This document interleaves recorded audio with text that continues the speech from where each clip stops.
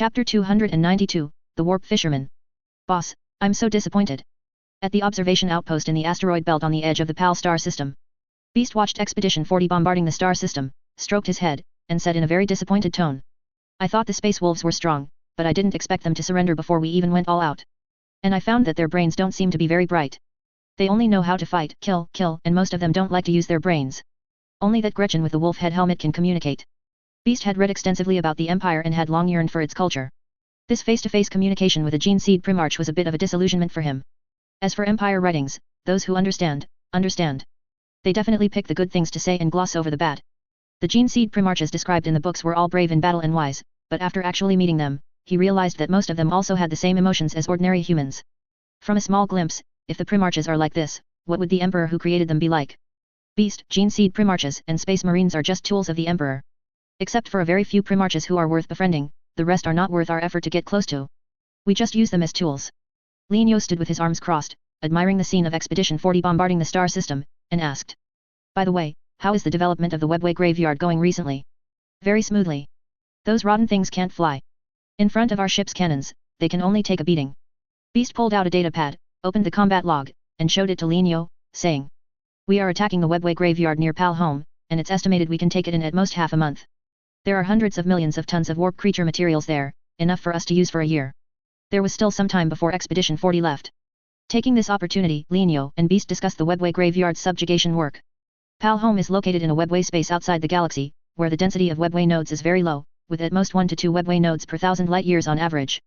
By clearing out the demons in the webway graveyard, the warp creature materials and production facilities within the graveyard could be taken into possession. Beast's combat report indicated that there was a usable warp creature factory within the webway graveyard. This was excellent news. It meant that the para-empire would no longer have to wander around looking for webway graveyards. Once the warp creature factory was repaired, warp creature materials could be continuously acquired. The so-called warp creature factory was an Eldar technological facility built by the ancient Ildari Empire, 1,005 kilometers long, mostly made of ling bone, and its main purpose was to capture and dissect warp creatures. Taking the void whale as an example. Activating the warp creature capture device in the factory would open a rift to the warp in the webway graveyard. The capture device would extend into the warp rift like a fishhook, using the emotions most favored by warp creatures as bait to lure them onto the hook. Once the warp creature took the bait, the capture device would retract into the webway, dragging the fish into the webway for dissection on the assembly line, and the warp rift would automatically close. There were 2 points to note in this entire process. The first was to determine the fishing spot to avoid catching demons and to avoid empty-handed. The second point to note was to prepare in advance for demon invasions. Once a warp rift opened, demons would notice its existence, and it was inevitable that some demons would enter the webway during fishing. Furthermore, demons could also exist within warp creatures. The demon army in the webway graveyard got in this way. Boss, I had the tech boy check, and we can repair the warp creature factory ourselves without the help of the purple sprout. There's just one small problem. Beast rubbed his chin, pondering as he spoke. We're not familiar with operating the factory and don't know how to find the correct casting spot. We might have to try several times to cast accurately. I'm thinking we might need to specifically form a weird boy squad to find the most suitable casting spot. No problem. You talk to Peng Pa about this, and I'll have him give you a batch of weird boys. When you make the first cast, Peng Pa and I will go over to help. Alright, boss. 2 hours later, Expedition 40 finished its retaliatory planetary bombardment. Another hour passed, and the expeditionary force completed its rest and began warp travel. Peng Pa discovered that their direction of travel pointed towards the Ulanar Orc Empire. Seeing this, Linio felt relieved. The unnamed Custodes had perfectly accomplished his mission. This Custodes was found by Crone, and his main job was to prevent conflicts between the Space Beast and the Space Wolves. He also undertook another task, which was to act as a messenger between the War Council and the Space Wolves. The Custodes would tell the Space Wolves that during their time patrolling the Empire's borders, several major rebellions had occurred within the Empire, and the Space Wolves must immediately go to suppress them. The primary targets for suppression were Lorgar, who was associating with URG, as well as Karn and Fulgrim by Lorgar's side. Thus, the Space Wolves, having received their orders, set off without lingering in the PAL star system. Let the Emperor and Malkador worry about the internal affairs of the human empire. After Expedition 40 departed, Linio led everyone back to the webway. A long-guarded Pal Home, while Beast and Space continued to subjugate the graveyard. Linio, meanwhile, arrived at Kamarak to check on the repair progress of the Fire Heart. How many Fire Hearts have been repaired? Linio found Isa Trazen at the command console. The purple sprout held a squawking box, giving orders to the tech boys below, her movements becoming increasingly skilled. She took a moment to reply. A total of 4 have been repaired, and the 5th is currently being repaired and will be completed soon. As she spoke, Isa Trazen's lips curved upwards, unable to contain her joy. Once 5 Fire Hearts were repaired, she would be free. Damn greenskins, go to hell. Did you forget that you can't control your mouth, and whatever you think, you say? Linyo said abruptly. Isa Trazyn froze, then immediately realized that her earlier complaints about the orcs had been overheard. She became flustered, only able to cover her embarrassment by directing the tech boys. A moment later, the fifth Fireheart successfully completed its test run. The tech boys transferred it to the engineering ship, preparing to transport it to PAL home. Linyo pulled out several syringes, placed them in a box, and handed them to Isa Trazyn. These are medicines to repair gene fragments. Inject one every 5 days. After 6 injections, your gene fragments will return to normal. It also has another purpose, which is to erase your memories from this period. You should understand why this is being done. You know too many of our secrets, and you are also a black bean sprouts, who knows when Slaanesh might devour you, so I must take precautions. Okay, I understand, I understand. Isa Trazyn joyfully hugged the box and waved as she ran off. No need to see me off, I'll go to the opera house to contact the clown troupe myself. Isa Trazyn ran incredibly fast, disappearing into the ruins of Kamarak in no time. Linyo had no intention of keeping her. With 5 Firehearts in hand, it was time to bring a star to PAL home. Transporting a star required 4 Firehearts to operate together, with 1 left as a spare. With the previous experience of relocating PAL planet, transporting a star was not a problem. In a blink of an eye, half a month passed. The 5 Firehearts were fully charged, and Linyo led the fleet to a single star system outside the galaxy. This star system was very small, with only 1 sun and 3 planets. 4 Firehearts orbited the star, connected to each other by light beams, forming a perfect tetrahedron, with each face being an equilateral triangle. The regular tetrahedron formed by the Firehearts compressed the star, making it the size of a fist, and stored it in a dimensional pocket. A gravitational singularity appeared where the star used to be, simulating the star's gravity and maintaining the integrity of the star system for half a year. A few hours later, the star entered the webway and restored its original form 150 million kilometers from PAL planet. The engineering ship once again activated the Firehearts, causing PAL planet to revolve around the star while maintaining its rotation. The orbit was elliptical, completing 1 revolution every 12 months. In July of each year, PAL planet was closest to the sun, corresponding to summer in PAL planet's northern hemisphere. From then on, PAL home had its own sun. Its seasonal changes were very similar to the world Linyo came from before he transmigrated. On the other side, the subjugation of the webway graveyard accelerated. After the star relocation was completed, the 4 Firehearts were recharged, and Linyo transferred the unused Fireheart to Beast for assistance. Fireheart moved mountains and filled seas, destroying everything in its path. First, it wildly compressed the warp creature material, crushing the rotten stuff inside, then rapidly expanded the biological material, spreading it out flat so that the webway expedition could penetrate every corner and sweep away the demons. With Fireheart joining, within 10 days, the webway graveyard was taken by the Para Empire. Troops were stationed, outposts, collection stations, and logistics hubs were built, and large quantities of warp creature material were transported to PAL home. Everything proceeded according to plan. In a corner of the webway graveyard, a unique building quietly floated. Its appearance was somewhat like an ocean fishing boat, specifically one with fishing nets. At the bow of the ship was a crystal, 10 meters high, pure white, using warp energy as its power source. The tech boy repaired the crystal and activated it.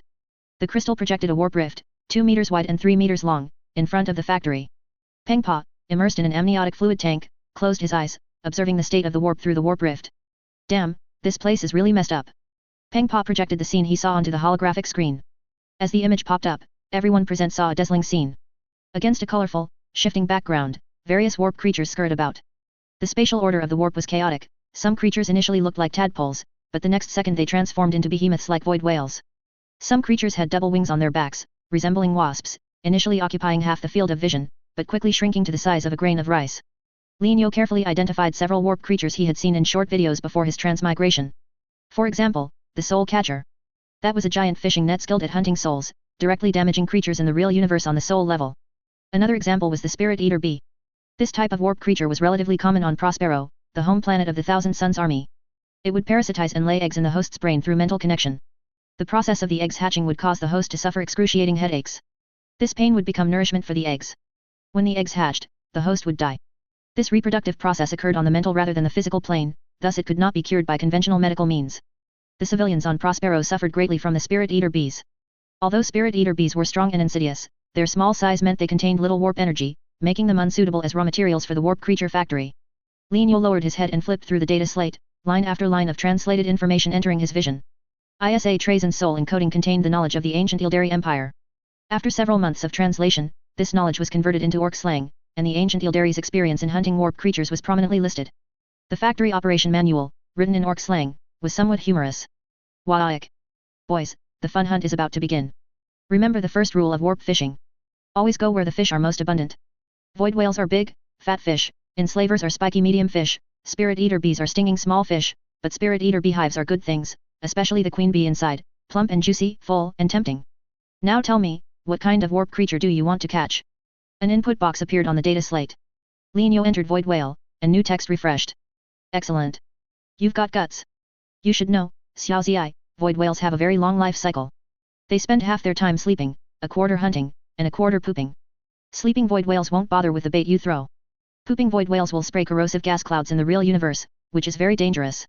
Only hunting void whales are best for catching. Now, we'll first make the void whale bait, quickly follow what I say. A recipe appeared on the data slate. Linio had prepared the corresponding bait in advance according to the recipe, so he skipped this part directly. Bait done. We'll first find an area where no warp creatures are wandering, then cast the bait. A line of text appeared on the data slate.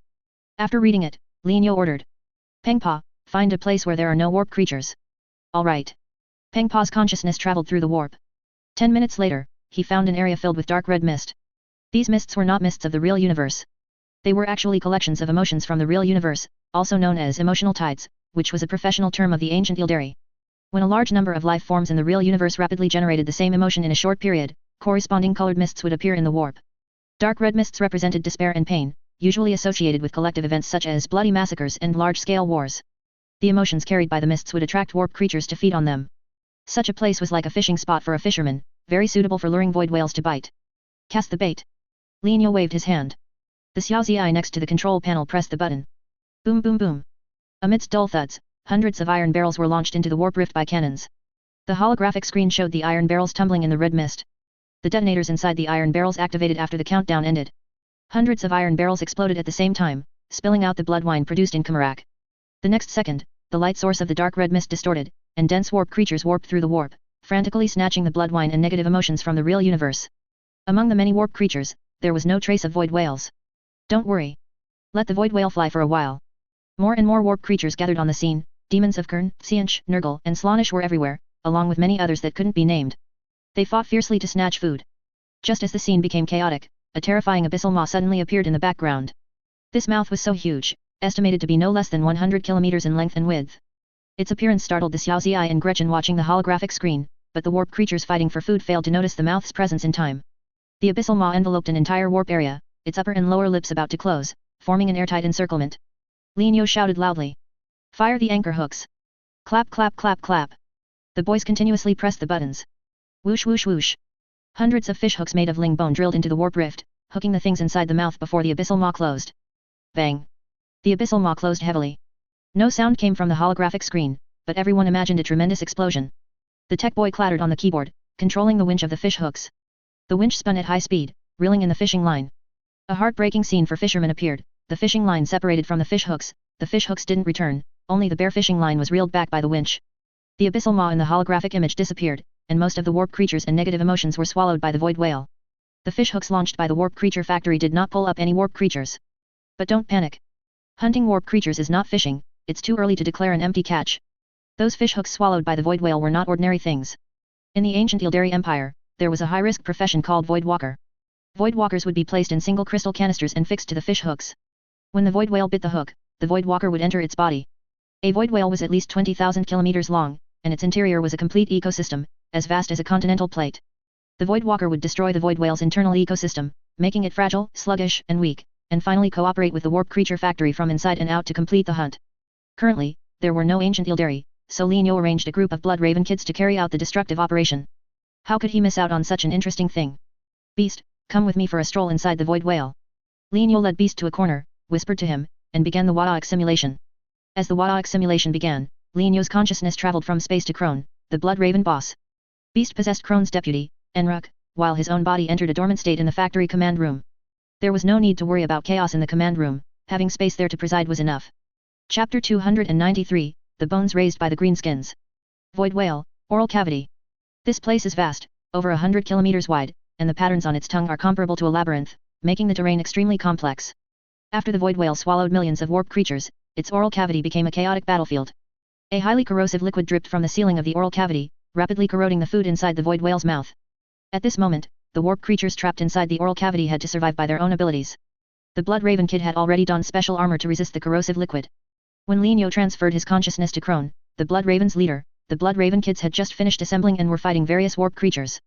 Spirit Eater bees exist in spiritual form, and ordinary blades and firearms are useless against them.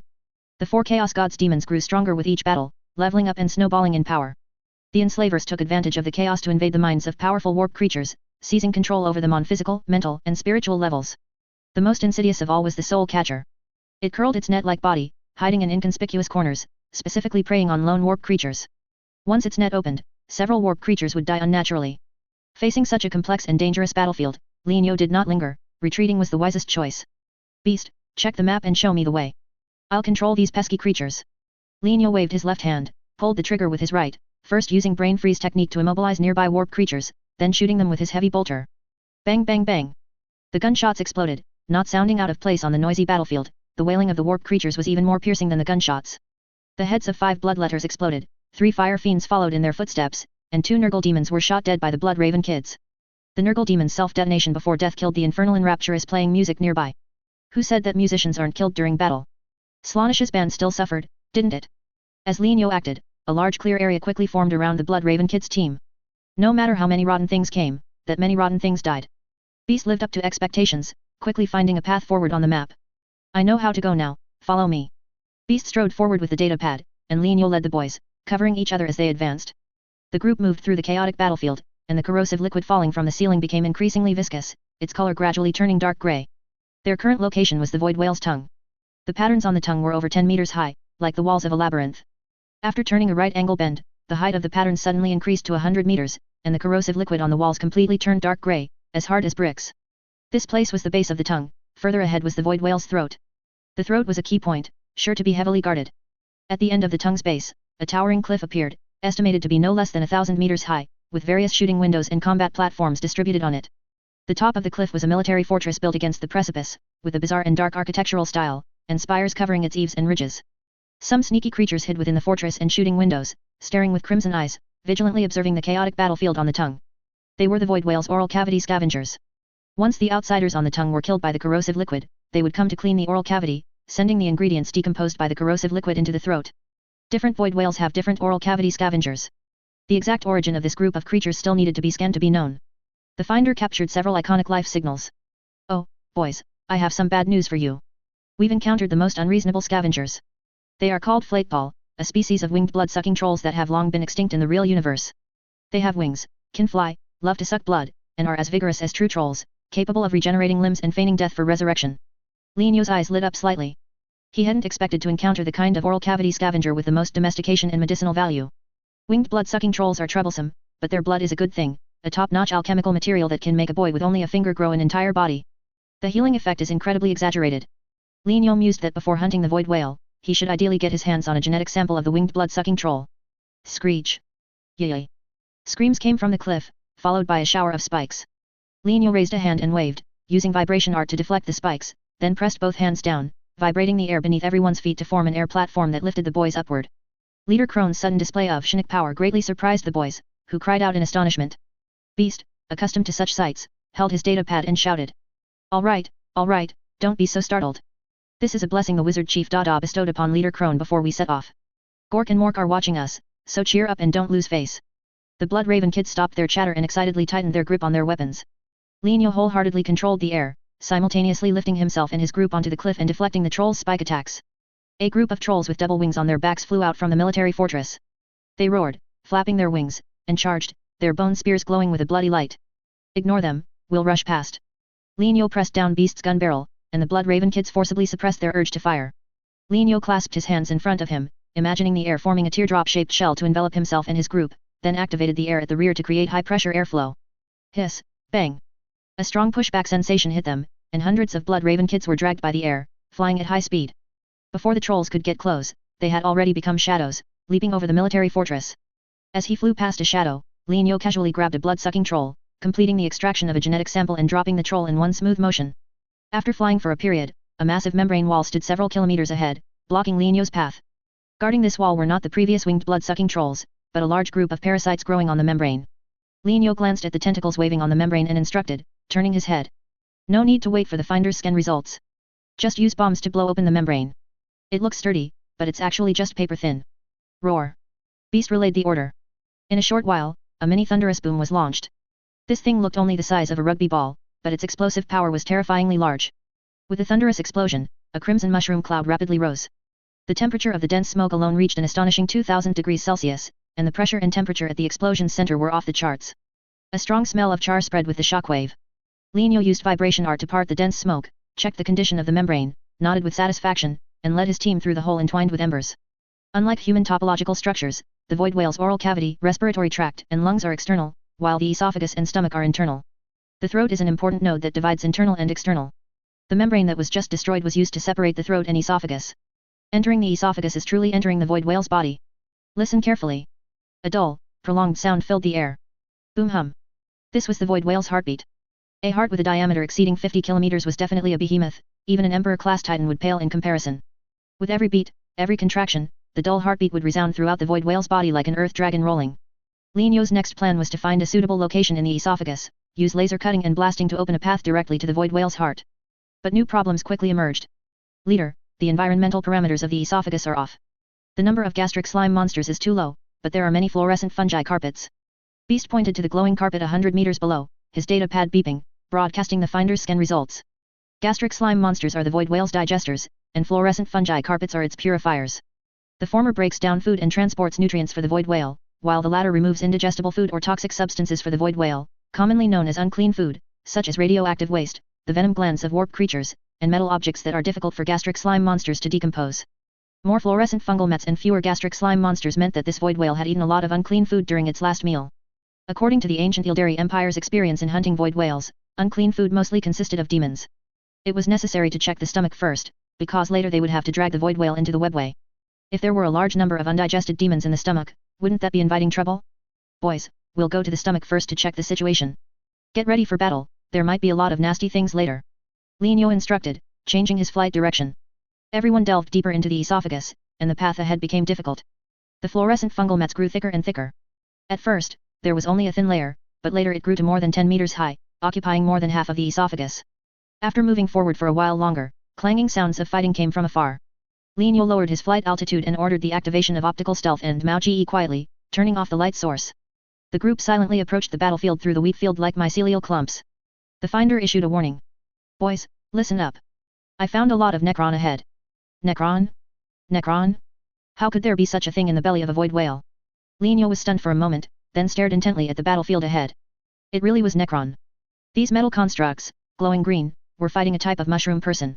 The mushroom people, scientifically known as void whale fungal humanoids, were indigenous inhabitants of the void whale's body, specifically responsible for herding gastric slime monsters and laying fluorescent fungal mats. Their combat method was to fire spores as hard as bullets, capable of spewing hundreds or thousands at once.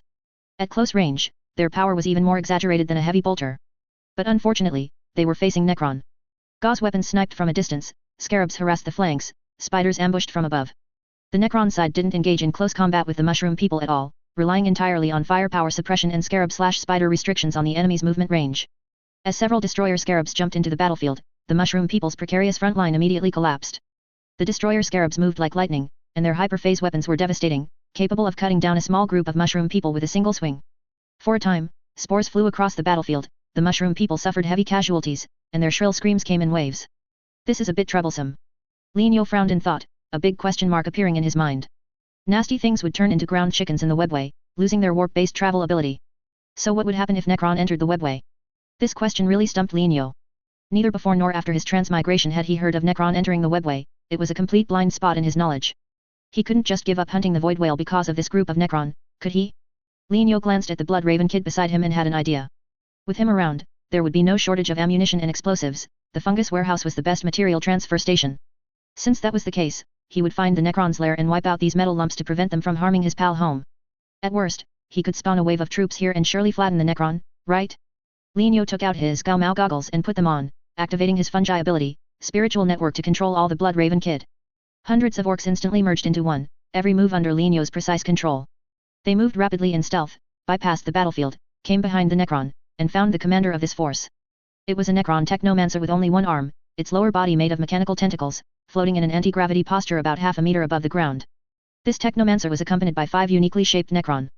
Their lower bodies were long snake-like tails, while their upper bodies were inverted triangles like cobras, carrying twin gauze weapons, looking very formidable in combat. Lienyo hadn't studied Necron much before his transmigration, and for a short time, he really couldn't identify what kind of unit this was. But it didn't matter, he would take them out first. With a thought, box after box of special ammunition was taken out by Lino and distributed. The core of this ammunition was corrosive, capable of suppressing the self-repair effect of living metal, and its armor-piercing performance far exceeded heavy bolter rounds. The cost was that it wouldn't cause a small explosion upon impact, only a penetrating wound. After everyone had changed their ammunition, Lino pulled the trigger first, and the Blood Raven kid beside him immediately followed with a barrage of shots. Bang bang bang bang bang bang. The sudden violent gunfire startled the Necron Technomancer. A light green shield appeared on its body, blocking the dense rain of bullets. Its 5 snake-like guardians were not so lucky. With just one volley, they turned into scrap metal scattered across the ground.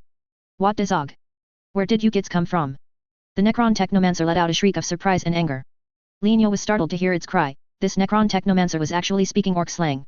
As Lino was greatly surprised, the Necron Technomancer saw the appearance and attire of the attackers, and its tone immediately changed. Wait, you're orcs. And not orcs from Gorkamorka. Excellent. We can be friends. Don't shoot.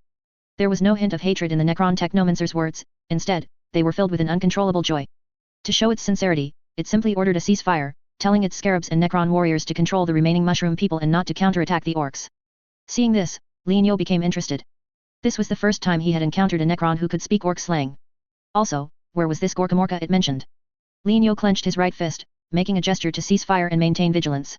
Lino individually released his mental control over the beast, and instructed in the internal communication channel. Keep an eye on the surroundings, I'll go meet this Necron. The beast possessed the gene fragments of a weird boy, allowing him to remain conscious while being controlled by his Dada, though he couldn't control his own body. He was well aware of what had just happened and was also quite curious. Alright, Dada, I'll keep an eye on things. I feel like this Necron Technomancer seems very happy to see us. The beast grumbled, observing his surroundings without lowering his guard. Lino held his bolter and opened the loudspeaker on his mask, asking. Oi, Necron, what's your deal? As a Necron, why ain't ya speakin' Citan? Why use our slang? Lino started with a barrage of questions. The Necron Technomancer grew even more delighted, as if the more Lino asked, the happier it became. Waiik. This is great. You really aren't greenskins from Gorkamorka. You must be from the outside. The Necron Technomancer floated a few steps forward, eagerly asking. Mate, do you have a way out? As long as you can get me out, I'll give you anything you want. I'm a very rare chronomancer, other technomancers don't have my skill. The Necron's characteristic electronic, raspy voice, its lively and outgoing personality, plus its overly fluent orc slang, made this Necron Technomancer seem comical in every way. Lino and the beast exchanged glances, even more confused, so he simply asked. Tell me, what's your name? Where are you from? Why are you in the belly of a void whale? The Necron Technomancer sighed deeply, showing a rare melancholy and wistfulness for a Necron. My name is Patty. My life is bitter, I had no parents since I was little, the greenskin uncles raised me. Wait. Lino raised his hand to stop Patty's words, saying with a speechless expression. What did you say? You had no parents since you were little, and greenskins raised you? I understand every single orc slang word, but put together, I'm completely lost. Lino was utterly confused. And the beast was even more so. His eyes were wide and round, his breathing stopped, and he had already entered a state of brain overload. The Necron Technomancer named Patty sighed deeply again and began to recount its past. Lino listened quietly, gradually feeling incredible. He, a greenskin Dada in the Rebellion-era sub-universe, had actually met a Necron who had smuggled itself from the Rebellion-era sub-universe. And this Necron really seemed to have been raised by orcs. Chapter 294, Stowaway from Another Dimension. Patty's origins can be traced back to the 35th millennium. In the northeastern corner of the galaxy, there is a star system called the Ghoul Stars. The Necron once took root there. In the 35th millennium, these soulless beings, remnants from the war in heaven, had fallen into slumber. Patty's birthplace was the planet Gorkamorka in the Ghoul Stars. There was an abandoned space tomb there. Initially, there was little life on the planet besides scarabs, even fungi and microorganisms were scarce. Gorkamorka began to bustle when a greenskin spaceship crashed on its land. The orcs there beat the Necron, captured territories, and built their homes. They dug out Patty's nest from deep within the tomb. The so-called nest referred to the regeneration chamber used by the Necron when executing their resurrection protocols. Under normal circumstances, the regeneration chamber would print Patty's new body, then write digitized memories and thought patterns into the new body, thus creating a new Patty with past memories and thought patterns. Unfortunately, Patty's regeneration chamber was broken. The chamber successfully printed Patty's body but failed to write in his memories and most of his thought patterns. The new Patty indeed possessed the body and abilities of a chronomancer, but his memories and logic were far removed from his past self. In terms of intelligence alone, he was probably on par with a tech boss. After the orcs on Gorkamorka discovered Patty, they found this Necron amusing and thought he would make a good boy, so they brought him back to their territory to raise him. Thus, a Necron raised by orcs, who learned orc culture from a young age, and liked to think like an orc, was born. Alternative and unique, absolutely one of a kind in this world. But here's the problem, did you just use the term orc uncle? Do your orcs also have a seniority system? Linio asked, puzzled. Paddy waved his hand and said casually. Of course not. I learned the term uncle from the shrimp. A shrimp exploration team landed on Gorkamorka and traded with our local greenskin elders. Our relationship with them was very good, it's just. Paddy paused, a human-like bitterness appearing on his skeletal face. Alas, things changed later. Another group of shrimp appeared on the planet. We thought they were here to play, so we treated them to good food and drink. Who knew they would actually ambush us? How shameless. Paddy angrily slapped his thigh. Linio had some more conjectures in his mind. Those shrimp who were friendly with the Gorkamorka orcs might have been human empire spies. They used the pretext of archaeology to communicate with the orcs of Gorkamorka, secretly collecting information on the orcs' troop deployments. When the time was ripe, the Imperial Army— oh no, there was no Imperial Army in the 35th millennium, it should be the Astra Militarum and the Imperial Navy. When the time was ripe, the Astra Militarum and Imperial Navy would come to eliminate the orcs and incorporate Gorkamorka into the Empire's territory. This process was unproblematic. But Linio couldn't understand why Paddy would be inside a void whale's belly. Keep going, what happened next? Why did you end up in the void whale's belly? Facing Linio's persistent questions, Paddy looked melancholic, indignant, and sorrowful. It was the blue-haired bird's doing. That fellow took advantage of us fighting the shrimp and tried to teleport a large batch of rotten stuff to our rear to cause destruction.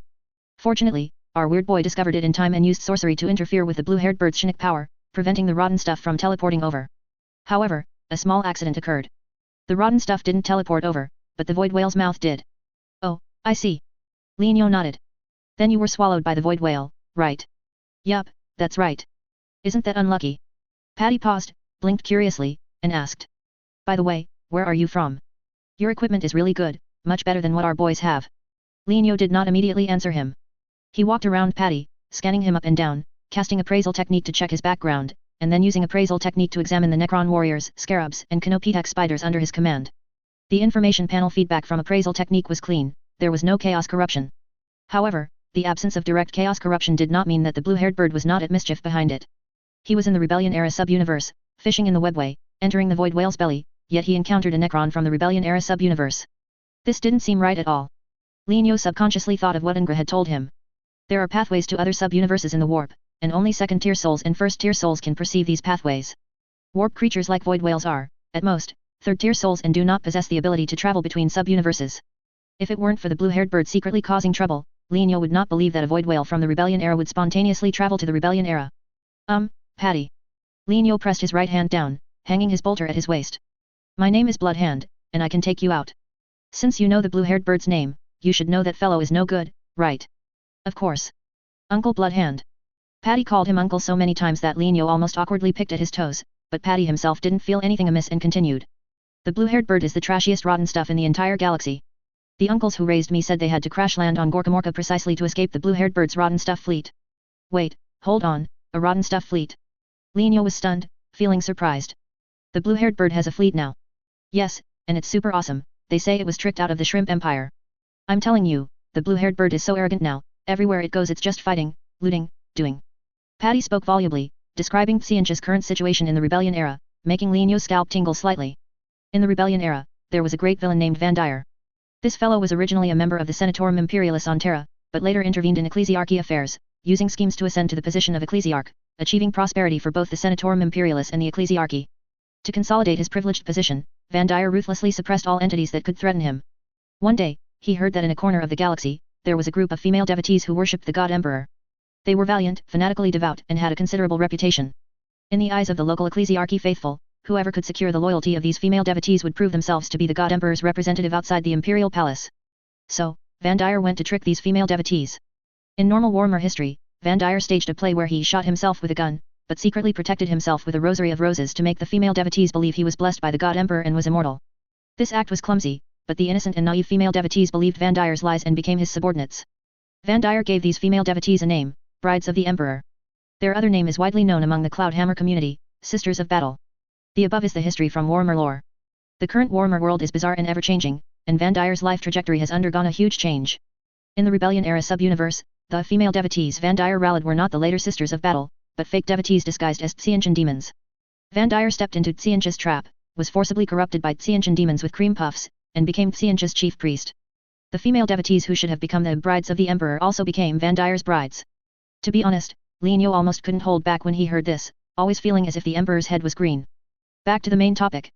After Van Dyer defected to the blue-haired bird, he led his forces in rebellion against the Empire, establishing the Gnosis cult, and widely propagating the heretical notion that the changer of ways was the savior of humanity. This rhetoric was absurd, but it was effective. In the 35th millennium, the extent of exploitation of imperial worlds by the ecclesiarchy and the Senatorum Imperialis was 5 times that of the Great Expedition era. Governors had to pay both material taxes to the Senatorum Imperialis and tithes and donations to the ecclesiarchy. Under this double pressure, many governors harbored thoughts of rebellion. Van Dyer raised the banner of the Gnosis cult and drastically reduced taxes for the worlds under his rule, directly granting governors etheric nullifiers authority, turning them into etheric nullifiers to consolidate their rule. The imperial ecclesiarchy and the Gnosis cult, which was good and which was bad, was self-evident. Thus, Van Dyer's influence grew larger and larger, to the extent that Gorkamorka, located at the edge of the galaxy, was also affected by him. Oh, I see. Lienyo said thoughtfully. The first shrimp exploration team to arrive at Gorkamorka was from the Human Empire. The second shrimp fleet to arrive at Gorkamorka belonged to Van Dyer.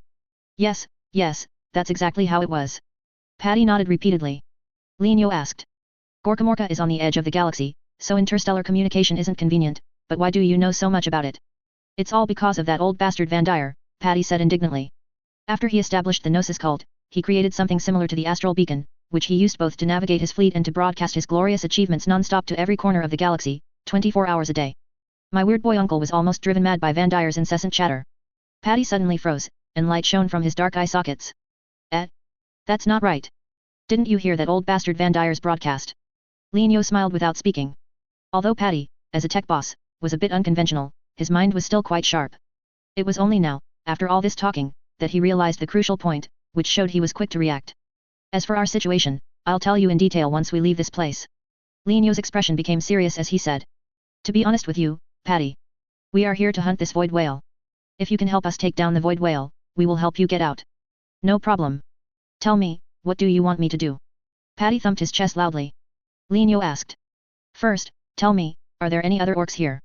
Besides me, there are no other orcs, Patty shook his head. Lienyo didn't bother to correct the other party's mistaken perception, and pondered. Then tell me everything you know. All right. Patty pointed to a fork in the road behind everyone. My lair is there. Inside are a dozen regeneration chambers and a group of scarabs. This group of mushroom people I caught comes to smash my place every now and then. Patty spoke rapidly, with a thick orc accent, explaining the situation inside the void whale's belly. Didn't Lienyo discover earlier that the void whale was suffering from indigestion? This was because the void whale accidentally swallowed a Necron tomb. The tomb on Gorkamorka was severely damaged and had split into several areas. The area where Patty lived and worked was swallowed whole by the void whale. This area was roughly the size of a pyramid, almost entirely composed of living metal. How could the void whale possibly digest such a tough metal object? Thus, there were many fluorescent fungal mats, while the gastric fluid slime monsters suffered heavy casualties. At this moment, Patty's tomb was stuck in the void whale's excretory passage, unable to move forward or backward, almost giving the void whale hemorrhoids. To alleviate the internal discomfort, the void whale urged the mushroom people to fight the foreign object, and Patty thus became entangled in an endless battle with the mushroom people. Lienyo wanted to know if there were any Tsianch demons from the rebellion era inside the void whale. Patty's answer was yes, and a great many of them. The void whale had 6 stomachs. The stomach they were currently in was the smaller one, closer to the heart and throat. The other 5 stomachs were about 1,000 kilometers wide, with a drop of 3 to 4 kilometers between the ceiling and the floor. The number of rotten things in these 5 stomachs was enormous, but strangely, they only stayed within the stomachs and never expanded outwards. I've run into those rotten things in the intestines several times, but they never followed me to the stomach I was in. And when they saw me, they didn't try to attack, they just retreated back into their own stomachs. Patty scratched his head and said. Those rotten things are the blue-haired bird's minions, I reckon there are at least tens of millions of them. Oh right, you can ask the mushroom people. They should know about the other 5 stomachs. The Necron warriors brought the mushroom people over. The mushroom people were about 1.5 meters tall, like enlarged red-capped, white-spotted mushrooms. Many tentacles hung from their caps, most of which were sticky and used to secrete fluorescent fungal mats, while a small portion of the tentacles glowed faintly, which were external neural synapses used for sensing the environment and communication. At first glance, the mushroom people seemed somewhat compatible with the mushroom farm system. But Lienyo didn't want to domesticate them. The main reason was that these creatures were very susceptible to Nurgle's allure.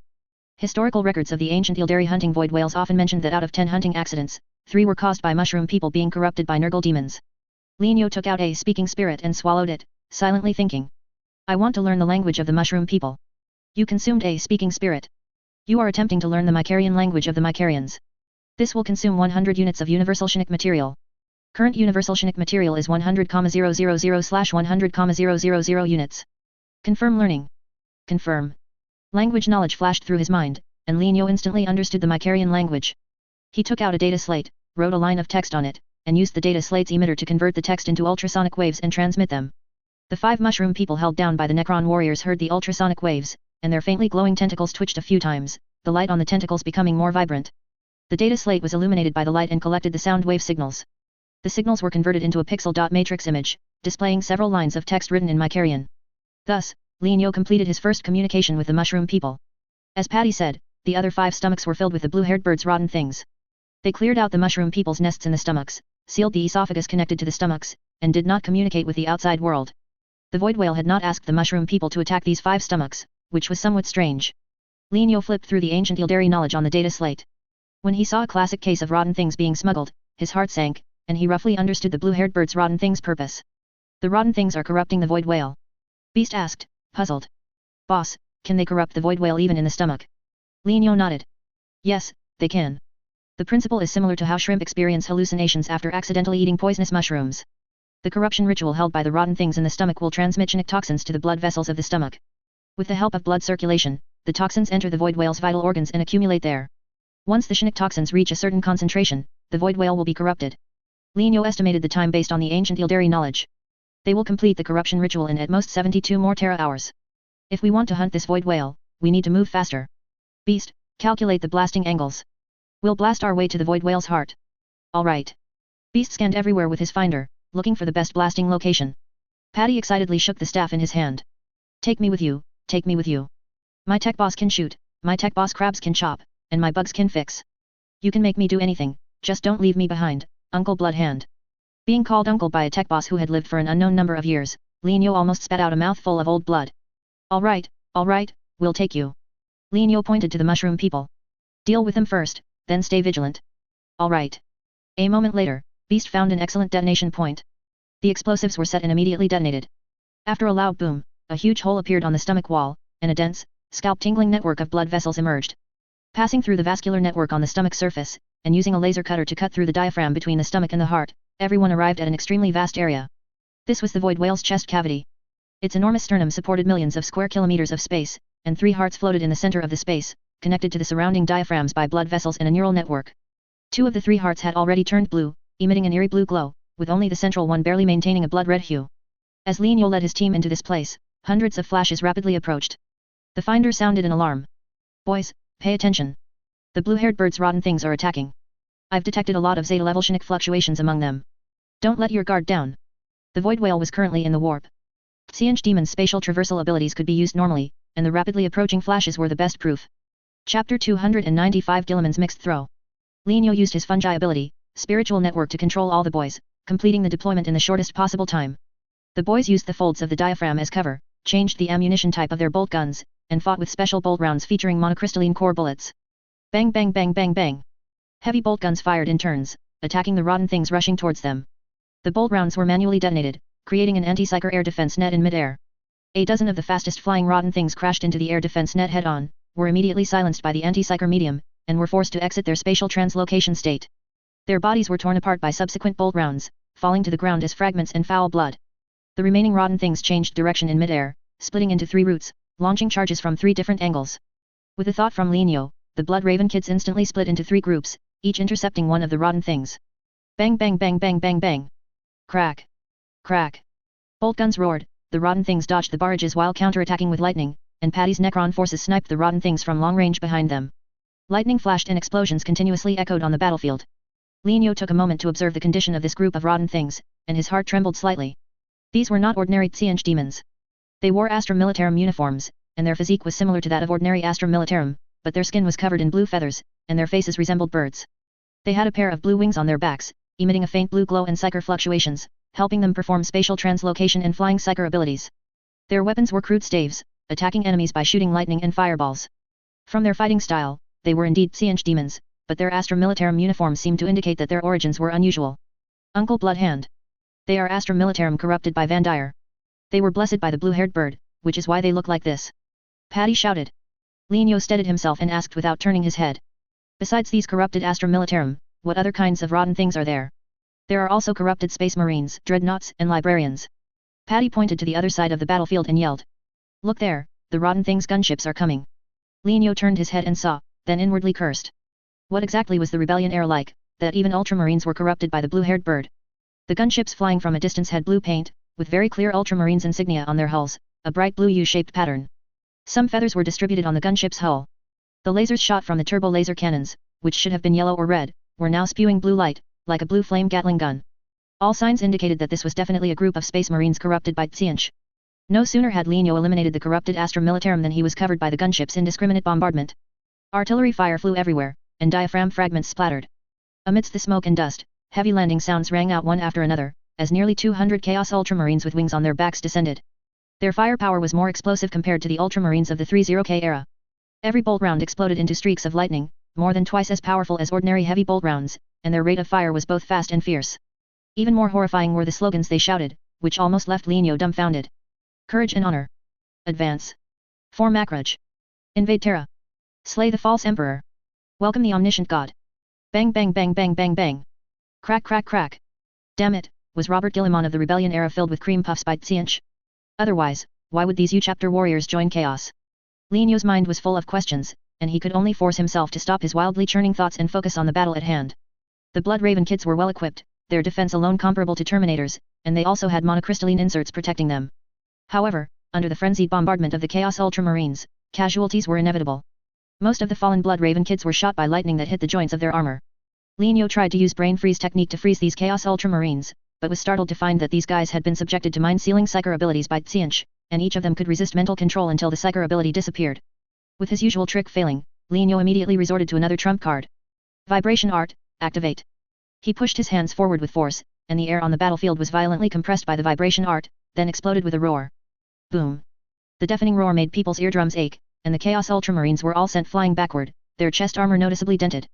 A certain psyker ability hidden within the armor was activated. As delta-level psyker fluctuations appeared on each Chaos Ultramarine, their backward flying motion quickly slowed, then they landed steadily on the ground, as if invisible large hands had caught them. Linyo narrowed his eyes, aiming at a crack in a Chaos Ultramarine's armor and casting appraisal technique. Inside that crack was a shimmering psyker rune. Linyo saw it very clearly, it was this thing that was protecting the Chaos Ultramarines with psyker power. Appraisal successful. Name, Blessing of Robert Guillemot, Lord of the Gnosis Cult Guardian Army. Description, the Ultramarines Warband, synonymous with omnipotence. As the Lord of the Gnosis Cult Guardian Army, Robert Guillemot has bestowed every warrior with an omnipotent psyker rune. Before it is destroyed, this rune will always function when the Ultramarines need help the most. The psyker energy it activates will change according to the actual situation to help the Ultramarines perfectly solve the current problem. The omnipotent psyker rune comes at the cost of a long charging time. After each use, it may take several minutes before it can be activated again. Holy cow! Guillemot of the rebellion era actually joined chaos. Linyo was stunned, and immediately realized that this battle might not be able to continue.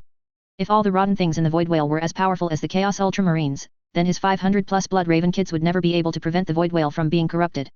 First, retreat and discuss, then consider whether to cut losses in time. Linyo used Vibration Art to freeze the Chaos Ultramarines, and issued a retreat order through the spiritual network. The Blood Raven kids fired in turns, covering each other's retreat, and threw melta grenades and EMP grenades along the way to block the enemy's pursuit path. Linyo shouted at Patty, who immediately followed and ran away. In less than half a minute, all the Blood Raven kids and Necrons in the diaphragm hole had escaped. The Chaos Ultramarines resumed action but did not pursue. They destroyed the hole with explosives, blocked the path, and then returned the way they came in their gunships. After they left, a blue light shot from a distance, sweeping over the corpses of the Chaos Astra Militarum on the ground. Click click click. One by one, the corpses stood up, their eyes hollow, with the false vitality flowing within them, created by psyker energy. They flapped their wings and flew towards the only uncorrupted Void Whale heart. On the other side, Linyo led the main force back to the previous stomach pouch. Patty, do you know about the Ultramarines being corrupted by the blue-haired bird? Linyo suspected that the other party had deliberately concealed this important information earlier. Patty, however, shook his head blankly. I don't know. I don't even know what Ultramarines are. Linyo asked again. That group of Chaos Space Marines with U-shaped patterns just now came from the Ultramarines Warband. Have you seen them on Gorkamorka before? I have seen them, but I didn't know they were the Ultramarines Warband. The Orkuncles didn't teach me that. Patty stammered, his tone distressed and wronged. Necrons have no flesh and blood tissue, so truth serum is useless on Patty, and they also have no souls, so soul encoding cannot be read. To verify Patty's statement, it might be necessary to use the Necron database consciousness editing tool. In the distance, there was a small area flickering with a faint green light, that was Patty's Tech Boy workshop. Linyo thought for a moment, deactivated the fungi ability, spiritual network, handed the Gaomao goggles to Beast, and said in the internal communication channel. Beast, help me keep an eye on Patty. I need to go ask Gork and Mork for instructions. MHM. Boss, you go, I'll watch him well. Beast nodded heavily. Linyo then instructed Patty. You and my follower go to your place to rest. I need to find a place to contact the outside. Okay, got it. Patty, without suspicion, waved to Beast, telling him to follow. Linio separated from the main force, hid in a dark corner, and activated his optical stealth cloak and Mao Ji quietly. After operating on the Wadaic interface, his consciousness switched from the Blood Raven Kid crone to space. The situation in the Rebellion-era sub-universe was quite serious, and the matter of the rotten things stowing away using the Void Whale was also urgent. Linio had to first discuss it with Elena and the Emperor, to avoid them shifting blame if anything went wrong later. Linio, under the name of Blood Hand, wrote a letter to the Emperor and entrusted it to the garrison on Kumarak to be delivered to the Webway city beneath the Golden Throne. This letter would be sent as quickly as possible, as for when a reply would come, that depended on the mood of the Huang Pitsi. In contrast, contacting Elena was much simpler. Linio, on Kumarak, chose the Gretchen closest to the Opera House and possessed him. After switching consciousness, he came to the Opera House's notice board and silently recited Elena's name. A portal opened, its destination the Black Library's Obsidian Archives. Linio stepped into it, and the portal closed. Elena, holding a stack of books, walked out from behind a bookshelf and asked. Are you looking for me for something, or just for a chat? I met someone from the Rebellion-era sub-universe. Linio got straight to the point, his first sentence piquing Elena's interest. He spent 10 minutes recounting his experience of hunting void whales. The corrupted Van Dyer's bride, Chaos Space Marine. Each word was more explosive than the last, and Elena's eyes flickered non-stop. Compared to these shocking pieces of information, Patty, this unusual Necron, was less noteworthy. Elena, in the Rebellion-era sub-universe, are there any avatars of ancient Ildari gods? We might be able to verify my claims through them. Elena placed the books she was holding on the writing desk, frowned, and replied. I will contact the Black Library of the Rebellion-era sub-universe as soon as possible. Have you shared this information with the Emperor? Yes, I wrote him an urgent letter. Linio checked the time on his data slate. By now, the letter should have been delivered. Elena asked. Has the Emperor replied to you? Let me see. Linio opened the archive interface and checked the Blood Raven Kid's archive brief. Who delivered the letter? Archive, Blood Raven Kid. Archive brief, following the Wizard Chief's instructions, this Blood Raven Kid delivered the letter to Tribune Ra Endymion. The Blood Raven Kid waited for a moment and received a reply from the Tribune. He said that the Emperor had read the letter and told the Blood Raven Kid to return and wait for news. The Emperor hasn't replied to me. Linio closed the archive brief interface and asked, puzzled.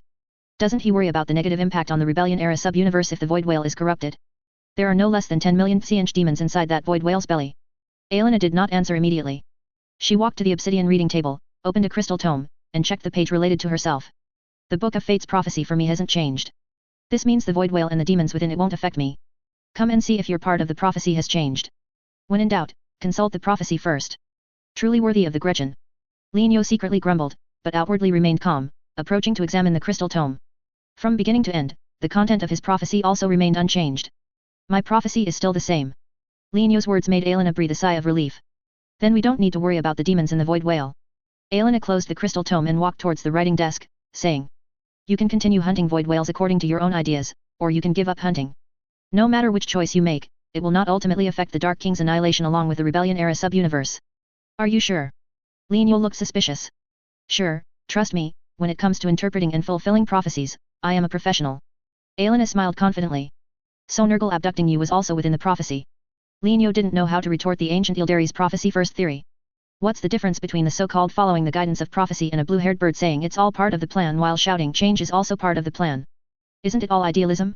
It now seemed that regarding the encounter with the Rebellion-era sub-universe's Void Whale, only he, the one involved, was anxious from beginning to end. Alright then. Since you all are slacking off, I'll slack off too. Linio had Elena open a portal, returned to Kumarak, and then switched his consciousness back to Crone, the Blood Raven Kid leader. After a while, Linio arrived at Patty's tomb. Patty's Canopitak scarabs were helping repair the Blood Raven Kid's armor and weapons, and their efficiency was excellent. In the time Linio had been running around, the damaged parts were almost repaired. Seeing this, Linio raised an eyebrow, vaguely sensing that the orcs and Necron would become a very promising combination. Then he looked at the boys. He was holding a data slate, with Patty beside him introducing various Necron facilities, as if on a tour of inspection. Boss, you're here. How is it? What did Gork and Mork say? The boys excitedly ran over. Patty also ran over, his face full of adoration. You guys are too awesome, you can actually talk to Gork and Mork. No wonder your equipment is so good. Linio smiled noncommittally, then became serious. Listen up, the wizard chief just consulted Gork and Mork. Gork and Mork said this place is tricky, and we should retreat quickly. But before we leave, we need to capture a corrupted Gretchen and bring him back for experiments. Ah. X2. The boys and Patty pounded their chests in unison. Capturing a test subject was simple, getting out was the most difficult part. Fortunately, this matter was also recorded in the history of the ancient Ildari's void whale hunting.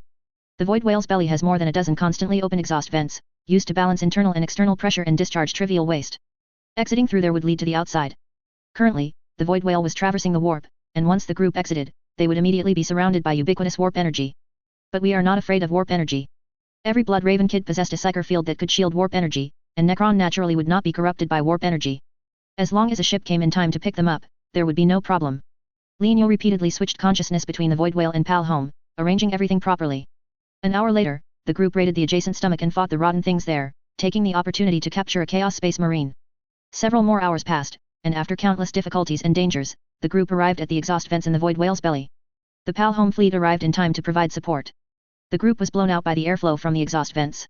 Lienyo used vibration art to control the airflow, enveloping the group, and they safely landed on the ship's hull, finally reaching the ship's interior. Patty and his Necron were sent to the mid-deck, guarded by A Long's boys, awaiting inspection by the wizard chief. Patty's tomb could not be taken away and had to remain in the void whale's stomach.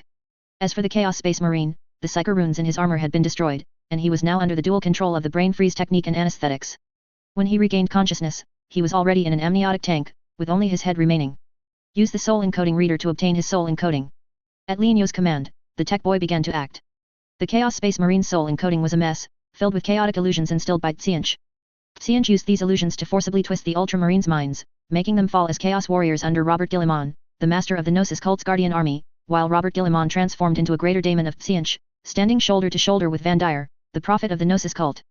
The content of the illusions was a mix of truth and falsehood. But the matter of Robert Guillemon of the Rebellion era being corrupted by Tsianch was likely true. Stop reading the soul encoding. Inject him with truth serum, I have some questions to ask him. Okay, boss. The tech boy removed the instrument, and the pain boys pressed the syringe button, injecting the Rotten Mouth Kid with truth serum. Rotten Mouth Kid was a shorthand for the Rotten Gretchen, specifically referring to the corrupted space marine. This was a name Lienyo had just come up with. After the truth serum took effect, the Rotten Mouth Kid was muddled and incoherent, muttering phrases like "Slay the false emperor." Lienyo leaned closer and asked, "Tell me, what was your purpose in corrupting the void whale?" The Rotten Mouth Kid raised his head in the amniotic tank, his eyes clouded, and the blue feathers on his face rippled in the water. Thinking of something, a strange smile appeared on his face, and he recited a high Gothic poem full of bizarre meaning. The Lord of Change charts the path, the Gnosis cult commands the void. The loom of change weaves the cocoon, the Divine Master's loyal servant seals the pontiff. Everything is within my Lord's plan. Poof. His head exploded in the amniotic tank, foul brain matter splattering the glass, reflecting Lienyo's grim face. Chapter 296, Tsianch's Yan Kingdom Map. Terra Palace. The Golden Throne was empty, and the Emperor stood at the bottom of the steps. Ever since he learned what would happen in the future, the Emperor's feelings towards the Golden Throne were no longer longing and protection, but rather apprehension and estrangement. Once he sat on it, he would face a tragic life spanning 10,000 years, sitting withered like a mummy, and being manipulated by the Chaos Gods like a puppet on strings. This time, he would change the human empire's destiny, alter the life paths of the Primarchs and himself, and reverse all the misery and despair inflicted by the Chaos Gods. Your Majesty. Malkador walked over, leaning on his staff, and bowed slightly behind the Emperor. My secret agents have sent word that Magnus has rendezvoused with Horus. Horus's 63rd expedition has taken in Magnus' personal guard. They are currently heading south towards the Pamela Star region, their destination being the megalithic orc space fortress codenamed Dog's Tail. They are expected to arrive there in 5 days at most. Malkador's gaze subconsciously fell upon the desk beside the Emperor, where a letter lay. Thanks to his immortal nature, although Malkador looked ancient, his eyesight had not diminished much. He clearly saw the information on the letter, every line of text was startling. A void whale from the Age of Apostasy sub-universe had appeared in the Rebellion era sub-universe. Tens of millions of blue-haired bird rotten things were hidden within the void whale's belly. Among the rotten things were many Chaos Ultramarines, warband members corrupted by the blue-haired bird in the Age of Apostasy sub-universe. All signs indicated that Robert Guillemon from the Age of Apostasy sub-universe had been corrupted by chaos. Each phrase and sentence made Malkador tremble with fear, causing him to involuntarily fall into a daze. The Emperor turned around, saw his stiff-faced Chancellor, and then followed his gaze to the letter on the desk, shaking his head slightly as he said, "Malkador, don't be scared by the letter's contents. With me here, this void whale won't cause any waves in our sub-universe. In fact, I noticed its existence as soon as it appeared in our sub-universe." Malkador came to his senses and asked thoughtfully, "Your Majesty, why did you not kill this void whale? If the intelligence in the letter is true, then neither the demons within the void whale nor the corrupted Ultramarines are good news for us." Malkador was not blaming the Emperor. From a governance perspective, he believed it was best for such a void whale not to enter the sight of the army and Imperial army, otherwise, just the chaos-corrupted Ultramarines alone would cause a huge impact on Imperial truth, let alone other demons. The Emperor smiled calmly, confident of victory, and unhurried. "Malkador, I need an opportunity to shatter Lorgar's obsession. This void whale was likely found by Lorgar and Zeal Phaex, the Shadow Weaver. I will slay the void whale and the demons within it in front of Lorgar, showing him through my actions that the power he believes in is insignificant before a mortal emperor. Malkador nodded in understanding. Your Majesty, you are truly far-sighted. I'm sure Lorgar will realize your good intentions in the upcoming setback and return to the right path. Malkador paused, then brought the conversation back to the purpose of his visit. Your Majesty, the secret alliance between Horus and Magnus was not authorized by the War Council. Magnus also did not report his mission to rescue Lorgar to the War Council. I believe we could issue a supplementary transfer order to Magnus to smooth over his transgression. What are your thoughts? The Emperor pondered for a moment, then slowly shook his head. No, Malkador, let Magnus be. There is an incorrigible arrogance and conceit within him, he believes his understanding of the warp is unparalleled. We need to teach him reverence for the warp and vigilance against chaos through a lesson he will regret. I think this opportunity is just right. Yes, Your Majesty, as you wish. Malkador bowed slightly. Your Majesty, I must report another matter to you. My secret agents have discovered that the para-orcs are moving out of our sight. They used some kind of anti-detection device to force back my agents, narrowing our view. The para-orcs garrison on Kumarak is transporting confiscated supplies to webway space we have not yet discovered. Our countermeasures against them are no longer as extensive as before. Malkador took out a parchment scroll and handed it over with both hands. Additionally, as per your instructions, the Terra Research Institute and Mars have jointly developed an anti-psyker device that can replace the PAL Sentinels. This device can both monitor the movements of Murder Demon, issuing early warnings, and repel and kill Murder Demon with psychic pulses. With it, we will no longer need to hire para-orcs to guard our webway sanctuary. The Emperor examined the design blueprints and experimental data on the scroll. Malkador, leaning on his staff, waited for him to finish reading the parchment before continuing. Your Majesty, my suggestion is to first equip the anti-psyker device on ships, eliminate the Murder Demon beneath the Golden Throne, then dismiss the para-orcs, and use ships equipped with the anti-psyker device to guard the sanctuary. This way, we can establish a base in the webway completely controlled by the human empire. I approve your plan, proceed as you've outlined. The Emperor handed back the parchment, instructing. The process of equipping the anti-psyker device must be kept secret, do not let Forge General Kalbohal of Mars know. Once I resolve the Primarch issue, I will deal with Kalbohal, and the soon-to-be-born Belisarius Kal. Yes, Your Majesty. Malkador and the Emperor discussed some details of the plan, then Malkador took his leave. The area around the Golden Throne became quiet. The Emperor stood with his hands behind his back, psychic light flickering in his eyes. His gaze pierced through dimensions, landing on the Void Whale. Under his gaze, the Void Whale was heading south towards the Pamela Star region, its destination aligning perfectly with the 63rd expedition. The Emperor smiled slightly. He was already eager to slay the Void Whale and change Lorgar's thinking. The High Gothic poem chanted by the Chaos Ultramarines before their death lingered in Lenio's mind. He wasn't brainwashed by the poem, he simply felt it contained profound meaning, as if hinting at some plan of the blue-haired bird. However, considering the blue-haired bird's penchant for playing tricks and blurring truth with falsehood, Lenio did not allow himself to dwell on this High Gothic poem for too long, lest his will be swayed by the blue-haired bird. For Lenio, there were currently only two things he needed to do. One was to build the para-empire, and the other was to stockpile seal yeast. Building the para-empire required warp biological materials. Void whales were not numerous, and finding another one in a short period would be difficult. Lenio simply shifted his target to other webway graveyards, using Fireheart to crush the graveyard demons, greatly shortening the crusade process. Additionally, the combination of Fireheart and the Dimensional Pocket created more opportunities for the para-empire to transport supplies. Lenio dispatched a reconnaissance team to Reality, specifically to search for resource-rich planets undiscovered by the human empire. Find one, mark one, and once the transportation work was ready, begin immediately. Ocean planets, wanted. Mineral planets, wanted.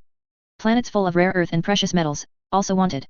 Anyway, anything beneficial to the para-empire's development would first be moved into the webway. It wouldn't be too late to consider an explanation once the human empire discovered them. The work of developing webway graveyards to obtain warp biological materials, and using fishing methods to catch warp creatures, was also proceeding simultaneously. After 5 days of such fulfilling work, while Lenio was possessing space and commanding a graveyard battle, he received a striking save brief. Save, Big Blacktooth. Brief, Big Blacktooth's green-skinned pirate fleet is lurking in the southern Pamela Star region, closely monitoring the movements of the Dog's Tail megalithic space fortress. Just now, the pirate fleet's Gretchen discovered the 63rd expedition in the warp. The 63rd expedition is expected to arrive at Dog's Tail in at most half an hour. Horus was finally going to meet Lorgar face to face. Lenio didn't want to get involved in matters between Primarches, but missing such a historically significant event seemed quite a pity. He thought for a moment, then turned to the beast and said, I'm going to Big Blacktooth's place to watch, I'll leave this to you. All right, boss. The beast nodded, and Patty, who was beside him, also nodded along. After 5 days of investigation, Lenio confirmed that Patty was not a chaos spy, so he took this Necron technician under his wing. As a time technician, Patty mastered a very unique time manipulation technique. When he wanted to use this technique, he only needed to charge his staff to release an energy sphere.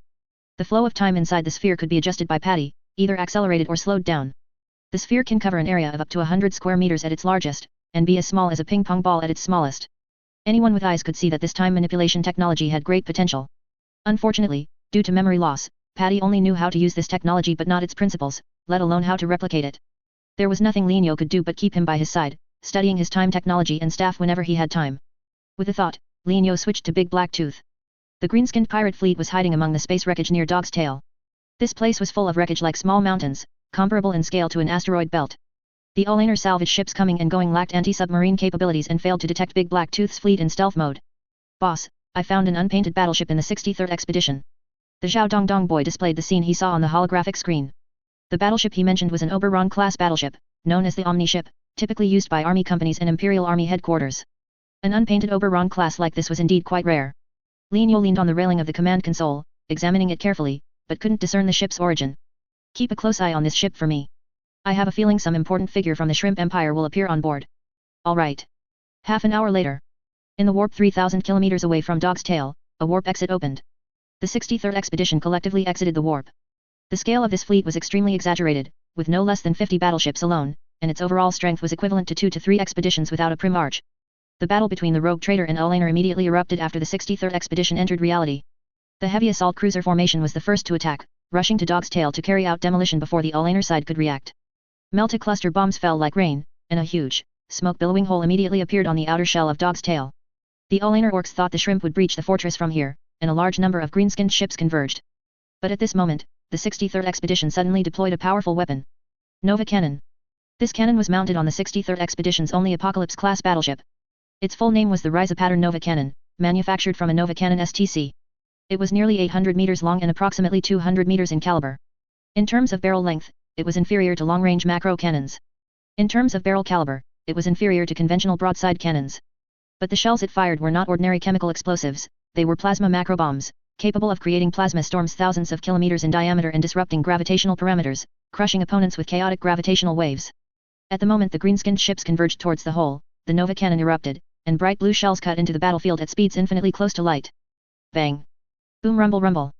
In an instant, a blue shockwave spread thousands of kilometers, and a massive plasma sphere enveloped the green-skinned ships on sight. The physical space near Dog's Tail was visibly pushed outwards by the shockwave for a certain distance. By the time the plasma fireball's light faded, the hole on the surface of Dog's Tail had expanded to 100 kilometers in diameter, and the surrounding ships had already turned into charred wreckage. In the first engagement, the 63rd expedition achieved a complete victory. But was that truly the case?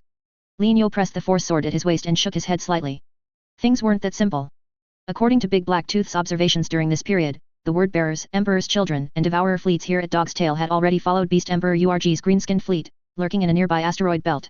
Those left here to intercept the 63rd expedition were merely URG's ragtag army, brought in for show, with the purpose of luring Horus into a trap. Only when Horus led his forces into Dog's Tail would URG and the corrupted Space Marines officially make their appearance. Such an obvious trap, surely Horus wouldn't fail to notice it. In the holographic display, the 63rd expedition cruised at high speed, heading towards Dog's Tail while using macro cannons and lances to eliminate the remaining green-skinned ships. The unpainted Oberon-class battleship entered the hole faster than the 63rd expedition. It plunged directly into the hole, and then it was Horus's flagship, the Spirit of Vengeance's turn. Seeing this, Lienyo could only wish Horus good luck. The Zhao Dongdong boy, who had been observing the warp, suddenly said, "Boss, I found a really big whale in the warp." "Hey? A whale?" Lienyo looked closely, and his eyes widened. It was that void whale that had smuggled itself over from the Age of Apostasy. How did it end up here? Before Lienyo could figure out the situation, the Zhao Dongdong boy shouted again. "Boss, the astral beacon on Terra is acting weird. Holy cow, my eyes are almost blinded." The Zhao Dongdong boy painfully closed his eyes, tears streaming uncontrollably from the corners, and the liquid in his amniotic tank was stirred into a murky mess. In the holographic display, the astral beacon's light became brighter than ever before, almost completely obscuring the ever-changing warp background. The void whale traversing the warp was swept by the light, and hundreds, even thousands, of scorch marks suddenly appeared on its body. The void whale opened its massive mouth, letting out a silent cry of pain, and was forced to leave the warp. A warp exit opened near Dog's Tail, and the void whale, mouth agape and in a panic, actually slammed straight into the hole on Dog's Tail. It looked as if the void whale wanted to plug the hole with its mouth. Wait. No. The void whale was using its mouth to plug the hole. During its flight, it adjusted its flight angle by jetting and shaking its body, allowing its mouth to perfectly encompass the hole, sealing it tightly without leaving a single gap. Bang! The void whale collided with Dog's Tail, its jagged teeth embedding into the surface, its hard upper and lower jaw squeezing the green-skinned buildings on Dog's Tail's surface, sending large amounts of debris flying into the warp. Swallowed whole by the void whale were not only the 100-kilometer diameter hole but also half of the 63rd expedition. Especially the unpainted Oberon-class battleship and the Spirit of Vengeance. Lienyo saw clearly that these two ships failed to evacuate Wolf's Tail in time. They were about to face the millions of demons within the void whale's body. Well, then, this was the Chaos Side's true killing blow. URG and those corrupted space marines were just their trump cards. The Imperial ships that luckily escaped the void whale's massive maw were stunned, seemingly unable to recover from the shock brought by the void whale. A full half-minute passed before they regrouped and launched a fierce attack on the void whale's mouth. Boss, the Finder found a lot of rotten stuff inside that whale. The rotten stuff is rushing into Dog's Tail and fighting with the Gretchen inside. The Zhao Dongdong boy reported the situation while typing on the keyboard. All right, I know. We shouldn't move, just watch the show in peace. Lienyo ordered the fleet to remain silent and then asked the Zhao Dongdong boy. Are there any changes in the warp? The Zhao Dongdong boy timidly opened his eyes, observing the warp, afraid of being blinded by the astral beacon's light. But he was surprised to find that the astral beacon's light was gone. Boss. Look at the holographic display. Something is blocking the astral beacon's light. Holy cow, this looks like the blue-haired bird's psychic power. The holographic display refreshed, and a bright blue light burst forth, casting a bluish glow on the faces of all the boys. This blue light appeared very abruptly, and the psychic shock it caused was far beyond what the Empire's psyker and navigators could withstand. At best, their heads would explode, killing them instantly. At worst, they would be corrupted by the blue-haired bird's psychic power and turn into chaos spawn or other chaos abominations. Indeed, in the next second after the blue light appeared, the 63rd Fleet became chaotic, and dozens of strong rotten signals actually appeared inside the ships. At the same time, a drastic change occurred at the void whale. The void whale suddenly twisted its body wildly, the muscles of its upper and lower jaws bulging, and its 2 rows of teeth rapidly closed. Clang! The abyssal maw suddenly closed, and the void whale swallowed the waste and ground from Dog's Tail into its mouth. Blue light bloomed on its body, and its form rapidly transformed from solid to ethereal, vanishing into the warp before anyone could react. After the void whale's figure disappeared, the blue light filling the warp also dissipated. The astral beacon's light returned to its peak, but there was no trace of the void whale in the warp. Lienyo took a deep breath, finally understanding. At this moment, he finally knew what the blue-haired bird was doing. Chapter 297, The Human Empire is on the brink. Terra Palace. 10 minutes before the void whale bit Dog's tail. Below the golden throne, it was livelier than usual. The Emperor radiated psychic fluctuations, and behind him were the Chancellor Malkador, members of the Truth Tribunal, and a Custodes army.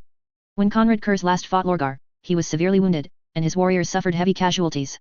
Thanks to the medical technology of Terra Palace and the Emperor's psychic power, Conrad Kurz recovered, and the fallen black armor warriors were resurrected in another life form, continuing to serve the Emperor.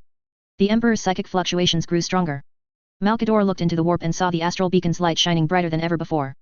In a very short time, the astral beacon's light pierced through the warp storm, forcibly calming the restless warp energy, illuminating the entire human empire, and even the expanded regions on the edge of the galaxy were bathed in its radiance. All psychers and navigators across the nation felt the sacred will and supreme power from Terra at this moment. It was a blessing that could bestow boundless courage upon humanity, and a vast power that could crush all kinds of Xenos. People outside the palace thought it was the Star Beacon Court that had developed new astral beacon technology, but only those at the foot of the throne knew that this was the Emperor's divine might. At this moment, the Emperor was a god in human skin, otherwise, how could he, by his own power alone, make the astral beacon's light spread throughout the universe? That void whale is about to enter reality. The Emperor spoke while maintaining his psychic power, his voice clear and emotionless, as if he had shed mortal desires. Conrad Kurz, prepare yourself. When Horus and Magnus are imprisoned, you will lead the Truth Tribunal's warriors into battle.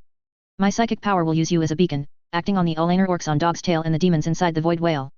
Make good use of my psychic power to subdue Horus and Magnus. Yes, Father, Conrad Kurz replied in a deep voice.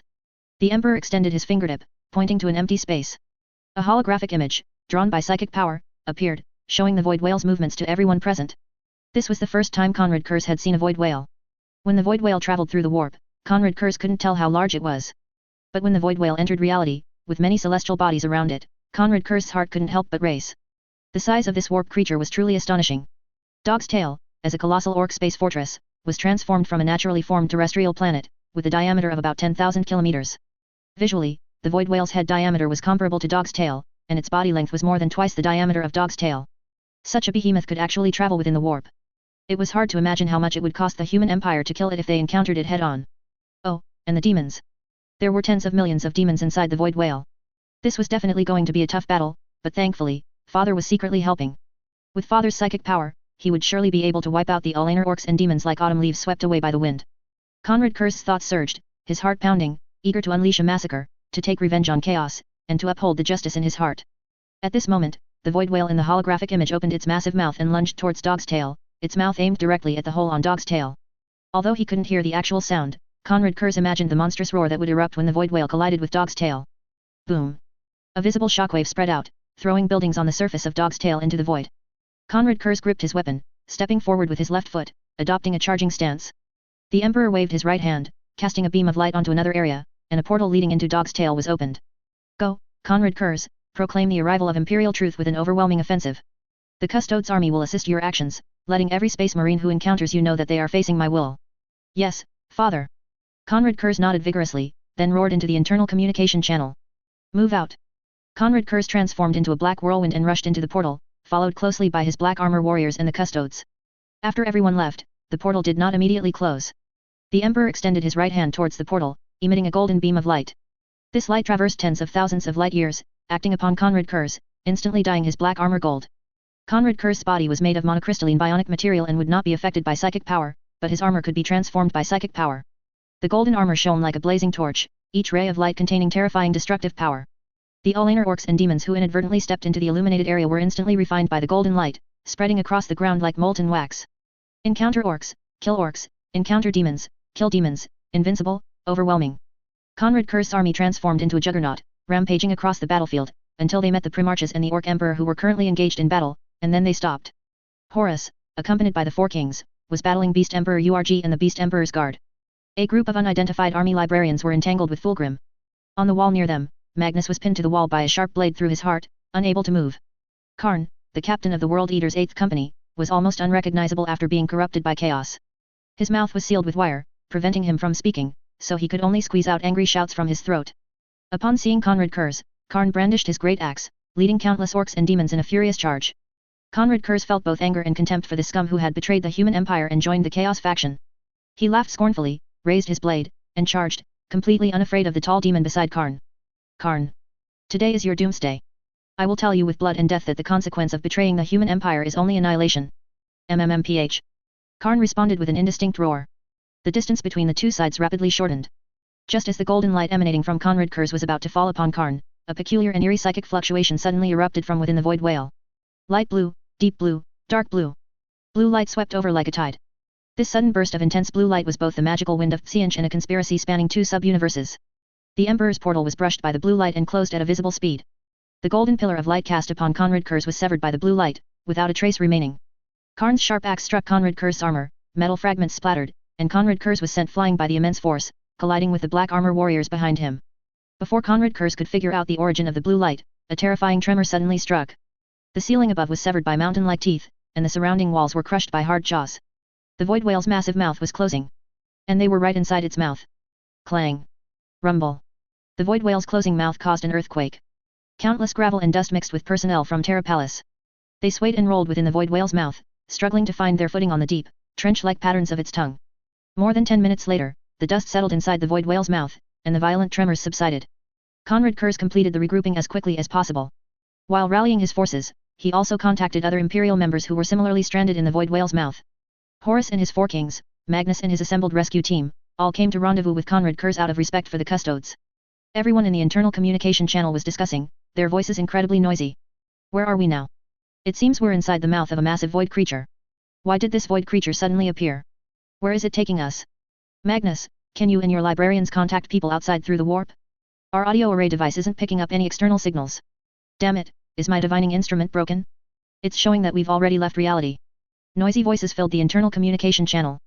Conrad Kurz had no time to answer everyone's questions. He was frantically trying to contact the Emperor repeatedly, attempting to open the portal, anxious and distraught. What he didn't know was that there was someone in this world who was even more anxious than him. That's right, that person was the Emperor. Below the Golden Throne in Terra Palace, the Emperor's expression was utterly bewildered. He had maintained this expression for several seconds, a very rare occurrence. In the official WarHammer history, there were very few events that caused the Emperor to lose his composure, only two. One was facing the god of murder, Drachnian, and the other was dueling Horus during the siege of Terra. Now, in this unconventional WarHammer world, there's one more thing that can make the Emperor lose his composure. Just now, when he was using his psychic powers to strengthen Conrad Kurz, Xianch sent an unparalleled psychic wave from an alternate dimension. Xianch used magic to sever the connection between the Emperor and Conrad Kurz, and temporarily suppressed the light of the astral beacon, helping the maddened void whale escape into the warp and leave the rebellion-era sub-universe. Xianch shouldn't have such powerful psychic abilities, but he did. The only plausible explanation is that Xianch performed an unprecedented sacrificial ritual in the Age of Apostasy sub-universe. This ritual, at the cost of countless lives and souls, greatly enhanced Xianch's psychic power, allowing him to penetrate the barrier between the two sub-universes and completely overwhelm the Emperor's power, which led to the scene just now. Malkador, leaning on his staff, quietly reminded. Your Majesty, please stop the Void Whale's warp travel as soon as possible. The Emperor slowly turned his head to look at the Prime Minister, the astonishment on his face lingering. The Void Whale had already returned to the Age of Apostasy sub-universe, forever leaving the Emperor's range of power, and the Emperor was completely unable to pull it back unless he performed an unprecedented sacrifice to enhance his own psychic power. Not only did the Void Whale leave the Rebellion-era sub-universe, but Horus, Magnus, Conrad Kurz, Lorgar, Fulgrim, Beast Emperor Urg, and Karn, who were inside the Void Whale, all left the Rebellion-era sub-universe and became Xianzhe's playthings. For the Emperor, this was an incredibly painful blow, and it's no exaggeration to say it directly thwarted his plan to save all the Primarchs. Your Majesty. Malkador called out softly again, worried about the Emperor's state.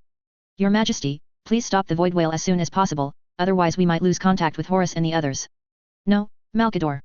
The Emperor gripped Malkador's wrist, his voice trembling slightly. We failed. Failed? Why do you say that? Malkador was puzzled. The Emperor began to breathe heavily, his voice trembling even more, but he opened and closed his mouth repeatedly, unable to utter a single word. He didn't know how to explain all this to his old friend. Just because Xianzhe performed a cruel sacrificial ritual in another sub-universe, his plan was declared bankrupt. The Emperor believed he could gain power in the same way, but he couldn't and wouldn't do so. So, he failed. In this contest between true gods, whoever cared more about humanity was destined to lose. This was true in the normal Warhammer history, and it was also true in this world divided into 3 sub-universes. Malkador, I need to rest for a while. The matters inside and outside the Terra Palace are temporarily entrusted to you. Yes, Your Majesty. The Emperor stumbled, walking towards his bedchambers. Malkador watched the Emperor's retreating figure, his eyes filled with worry. If he didn't understand what had happened by now, then his many years as Prime Minister would have been in vain. Malkador suppressed the turmoil and sorrow in his heart, forced himself to be strong, and went to handle official business. Black Library, Obsidian Archives. Arena was reviewing data at the writing desk. The crystal books on the obsidian reading stand glowed with colorful light. Arena was startled by the anomaly of the Book of Fate, came to the bookshelf, and examined the contents of the book. On the pages concerning her, several lines of text had appeared, and Arena read them softly. The Emperor's foolishness and stubbornness destroyed him and his empire. Human suffering cannot disappear, it can only be transferred. If the Emperor were wise enough, he should transfer all human suffering to specific generations, thereby creating happiness for future humanity. But his overly emotional thinking caused him to miss the opportunity to turn the tide, and it was the most important and crucial opportunity.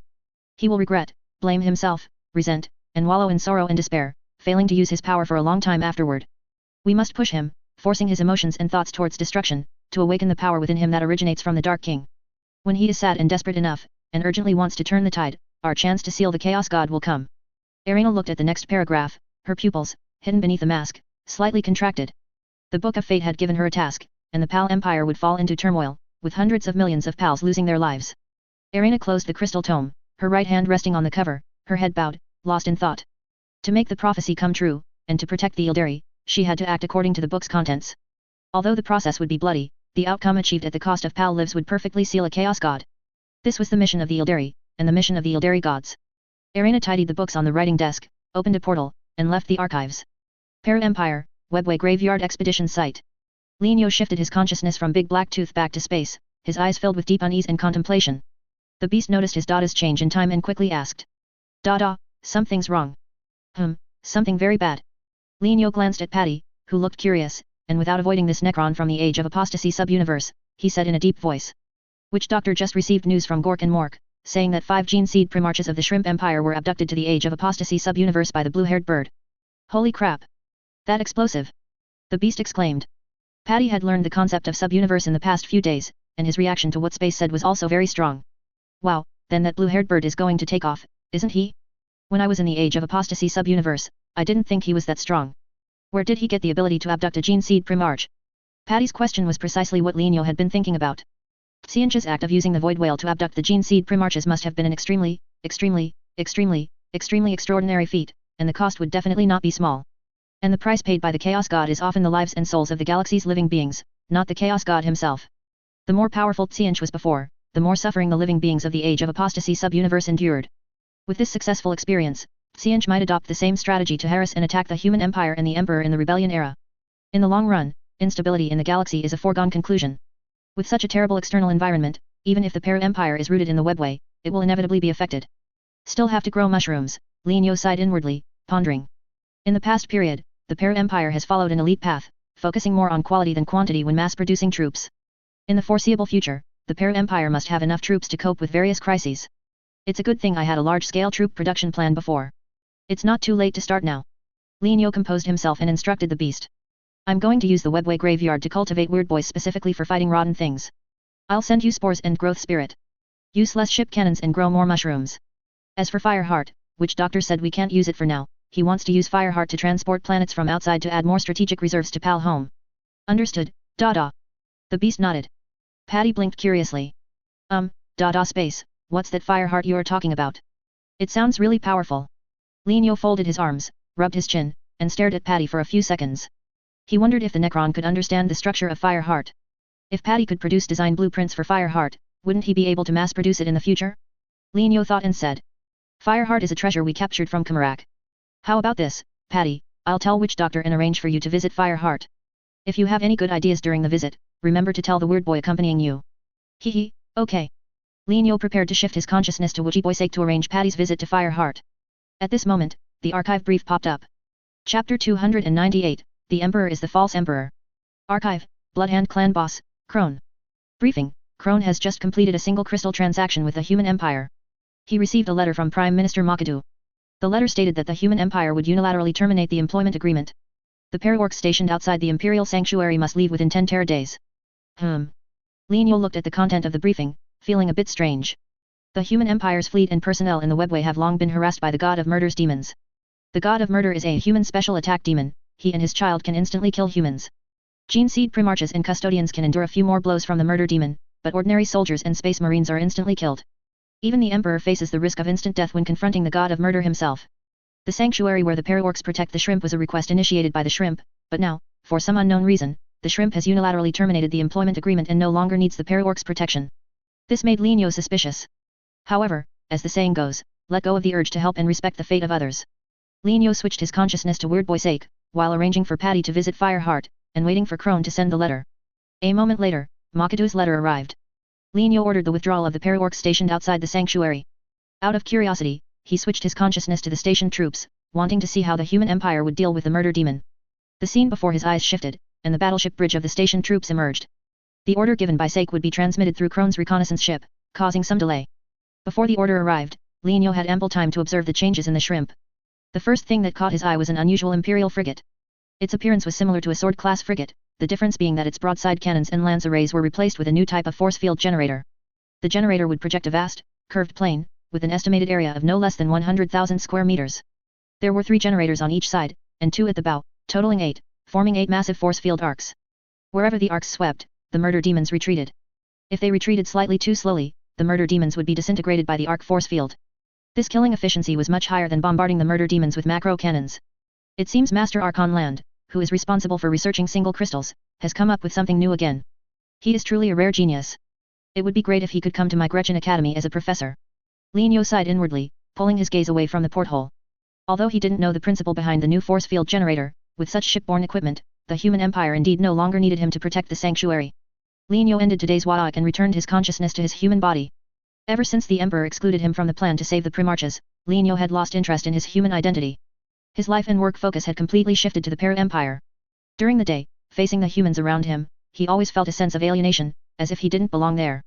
He no longer, as in the past, enthusiastically invented and created, occasionally producing eye-catching new technologies.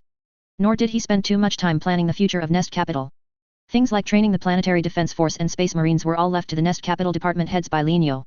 Last night, upon discovering that Horus, Magnus, and Conrad Kurz had been abducted by Tsianch to the age of apostasy sub-universe, Linio did not gloat over the Emperor's setbacks. He had only one thought. With the Emperor in such a sorry state, it was almost a foregone conclusion that the Human Empire would suffer endless hardships. This was the Emperor's Human Empire, not Linio's, nor any other transmigrators. There was no need for him to exhaust himself for the Human Empire. Thus, after a series of psychological changes, Linio's mindset completely transformed. He would completely give up, and when the Ulaner orcs attacked Epimetheus, he would stage a carefully planned farewell ceremony, faking his death to escape. But the problem is, I remember that when the Void Whale swallowed the Primarchs last night, it seemed to have swallowed URG as well? So, is there still an Orc Emperor presiding over the Ulaner Orc Empire now? Linio stared blankly in the governor's office chair, seriously doubting that his planned fake death might fall through. This doubt lasted until 3 nights later, when it was interrupted by an encoded letter from Arena. Arena invited Linio to a private meeting at the Obsidian Archives. Linio arrived as scheduled. Arena's first words upon meeting startled Linio. The Ildari in the Age of Apostasy sub-universe are being massacred by the Chaos Beastmen. We must pull URG back to our sub-universe. Erina pointed to the crystal tome. You should consult the Book of Fate and see if your prophecy has changed, or if there's any content related to URG. Lienyo went to the reading stand and opened the crystal tome. Several new paragraphs appeared on the page. To avoid losses in the Age of Apostasy sub-universe, the Ildari need to banish URG to the Rebellion Era sub-universe. The so-called banishment is a psychic ritual. Any life form not belonging to a specific dimension can be driven back to its native dimension by the banishment ritual. For example, demons. Demons belong to the warp. When a demon projects itself into reality, the Ildari can use the banishment ritual to drive the demon's projection back into the warp. Compared to killing a demon projection, the banishment ritual has a huge advantage. The banished life form cannot invade other dimensions for a long time afterward, and must remain in its native dimension. The ritual to banish URG does not require Lienyo's sealing technique, but if he is present, the banishment process will be smoother. Now, Lienyo must choose between participating in the ritual and not participating. Banishment ritual. Lienyo murmured to himself. Erina came closer and nodded. Yes, the banishment ritual. The Ildari in the Age of Apostasy sub-universe will find an opportunity to control URG and then perform the banishment ritual to drive him back to our sub-universe. Your sealing technique can accelerate the banishment process. How about it? Want to join? It's a rare opportunity, and you can gain some ritual experience for sealing the Dark King in the future.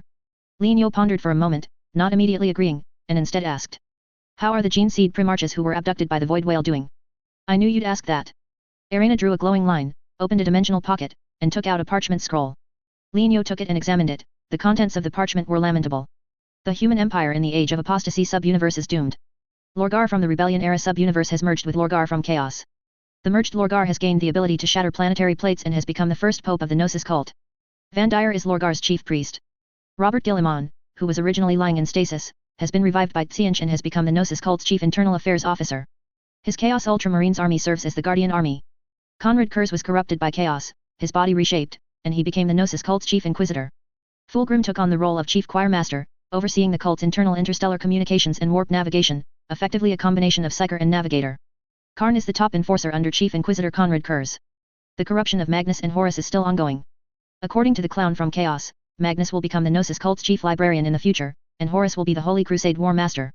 7 Chaos Primarchs, 1 Chaos Captain, and 1 Great Traitor born from the Ecclesiarchy and the Senate. 9 individuals collectively serve the Gnosis god. After Lorgar became Pope, he issued the Gnosis Holy Word Record, providing legitimacy for the Gnosis god's faith, accusing the Emperor in the Terra Palace of being a false emperor, and insisting that the Gnosis god is the true legitimate ruler of the empire. Lorgar's brainwashing ability is well known. In just these 3 days, with Tsianch's help, the Gnosis Holy Word Record spread to every corner of the galaxy. The human empire in Chaos was decadent, corrupt, and extremely oppressive. The Gnosis cult merely raised the slogan of overthrowing the empire and executing the false emperor, which led many governors to defect. At the very moment Lienyo and Erina were conversing, a good show directed and performed by Tsianch was unfolding in the Age of Apostasy sub-universe.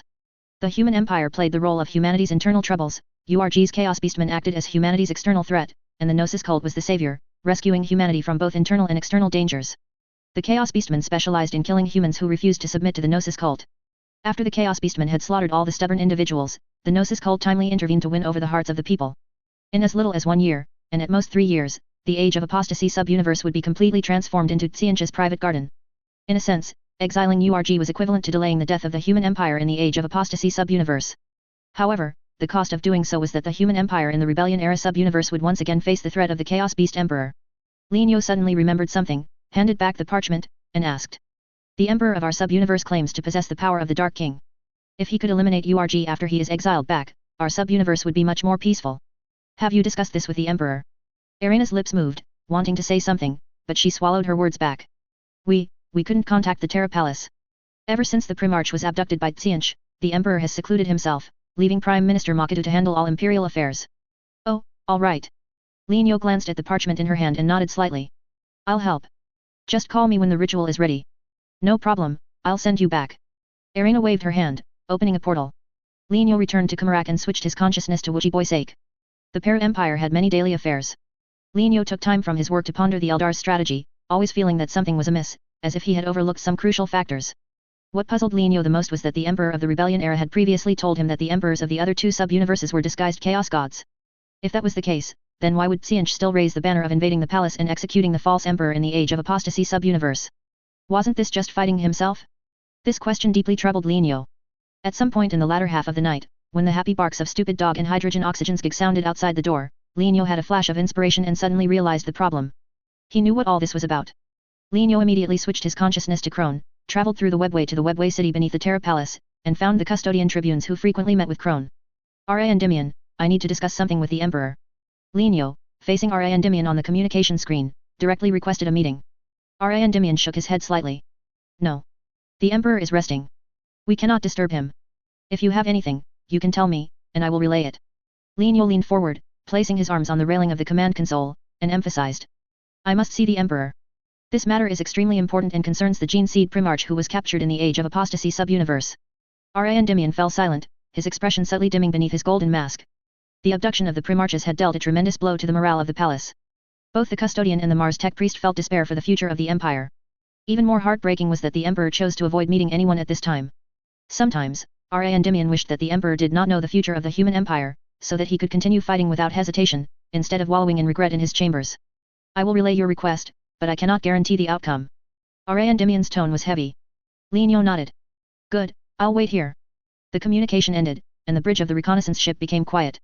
After nearly 1 Teraday, a custodian communication signal connected to the bridge. Lienyo successfully landed on Kalastar and followed the custodian into the Terra Palace. The Emperor's appearance was the same as the previous times, still a gaunt, mummified figure, terrifying and eerie. What do you want, Blood Hand? The Emperor's voice was weak and sounded somewhat dejected. Lienyo went straight to the point.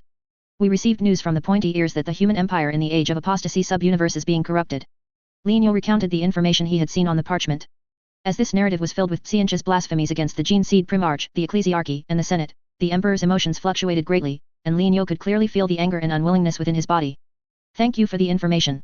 Is there anything else? The Emperor's voice was utterly cold. Lienyo was unconcerned and merely asked. You previously said you could send us to other sub-universes to investigate the Emperors there. Does that promise still stand? The Emperor shook his head. That promise is void. My plan to save the Primarch has failed. In all the futures I have seen, the Empire is destined to fall into endless despair. Investigating the Emperors of other sub-universes at this point is meaningless. You truly are a self-indulgent idiot, deserving to be a pawn of the Chaos God. Lienyo suddenly mocked him. The custodian guarding the throne were startled and surged forward like golden lightning bolts. Within 0.1 seconds, golden halberds were pressed against various vital points on Lienyo's body. If the custodian exerted even a little force, the leader of the Blood Raven clan would die on the spot. The custodian tightened their grip on their halberds and coldly ordered. Greenskin, apologize to the Emperor, otherwise, we will judge your crimes on the spot. Lienyo remained unmoved, staring at the Huangpitsi who was dazed by his insults, and said. You bought a part of the warp essence of the Primarch from the Chaos God and used it to create the Gene Seed Primarch. You thought you were creating your own child, but do you know, all of this was arranged by the Old Ones. The Old Ones set up 21 deities for humanity. One of them is a true god, and the others are demigods. Did you think you were that true god? I tell you, you are not the Lord of humanity, nor are you humanity's true god. You are merely the vessel chosen by the Dark King in the Rebellion era, nothing more. The custodian collectively pushed their halberds forward, leaving wounds on Lienyo's body. Silence. Greenskin. You and your pal Empire will pay a profound price for your words. The custodian did not activate the halberd's force fields, otherwise Lienyo would have been torn apart on the spot, but the tips of the halberds, inserted into his muscles, had already immobilized him. Lienyo cast the intense pain aside, staring intently at the Emperor. The warp essence of humanity's true god is qualitatively different from that of the Dark King. The Dark King is a chaos god, humanity's true god is a god created by the Old Ones, not a chaos god, don't confuse this point. Now, look into my eyes, and carefully recall, who made you believe that the Dark King was humanity's true god? Who told you that you, as the Dark King's vessel, were the Lord of humanity? The Emperor's eye sockets were pitch black, and his shriveled face became distorted, looking extremely pained. Stand down. The Emperor's voice was hoarse, telling the custodian to leave. The custodian withdrew their halberds and stood a few meters away. The Emperor clutched his head, whimpering continuously in his throat, and with difficulty uttered a few words. The Dark King, was misleading me. Lienyo folded his arms, nodding steadily. Correct answer. You are the Dark King's vessel, not the Lord of humanity. In the WarHammer main history, you used the Dark King's power to defeat Horus, and you were almost devoured by the Dark King's power. But at the most crucial moment, you regained consciousness at the call of your friend, timely exiled the Dark King's power into the warp, and then you sat on the Golden Throne. In other words, you, in the Rebellion era, are merely the Dark King's vessel. You in the Age of Apostasy and the End Times are humanity's true god. Lienyo sneered coldly. You even told us to eliminate the Emperors of the Age of Apostasy and the End Times before, don't you find it ridiculous when you recall it now? Isn't this a direct manifestation of you being swayed by the Dark King's will? Face reality. Among the 3 sub-universes, you are the false Emperor. Chapter 299, The Price of Cheating. Lienyo's words were deafening, and the Emperor was stunned for a long time. The custodians listening and exchanged glances, many of them deeply moved. In fact, Lienyo's conjectures were not limited to what he had just said. He had many hypotheses in his mind that needed further verification before he could tell outsiders. When the Old Ones created races, there was a procedural custom, to grant each race a means to resist the warp. The Lizardmen were given the mission by the Old Ones to maintain the physical order of reality. Lignio was temporarily unaware of their means of resisting the warp. The Eldar's duty was to convert warp energy into Ling bone and manage the webway.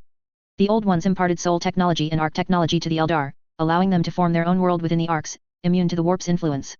Soul technology and arc technology were the means of warp resistance granted to the Eldar by the Old Ones. There's no need to elaborate on the orcs, their unique Wadaic field can operate independently of the warp, forming a psychic local area network that provides the orcs with extremely strong warp resistance. After adding a portion of Tyrannid gene fragments to the Pal Kid, the Pal Kid became completely immune to warp interference, and could even swim in the warp. So, when the Old Ones created humanity, what means of warp resistance did they arrange for humans? Note. The answer is biotechnology. In the Warhammer world, biotechnology can be subdivided into genetic technology and biochemical technology. The former corresponds to genetic modification, while the latter is related to wetware and bionic science. From the Stone Men, Endymion, and Iron Men of the Dark Age of technology, to the gradual awakening of etheric nullifiers due to humanity's excessive genetic modification, and then to the Great Expedition era, where the products of genetic modification gene seed primarchs and space marines were spread throughout the galaxy, these historical events all indicate that humanity's specialty is biotechnology. During the Golden Age, M2 to M3, ancient humans used biotechnology to create golden humans, who would later become the Endymion. The so-called Endymion can be understood as the male protagonists in urban high martial arts novels. They possessed extremely powerful bodies, unparalleled combat power, incredibly high appearance, and a self-centered, arrogant personality. They felt that conquering the galaxy themselves was too slow, so they used biotechnology to create the Stone Men. The Stone Men were quite similar to the Necron. The Necron's bodies are made of living metal, while the Stone Men's body parts consisted of both metal and various bionic materials, such as artificial organs, artificial skin, artificial muscles, artificial nerve bundles, and even artificial meridians. The Stone Men were controlled by the Endymion, and when the Stone Men lost control, the Iron Men emerged. The Iron Men were Stone Men with self-awareness. Perhaps to better resist the Endymion, the Iron Men brought up the concept of ancient humans, claiming that only ancient humans were their masters, thereby legitimizing their rebellion. In short, after a series of vicious rebellion incidents, the Endymion and Stone Men were annihilated, a small number of Iron Men survived, and Imperial humans with some ancient human gene fragments began to become active. From the Age of Strife and the Terra Ground Wars until the future end times, Imperial humans were the mainstream of human civilization. They used various genetic methods to strengthen their bodies, but they never considered using genetic technology to make themselves completely immune to the warp's influence. Were they incapable of doing so? No. They could do it, but they just didn't want to. Within the human empire, there existed a significant number of special individuals who were completely immune to the warp's influence. Their name was Silent Sister. No one knew how the Silent Sister reproduced, except for the Emperor. But as an expert in manipulating genes, Lignio firmly believed that the Silent Sister's lineage was closely related to genetic technology. Imagine, if the Silent Sister's gene fragments could be extracted and implanted into every Imperial human in an appropriate way, what would the human empire be like? To take a step back. Assuming the Silent Sister's gene fragments would turn the recipient into a female, then why not use the Custodian's gene fragments? Couldn't the Custodians also effectively resist the negative effects of the warp? Why didn't the Emperor do this? Was it to maintain his own privileges? Silent Sister and Custodian, Lignio asked, staring at the Emperor. Why don't you implant the gene fragments that make these two types of shrimp immune to the warp's influence into other shrimp? The Emperor was trying to break free from the Dark King's interference with his thoughts. He forced himself to rally, suppressing the discomfort in his head and saying, the gene fragments of the Silent Sister and Custodian that make them immune to the warp's influence would render the recipient infertile. Hat? Fertility. Lignio sneered. Do gene seed primarchs and Gretchen need to reproduce? The Emperor froze for a moment, a painful expression crossing his gaunt face, which became somewhat distorted. Gene seed primarchs and space marines indeed don't need to reproduce. But the gene fragments of the Silent Sister and Custodian would grant them extremely long lifespans, and long-lived individuals are difficult to control. Lifespan? Do you think Mars's technology isn't enough to extend life? Lignio retorted again, directly refuting the Emperor's explanation. The Emperor became even more pained, his features twisted into a knot, and he found another very strained excuse. The gene fragments of the Silent Sister and Custodian would make the gene seed primarchs and space marines incredibly powerful. If they were to betray the Empire, I would have to pay an incalculable price to quell the rebellion. Lignio roared. Betray the Empire? Haven't the current gene seed primarchs and space marines already betrayed the Empire? If you had implanted the gene fragments that make them immune to the warp's influence into the gene seed primarchs and space marines beforehand, would Lorgar, Fulgrim, Conrad Kurz, and their children still have been corrupted by chaos? Answer me, Huang Pitzi. How long will you continue to be swayed by the Dark King's will? Haven't you woken up yet? The true human god would wish for everyone to be immune to the warp's influence, not hoard it like you. Lignio's words were entirely from the heart. As the ruler of the Pal Empire, after obtaining the Tyrannid gene fragments that made them immune to the warp's influence, he immediately promoted them throughout the Pal Empire without a second thought. This was what a ruler of an empire should do. If the emperor were truly a selfless, wise, and rational ruler of humanity, he too should, like Lin Yo, use every method to help his people become immune to the warp's influence. But the emperor was, after all, too severely interfered with by the Dark King. Lin Yo's words were like sharp knives piercing the emperor's heart, making the latter angry amidst his confusion and pain. Blood Hand. I am the emperor. The emperor of the human empire. I don't need you to teach me how to manage the empire. The emperor's head throbbed with pain, and his eyes emitted psychic fluctuations, a majestic aura symbolizing destruction and stillness. His will and thoughts were almost completely controlled by the Dark King. Get out. Leave my imperial palace. From now on, we no longer need the Pal Orc's help. Once I've dealt with the Alainer Empire, it'll be your turn, you arrogant, conceited, ignorant greenskins. Get out. The emperor raised his hand and unleashed a palm strike, a violent psychic surge erupting. His lingering humanity caused him to slightly divert the direction of the psychic surge at the moment of release. Bang. Rumble. A golden beam of light grazed past Lin Yo's side, slamming into the steps of the throne with a thunderous impact, shaking incessantly. Given the situation, further talk would be a waste of time. Lin Yo transformed into a phantom and swiftly retreated, rushing into the golden gate without looking back.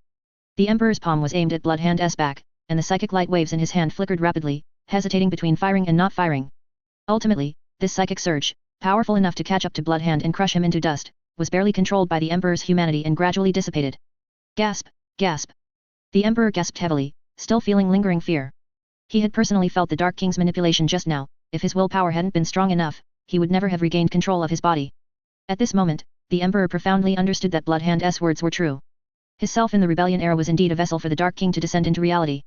Before breaking free from the Dark King's influence, his every action was dictated by the Dark King. In this regard, the emperor inevitably felt powerless and despair. The emperor looked up at the golden throne above the steps. After a long period of contemplation, he slowly ascended the steps, his pace slow but incredibly firm. As he walked, his expression became distorted, as if a force within him was pulling at him, preventing him from sitting on the throne. The emperor's muscles tore, his bones snapped, and crimson blood flowed from the corners of his mouth and nose, but he did not stop. Dark King, you won't control me anymore. The more you resist me sitting on the throne, the more it means the throne is where hope lies. I will not let you succeed. The emperor leaned on the armrest of the throne and collapsed into the chair. As his back touched the backrest, a golden beam of light pierced through layers of dimensions and shone directly, dispelling the darkness in his eyes. Black Library. Obsidian Archives. Irina stood by the reading shelf, gazing at the Book of Fate with anticipation. As a light illuminated, Irina let out a surprised gasp, eagerly opening the crystal tome. Excellent, Lin Yo really went to see the emperor. Ha ha ha ha. On the crystal pages, several more paragraphs about Irina appeared. Irina, you have followed the prophecy's instructions and completed your mission. Inviting Lin Yo to the banishment ceremony was a secondary objective. Your true intention was to inform Lin Yo about the situation in the Age of Apostasy sub-universe.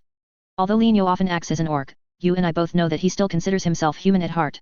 He will genuinely worry about the human empire in the Age of Apostasy, and he will subconsciously think about how to break the deadlock. After a period of contemplation, he discovered the problem. The Emperor in the Rebellion era sub-universe is merely a puppet of the Dark King, while the Emperors in the Age of Apostasy and End Times, having banished the Dark King, could potentially be the true gods of humanity.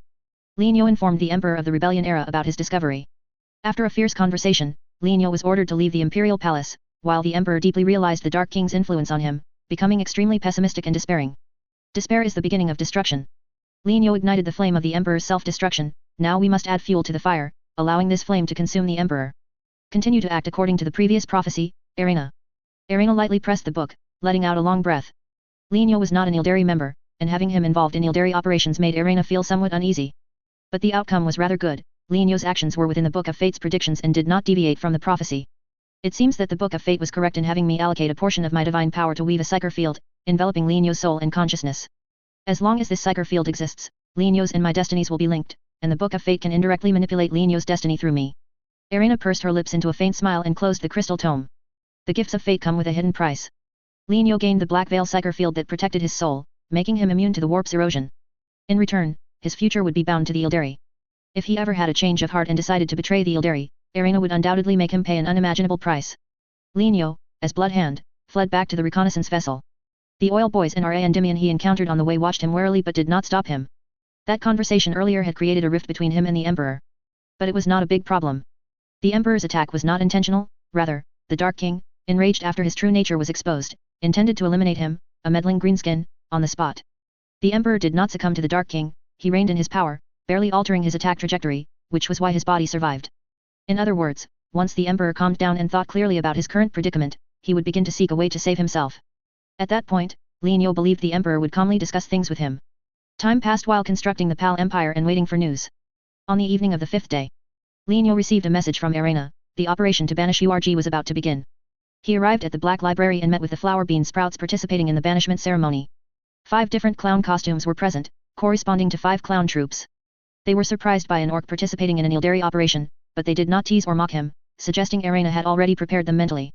Everyone gathered in the circular meeting hall, sitting on the circular benches, with an opera-style stage in the center of the venue. Arena swung onto the stage using a grappling hook, looked around, and said, "Ladies and gentlemen, under the guidance of the Book of Fate, we are gathered here.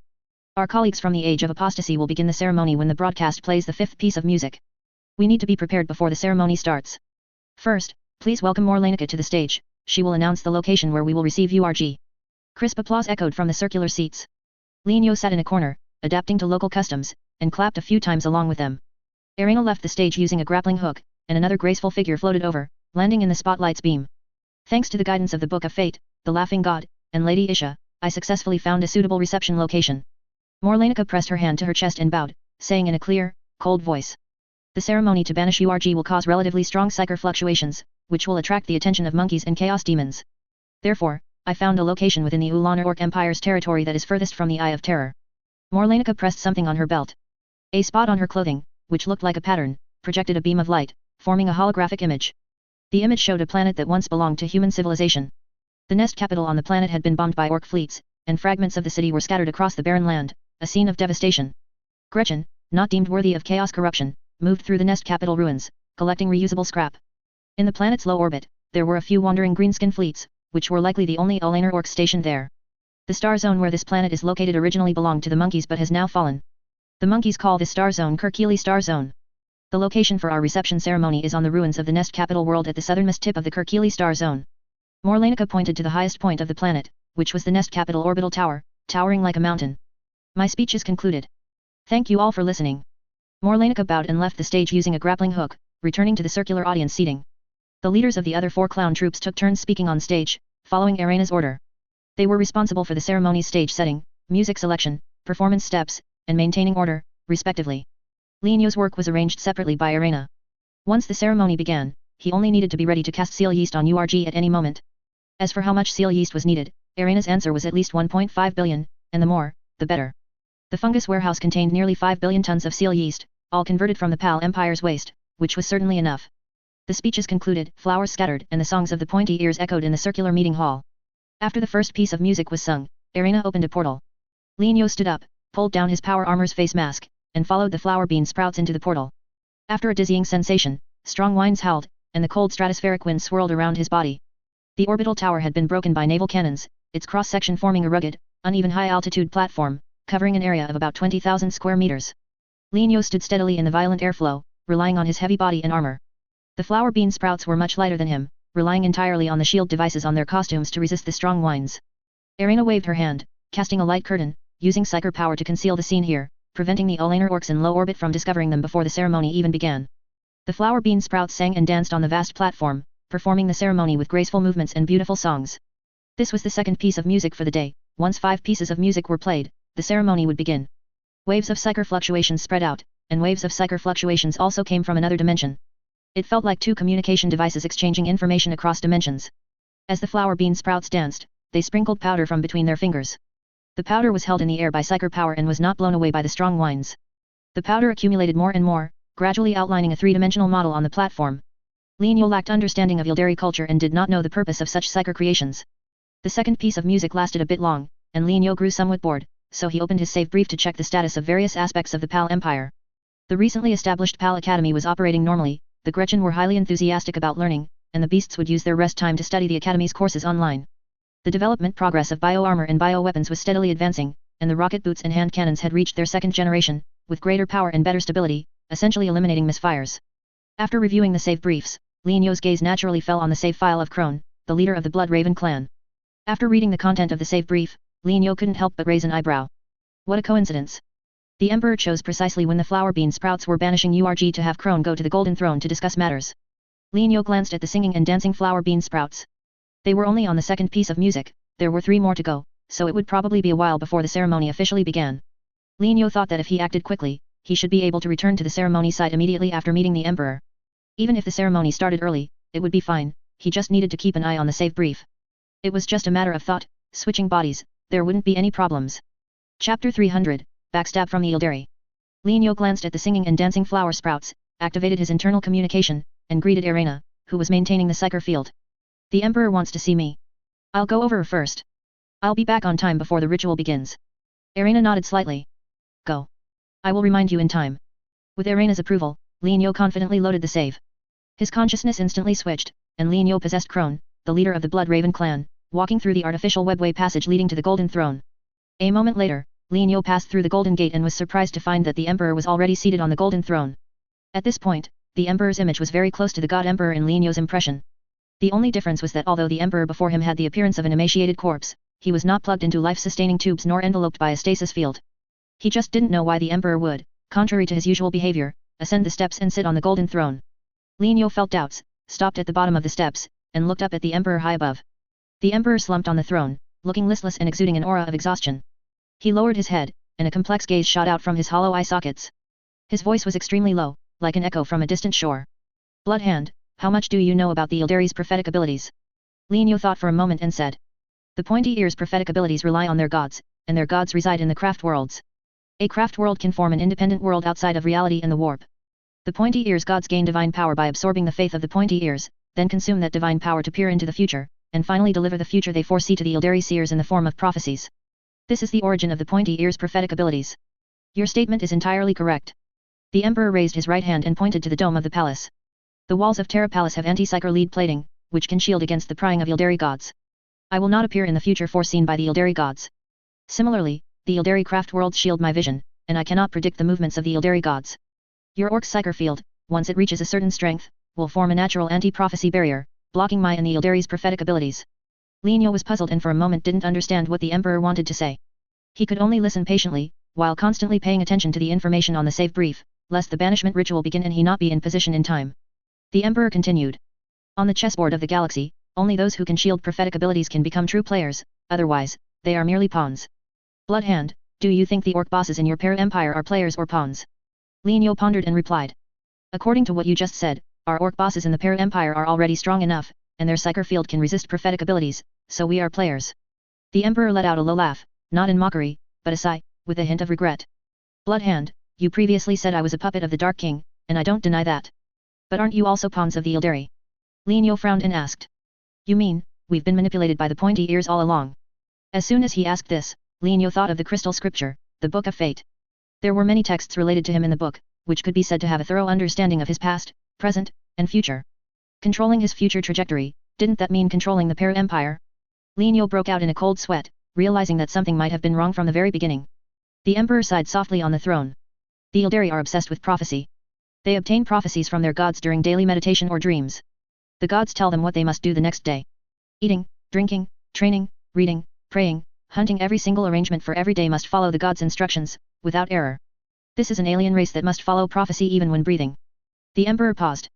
I see a psyker field on you that doesn't belong to orcs, it's a layer of black silk gauze with the aura of an Ildari god. Is the Ildari god who bestowed this blessing acting out of kindness, or following the guidance of prophecy? Lin Yo had considered this question, and it was highly likely to be out of prophecy. Without waiting for his answer, the Emperor immediately asked. Since you have a psyker field from an Ildari god, have you ever realized that your every move will be exposed in the future foreseen by the Ildari gods because of this psyker field? Lin Yo was startled. This logical connection, he had discovered for the first time. Could it be that he had become a pawn of the Ildari because of Aisha's psyker field? A system message popped up just as Lin Yo was thinking rapidly. Save, space. Brief, the music is in its fifth movement. Irena reminds you to return to the ritual site as soon as possible. I feel psyker fluctuations from the void, a cross-dimensional psyker ritual is underway. I need to observe the situation there first. Please wait a moment. The Emperor looked straight ahead, his gaze piercing through layers of obstacles and tens of thousands of light years to fall upon the ritual site in the Kirkili star zone. Lin Yo and Irena had a prior agreement, so he couldn't waste time here. He immediately switched his consciousness to space. The scene before his eyes changed from the Golden Throne to the orbital tower, where psyker light surged across the tens of thousands of square meters of the orbital tower's cross-section. The shimmering powder scattered by the flower sprouts hovered in midair, coalescing into a massive three-dimensional psyker array. The internal structure of the array was intricate, with lights of various colors flowing within it. At the very center of the array, a dark, extra-dimensional rift slowly opened, and an ominous and eerie aura spread everywhere. For the age of apostasy sub-universe, banishment rituals like this were banishment, but for the rebellion era sub-universe, they were summoning. Banish URG in the chaos, and summon him in the rebellion era, thus allowing the Chaos Orc Emperor to return to the current sub-universe. Arena's voice sounded in Linio's ear. You've returned just in time. URG is about to descend. You must immediately cast the seal yeast on him. Don't hesitate, and don't interrupt the seal yeast. Linio first acknowledged, then asked. Besides protecting me, does the psyker field you gave me have any other uses? No other uses. Arena shook her head from 1,000 meters away from Linio, responding via internal communication. Her actions and tone were frank, and her response was prompt, not like she was deliberately concealing any key factors. Linio's heart sank. The calmer Arena was, the more it indicated she had a contingency plan. For the Ildari, wasn't a so-called contingency plan just a prophecy? As expected, Cloudhammer has a significant disadvantage when traversing to the Warhammer world. It's easy to suffer from information asymmetry. If it were an experienced Warhammer fan who traversed, they probably wouldn't be tricked by the Ildari. Linio sighed inwardly, reminding himself not to fall for this kind of trick again in the future. After completing this ritual, he would find an opportunity to part ways amicably with the Ildari. At worst, he would return Arena's original power and add some compensation. Thinking this, Linio saw a translucent right foot emerge from the dimensional rift. The sole of this foot was 5 meters long, and its owner could only be the Chaos Orc Emperor URG. Arena cast her gaze, and Linio, without needing a reminder, raised his hand and cast the seal yeast. A system message popped up. You are about to cast seal yeast on Orc Emperor URG. It is estimated that at least 1.5 billion tons of seal yeast will be consumed. Do you confirm casting seal yeast? Confirm. Linio silently affirmed, and the seal yeast landed on URG's right foot. The effect of the seal yeast was immediate. URG's speed in emerging from the dimensional rift noticeably doubled. When sealing Angren's warp essence last time, the seal yeast had a progress bar, but this time it didn't, probably due to the banishment ritual. Linio stayed put and did not move, nor did he switch his consciousness to the Emperor. The flower sprouts sang and danced, circling URG, continuously scattering shimmering powder. Time passed as URG was being banished. Nearly 2 hours later, most of URG's body arrived in the rebellion era. His right arm seemed to be dragging something, still remaining within the dimensional rift. After more than 10 minutes, the right arm was slowly pulled out by the ritual. When he saw what URG was holding in his right hand, Linio was clearly stunned. It was an old man. Disheveled and unkempt, he wore a patched coarse cloth robe. He was clutched in URG's hand, unable to move, his face flushed red. The moment he arrived in the rebellion era sub-universe, the old man shrieked. By the Emperor! Who are you people? Where is this place? What are you going to do? I'm just an ordinary missionary, there's no need for such a big fuss, right? The old man looked quite ancient, but his voice was surprisingly strong. He was held in URG's hand, dragged into the rebellion era sub-universe, and countless golden white threads were wrapped around his body. The other end of these threads was in the dimensional rift, as if something was dragging the old man back to the age of apostasy. Linio glanced at the seal yeast panel, his brow slightly furrowed. URG had completely left the rift and was being controlled by the psyker field chains jointly cast by the flower sprouts, but the seal yeast had not ended. Not only that, but the consumption rate of seal yeast suddenly increased, reaching as much as 300 million tons per minute. Linio stared at the squawking old man, muttering to himself. Could it be that the threads on the old man's body must be severed to end the seal yeast? As soon as Linio had this thought, he saw Arena begin to attack the threads on the old man's body. She fired lightning, flames, and psychic blasts, bombarding the golden white threads. The threads looked flimsy, but they blocked Arena's attacks with flashes of golden light and withstood the ritual's pull, never breaking. The old man first looked at Arena, then at the golden white threads on his body, as if he had somewhat realized what was happening, and immediately shouted. Pointy ears. Stop. This is the Emperor's protection bestowed upon me. I don't care who you are, let me go immediately. I want to go back. The warriors resisting the Gnosis cult are still waiting for me. Despite the old man's shouts, Arena was unmoved, her actions becoming even more intense. Linio curiously called out. Oh. Old man. What's your name? The old man heard Linio's voice and only then noticed a burly orc at the edge of the field who had not been corrupted by chaos. Orc. You quickly make this crazy woman stop. If the Emperor's protection is destroyed, I won't be able to go back. Oh, by the way, my name is Sebastian Thor. What's your name? What? Sebastian Thor. Oh my goodness. URG actually brought the protagonist of the Age of Apostasy here. If the Age of Apostasy lost Sebastian Thor, it would truly be over. Arena, that old man is Sebastian Thor, the most important mortal in the Age of Apostasy sub-universe. We must send him back. Linio said in the internal communication channel. I know who he is, Arena calmly replied, yet did not give up on bombarding the golden white threads. Then why don't you stop? Linio realized something was wrong and quickly walked towards Arena. A bolt of lightning shot out, and a lightning cage rose from the ground, trapping Linio in place. Arena, you. Don't you understand yet, Linio? The first step to sealing the Dark King is to make him appear in the rebellion era, which requires using the Emperor's despair and destructive tendencies as bait. The best way to make the Emperor fall into despair is not just to destroy his present, but to erase his future. We must drag Sebastian Thor into our sub-universe and then completely eliminate him, thereby cutting off the Emperor's future. Arena's words made Lienyo feel as if he had fallen into an ice cellar. The Emperor mentioned by the other party had two meanings. It referred to both the Emperor of the Rebellion era and the Emperor of the Age of Apostasy. To cut off the future of two emperors at once, the pointy ears scheme was truly malicious. And Lienyo, as a transmigrator, a cloud hammer who knew little about the pointy ears, he had unwittingly become an accomplice in severing the prospect of human civilization. Although he disliked the human empire in the Warhammer world, Lienyo had never thought of destroying it. You deceived me. Lienyo let out an angry growl. No, I didn't deceive you. All of this is merely the arrangement of the Book of Fate.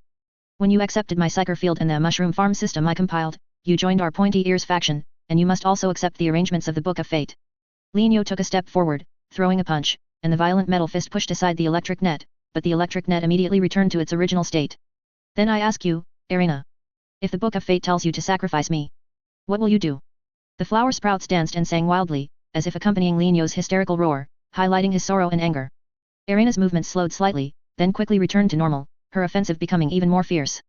If that day truly comes, I will sacrifice you without hesitation, because that is the arrangement of the Book of Fate. Even if I work like an ox or a horse for your pointy ears, this is still my fate. Yes, I'm sorry, but I must do so. The calmer Arena's voice was, the more anger surged within Lienyo. Transmigration, cheat, fungus simulation, black veil psyker field, fungi ability. All the gifts, at this moment, revealed their price. From soul to wool, from wool to body, from body to future, the transmigrator had been burdened with a huge debt ever since he transmigrated to the Warhammer world. It was ridiculous, passive, but also very real. Because this was Warhammer, dark, oppressive, and despairing.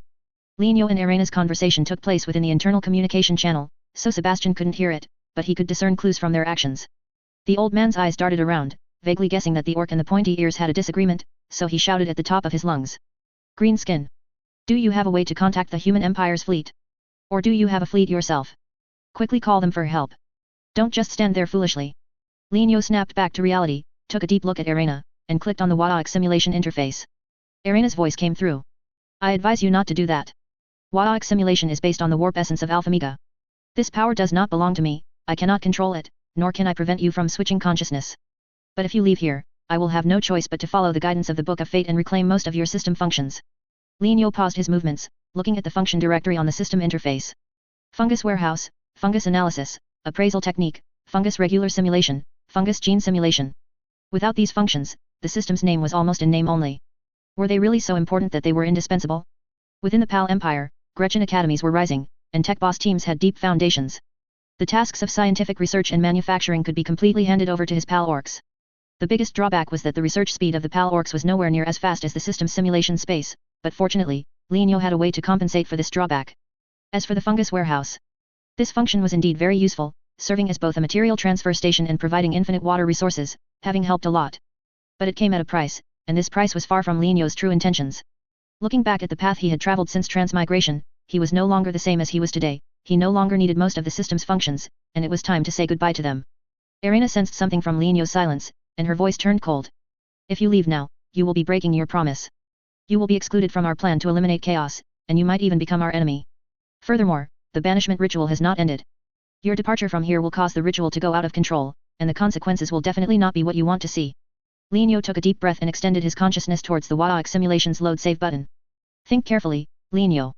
If you make this decision, there will be no turning back. As long as you stay, your system will still be yours, and it will become even better than before. Facing Arena's threats and inducements, Lienyo hovered his consciousness over the load save button and said, I hope that next time we meet, we are not enemies. With a thought, Lienyo's consciousness left Space's body. The next second, Space was shattered by the suddenly contracting electric net, instantly turning into dust. Arena let out an angry and frustrated groan, frantically shooting lightning, attacking Sebastian's golden white threads with all her might. The old man's face turned ashen when he saw the orc being killed by the pointy ears. And as Lienyo's consciousness left, the seal yeast was forced to interrupt, the psyker field ritual array began to tremble, and URG was about to break free from the control of the psyker field chains. His size surged again and again, suddenly soaring to over 20 meters and continuing to grow at a visible rate. Chapter 301, Cooperation with the God Emperor. Fungi ability has been removed.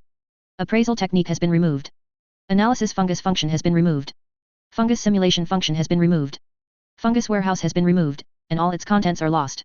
The psyker field from Aisha has been removed, and the 7th reward of WarHammer simulation, granting Aisha's psyker field to other objects, has been disabled. The naming of the mushroom farm system has been initialized, it is currently unnamed system.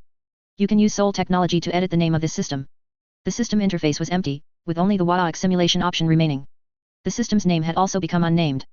Upon seeing the last sentence of the system message, Lianyo chuckled self-deprecatingly in his heart.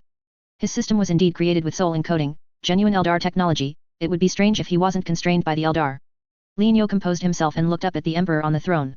WarHammer simulation was built based on Alpha Megia's warp essence. If anyone could decide the ownership of this warp essence, it would be the God Emperor. Whether it was an illusion or not, Lianyo felt that the Emperor looked more like the God Emperor than he had 2 hours ago. A gaunt body, a haggard face, deep-set eyes, almost imperceptible breathing, and radiating psycher fluctuations, shimmering golden yet bone-chillingly cold. Lianyo strongly suspected that the Emperor, upon sitting on the golden throne, had connected with the God Emperors of 2 other sub-universes, leading to some degree of assimilation. Now that he had lost most of his system's functions and was at odds with the Eldar's life goddess, if he didn't do something, he might not even be able to keep the WarHammer simulation. With this thought, Lianyo knelt on one knee without hesitation, feeling no shame. A transmigrator knows when to yield and when to stand tall. Your Majesty. Lianyo, I observed you when you underwent gene modification by the Epimedius Governor's Guard. The Emperor interrupted the orc's speech with a calm yet gentle tone, revealing the orc's true origin and confirming his identity as the God Emperor. Rise, you do not need to kneel before me. In fact, I intended to step down from the throne and help you up myself. But unfortunately, I am suppressing the Dark King's power within this body, and I cannot leave the throne. The God Emperor sat upon the throne, his gaze distant, staring across space at the psyker ritual presided over by Irena. Lianyo stood up, contemplating his words. The God Emperor spoke. 2 years and 5 months ago, as you lay on the operating table, I observed your condition deeply. Aisha's psyker field was both protecting you and concealing your secret. However, the psyker field she granted you did not become an impediment. I saw everything about you. Past, present, future, and the future of the future. A part of Alpha Megia's warp essence was sealed in your soul by Aisha, granting you the ability to transfer your consciousness between different orcs. To help you master this technique as quickly as possible, I stored magic spores in the Bone Drinker's vault during the Age of Heresy. Lianyo's pupils constricted. He hadn't expected the appearance of the magic spores to be related to the God Emperor. Despite his surprise, Lianyo did not interrupt the God Emperor's words, listening quietly. The magic spores were an invention of Alpha Megia and should not have appeared in the Age of Heresy. So when they appeared, it meant I had discovered you, which would alert the Eldar, causing them to accelerate their plan to eliminate the Dark King. The Dark King also realized you were a threat, so when the Emperor tried to ally with you several times, he interfered, sabotaging your relationship. For example, the Emperor was interfered with by the Dark King, preventing you from rescuing the Gene Seed Primarch. Another example, the Emperor terminated the employment agreement, refusing the Paraorcs to protect the sanctuary. Believe me, these were not the Emperor's true intentions. I apologize for this. I hope these matters will not create a rift between us. Yes, Your Majesty, I understand. Lianyo breathed a sigh of relief in his heart. Sure enough, the Dark King was behind the Emperor's earlier disagreements with him. I knew it. How could the wise and rational Emperor not understand the value of the Paraorcs? The God Emperor paused for a few seconds to allow Lianyo to digest the high-density information flow, then continued.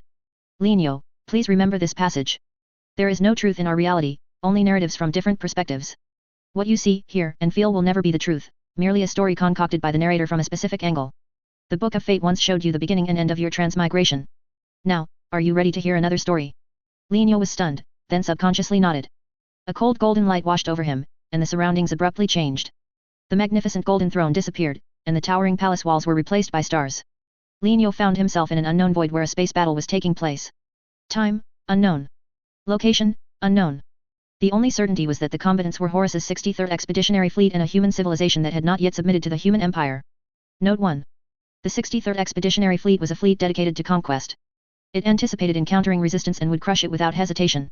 Leading it was its flagship, a behemoth over 20 kilometers long, the Gloriana-class battleship, the Spirit of Vengeance. Lianyo's perspective was directly above this leviathan. He could clearly see the rigid prow, the stern spitting exhaust, and the ornate Gothic interior. The Spirit of Vengeance's void shields were active, and artillery fire rippled across their surface. Enemy attacks were futile, failing to harm this flagship personally commanded by Horus. This was a battle without suspense. The enemies of the 63rd Expeditionary Fleet had no vessels of cruiser class or larger. Their void ships were merely space fighters, smaller than frigates but larger than heavy shuttles, capable of single or dual pilot operation. They weaved and darted through the gaps in the 63rd Expeditionary Fleet, like a swarm of enraged bees, dodging shells and lasers with their agile maneuvers and small size. A single pilot fighter streaked past Lianyo's eyes. After exhausting its ammunition, it jettisoned its autocannons and shield generators for enhanced maneuverability and stealth. It threaded through at extreme speed, then rapidly decelerated its cruising speed to 10 meters per second as it approached the void shield. The immense speed differential created enormous pressure, and the fighter's outer shell visibly deformed, yet the pilot inside persevered. The fighter successfully passed through the void shield, crashing into a sensor array on the Spirit of Vengeance, exploding in a spectacular shower of sparks, like a magnificent suicide attack. Lianyo clearly saw that just before the fighter crashed, the pilot ejected, reaching an external hatch below the sensor array under the cover of the sparks.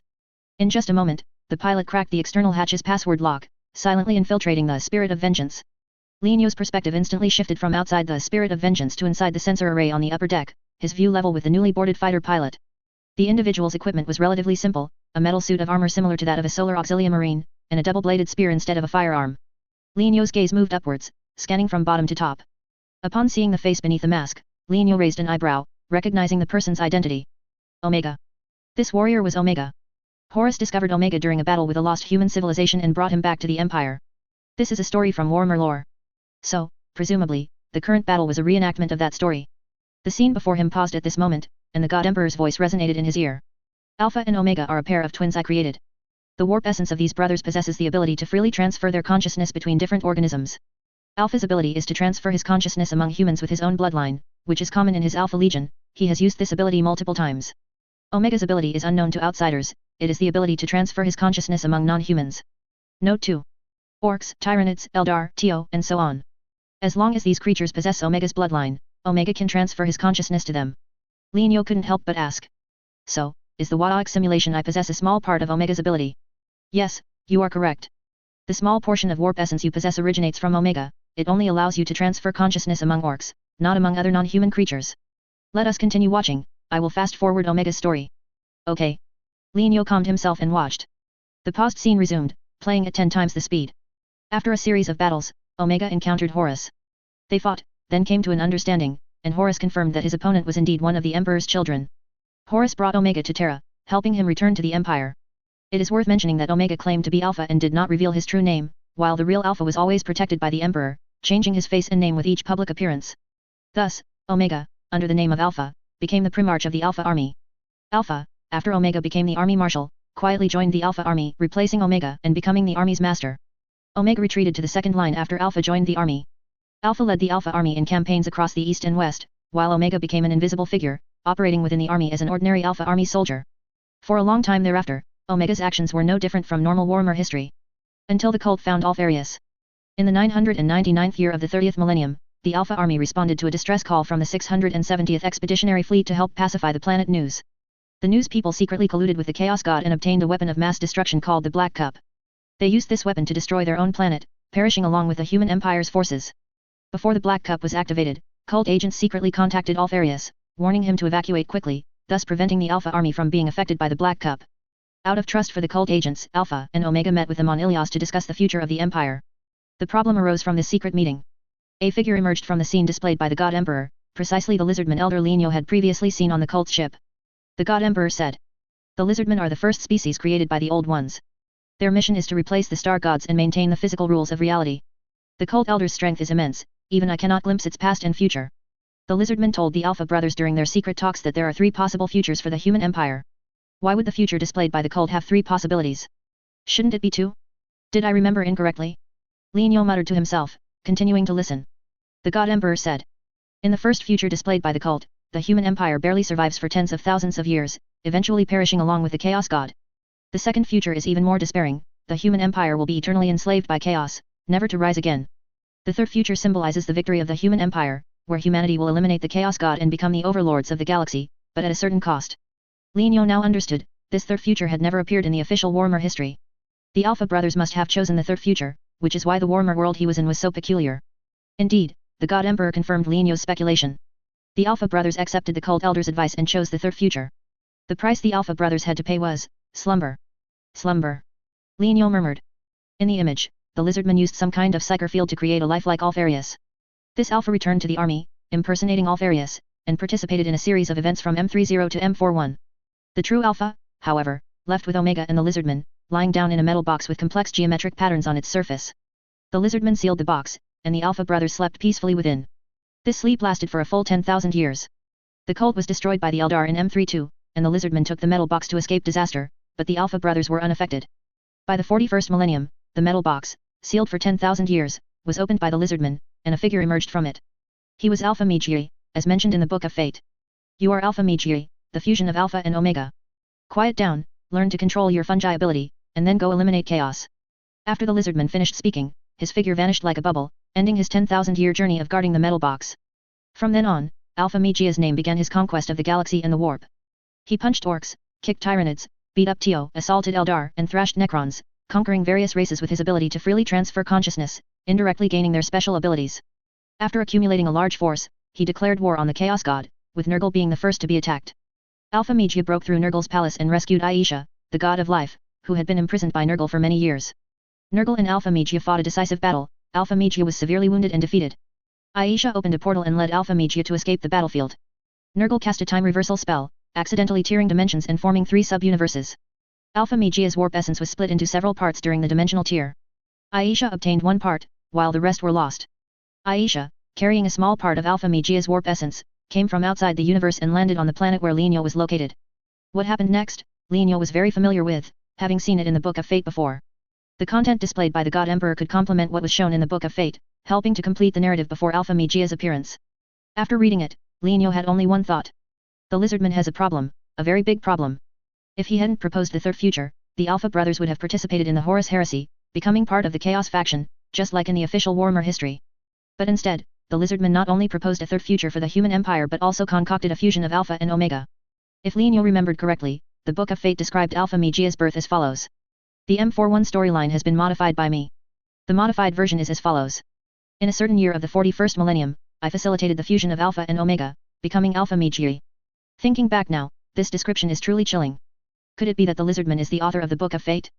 Lienyo pondered for a moment, then recounted what he had read in the Book of Fate, sharing the information with the God Emperor. After listening, the God Emperor was visibly moved and reached the same conclusion as Lienyo. The Cult Elder is very likely the author of the Book of Fate. I will do my best to find its whereabouts and clarify the matter. Your Majesty, when I dealt with the Alanar orcs previously, I encountered this lizardman. Lienyo recounted how he possessed a blood raven kid and followed the cult agents, Black Cup and Red Wine. The God Emperor took note of this information and said. Compared to tracing the lizardman's origin, I am actually more concerned about the world you originally came from. To be honest, I know the origin of that world. Oh. Lienyo's eyes lit up. The God Emperor said. During the ancient Terra period, there were many kingdoms on Terra. The Xia Kingdom was one of them. It was the first to invent the warp drive and the first to begin interstellar colonization. When the stone men of the Dark Age of technology conquered the galaxy, the Xia Kingdom had already left the galaxy and established roots in other large galaxies. What I didn't expect was that the current Xia Kingdom has transcended the heat death of the universe, becoming an eternal civilization within the remnants of space-time. The God Emperor slowed his speech, speaking in a negotiating tone. Let's not talk about how the Xia Kingdom achieved this for now. I believe that when the human empire is no longer threatened by the Chaos God, the empire can also become an eternal kingdom like the Xia Kingdom. Now, let us enter into a mutually beneficial cooperation, Lienyo. We have a common enemy, which is the Chaos God. I have a way to eliminate them, and this method does not require you to make sacrifices, nor will it harm your interests. I will tell you this method, help you perfect the system in your soul, and restore your strength as much as possible, and all you have to do is join me in eliminating chaos and hostile aliens. Lienyo was quite tempted. No matter what, the God Emperor was on humanity's side. Although he often acted as an orc, his heart was still human. As long as he didn't commit heinous acts in human perception, Lienyo believed the God Emperor wouldn't act against him. Furthermore, if even the God Emperor couldn't be trusted in the WarHammer world, then there truly was no one who could be trusted. Your Majesty. I am willing to cooperate with you. The God Emperor chuckled with satisfaction, overjoyed by Lienyo's choice. You won't regret it, Lienyo. My method for eliminating chaos begins with the Golden Throne. The God Emperor and Lienyo whispered to each other, the content of their conversation unknown to outsiders. The more Lienyo listened, the more feasible the idea seemed, far more reliable than the Eldar's ridiculous prophecies and the nonsensical Book of Fate. After the God Emperor finished explaining his method, a golden beam of light shot from his fingertip. Lienyo was enveloped in the light, feeling as comfortable as if he were soaking in a hot spring. System text refreshed. The God Emperor is modifying the unnamed system. Modification progress, 1%, 2%, 3%. Chapter 302, New System Online. At the same time the God Emperor improved Lienyo's system. On the southernmost planet of the Kirkili Star Zone, URG's banishment ritual was still ongoing. Lienyo's departure caused a serious error in the banishment ritual. URG's body grew in size, his height increasing every minute. 20 meters, 25 meters, 30 meters, 35 meters. When URG's height reached a terrifying 50 meters, the ritual array of the banishment ritual finally couldn't hold on. The shining powder was held in midair by the flower bean sprout's psyker field, forming a three-dimensional ritual array. URG swung a fist, his hard fist scraping across the array like a plow, shattering layers of powder walls and raising dust into the air. With another punch, the ground cracked, and a flower bean sprouts, unable to dodge, exploded into red and white matter, scattering flesh and gore everywhere. The death of this flower bean sprouts triggered a series of chain reactions. The psyker field chains binding URG loosened, cracking one by one with snapping sounds. Every time a psyker field chain broke, a flower bean sprout spurted blood from under their mask and collapsed to the ground. URG was enraged by the flower bean sprouts and had long wanted to deal with these scurrying ants. He seized the opportunity, reached out his large hand towards the fallen flower bean sprouts, grabbed them, and stuffed them into his mouth, roaring. Damn flower bean sprouts, I'm going to eat all of you. Crunch, crunch, crunch. His upper and lower jaws closed, the flower bean sprouts' bones cracked, and blood and fragments sprayed from URG's teeth. Before URG could extend his wicked left hand to the next flower bean sprouts, Irina abandoned her attack on the golden threads on Sebastian Thor and intervened to rescue them. End the ritual, let's get out of here. Irina's voice was clear and cold. She used a telekinetic blast to push away URG's left hand, waved her hand to cast a light screen, and activated healing psyker field to mend the clown's injuries. A troop leader anxiously said in the internal communication channel. Lady, if we end the ritual now, Sebastian Thor will be pulled back by the God Emperor of the Age of Apostasy. Our plan might fail. No, our plan will not fail, everything is within the prophecy of the Book of Fate.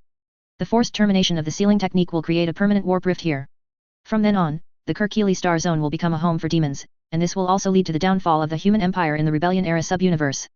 Irina pointed at the ground, shooting a beam of light to open a portal. Hurry and leave, I will end the ritual and cover your retreat.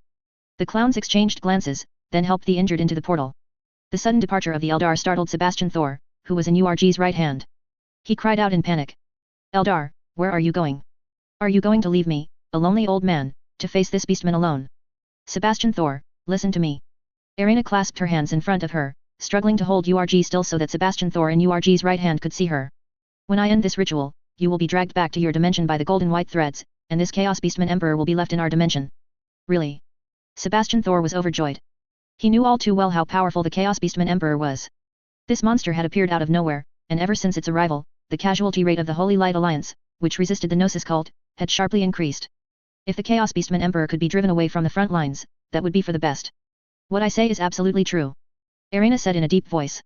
We Eldar have helped you so much, you must thank us, right? After you go back, my companions will find you and discuss some matters with you. I hope you can cooperate with them to repay my kindness in helping you drive away the Chaos Beastman Emperor.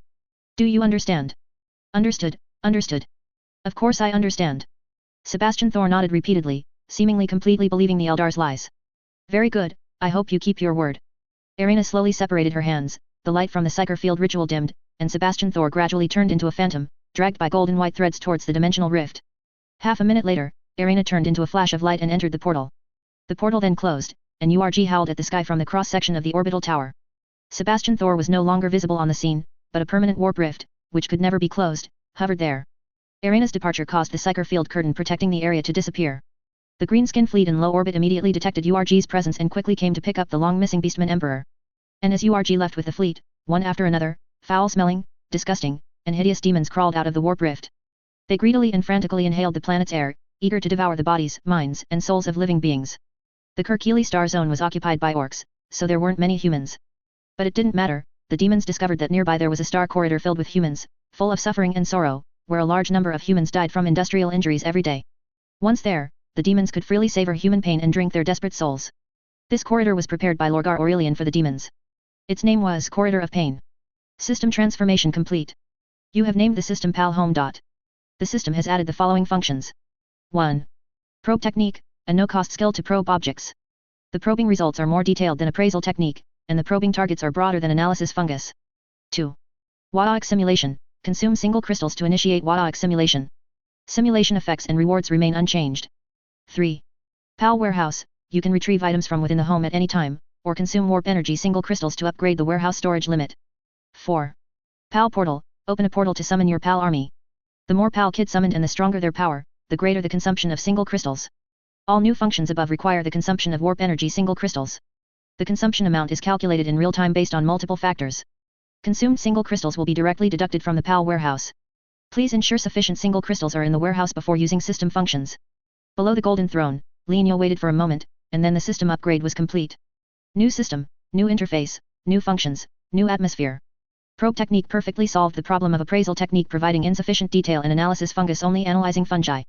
WarHammer simulation needs no further explanation, most of the simulation effects and rewards remained unchanged, with only one minor detail altered. The seventh reward of the WarHammer simulation, which originally granted Aisha's psyker field that Black Veil now grants the God Emperor's holy mark to the target. The holy mark's function is to temporarily immunize the target from Chaos God corruption, with the duration determined by the amount of single crystals consumed. The third change in the new system is in the warehouse function. The original fungus warehouse could only store and retrieve fungi and their direct products. The PAL warehouse's use is undoubtedly more extensive. From small fungal spores to large steel behemoths produced by the Para Empire, everything can be stored in the warehouse. The only cost is that the number of single crystals consumed is relatively high. Currently, the PAL warehouse has a capacity of only 1 cubic meter. Each additional 1 cubic meter of capacity requires 1,000 tons of single crystals. Storing and retrieving items is charged based on the item's volume. Each cubic meter consumes 1 kilogram of single crystals, and anything less than 1 cubic meter is calculated as 1 cubic meter. The good news is that single crystals themselves do not occupy space in the PAL warehouse. Even hundreds of thousands of tons of single crystals can still be squeezed into a PAL warehouse with only 1 cubic meter of capacity. The system's fourth new function PAL portal has similar charging standards. The mass of the transmitted item serves as the price anchor. The greater the mass, the greater the consumption of single crystals through the portal. Each ton of material requires 1 kilogram of single crystals, and anything less than 1 ton is calculated as 1 ton. The portal has a diameter. The initial diameter is 1 meter, and each increase of 1 meter requires 1,000 tons of single crystals, with a temporary maximum diameter of 10 kilometers. In summary, every function of the new system requires the consumption of single crystals. Single crystals have replaced simulation points and skill points, becoming the system's sole currency.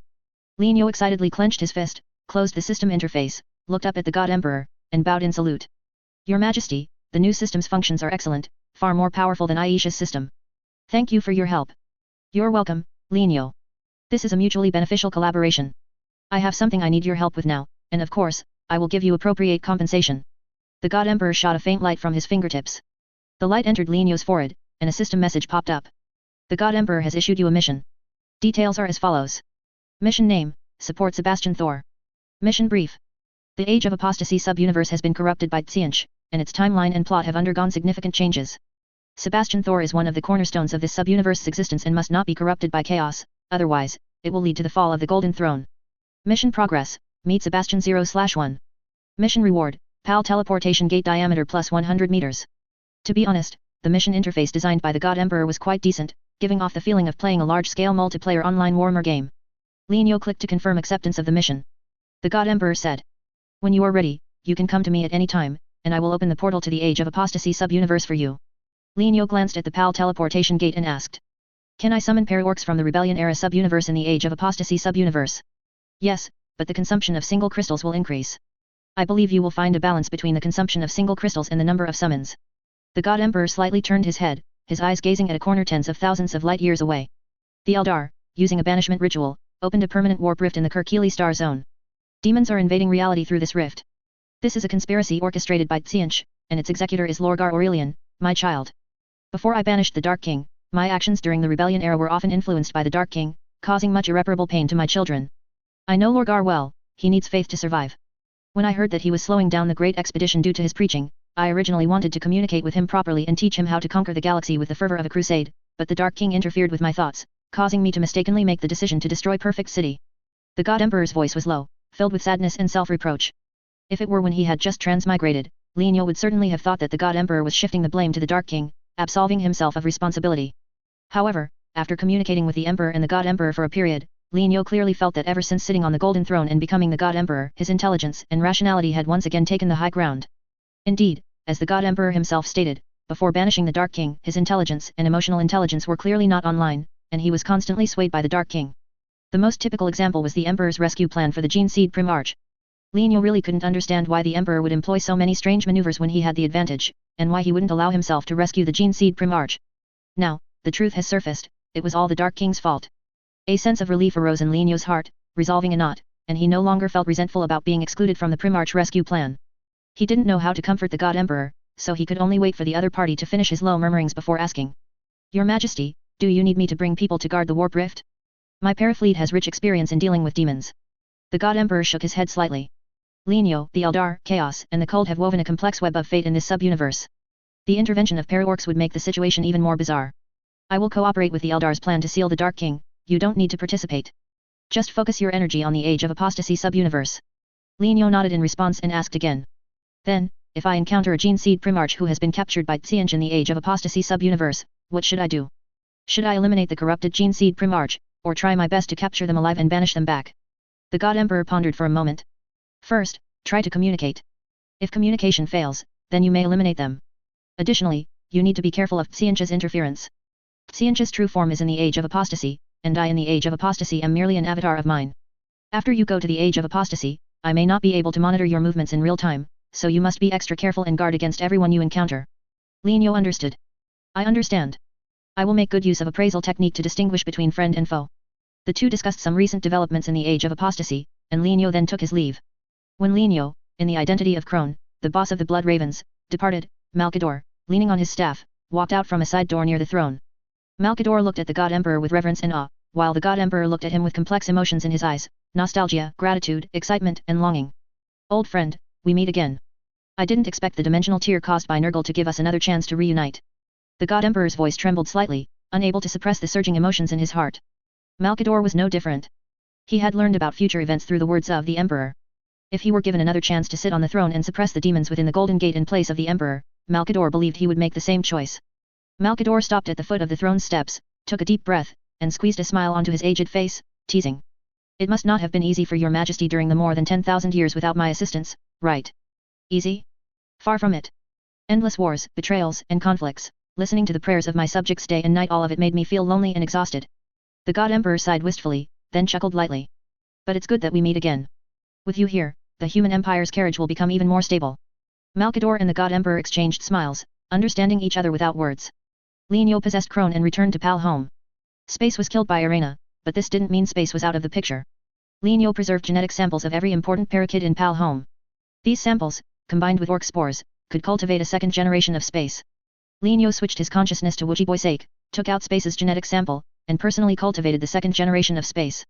Under the effect of alchemical potions, the spores developed into mushrooms that very night, and a second generation of space was expected to be born within 48 hours. During the waiting period for the second generation of space to be born, Lin Yo adjusted his work and life rhythm as a human. He would use the second generation of space to enter the age of apostasy sub-universe. Once there, he might have to maintain warhammer simulation status all day, making it impossible to handle Epimedius's affairs promptly. Lin Yo prepared to find an excuse about going into seclusion for research and temporarily hand over his work to Taiduo and others. Speaking of Taiduo, Lin Yo's feelings were somewhat complex. Previously, due to the Emperor's many brain-dead operations, Lin Yo had a bad impression of the human empire and planned to cut ties with it. He had already prepared a self-directed fake death to put an end to Lin Yo Weirx's life, and at the same time, use his death to create some value for Taiduo and others. But now it seemed that his warhammer simulation couldn't do without the Emperor's support, so he couldn't cut ties with the human empire, and the fake death plan no longer needed to be implemented. Counting the time, he would likely marry Taiduo and officially become the governor of Epimedius in about half a year, as arranged by Lord Vogues. Hopefully, Chaos Beastmen and demons won't cause trouble then. Black Library, Obsidian Archives. A portal opened, and Arena stepped out, walking directly towards the reading stand holding the crystal codex. The Book of Fate was emitting a faint glow, indicating that new content had appeared within it. Arena stopped by the reading stand, reached out, and opened the codex to the page related to herself, softly reading the text on it. As we expected, Lin Yo, born of the human race, ultimately chose to leave our faction and become the God Emperor's assistant. There is no need for regret or hatred, Arena. Lin Yo's choice is precisely what we wished to see. Everything is within our prophecy. Chapter 303, The Emperor's Envoy. 4 Terra days later, Lin Yo arrived at the Terra Palace as scheduled. This meeting was set in a side hall next to the Golden Throne. Malkador selected a VIP reception room in the side hall and transformed it into a teleportation chamber for Lin Yo to travel to the age of apostasy sub-universe. While checking the teleportation array, Malkador introduced Lin Yo, who was possessing the space second generation. Sub-universes are connected to each other through the warp's multidimensional network. Alpha-grade psychers can vaguely sense the existence of this multidimensional network. You seem to have performed some kind of anti-chaos modification on your orc body, isolating it from warp interference. Therefore, without the aid of a ritual, you will never be able to sense the multidimensional network's existence in this life. Lin Yo looked at the aged Imperial Regent, knowing that the anti-chaos modification he mentioned referred to the PAL psyker field containing Tyrannid gene fragments. It seems that immunity to warp influence is a double-edged sword. While my psyker field helps me block the negative effects of the warp, it also eliminates the possibility of me using warp power. Yes, that's right. Malkador smiled and nodded. His Majesty the Emperor told me that you lost the qualification to use fungi ability due to your estrangement from Aisha. If you want to learn psychic powers, you can come to me. Of course, the premise is that you change your psyker field, otherwise your psychic powers will surely fail. Lin Yo pondered for a moment before replying. Understood, sir. I will consider it. No need to call me sir, just call me Malkador. Malkador waved his hand, his attitude genial, and shot a psychic beam from the tip of his staff, activating the teleportation array. The array, composed of multiple metal rings, floated up. The metal rings rotated around the center point, and a golden dimensional rift slowly appeared. 5 minutes later, the dimensional rift expanded to 5 meters high and 1 meter wide, enough for Lin Yo to pass through. Malkador continued to cast psychic energy, maintaining the rift's existence, and turned his head to instruct. The warp of the Age of Apostasy sub-universe is filled with warp storms stirred up by Tsianch. After you pass through, you are likely to encounter chaotic warp energy head-on. You must manually activate the device I gave you to open a warp exit before the warp storm sweeps you away, and then immediately leave the warp. Linio touched the psychic device at his waist and nodded slightly. Understood, I've remembered. Malkador pointed to the dimensional rift. Go, we await your good news. Linio did not hesitate, striding towards the golden rift and plunging into it.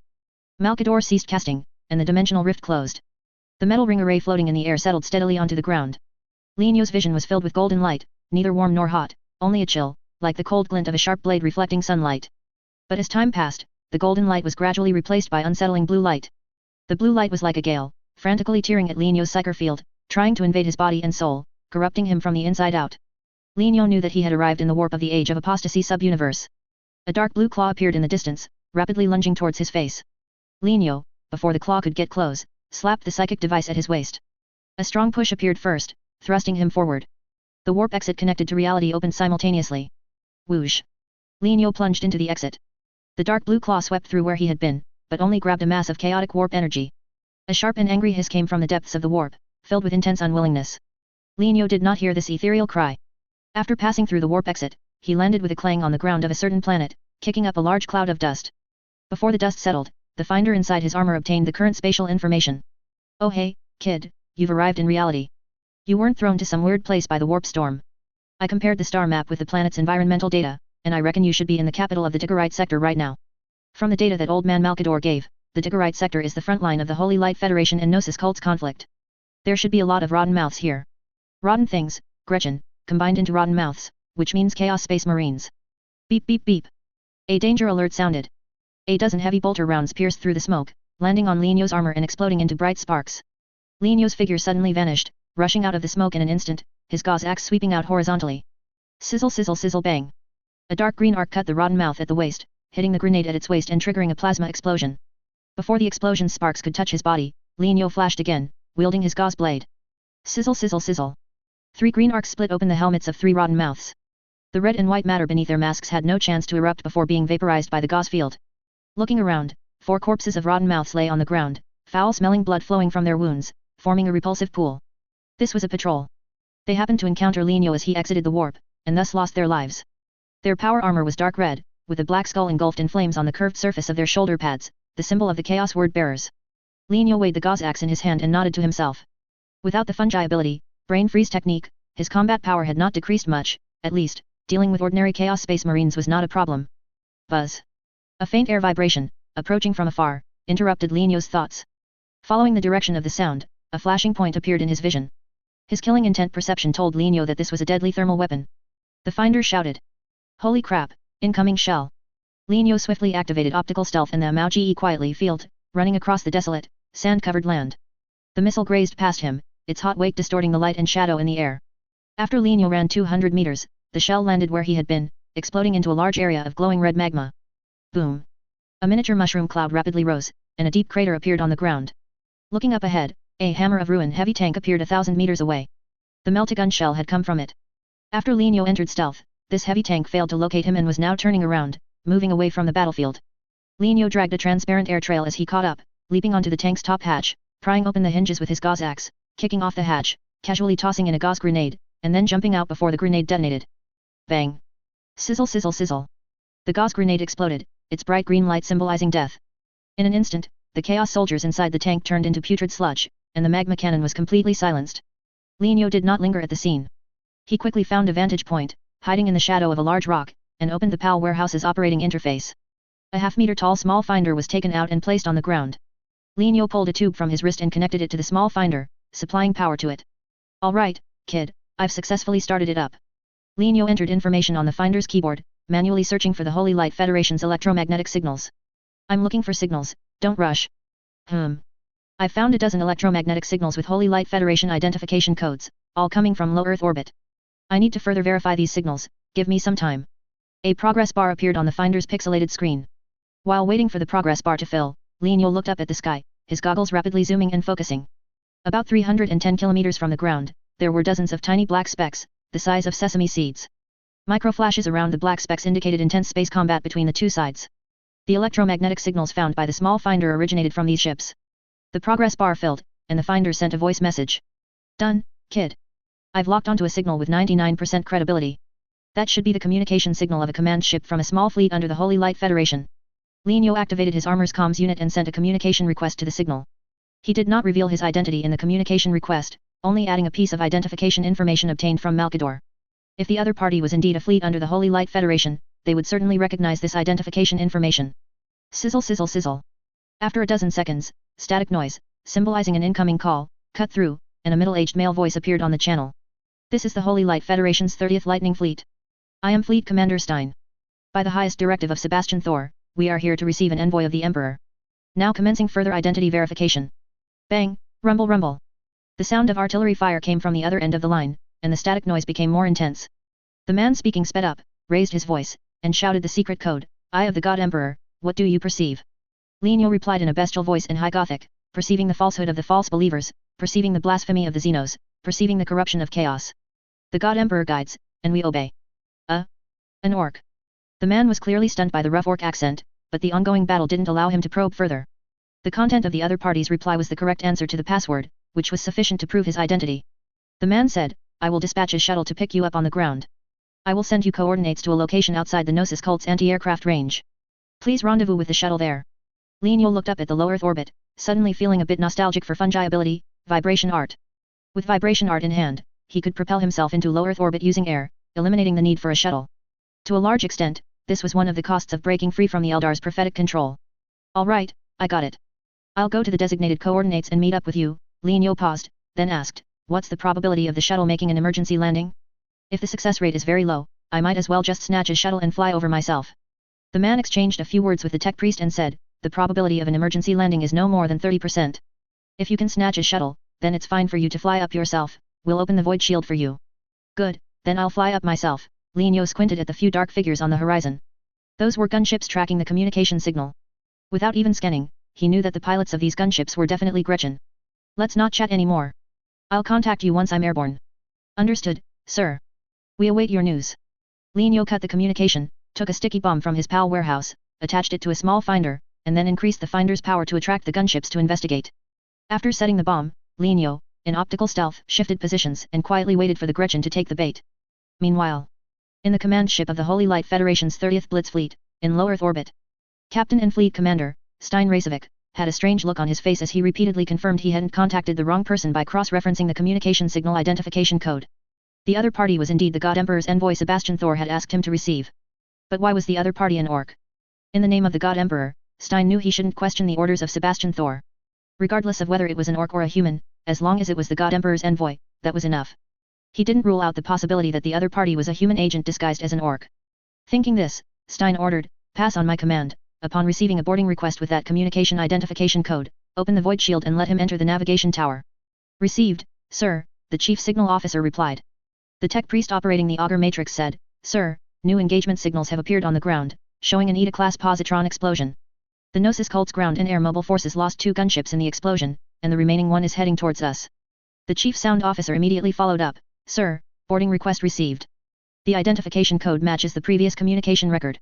Stein raised an eyebrow, not expecting the orc to be so capable. How long had it been, and the other party had already seized a gunship? Truly worthy of being the God Emperor's envoy found by Sebastian Thor. Approve boarding request, authorization sequence TCU-132, MXX. Prepare to open the void shield. Fleet, full firepower, suppress the Gnosis cult's fleet, don't let them interfere with the boarding. Command after command was issued, and the Blitz fleet's 6 frigates, 2 cruisers and 1 battleship opened fire with full force. For a moment, fire blazed in low Earth orbit. Linyo piloted the gunship, circling from an angle far from the enemy fleet to Stein's battleship. The Gnosis cult dispatched 2 highly mobile scimitar-class frigates to intercept, accompanied by a dozen space fighters. Bang bang! The frigates opened fire on the gunship's flank. The macro cannons happened to block the gunship's path, and dense shrapnel spread in the void, forming a deadly interception net.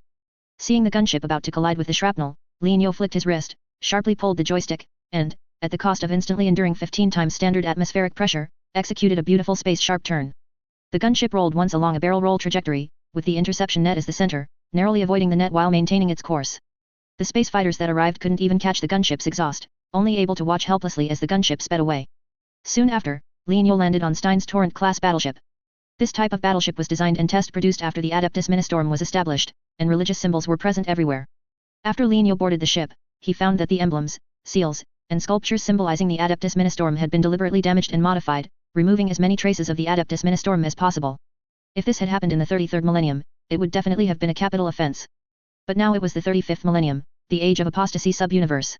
The Adeptus Ministorum advocated for the Adeptus Ministorum itself to be the faith, with the Adeptus Ministorum serving the God Emperor, while the Holy Light Federation led by Sebastian Thor advocated for everyone to serve the God Emperor directly. There was an irreconcilable difference between the two, and their relationship was like fire and water. After Sebastian founded the Holy Light Federation, his fleet changed its flag and extensively modified the ship's interior, removing as many traces of the Adeptus Ministorum as possible. Since the Holy Light Federation had not yet received recognition from the Terra Palace, Sebastian did not hang portraits of the God Emperor inside the ship, which was a basic respect from devout believers to the God Emperor. Lignio, clad in heavy armor, stepped out of the gunship. The ship's guards responsible for the reception gripped their weapons tightly, as if facing a formidable enemy. They saw a strong man over 5 meters tall, completely enveloped in iron-gray metallic armor, a genuine human-shaped iron tower, whose wrist alone was as thick as their own neck. Lignio glanced at the nervous ship guards, opened the loudspeaker on his mask, and rumbled, "I need to see Sebastian Thor, the sooner the better." This, sir," the guard captain swallowed, and said with a forced smile, "the officer told us to take you directly to the Psyker Choir. The choir master has prepared a Psyker ritual for you, and you can speak directly with Saint Thor." Lead the way." "This way, please." Clang, clang, clang. Lignio walked with heavy steps towards the cabin where the Psyker Choir was located, hearing melodious singing from afar. The universe is cold and merciless, heretics fester in the shadows, traitors whisper in the dark. But your light never extinguishes. Your envoy is the envoy of this light. What he brings is order, strength, and the hope of the human empire. We are ready, God Emperor. We are ready to listen to the envoy's holy words. The singing was good, but the lyrics were a bit embarrassing for Lignio, making it sound as if he was the incarnation of the God Emperor. Forget it, he couldn't bother with so much. Ever since the Adeptus Ministorum appeared, the human empire, from top to bottom, had been acting all mystical, so he just had to get used to it. The guards at the entrance of the Psyker Hall pushed open the grand doors, and Lignio stepped into the ritual hall filled with singing. The hymn praising the God Emperor was just coming to an end. This song was both a prayer and the incantation for the Psyker ritual. As the singing stopped, a light screen appeared in the center of the ritual hall, and the figure within was Sebastian Thor, whom Lignio had met before. "God Emperor's envoy, I have been waiting for a long time. Your radiance is so dazzling, like the dawn on the peak of Terra. Wait, why do I feel like you look familiar?" Sebastian's eyes widened as he carefully scrutinized the creature before him. "Sebastian, we met at the Eldar ritual site, do you remember me?" Upon hearing this, Sebastian's eyes widened even further, and even his goatee perked up. "It's you. Weren't you killed by the Eldar?"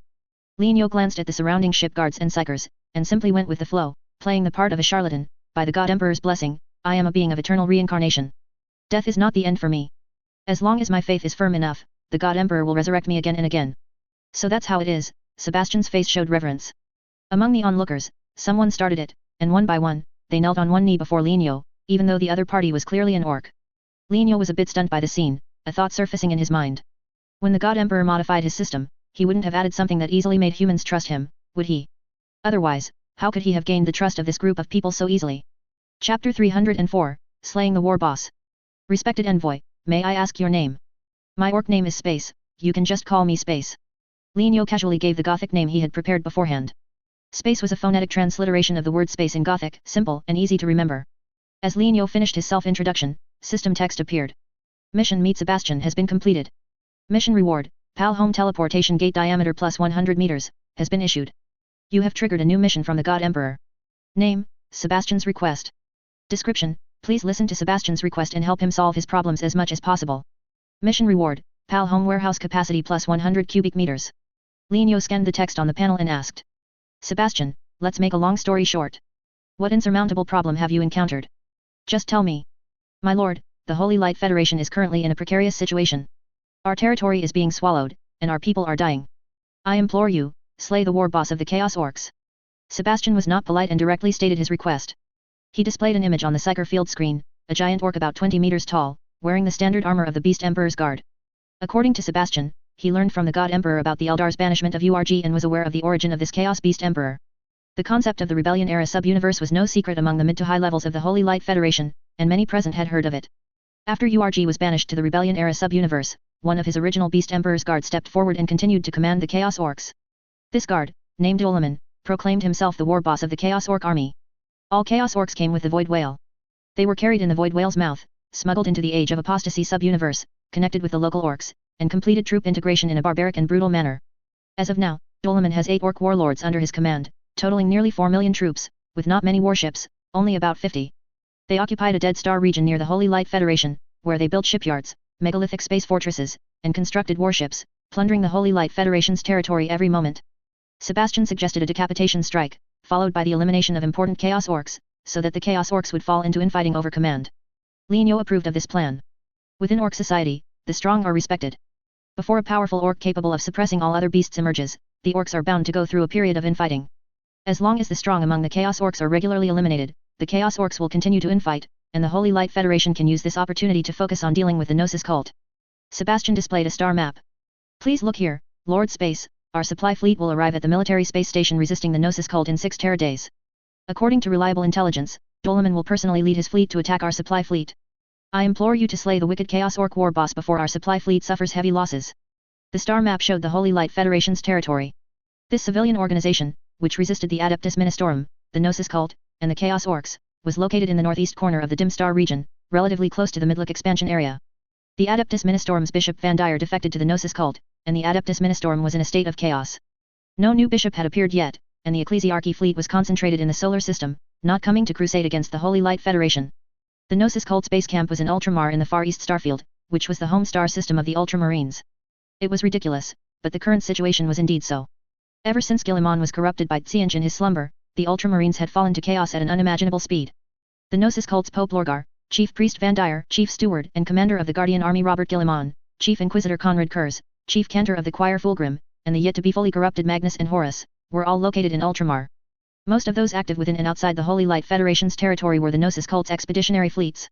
It was obvious that the Gnosis cult was massing troops in Ultramar, preparing to give the Holy Light Federation and Terra a surprise. Lienyo felt it was necessary to go there and check the situation, even though the God Emperor had not issued such a mission. I will help you slay Olaman. In addition, I plan to send a reconnaissance team to gather intelligence on Ultramar, which will require you to provide a frigate. No problem, Lord Envoy. The 30th Blitz fleet will serve you. You can freely choose sailors and ships within the fleet. For specific matters, you can discuss with Stein, he will satisfy all your requests. Sebastian paused, then said uneasily. However, there is one thing you must know. The warp of the Far East Starfield is disturbed by the chaos inimical powers, and warp storms and turbulence occur frequently. Please be fully prepared before setting off. I understand, thank you for the reminder. Lienyo and Sebastian discussed some details, with the focus of their communication being the battlefield's gunfire and tremors. The Psyker ritual ended, Sebastian's image disappeared, and the 30th Blitz fleet forced back the enemy with a volley of fire, quickly leaving the battlefield. A moment later, in a corner not yet affected by the war, the 30th Blitz fleet emerged from a brief warp journey, lingering in the void. Lienyo met the fleet's commander, Stein, on the bridge. I need a sword-class frigate, no crew, no food, or fresh water. Lienyo pointed to an aged frigate outside the viewport. That one will do. Stein followed his finger and was stunned. No problem, in the name of the God Emperor, I am willing to do everything to help you. But do you really not need crew and supplies? That frigate needs at least 3,000 skilled sailors and 5 tech priests to operate normally. Lienyo waved his hand. No need, don't worry, I have plenty of boys to help me sail the ship. Navigators, psychers, fire control officers, and other ship officials, I will arrange myself. You just need to withdraw the existing personnel. Stein was stunned again, his gaze sweeping left and right over the orc, but he didn't see the boys the other party mentioned. However, since the God Emperor's envoy said so, he shouldn't dwell on the issue of crew and supplies. Stein activated the audio array device, relaying orders for the personnel on the sword-class frigate to disperse and transfer to other ships. Lienyo took a shuttle to the frigate and arrived at the bridge. After all the shrimp here left, he opened the PAL Home Warehouse interface and began operating. You are withdrawing the following items. 1. Blood Raven Kid Rapid Growth Kit X1000. 2. Blood Raven Gretchen Worksuit X10. 3. Blood Raven Gretchen Reproductive Spores X10. 4. Super Growth Fluid X10. The total volume of the above items is 100 cubic meters. The basic monocrystal consumption for withdrawing the above items is 100*100 equals 10,000 tons. You are in the age of apostasy subuniverse, monocrystal consumption plus 100%. The final monocrystal consumption is 20,000 tons. Would you like to withdraw? PAL Home's current monocrystal production capacity reached 50,000 tons per teraday. A consumption of 20,000 tons was just a drop in the bucket, so Lienyo clicked confirm without thinking. The PAL Home Warehouse operation interface projected a light beam onto the open space of the bridge. A rich white light illuminated the floor. When the light dissipated, 10,020 glass jars and 10 rectangular metal boxes appeared. Lienyo picked up the Blood Raven Gretchen reproductive spores and the super growth fluid, manually breeding Gretchen to redo the grunt work. 10 minutes later, 10 Blood Raven Gretchen, over 1 meter tall, appeared. Lienyo waved his hand and instructed. Go, open the metal boxes, put on the work suits, and use the Blood Raven Kid Rapid Growth Kits to plant Blood Raven mushrooms for me. Be quick about it. All right, boss. The Blood Raven Gretchen rubbed their hands, opened the metal boxes, took out the mechanical arms and mechanical backpacks inside, and put them on.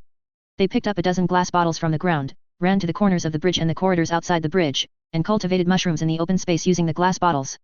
These Blood Raven Gretchen had undergone high-precision genetic modification and possessed the skill of rapidly planting orc mushrooms. Their movements were swift and skilled, completing the Blood Raven mushroom planting in just 3 hours. After that came 48 hours of high-intensity watering and fertilizing. The 10 Blood Raven Gretchen were busy, constantly rushing about, yet they made no mistakes in their haste. 1 hour later, 200 Blood Raven Kid with Tech Boy genetic fragments were the first to appear, beginning to inspect and simply modify the ship. Another hour passed, and the ship's equipment locker was renovated. The shrimp equipment and weapons inside were emptied and handed over to the 30th Blitz Fleet.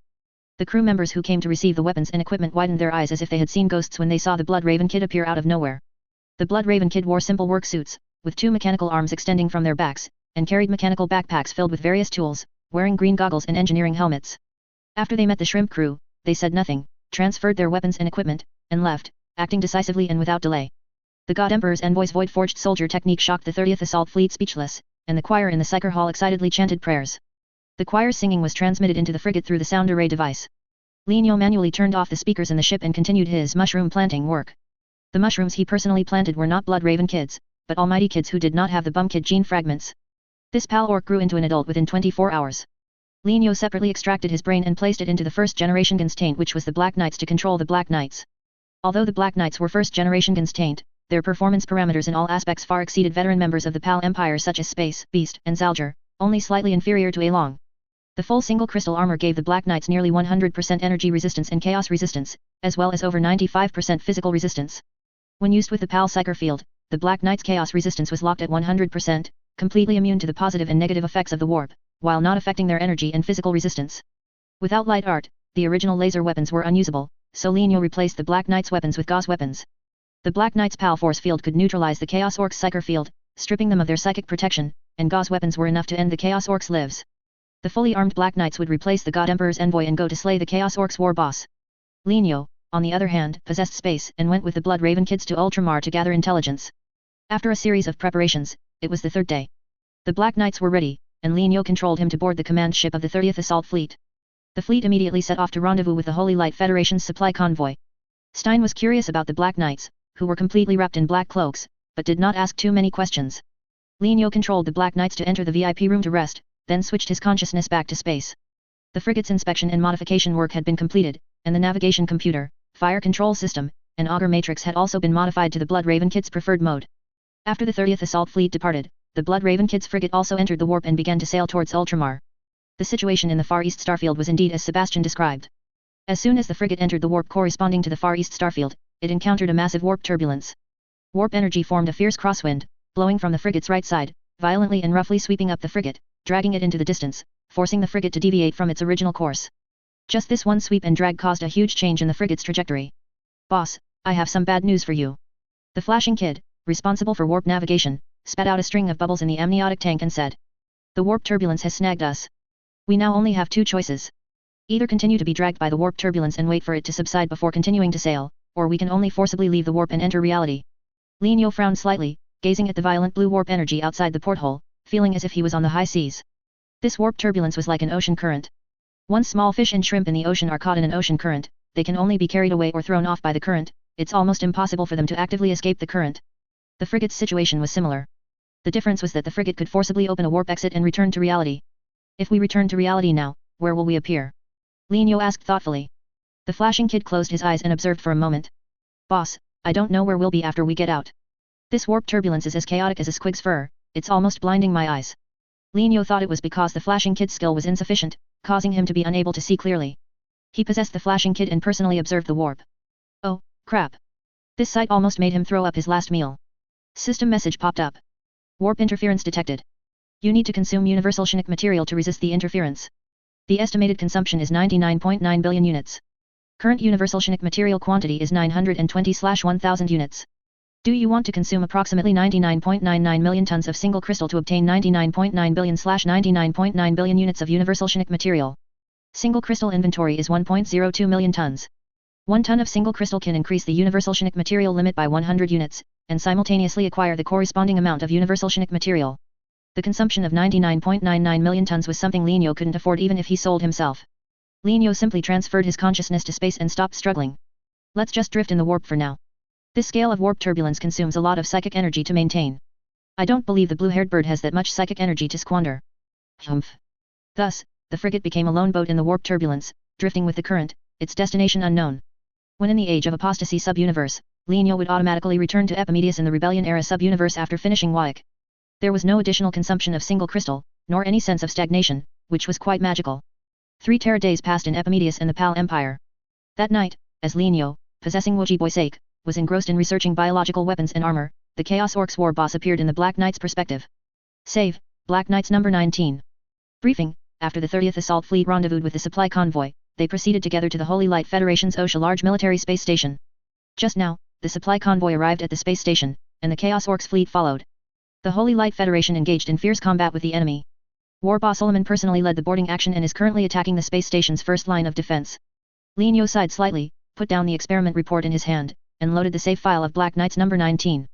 His consciousness switched instantly, and booming explosions pierced through layers of ship cabins and walls, turning into a low rumble that echoed in the VIP lounge. Liño adjusted to the Black Knight's body, pushed the door open, and just happened to meet the human soldiers who had come to lead the way. They were Astra Militarum within the Holy Light Federation's territory.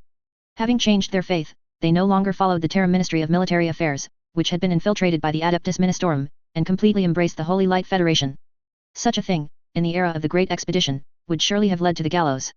But ever since the Adeptus Ministorum was founded, faith gradually transcended secular order, and the Astra Militarum's allegiance to the Holy Light Federation in the name of the God Emperor seemed somewhat reasonable.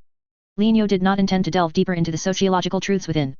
He waved his hand, dismissing the Federation soldiers, and left alone without a word. Under everyone's gaze, the strange creature, completely wrapped in a black cloak, vanished without a trace, leaving not even a hint. From beginning to end, no one knew whether this creature was human or orc. On the space station's front line, the war boss Solomon, over 20 meters tall, crushed the shrimp with an overwhelming force.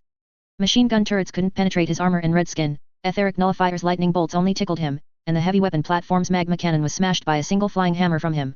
The supply convoy's materials were plundered by the Chaos Orcs, and the bodies of the shrimp were important rations for the Chaos Orcs, so they naturally couldn't escape their clutches.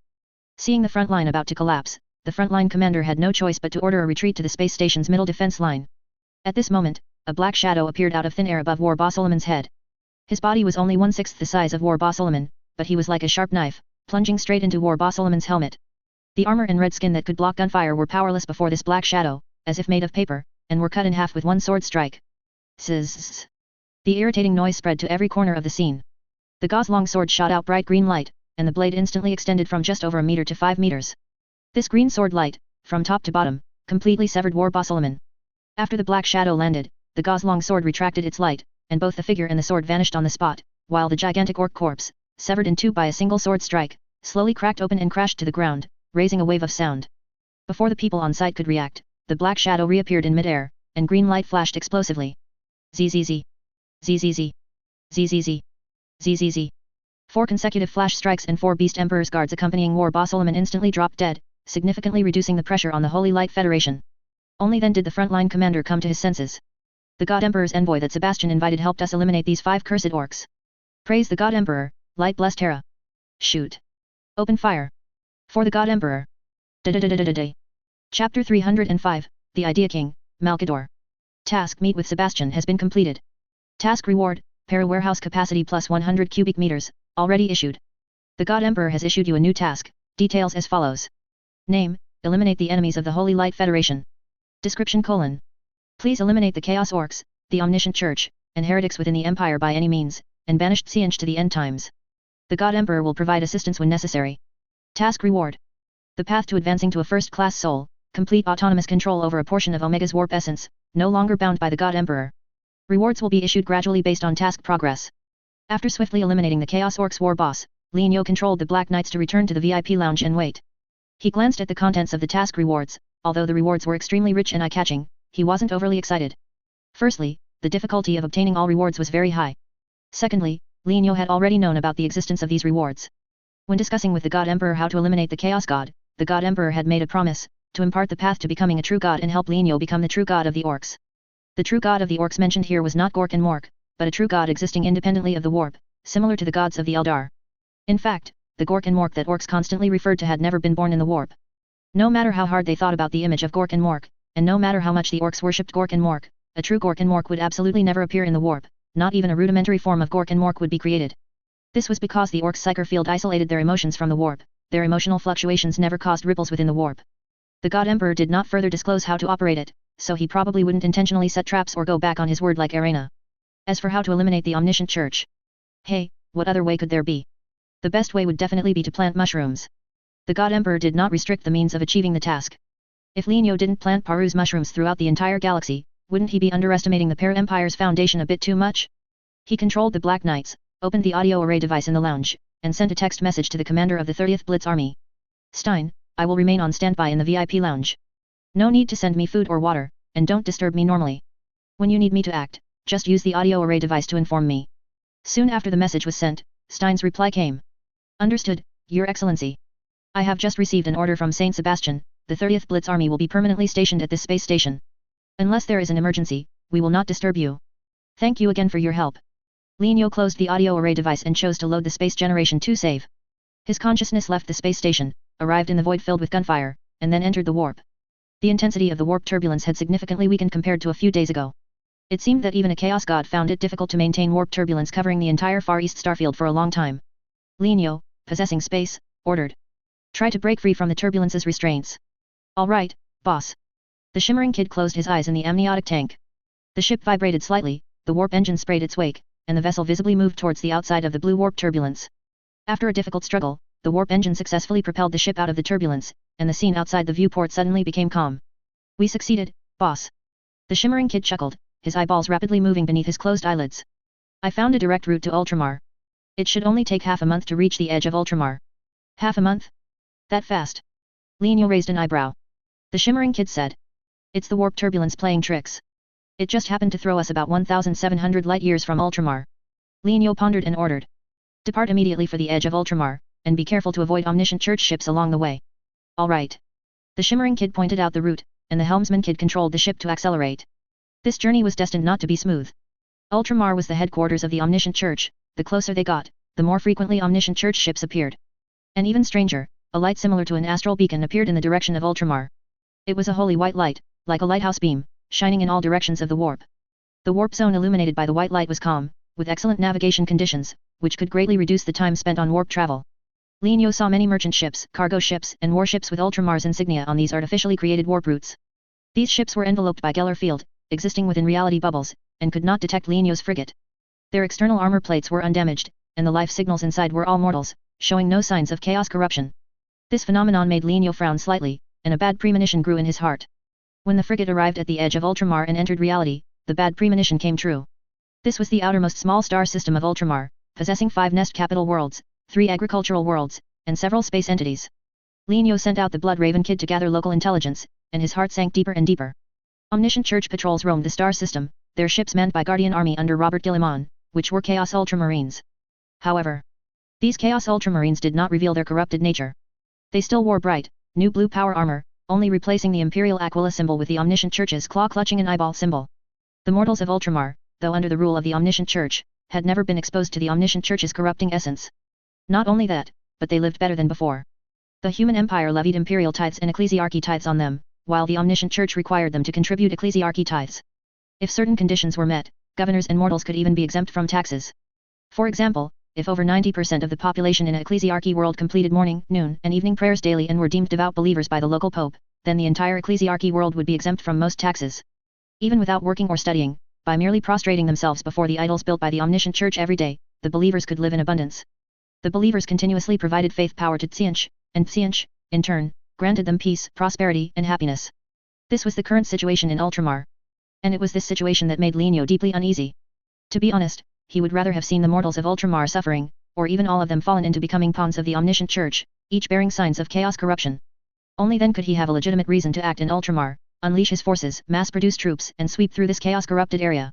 Now, Ultramar was peaceful and harmonious, aside from their thoughts being controlled, the mortals were not poisoned by the Omniscient Church. He had no legitimate reason to bring a large army and eradicate the Omniscient Church. Damn it, that blue-haired bird really has a way with manipulating people's hearts. Lienyo scratched his head in frustration on the bridge. He thought of some methods.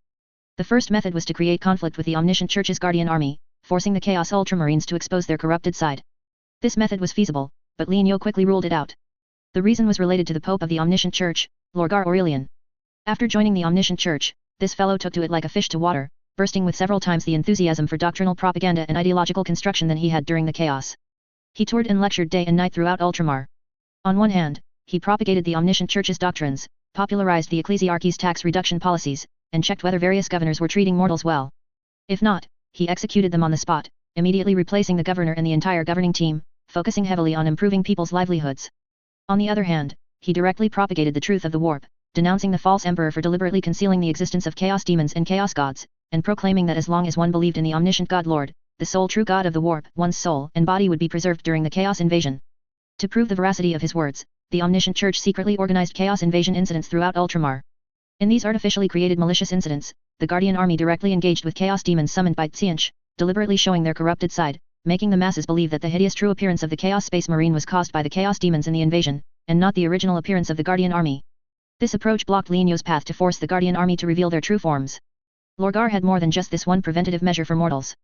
Lorgar also had corresponding contingency plans for situations such as Nurgle followers breeding in the nest capital bottom nest, Kern followers advocating bloodshed and terror, Slaanesh followers promoting indulgence, and the human empire accusing the Omniscient Church of being a cult. The Omniscient Church regularly conducted self-directed practical exercises, continuously instilling in the mortals of Ultramar the illusion that the Omniscient Church was being persecuted and fiercely suppressed by external forces, causing the cohesion within the church to grow stronger and stronger. Such actions left Lignio aghast. Tsianch was already an expert at manipulating hearts and schemes. When he joined forces with Lorgar, who excelled at public relations, and Robert Guillemon, who was skilled at managing territory, an invincible nation was born, one that was impregnable and flawless in all aspects, including military, ideology, education, administration, and finance. The strategy of internal disintegration was unfeasible, and the success rate of forcefully launching an all-out war was not high, leaving him at a loss. Damn the Emperor! If you hadn't been influenced by the Dark King and had properly utilized Lorgar and Guillemon during the chaos, wouldn't the human empire have been invincible by the 30th millennium? Lignio felt a myriad of emotions as he read the Blood Raven Kid's reconnaissance report. Honestly, if he had the opportunity to use time reversal in the future to reset the chaos timeline, Lignio intended to secretly take over the Emperor directly and develop the human empire according to the Omniscient Church's methods. Isn't it just destroying the perfect city? Once he became Emperor, he would directly build 100 perfect cities for Lorgar to foster father-son harmony, and then appoint Guillemon as the Imperial Lord Steward. He didn't believe he couldn't make the empire great again. Lignio reined in his thoughts before they diverged too much. He pondered for a moment, then instructed his boys. Find a place to hide, don't show your faces in front of the Omniscient Church, I'll go ask Gork and Mork for instructions. All right, War Boss. Helmsman Kid hid the ship in the asteroid belt and shut down the main engine. The vessel entered a silent state under the protection of the Mauge quietly field. Lignio put the reconnaissance report into the para warehouse and loaded the save file of Crone, the Blood Raven Kid's War Boss. After his consciousness switch was complete, he immediately ordered the reconnaissance ship to head to the Terra Palace. A moment later, in the teleportation chamber next to the Golden Throne, Lignio, possessing Crone, met with Malkador again. He handed the reconnaissance report to the Imperial Regent, then spread his hands helplessly and said, Malkador, Ultramar in the Age of Apostasy sub-universe has been forged into an impregnable fortress by Tsianch. I really can't think of a good way to destroy the Omniscient Church. Do you have any good suggestions? Malkador held the reconnaissance report, flipping through it quickly, his facial expression gradually shifting as if he had eaten excrement, his brow furrowed with black lines. Lignio had been distressed about the Omniscient Church earlier, but now seeing Malkador's constipated expression, he felt a sudden surge of relief. Indeed, eating shit is something that must be shared with others. The more people who eat it, the happier the sharer. By the way, Malkador, is the God Emperor free? I think this report needs to be shown to him as well. Malkador finished reading the report and shook his head gravely. His Majesty is currently suppressing the Dark King's power and cannot spare his attention for now, we should not disturb him. Oh, well, that's a shame. Lignio muttered to himself, nodding slightly. Regarding Ultramar, which is controlled by the Omniscient Church, do you have any good suggestions? Malkador pondered for a moment and said. Let Empire fight Empire, and Primarch fight Primarch. Lignio raised his eyebrows, as if understanding something. Malkador continued. I have learned about the current state of the human empire in the Age of Apostasy sub-universe from His Majesty. Robert Guillemon, after the end of the Horus Heresy, took on the role of Imperial Regent and issued the Codex Astartes, undertaking drastic reforms of the Space Marine Legions and the Imperial Army's mortal forces. Codex-compliant chapters, as per the Codex, were split, and the former companies and large companies became the warbands of the chaos. The cohesion of the Space Marine class slightly decreased, but its foundation remained. The Imperial Army's mortal forces were unified, with the Imperial Navy and the Imperial Ground Forces merging into the Astra Militarum, and the overall strength of the mortal forces increased. Additionally, the armed forces of the Ecclesiarchy should not be overlooked. Its tithe fleets possess a certain combat capability and can be included in the consideration of Imperial military strength. In summary, the human empire in the age of apostasy sub-universe can defeat Ultramar and the Omniscient Church on the battlefield, it's just that they haven't achieved internal unification yet. Malkador paused. I hope you can prompt the human empire of the Chaos to declare war on the Omniscient Church. This way, you can participate in this war against the Chaos God in the name of the Holy Light Federation. The human empire of the Chaos will grant you legitimacy and righteousness. Lienyo was thoughtful, the other party's idea was novel, and he had indeed not considered starting with the human empire of the Chaos before. Malkador, do you mean for me to go to Terra in the Chaos and cause destruction? Lienyo paused, confused, then remembered something and quickly retracted his previous statement. No. The God Emperor should also have a clone in the Chaos, right? Can he directly interfere with the decisions of the Empire in the Chaos? Malkador sighed regretfully. Alas, Lienyo, that is the problem. The God Emperor of the Chaos is in a severely wounded and comatose state, his consciousness is quite blurry, and his perception of the outside world is also rather sluggish. As a result, His Majesty of the End Times cannot directly interfere with the God Emperor of the Chaos. Oh, so that's it, no wonder His Majesty arranged for me to go to the Chaos to assist the Holy Light Federation. Lienyo nodded in understanding. Malkador continued. We need an external force to activate the God Emperor of the Chaos. His Majesty and I have discussed plans in this regard, and we have conceived 2 schemes. You can choose one of them based on the actual situation. Please tell me. Lienyo's expression became serious, and he listened attentively. Malkador said. The first scheme is to draw inspiration from the Beast Wars, creating external threats for the human empire of the Chaos to force them to unite. You would be the initiators of this war, but you would appear before the human empire as orc forces under the Omniscient Church. You would cause a certain amount of damage to the empire, ignite their anger and hatred, and then shift the conflict to the Omniscient Church. As long as you don't expose yourselves, I think the Empire of the Chaos should actively seek trouble with the Omniscient Church. That seems feasible. What about the second scheme? The second scheme is related to Horus and Magnus, who were abducted to the Chaos. Malkador extended a finger, calculating the time. According to His Majesty's prediction, you still have 15 Terra days to save Horus and Magnus before they are completely corrupted by Tsianch.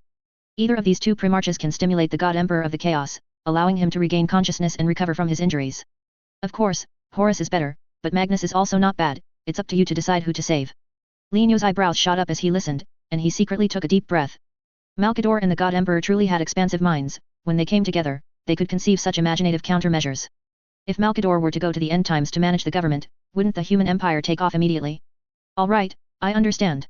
I'll first go inquire about the whereabouts of Horus and Magnus, and then make a decision based on the situation. Chapter 306, Fortunate enough to sit on the Golden Throne. Thanks to the mysterious connection between the Omniscient God Lord and the Gene Seed Primarch's warp essence, Lienyo learned of Horus's and Magnus' whereabouts from Malkador.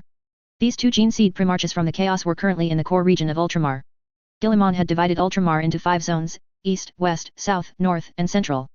Guilliman himself was stationed in Makraj, the Central Zone, which was also the location of the Omniscient Church's Holy See. Horus was imprisoned in the Fortress of Hira, a fortress monastery on Makraj, guarded personally by Guilliman, the head of the Omniscient Church's guardian army.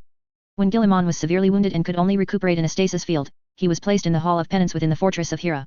But now, Guilliman had been corrupted by Tsianch, becoming the Omniscient Church's internal affairs director and head of the guardian army. The chaos corruption within the Fortress of Hira must be severe, and the Hall of Penance might have already transformed into the Bluebird Hall.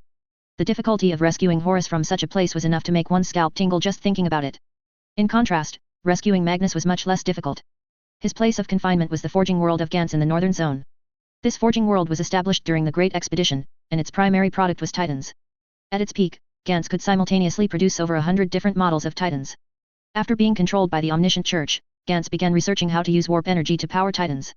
Thus, Magnus, who was skilled in etheric nullifiers, was used as a human engine, shoved into Gans's great furnace, serving as an experimental subject. It must be said that when Chaos God and mechanical cultivation combine, strange sparks always fly. Poor Magnus, like the etheric nullifiers sent into the astral beacon, had his etheric nullifiers extracted day and night, his remaining eyes flashing wildly like an instrument's work indicator light. Lienyo, from the perspective of success rate and return on investment for the rescue operation, I recommend rescuing Magnus. Malkador analyzed rationally. After rescuing Magnus, give him some time to recover from his pain, and he will naturally learn from this painful experience, and from then on, treat the warp and etheric nullifiers cautiously. With his etheric nullifiers attainments, activating the omniscient God Lord from the chaos is not a problem. As for Horus, Malkador sighed softly. Alas, this child Horus grew up under my watch. Both His Majesty and the Emperor have extremely deep feelings for him. Even if he doesn't have etheric nullifiers, he can still activate the omniscient God Lord from the chaos with his genuine emotions. However, the difficulty of rescuing him is too great. You can try briefly, but if the chances of success are slim, then you should give up. His Majesty will not resent you for it. Lienyo pondered. I understand. I will send out 2 teams, acting separately and adapting to the situation. Time is pressing, I will prepare the rescue teams now. Lienyo bid farewell and left. He returned to the reconnaissance ship and switched his consciousness back to space. 2 hours later, the 2 rescue teams were ready. The team to rescue Magnus had 5 small squads, each with 5 people, totaling 25 Blood Raven kids. They would use the Mudman's shape-shifting ability to disguise themselves as ordinary people in Ultramar and infiltrate the forging world of Gantz. The team to rescue Horus consisted of 50 Blood Raven kids, divided into 10 5-person squads. Makridge was heavily guarded, making it difficult to infiltrate. After sending out the team to rescue Magnus, Lienyo piloted the frigate, stealthily maneuvering and circling in the central zone of Ultramar, finally finding an opportunity. A small logistics fleet, upon returning to reality from the warp, unfortunately collided with a small asteroid belt. This was a minor warp navigation accident, and the navigator of the logistics fleet bore primary responsibility. For them, the immediate priority was not to blame the navigator, but to quickly repair the damaged ships, preserve the cargo on board, and call for assistance. Lienyo's frigate had been disguised in advance, with the Omniscient Church's emblem and a forged Ultramar patrol ship number on its hull. After the frigate appeared, the logistics fleet immediately sent a communication request. After a round of identity verification and confirmation that there were no issues, Lienyo dispatched a repair team to board the ships. During the repairs, the rescue team moved out. The Blood Raven kids swiftly knocked out the crew, disguised themselves as them, and then hid the replaced crew members on the frigate. By the time the logistics fleet regained its navigation capability, not a single person on the entire fleet noticed anything unusual on board. The logistics fleet set sail for Makridge to unload its cargo. Lienyo piloted the frigate to the northern zone, unloaded the memory-wiped mortals, and settled them on an industrial world. 3 days later, the logistics fleet arrived at Makridge. Lienyo switched his consciousness and personally commanded the rescue team to leave the ship and head towards the fortress of Hera, located on the planet's highest peak. This journey was destined to be difficult. The Guardian Army's patrol fighter squadrons and ground patrol units had the Labonis Mountains, where the fortress of Hera was located, completely sealed off. In the ravines, amidst the dense forests, and on the riverbeds, detectors were everywhere. It was fortunate that Mao Ji quietly field and Mao Ji's black hair were so cool and awesome, otherwise the rescue team would have been discovered before even entering the fortress of Hera. After 2 days of climbing by hand, the team reached the mid-slope of the Labonis Mountains. There was a valley here, within which lay the fortress of Hera. At this point, Xianqi's corruption of the Ultramarines finally revealed the tip of the iceberg. The 4 corner fortresses of the fortress were brightly lit, and Ultramarines could be seen patrolling within, their armor gleaming. However, the main building of the fortress was pitch black, without any light. Staring closely at the windows of the main building, Lienyo discovered a black, non-luminous, hair-like airflow seeping out from the window cracks. These black air currents were quickly dissolved by sunlight or the adjacent lights, and the finder equipped by the Blood Raven kids accurately captured their energy signals. That was an etheric nullifier's fluctuation caused by the leakage of some etheric nullifier's ritual, bearing obvious characteristics of chaos corruption. Living beings that came into contact with such etheric nullifier's fluctuations would be affected by the ritual and experience strong hallucinations. Undoubtedly, Horus was in the main building of the fortress. Lienyo nodded inwardly, took out the Gao Mao goggles from the para warehouse, and put them on. Without the fungi ability, spiritual network, the effect of one person becoming an army was slightly reduced. But it didn't matter, the Gao Mao goggles could still allow him to control the entire team. With the thought, the 50-person team split into multiple routes, infiltrating the fortress of Hera from various angles. The process was unexpectedly smooth. The Blood Raven kids easily infiltrated the main building of the fortress using Mao Ji quietly. Inside the main hall of the main building, the 50-person team completed its assembly. This was where Guilliman once slept, the Hall of Penance. Its main body was an arched tomb, covering over 3,000 square meters, with an ancient architectural style that exuded the noble elegance characteristic of the Ultramarines, adorned mostly with intricate gilded reliefs and sparkling jewels. Before Ultramar and Terra fell out, millions of pilgrims would travel long distances each year, just to witness the sleeping posture of Robert Guilliman, the author of the Codex Astartes. To say sleeping posture was actually a bit inappropriate. Because when Guilliman fell into slumber, he did not lie in the tomb, but sat on the throne in the hall like the emperor, fixing himself with a stasis field. Now, under the illumination of the giant crystal chandelier, every corner of the Hall of Penance was filled with sacred light, showing no signs of chaos corruption. Horus isn't here. Lienyo frowned, his gaze sweeping back and forth, observing the hall through the goggle's holographic vision. The finder was in operation, collecting environmental information about the hall repeatedly. There were over 100 life signals. Besides the patrolling Ultramarines, there were only his 50 Blood Raven kids. All explosive signals originated from the heavy bolter rounds in the Ultramarines' hands and the ammunition belts on their waists.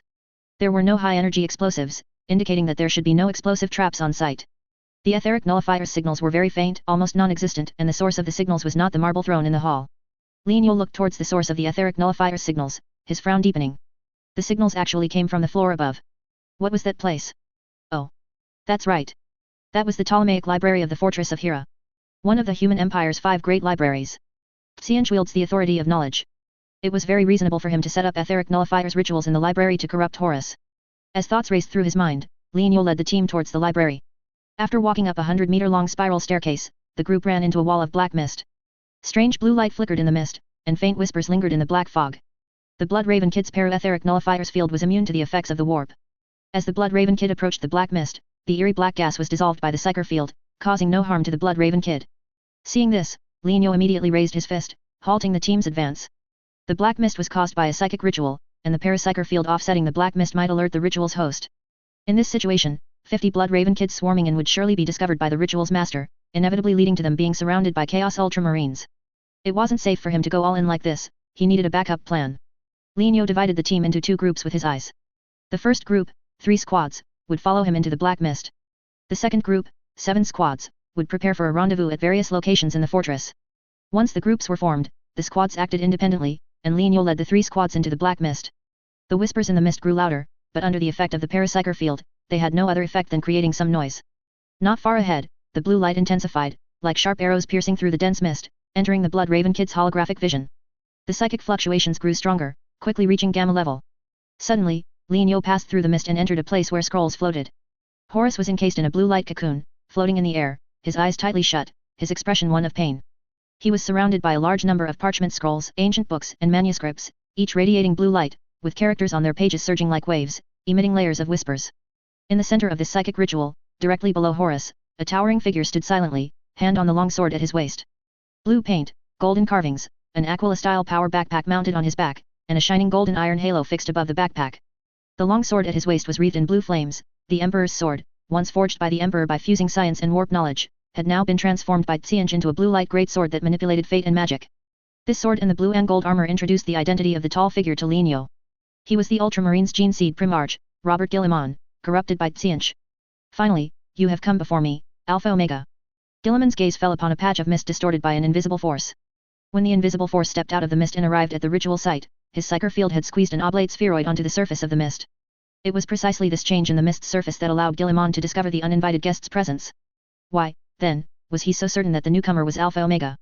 Of course, it was because of the unique psyker field of the other party.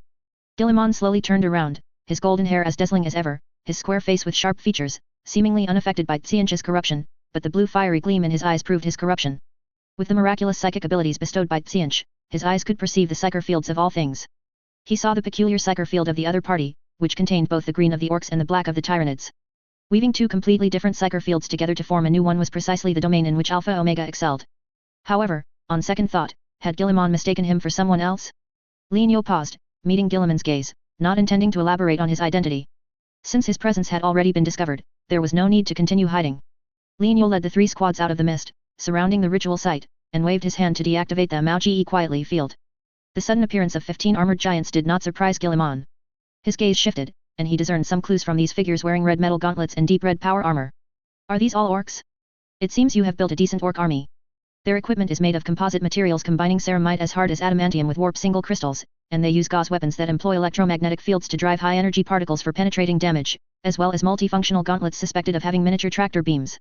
The manufacturing level of your orc army's equipment is commendable and has truly impressed me. Guillemon commented on the Blood Raven Kid's equipment, then suddenly changed the subject. But with just these men, you cannot take Horus from my grasp. You overestimate your strength and underestimate the fortress's defenses. In the name of the omniscient God Lord, you will pay the price for your recklessness. Clang, clang, clang. The sound of metal clashing came from the black mist. The path and doorway they had used to enter were sealed by heavy metal gates. A low rumble emerged from various parts of the fortress, and intense field energy fluctuations surged outside the fortress. A spherical shield field enveloped the fortress. This was the void shield that had not been activated before, specifically used to prevent uninvited guests from entering or exiting. Ceramite boots collided with the floor, and dense footsteps approached from afar, as the muzzles of Chaos Ultramarines guns broke through the black mist, pointing at the Blood Raven Kid. In just a dozen seconds, Lino, who had infiltrated Hera Fortress, became a trapped beast. Indeed, rescuing Horus was extraordinarily difficult. Guillemon was meticulous. With him present, Horus would not be able to escape. It would be better to just bring a few thunderous booms, blow up Makraj, and then pray that Horus could survive the explosion. Lino muttered to himself, preparing to detonate the explosives on the Blood Raven Kid's body, to destroy the ritual as much as possible and delay Horus's corruption. Just then, Guillemon spoke. Alpha Omega, have you ever deeply considered the relationship between humanity and the warp gods? We and the warp gods are not actually enemies. If you want to fight, then fight. What's all this nonsense about? Lino was too lazy to listen to the chaotic corrupted ramblings and directly used the Gao Mao goggles to issue the command to detonate the bombs, putting on a grand self-destruction show. Bang bang bang bang. The plasma grenades on his belt detonated, and bright golden white light instantly dispelled the surrounding black mist. The parchment scrolls and ancient texts floating in the air projected blue light, using a light curtain to block the impact of the plasma bombs. As the flames danced, Guilliman swiftly raised his foot and stomped down hard. Bang! Rumble! The floor collapsed, and shattered stones flew everywhere. Lienyo was not completely dead yet, the plasma rays were destroying his physiological functions, and the Blood Raven Kid's body was still some distance from death. He felt himself first free-falling, then with a hum, he fell into a soft, cotton-like force field. It was also at this moment that the golden electric light and plasma flames on his body were forcibly paused by the force field device, and his injuries were semi-permanently frozen at the moment of near death. The only part of him that could still move freely was his consciousness. Scanning around, his peripheral vision met the armrest of a marble throne, then moved to the ubiquitous pale blue force field rays. Lienyo found himself sitting precisely on the throne Guilliman had once used to sustain his life, and the force field enveloping him was the famous stasis field. Considering that this throne and the golden throne could both prolong the lives of those on the verge of death, Lienyo could be said to have indirectly sat on the golden throne. Things were getting a bit tricky. Could he still transfer his consciousness while controlled by the stasis field? Lienyo composed himself and tapped on the simulation interface. A system message popped up. Ending this WarHammer simulation. Detected that you are in a stasis field, you need to wait 10 minutes to officially end. The stasis field truly lived up to its reputation as a cutting-edge technological creation capable of prolonging the life of the God Emperor for 10,000 years. It was the first time Lienyo had encountered a situation where consciousness transfer required a 10-minute delay to complete. Above his head, sand and stone slid down with a rustling sound. A figure descended from the sky, landing in front of the marble throne, and Guilliman, with blue specks in his eyes, emerged from the swirling dust. Fine dust flowed along the intricate patterns of his armor, forming tiny trickles that slid down with a soft rustle. Now, we can have a good talk. Guilliman extended his right hand towards the open space, palm up, and slowly raised it. Accompanying his movement, blue psychic lines appeared out of thin air, weaving into a high-backed chair. Guilliman sat down, conversing like old friends chatting. Before coming to Macrage, I presume you already have some understanding of Ultramar's current situation. Between Ultramar and Terra, which do you think is more favored by mortals? Chapter 307, Oath of Retribution. Age of Apostasy Subuniverse, Ultramar, Macrage, Hera Fortress, Hall of Retribution. On the marble throne, Lienyo was temporarily immobile and unable to transfer his consciousness, so he could only listen helplessly to Robert Guilliman's rambling. When I was still sleeping on this throne, the Lord of Change, the omniscient God Lord, the eternal hand of fate, found me. He described a terrifying and desperate future to me. The human empire will be repeatedly ravaged by dark crusades. The Chaos War Master, Abaddon, will eventually split the human empire in two with a warp rift. Half of the empire's territory will lose contact with Terra's astral beacon, forever under the shadow of chaos. Guilliman sat on a high-backed chair woven from psychic energy, blue light points rapidly flickering in his eyes, as if he saw the scene of half the empire shrouded in shadow. I originally thought that those imperial worlds excluded by the astral beacon would vanish in the near future. Either slaughtered by chaos demons, or enslaved by chaos space marines. But I was wrong. The blue light points in Guilliman's eyes stopped flickering. He looked at Lienyo, who was bound by the stasis field, his gaze like a torch, and said meaningfully. When those imperial worlds in the dark side of the empire lost contact with Terra, they no longer had to pay heavy material taxes, no longer had to make offerings to the ecclesiarchy, and no longer had to dedicate troops and populations to the Imperial Department of Military Affairs and the Adeptus Mechanicus. The exorbitant taxes imposed on them were wiped away by the warp rift spanning the entire empire. What awaited these imperial worlds was not endless plunder and invasion, but the joy and harvest of self-sufficiency. They could use the population and resources they produced on their own worlds, without having to bear the exploitation from Terra's Ministry of Internal Affairs, Ministry of Military Affairs, Ecclesiarchy, Senate, and Mars's Adeptus Mechanicus. They lived better and happier than before, not worse. At this point, I understood. It turned out that what kept the human empire on the brink of collapse were not the demons, Chaos Space Marines, and Xenos declared as enemies of the empire, but the high-ranking, incompetent, corrupt, degenerate, sluggish, and ignorant mortal bureaucrats and machine sages. To consolidate their positions, they endlessly prolonged the state of war, using it as an excuse for long-term taxation. When the empire's citizens were cut off from the greedy mortal bureaucrats and machine sages, a new nation, prosperous, strong, and peaceful, was born. This is the Ultramar of today, a beautiful home free from corruption and exorbitant taxes. Guilliman said in a deep voice. The omniscient God Lord is the most gentle among the many warp gods. As long as we dedicate sufficient faith and act according to the timetable and plans, he will help us resist the invasions of other gods. Now, do you understand? Alpha Omega. Warp gods are not the enemy, greedy human hearts and endless exploitation are. Join me, and you will become Ultramar's intelligence chief, a position I have always reserved for you. Guilliman used psychic energy to press the stasis field's control panel, releasing the restraint on Lienyo's mouth, allowing him to respond. Lienyo glanced at the countdown on the system interface. There were about 5 minutes left until the current WarHammer simulation officially ended. He thought for a moment, did not respond to Guilliman's invitation, but asked. Guilliman, how likely do you think the omniscient church is to repel every attack from the human empire? Guilliman said. I cannot give you a specific number, because everything is in flux. I can only say that I will do my best until Ultramar stands to the last man. Lin Yo asked again. What if my troops participate? Guilliman shook his head slightly. I don't know the strength of your troops. My answer is the same as before, I will do my best to resist your attacks and repel you. Lin Yo asked again. How do you think I will attack? Guilliman's eyebrows twitched. Are you trying to probe the results of my tactical deductions? Haha, well, it doesn't matter if I tell you. Before I met you, I had multiple conjectures about the size and combat power of your troops, with no definitive conclusion yet. But after seeing your orc soldiers, I have a preliminary conclusion. Guilliman confidently clenched his fist. If the warriors you brought represent the highest combat power of your troops, then I can only tell you that you are bound to lose. Lin Yo nodded thoughtfully. So, you think I will use naval cannons and bullets to conquer Ultramar, right? Yes, otherwise. A blue light flashed in Guilliman's eyes. If you intend to use psychic powers, I will tell you on behalf of the omniscient God Lord that you know nothing about psychic powers. Lin Yo suddenly said. I have over 1300 whirlwind torpedoes. Do you think that's enough? What? Guilliman was stunned for a moment, then his gaze turned cold. You want to execute an exterminatus on Ultramar? Why not? Lin Yo shrugged indifferently, but failed due to the restraint of the stasis field. Guilliman was momentarily speechless. The imposing aura he had when proclaiming the omniscient God Lords might weaken somewhat, and his expression gradually shifted from false righteousness to grimness. You will regret this, Alpha Omega. For every whirlwind torpedo you fire from your cannon, we will return it to you tenfold, or even 100-fold. To me. Lin Yo raised the corner of his mouth and retorted. To me? Or to the human empire? Of course, to the human empire. If you dare to use whirlwind torpedoes, we will make you pay a blood debt. Guilliman's facial features were taut, his expression serious with a hint of ruthlessness. But his threat had no effect on Lin Yo.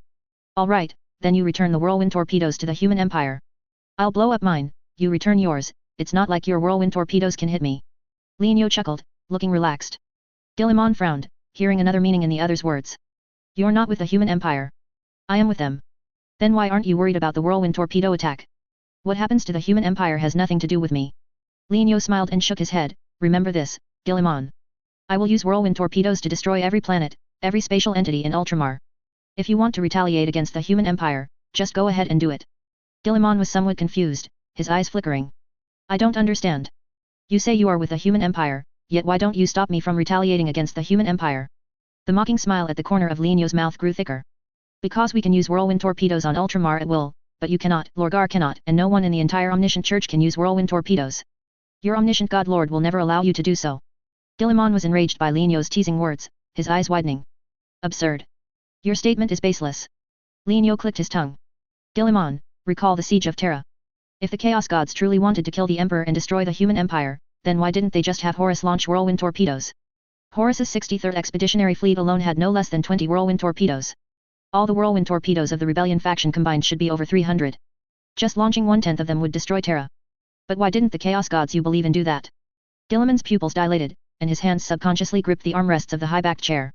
His mind was filled with chaotic thoughts, the blue light in his eyes constantly flickering, and the ethereal chirping of birds echoed in his ears. He felt as if a veil was obstructing his perception. This veil made him deliberately ignore certain things, while also distorting his thinking and perception abilities. That's right, why didn't Chaos use whirlwind torpedoes during the siege of Terra? Wasn't the goal of the Chaos Demons to destroy the human empire? If whirlwind torpedoes were launched, the foundation of the empire would cease to exist. But why didn't Chaos do that? Answer me. Guilliman. Lin Yo suddenly roared. Look into my eyes. Answer me. Why didn't the Chaos Gods launch whirlwind torpedoes? Were they unable to? Or did they never intend to destroy the human empire? Boom. A slight tremor came from above, and sand and gravel fell violently, forming a waterfall of debris around them. Lin Yo looked up. The hole in the ceiling was expanding, and Horus's figure gradually emerged, the blue psychic light surrounding him flickering. The psychic ritual corrupting Horus seemed to be experiencing some interference, showing signs of an imminent forced termination. Could it be that as long as Guilliman's inner self was shaken, the psychic ritual could be interrupted? Lin Yo's mind stirred. He set aside the Wadaok simulation interface and focused on verbal assault. Guilliman, you've nurtured Ultramar with such care, you surely don't want to see it suffer the ravages of war. But have you ever considered why the word-bearers didn't directly launch whirlwind torpedoes when they betrayed you on Calth? They had clearly gained your trust and had the opportunity to launch whirlwind torpedoes at the most important world in Ultramar, so why didn't they do it? Whirlwind torpedoes would have destroyed your 500 worlds, just as you once destroyed Perfect City with your cannons. This would have been a beautiful act of revenge, so why didn't Lorgar do it? Why? Guilliman clutched his head, his eyes tightly shut, veins throbbing on his forehead, and faint streaks of blue light emanating from his eyelids. Because Chaos never intended to destroy humanity from the beginning, all they want is submission. They wish to enslave humanity for all eternity, to extract emotional value from generation after generation. Look at your Ultramar. It has now completely become Xianzhe's possession, and you have become his lackey. In time, when Xianzhe needs a large number of souls for evil rituals, he will not hesitate to let the people of Ultramar die. Lin You's voice was deafening. Guilliman clutched his head, his body trembling violently, and the high stool beneath him suddenly disappeared, causing him to fall to the ground with a thud, looking utterly disheveled. No. Stop talking. Your claims are baseless. The omniscient God Lord has built Ultramar into what I wished for. It will remain this way forever, forever, forever. Guilliman held his head with one hand and propped himself up with the other, trying to stand, but the pain in his head made him tremble like a sieve, unable to stand straight. Lin You glanced up. He saw that the psychic ritual binding Horus was on the verge of breaking, with only a tiny bit of blue light remaining on the scrolls and books floating in the air, and more scrolls constantly falling from above. Just a little more effort. Guilliman and the psychic ritual were about to collapse. Lin You's mind raced, and he came up with a new argument.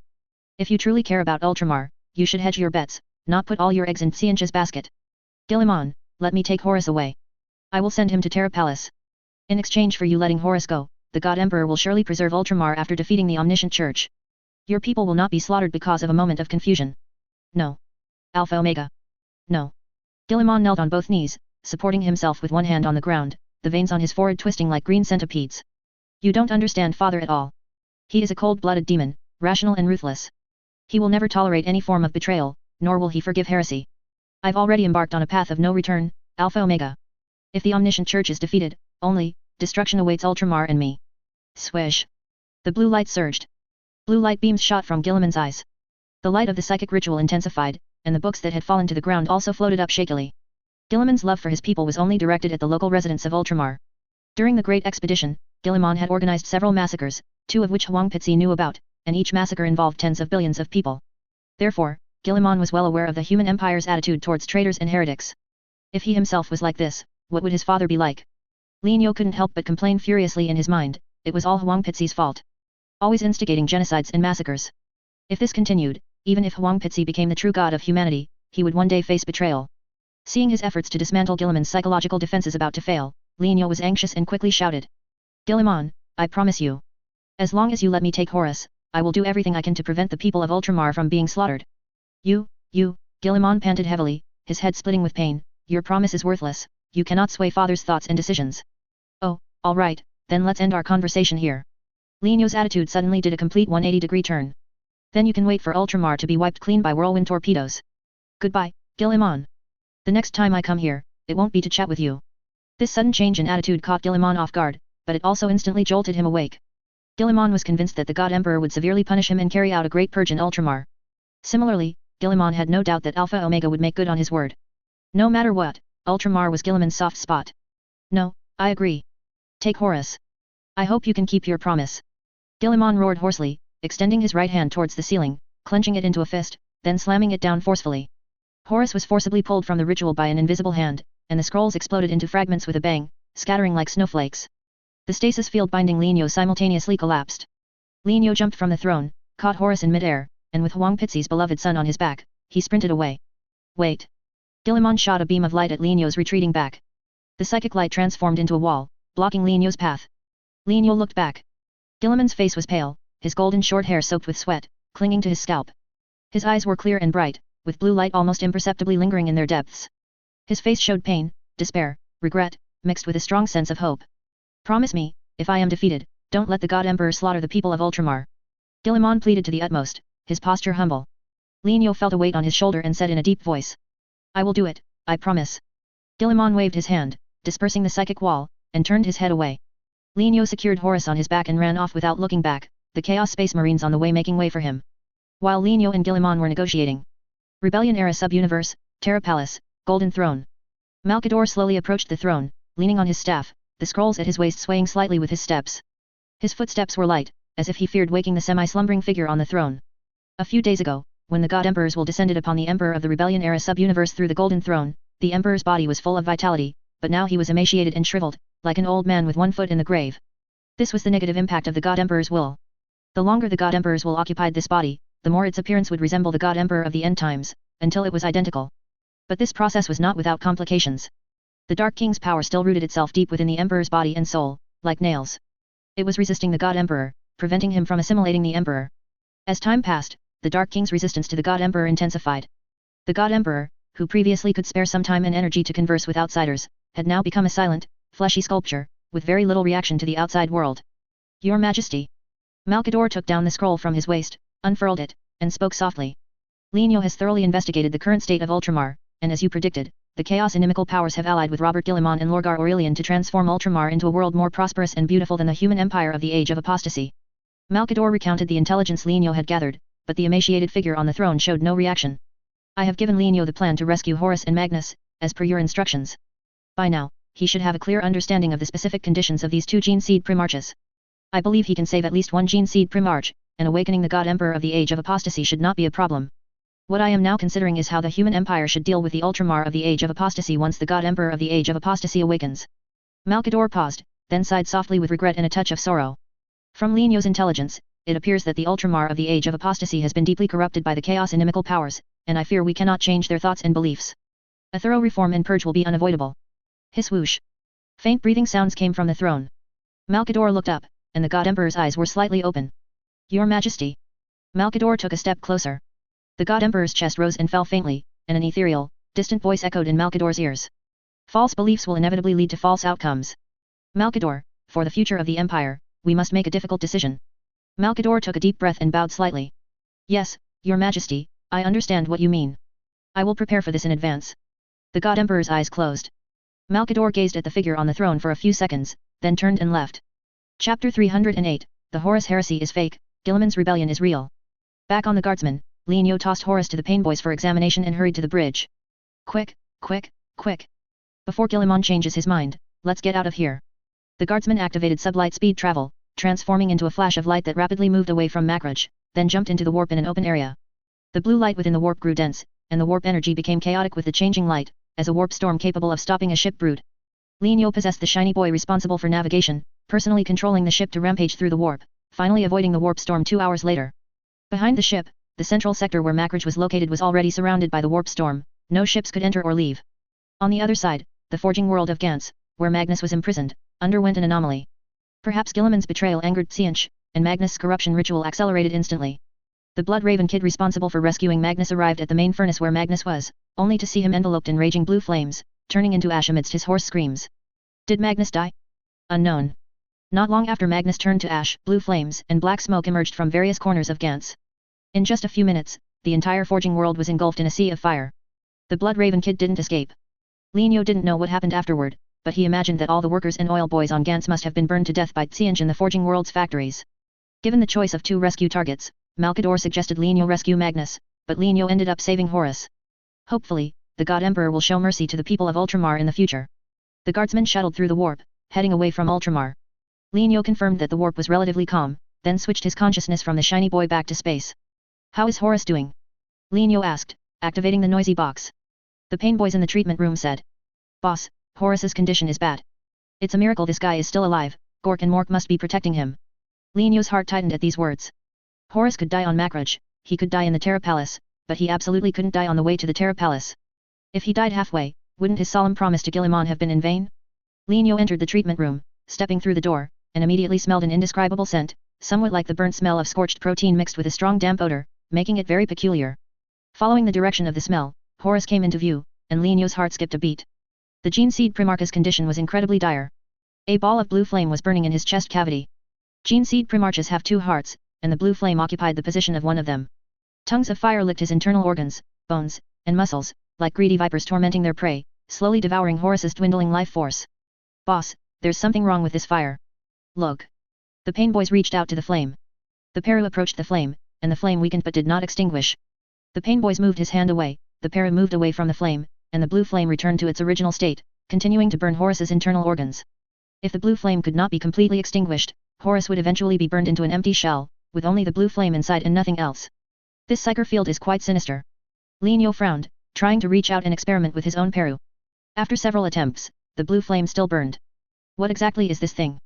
It's clearly a psyker field creation, so why can't it resist the Peru? Lienyo was bewildered, then remembered he had the detection technique. His gaze locked onto the blue flame, he cast the detection technique, and a system message appeared. Detection complete. Name, Forbidden Blue Letter Magic. Description, this is a forbidden magic refined by Tzeentch based on forbidden red letter magic. It can permanently seal the recipient's soul and consciousness within a fleshly shell. Compared to forbidden red letter magic, forbidden blue letter magic takes effect more slowly, but its sealing effect after activation is stronger. Forbidden red letter magic can be dispelled by correct psyker field means, but once forbidden blue letter magic takes effect, there is no possibility of dispelling it. Currently, forbidden blue letter magic is in a growth state and has not fully taken effect. Due to simultaneously involving warp energy and the physical rules of reality, the Peru cannot eliminate this forbidden magic. You must combine the use of Peru with correct technological means to terminate it before forbidden blue letter magic takes effect. Forbidden blue letter magic? Linyo suddenly understood. He grabbed a flashlight, leaned down, and examined Horus's body more closely. Indeed, the internal organs burned by the blue flame would turn into extremely tiny transparent particles that scattered with the wind, which was very similar to the characteristics of forbidden red letter magic when it took effect. In forbidden red letter magic, the recipient's body, soul, and consciousness turn into fine sand, sealed within power armor. The sealing effect of forbidden blue letter magic is stronger, its sealing container is the recipient's body shell. Imagine, after forbidden blue letter magic takes effect, if the recipient is then encased in a layer of metal armor with a sealing effect, wouldn't that create a double sealing effect?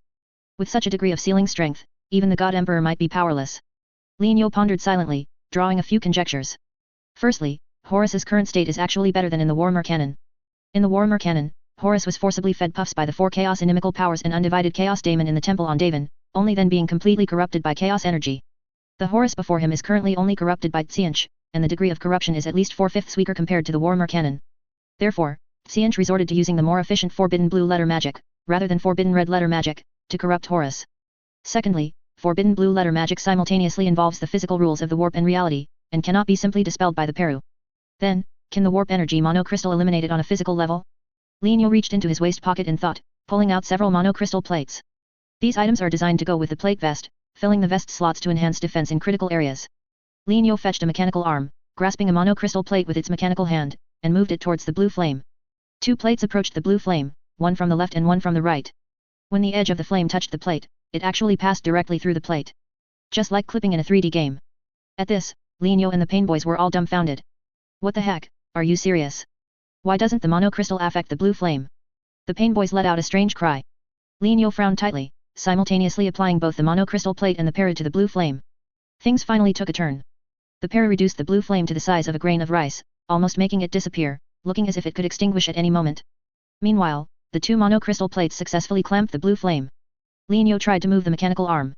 The blue flame, clamped between the monocrystal plates, could be dragged by the monocrystal. This makes it easy, just clamp the blue flame out with the monocrystal plates. Go prepare a monocrystal container, and find a few parakid to keep an eye on this flame 24 hours a day. Linyo turned his head to instruct, and the Pain Boys quickly ran off. Half a minute later, the Pain Boys returned with a monocrystal jar. Linyo carefully moved the monocrystal plates, and the blue flame was slowly clamped out. Just as the flame was about to leave Horus's chest cavity, Horus, who had been breathing steadily and sleeping peacefully, suddenly began to twitch as if having an epileptic seizure. Click, click, click, click. Horus's teeth chattered violently, making crisp clicking sounds, and the back of his head banged against the operating table. The life vital sign monitor beside him displayed dense warning signs. Hiss, this is troublesome now. Linyo muttered with a frown, releasing the blue flame. The 2 monocrystal plates separated, and the flame between them slid back into Horus's chest cavity. The vibrating operating table quickly stabilized, becoming still. Horus fell back into a deep sleep, and everything returned to peace. The situation was tricky. The blue flame could be forcibly removed, but once it left the chest cavity, Horus's vital signs would immediately become unstable, with a very high probability of sudden death on the spot.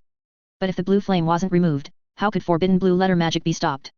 Linyo stood with his arms crossed, pondering for a long time, then tried different angles and methods, attempting multiple times to clamp out the blue flame, all ending in failure. After this ordeal, Horus, who possessed 2 hearts and 3 lungs, was on the verge of death, and the heart rate curve on the life vital sign monitor flattened. Linyo decided to consult his Peru think tank for a solution. Gather all the professors and deans of PAL Academy, the chief tech of PAL Home, and the tech boys who participated in the relocation of Peru Planet. Brainstorming together will surely yield some insights. Linyo clicked on the WarHammer simulation, preparing to switch his consciousness to Wuji Boy sake. Just then, he saw a WarHammer simulation reward, and a light flashed in his eyes. Reward 7. Consume a certain amount of monocrystalline to bestow the holy mark of the God Emperor upon a specific target.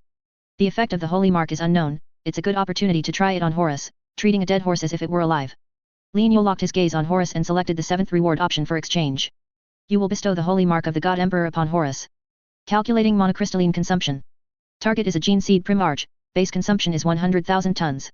Target is afflicted by chaos corruption, corruption level 60%, consumption increased by 60%. Target is severely wounded, consumption increased by 50%. Final monocrystalline consumption is 10*, 1 plus 60% plus 50%, equals 210,000 tons. Current monocrystalline inventory is 980,000 tons. Confirm bestowing the holy mark upon Horus. 210,000 tons is 5 days production for Pal Home, the consumption is acceptable. Lienyo clicked confirm. A beam of light shot from between his eyebrows and drilled into Horus's head. The aura of the God Emperor appeared within Horus's chest cavity. It was a golden light, appearing gentle and fervent, yet utterly devoid of warmth, cold and bright. The golden light enveloped the blue flame, compressing it inward, forming a glass sphere that was golden with hints of blue light. Beep, beep, beep.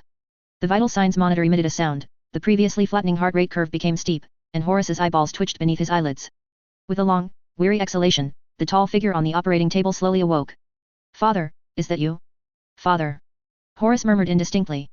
Lienyo activated the external speaker on his helmet and spoke in low Gothic. Horus Lupercal, we have been entrusted by the God Emperor to rescue you from chaos. We are now heading to Terra. You will soon see your father. You are orcs. The physical constitution of a gene seed primarch is comparable to a superhuman. In just a few breaths, Horus's vision cleared, and his remaining heart beat powerfully. He tried to sit up but felt weak and sore all over. Lienyo soothed him. We are indeed orcs, but not ordinary orcs. We are allies of the God Emperor, para-orcs. Horus looked somewhat bewildered. I never imagined it would be orcs who rescued me. Where is Magnus? Is he all right? Magnus has returned to the embrace of the God Emperor, Lienyo replied ambiguously, skirting the heavy topic. Horus, listen to me now. You are severely wounded. Xianch's forbidden blue letter magic is consuming your life, soul, and consciousness. Calm down, recall and distinguish your memories carefully, find the false memories Xianch has imposed, and then block them. This reminder from Lienyo was a suggestion from Malkador. Xianch's primary method of corruption is altering memories. Finding unreasonable memories and correcting or eliminating them can resolve over 90% of the problems. Horus concentrated, delving deep into his memories, and his expression became solemn. You're right, orc. My memories are a bit strange. A long time ago, Russ and I got completely drunk and forgot everything from the night before. The situation now is just like that hangover. I've lost some memories, and some have appeared out of nowhere. Horus's expression changed unpredictably, at times joyful, at times angry, sometimes turning gloomy, perfectly demonstrating how quickly his face could change, like turning a page in a book. Gradually, profound sorrow and despair took over his face. No, it's impossible. The future of the human empire isn't like this. No. This isn't true. I did not betray father, nor am I the war master, I did not attack Terra, and I certainly did not kill my brother, Sanguinius. Horus trembled uncontrollably as if caught in a nightmare, babbling incoherently and repeating the same words. Lienyo nodded inwardly, roughly understanding what kind of false memories Xianch had instilled in Horus. In fact, for Horus, simply instilling the true Warhammer history would have been enough to shatter his mind. After being corrupted by the Chaos God, everything he did went against his true nature. At this moment, experiencing the Horus heresy firsthand through the memories instilled by Xianch, Horus's own feelings could be described as heart-wrenching. He felt humiliated by his betrayal of his father, regretted the brothers turning against each other, and was enraged by the schemes of the three word-bearers leaders. Incident after incident pierced his heart like sharp knives, wildly stirring, attempting to utterly cripple Horus, and then, Xianch's forbidden blue letter magic could control him. Lienyo would not let Xianch succeed, instead, he decided to use the memories instilled by the opponent to turn truth into falsehood, completely reversing the situation. Horus. Look into my eyes. Lienyo lifted his goggles, revealing the unique emerald green eyes of a para-orc. The peculiar eye color and the sudden roar made Horus briefly snap back to reality, instinctively looking at the orc in front of him. Horus, all memories concerning your betrayal of the human empire and the God Emperor are false. You were not wounded by a blade tainted with Nurgle's plague, you were not carried into the temple on Davin, you were not corrupted by the Chaos God, you did not ignite a rebellion, slaughter your kin, or besiege Terra. Sanguinius did not die because of you, nor did the other gene seed primarches. Do not believe Xianch's lies. He painstakingly fabricated memories of your betrayal of the human empire merely to break your spirit, do not let him succeed. Lienyo spoke eloquently, twisting black into white. In the official Warhammer history, Horus was indeed corrupted by chaos and betrayed the human empire. Yet, in Lienyo's words, these real events became false memories woven by Xianch. If the blue-haired bird knew this, it would surely exclaim, despicable orc. Under Lienyo's persuasion, Horus barely regained his senses. His brain was activated, and rationality returned, prompting him to ask. Then what about this God Emperor you speak of? I seem to have seen Father sitting on the golden throne, unable to rise, with people worshipping him. You and they all call Father the God Emperor. Does this mean that the Emperor you met can no longer leave the golden throne? And why can he not leave that chair? Horus truly was one of the best among the gene seed primarches, he immediately grasped the key point. If Lienyo couldn't find a suitable explanation for the God Emperor's origin, his assertion of turning truth into falsehood would fall apart. Fortunately, Lienyo's mind worked quickly, and he immediately came up with a reasonable explanation. Because Chaos Orcs, Webway Demons, and Subspace Demons infiltrating the Webway from the warp, these three forces jointly launched a sneak attack on Terra Palace. At the same time, Lorgar and Gil-Iman, along with the rebellious Gene Seed Primarchs, led the forces of the Omniscient Church to surround Terra from reality. In a critical moment, the Emperor sacrificed himself to turn the tide of battle. The human empire repelled the Omniscient Church, but the Emperor consequently sat on the Golden Throne, dying, sealing the enemies in the webway with his own life. So that's what happened. A look of relief flowed in Horus's eyes. He believed Linio's words without a second thought. It makes sense, doesn't it? Lorgar and Gil-Iman leading the betrayal of the human empire is certainly better than him being the primary rebel. The story Linio fabricated perfectly suited Horus's expectations, naturally earning his trust. There's no need to worry that this story will lead to adverse consequences. Linio's current narrative was merely to stabilize Horus, not to fundamentally alter his beliefs. Once Horus arrived at Terra, the God Emperor himself would explain everything to him. By then, Horus should understand why the Paraorcs had to deceive him with lies. Thinking this, Linio patted Horus's shoulder. Rest well, Horus. It's best not to get up, your chest injury is severe, and there are no facilities on the ship to heal you. The complex expression on Horus's face gradually faded, and his emotions returned to calm. Thank you, Orc. What is your name? You can call me Space. Thank you again, Space, I owe you one. Chapter 309, Taking the Yellow Skin Back Door. Once upon a time, Linio, as a human, received a personal letter from Horus, who offered a generous price just to pre-purchase the formula for a new type of synthetic starch. He was worried about being entangled in the rebellion, so he was constrained, trying every means to maintain distance from Horus while not affecting their transactions and friendship. Now, Horus owed him a favor, and he no longer had to worry about being powerless against the Horus heresy. Life is truly unpredictable, with big changes encompassing smaller ones. Confirming that Horus's injuries were under control and the forbidden blue letter magic's activation process was paused, Linio left the operating room. He arranged the navigation plan on the bridge, then switched his consciousness to the Blood Ravens war boss Crone and went to the Chaos Era to find Malkador. A moment later, in the Terra Palace's reception room. Malkador was both excited and regretful after hearing Linio's account. Magnus' fate was unknown, and being corrupted by Tsianch was a foregone conclusion, which meant he had not escaped his original destiny. Fortunately, Horus successfully escaped danger, and the human empire in the Chaos Era finally turned the tide. Linio asked. Malkador, how do you think the Emperor will deal with Ultramar? Malkador reined in his smile, thought for a moment, and said. Your Majesty has instructed me to prepare for purification. Regarding heretics, the Empire's stance has always been to kill rather than let any escape, even if it means killing innocent ones. Linio was stunned, with a complaint in his heart, not knowing where to begin. How could the Emperor, who was about to become a god, still be engaging in massacres and purges? Was he not afraid that when Ultramar was purged, the warp would directly become a super invincible powder keg, blowing up the human empire's latrine so badly that even its mother wouldn't recognize it? Linio asked in a deep voice. Malkador, is there no other way?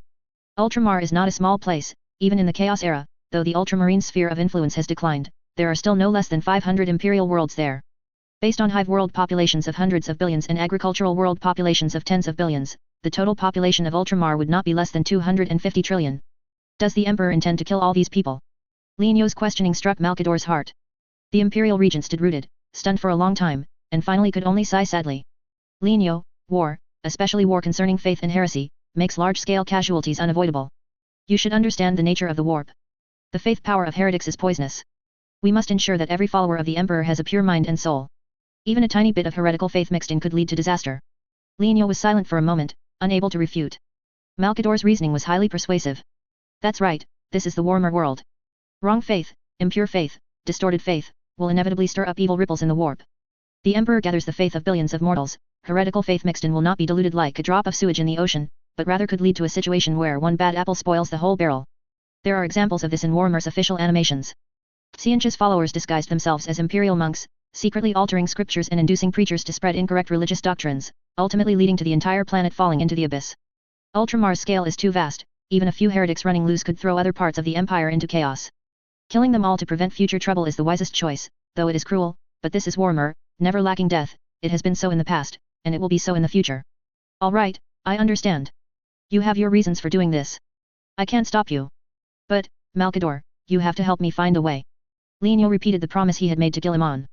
Only then did Malkador realize that this was part of Horus's rescue process. Without Linio's prior promise, Gil-Iman would not have let Horus leave, and the human empire in the Chaos Era would not have been able to regain some ground. In a sense, Gil-Iman did not believe that Alpha Omega could fulfill his promise, he was actually placing his hope in his father's great mercy, which was a child's longing and expectation for their parent. A father's role is always strict, and if he could cut his children some slack, the children would naturally be overjoyed. But unfortunately, the Emperor has water in his brain, but he never lets it out. I understand how you feel, Linio. Malkador raised his hand and patted the orc's gauntlet. You don't have to bear any responsibility for your promise.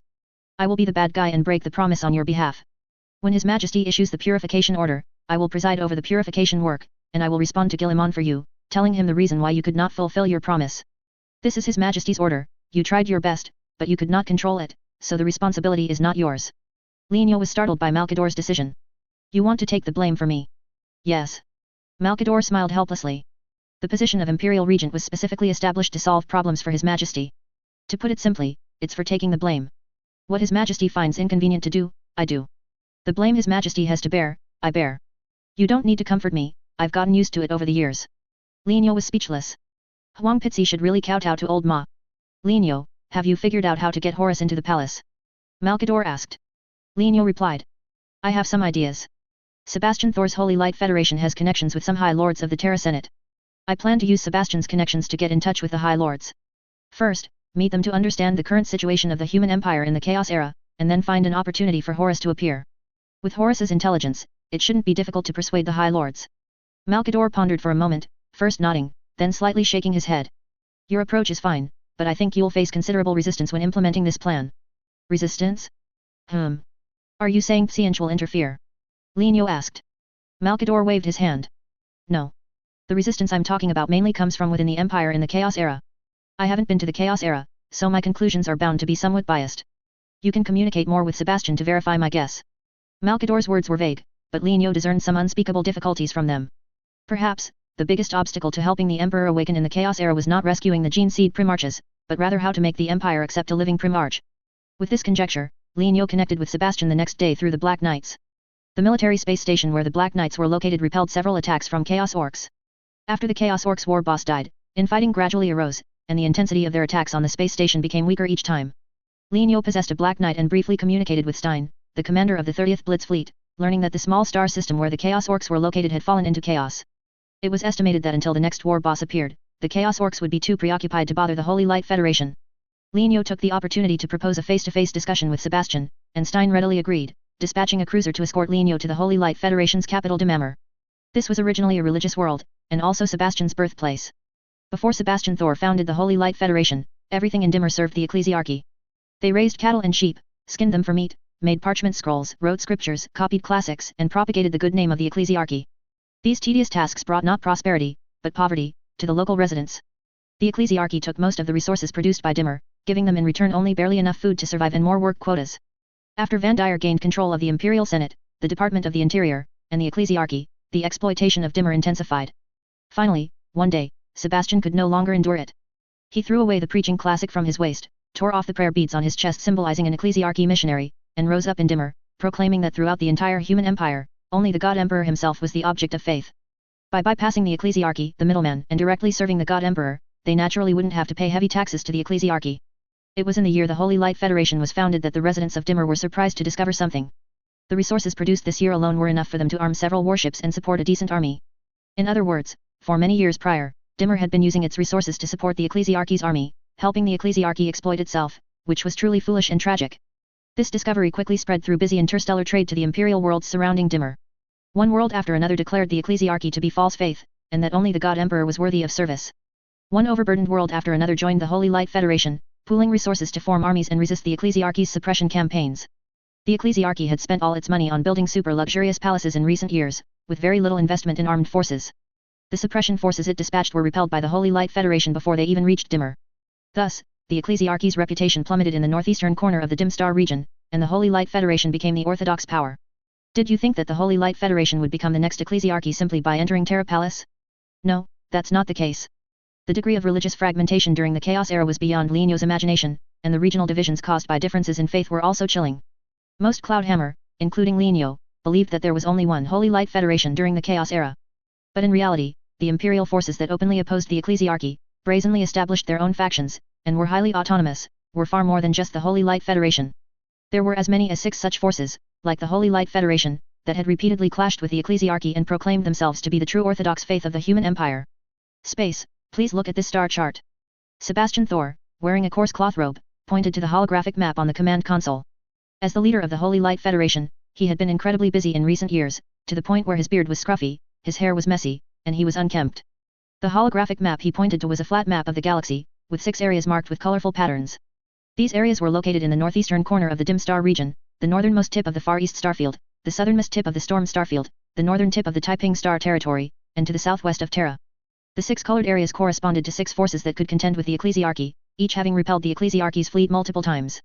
Especially the force to the southwest of Terra. It was located in the southwestern corner of the solar system, closest to Terra, and bore the greatest frontal pressure, yet it remained healthy and its sphere of influence continued to expand. That's the territory of Cardinal Bucaris. Sebastian Thor said, pointing to the rebellious force to the southwest of Terra. Bucaris has gained the support of the Imperial Navy and the Astra Militarum. An Imperial Navy Admiral and an Astra Militarum Colonel openly endorse Bucaris. Bucaris claims that the Ecclesiarchy is indeed orthodox, but its exploitation of mortals has not met the God Emperor's requirements.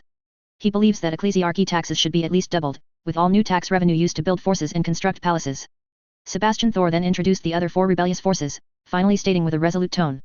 Space, the biggest obstacle to getting Horus into Terra Palace is these scoundrels who extort money in the name of the God Emperor. After the disappearance of Gene Seed primarchs like Rogaldorn, Lion L. Johnson, and Kogaris, the Space Marine were excluded from the human empire's political system due to the Codex Astartes. The entire human empire has become a battleground for the interests of the powerful and the cardinals. Horus's return to public view is fraught with difficulties. On one hand, his actions during the Chaos Era have stained his reputation with indelible disgrace. On the other hand, the human empire's mortal nobles do not wish for a living primarch to contend with them for interests, especially since this primarch's fame far exceeds that of other primarches. Lienio was a researcher and a test taker before he transmigrated, not very sensitive to factional struggles. But Sebastian Thor's few words still made Lienio realize the seriousness of the problem. He looked at the distribution of forces on the holographic map and asked, deep in thought. Sebastian Thor, let's not discuss the mortal noble's reaction to Horus's return for now. I just want to ask, if I only want to get Horus into Terra Palace, do you have a good way? Sebastian Thor shook his head. Space, I regret to say that I do not have a quick and safe way. You may not know this, but Terra Palace has long been in a sealed state. The palace is shrouded by a void shield, its doors and windows are tightly shut, and no one is seen entering or leaving. Even the custodes have not appeared for over 1,000 years. Every year during the God Emperor's Ascension Festival, whether it's mortal believers or cardinals, they can only prostrate themselves towards the palace from dozens of kilometers away, at the foot of Terra's highest peak. Sebastian Thor paused, and his expression became somewhat strange, as if he had thought of something. Space, I know you command an extraordinary force and have the endorsement of His Imperial Majesty. But from my perspective, I advise you not to take extreme measures against Terra Palace. While such measures might force the custodes to appear, they would also create additional obstacles for Horus's return. Lienio gave a wry smile and did not reply. Sebastian Thor had indeed hit the mark. Lienio had just been wondering whether he should forcibly airdrop into Terra Palace. Never mind what consequences it would cause, just tell me if it would get Horus in. But then he had another thought.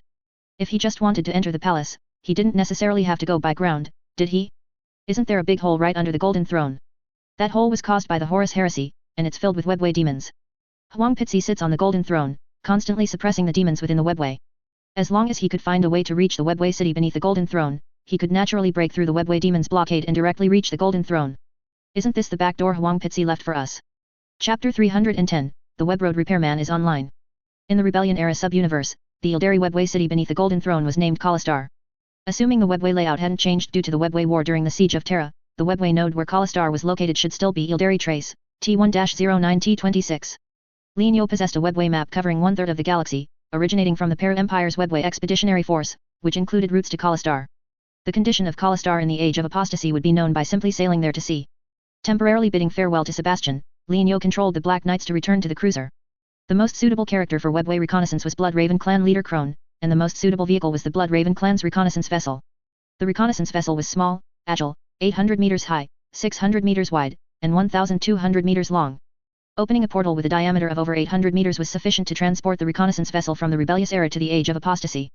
The mass of the reconnaissance vessel was approximately 32,000 tons, and including the Blood Raven boys and various supplies inside, the total weight would not exceed 35,000 tons, corresponding to an expenditure of 35 tons of monocrystalline. The Para Empire currently had 3 reconnaissance fleets, and missing one reconnaissance vessel would not hinder the work of transporting planets and exploring the webway. So, the only problem before him was expanding the radius of the portal. Lienio clicked open the system interface. Paraportal. Diameter, 101 meters. Each 1 meter expansion consumes 1,000 tons of monocrystalline. Lienio moved his finger, consuming 899,000 tons of monocrystalline to expand the portal's diameter to 1,000 meters, and then retrieved some monocrystalline from Pal Home to replenish his stock. After 2 days of intense preparation, the reconnaissance vessel was ready to depart. Lienio multitasked, frequently switching consciousness between Blood Raven clan leader Crone and the Black Knights, precisely controlling the reconnaissance vessel's journey to the Age of Apostasy. Finally, on the evening of the 3rd day, in a remote corner of the Age of Apostasy, Lienio, possessing the Black Knights, piloted an escape pod and opened the paraportal alone in the vast void. When the massive golden-edged halo appeared, Lienyo couldn't help but feel fortunate that he hadn't allowed anyone to witness this teleportation ritual. The appearance of the paraportal was simply too spectacular. An invisible large hand tore open a rift in the void, boundless golden light poured out, and countless golden light points shot in all directions like a downpour. The reconnaissance vessel rushed out from the golden dimensional passage, and the golden gate closed with it. The light points covering the void instantly vanished, with only the residual light spots on Lienyo's retina proving that the scene just now was not an illusion. If Sebastian had seen this operation, that old boy would have surely jumped on the spot, spun 360 degrees in midair, and then prostrated himself. Lienyo steadied himself, piloted the escape pod to board the reconnaissance vessel, and then switched his consciousness to Crone. His vision instantly changed, shifting from the narrow cockpit of the escape pod to the bridge of the reconnaissance vessel. After the escape pod had boarded, Lienyo ordered the activation of sublight speed travel to the nearest webway gate. The condition of the webway in the age of apostasy was much worse than in the rebellious era. Out of 10 webway nodes, 5 were destroyed, 4 were corrupted by chaos, leaving only 1 with an open gate. This was not a good sign. The gate might even lead to a chaos trap. The reconnaissance vessel stopped after half an hour of travel, and a beam of light shot from the navigation tower, revealing the bronze-colored outer wall of the webway. The webway gate opened, revealing complete darkness inside. The reconnaissance vessel activated Green Dam and its Rotten Shield, and flew in. After a brief sensation of weightlessness, beeping alarms sounded on the bridge. Waik. Boys, big trouble. It's all rotten stuff here. Dense red markers appeared on the star map, each representing a demon force of no less than 10,000 individuals. The boys and Gretchen on the bridge gasped in unison, and Lienyo couldn't help but feel his heart tremble. It was utterly ridiculous. This wasn't a webway, it was a demon den. In a webway space with a diameter of less than 10 million kilometers, there were no less than 1 billion webway demons crammed in. The condition of the webway in the age of apostasy was actually so terrible. Fortunately, although there were many demons, they still couldn't perform spatial travel, and their vehicles were mostly dilapidated warships stolen from the human empire. The moment the reconnaissance vessel appeared, several guardsmen with crooked navigation towers, rusty exteriors, and branches stuffed into their armor seams flew over. These vessels were occupied by Nurgle demons, and the internal ecological environment was extremely harsh and smoky. As a result, the macro cannons fired by the vessels also became plague shells filled with putrid matter. Bang bang bang! A volley of fire, several dark green shells streaked through the void. The helmsman kid rapidly spun the helm, and the reconnaissance vessel maneuvered flexibly, performing a nimble sharp turn to dodge the shells. Lienyo calmly ordered. Don't get bogged down in battle. Enter sublight speed travel and go directly to the next webway gate. Understood, boss. The helmsman kid pushed the control stick, and the reconnaissance vessel immediately accelerated after a sudden stop, transforming into a streak of white light that shot out, only to stop before hitting the webway gate. The ancient-looking gate was scarred and battered, covered in marks left by chemical substances and plasma storms. It was clear that the demons in this webway space had been trapped here for a long time, constantly trying to blast open the webway gate to leave this place. Lienyo pressed the netherworld access device button before the demon vessels could catch up. The webway gate opened slowly, with a lot of creaking and grinding, as if its internal transmission structure was severely damaged. The reconnaissance vessel plunged into the gate, and the webway gate slammed shut, even shaking off large fragments of monocrystalline due to the excessive closing force. Lienyo didn't see the scene of the gate being damaged again. He didn't care about the webway gate anymore. His attention was completely drawn to the scene before him. This was a webway graveyard. The webway graveyard in the rebellious era was incredibly rich, with warp creature materials that could be mined on the spot, at most with some webway demons that were like cockroaches. But in the age of apostasy, Gork, and Mork above, this wasn't a webway graveyard, it was a demon paradise. The heart, liver, spleen, stomach, kidneys, and fat blocks of void whales, each piece at least several thousand kilometers long, were now forcibly carved by the demons into incredibly huge sculptures of chaos gods. One sculpture corresponded to one demon faction. The demons of the 4 chaos gods occupied the largest warp creature materials, building the most majestic chaos god sculptures, while the sculptures of the undivided demons were much inferior, but could still be called astonishing creations. Between the sculptures were the battle corridors built by the demons. The horizontally and vertically interwoven corridors connected the various sculptures, forming a large net spread throughout the webway space. The demons were fighting, eating, and partying on it. The arrival of the reconnaissance vessel startled the demons, and dozens of ugly flying objects immediately surrounded it. Boss, things are not looking good. Zhao Dongdong Boy tapped the keyboard and shouted. Those ships have psychic arrays, and the demons are using them to unleash psychic rays similar to stasis beams. Our vessel has been covered by the rays and can't enter sublight speed travel. Warp creature materials contained abundant warp energy.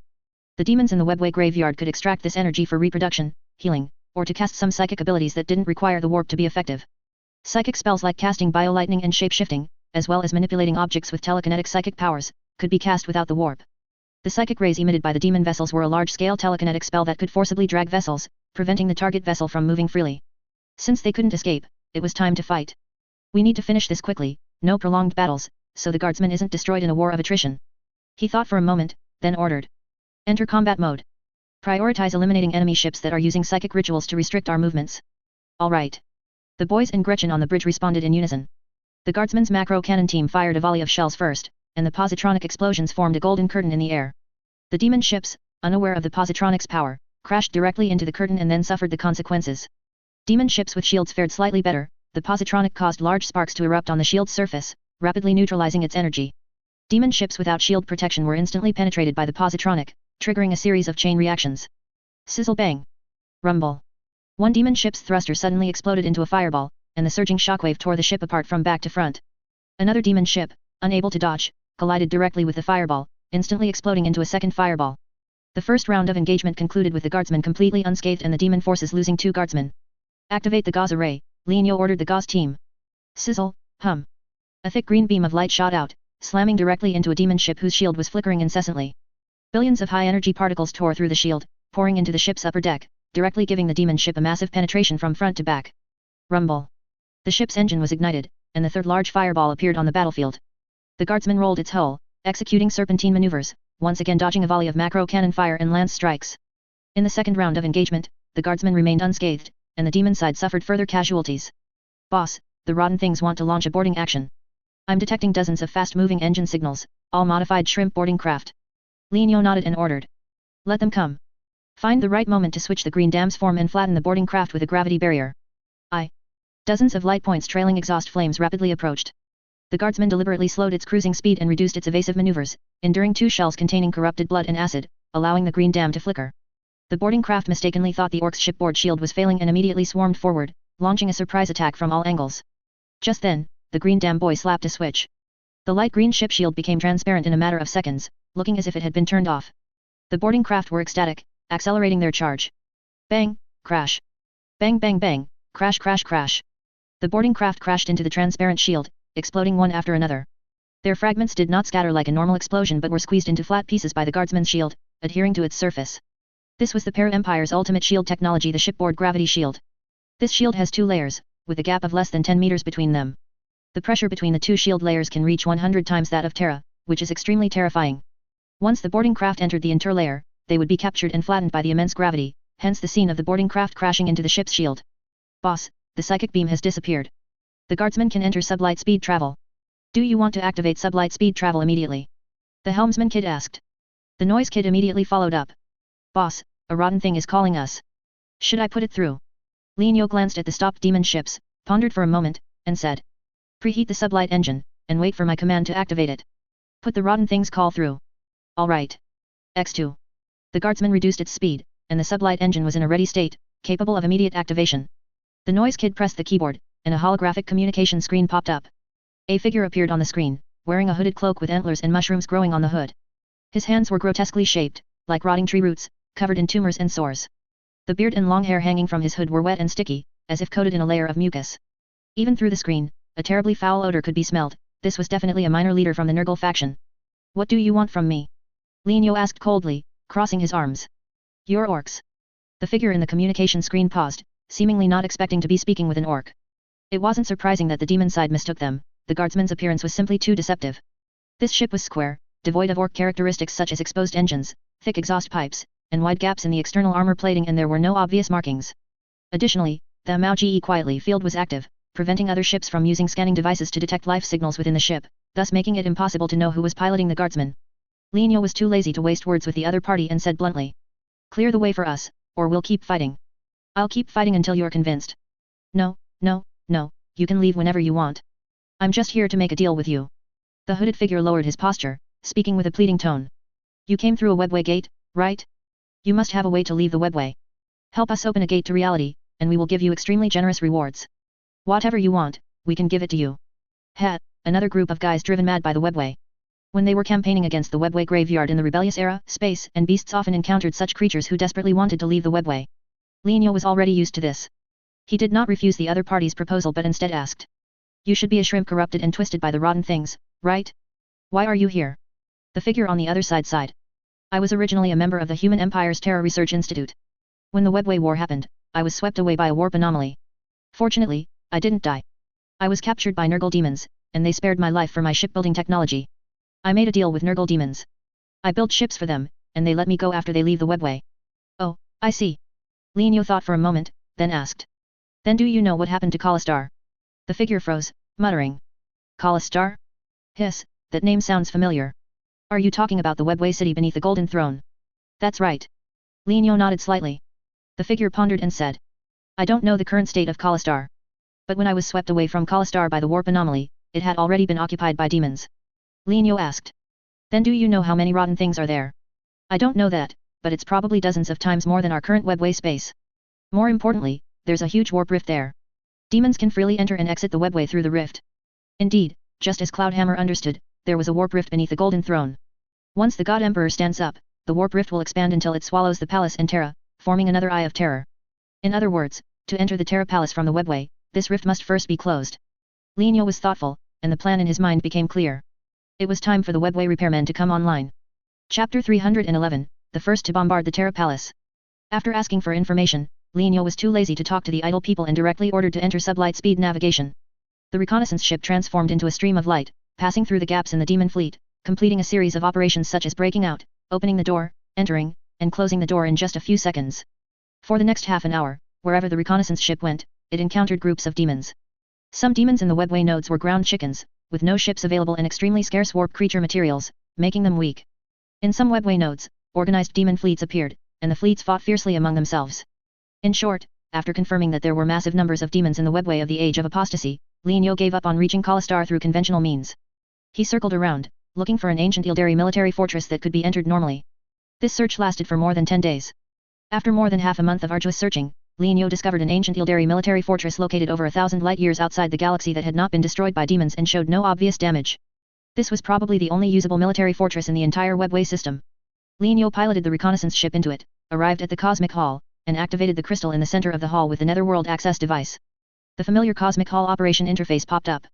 Let me take a look. Shoot him. Beat him. Repair it. There were only 4 options. 2 were missing. The Cosmic Hall of the Age of Apostasy did not have the Let's Go and electricity meter reversal functions. The effect of Let's Go was to open a portal to various parts of the webway system, and electricity meter reversal could reverse time, returning the sub-universe to the beginning of its timeline. The absence of these 2 functions made the situation even more difficult. Especially Let's Go. Linyo originally intended to reach Kalastar by opening a portal, but now it seemed he had miscalculated. But it didn't matter, the first 4 functions of the Cosmic Hall could still help. Linyo selected and activated the Let Me Take a Look function. A new message popped up. Kid, where do you want to look? Linyo typed a line of text into the input box. I want to know how many rotten things are in the webway? And how many webway nodes have not yet been infiltrated by rotten things? Your question is very challenging, kid.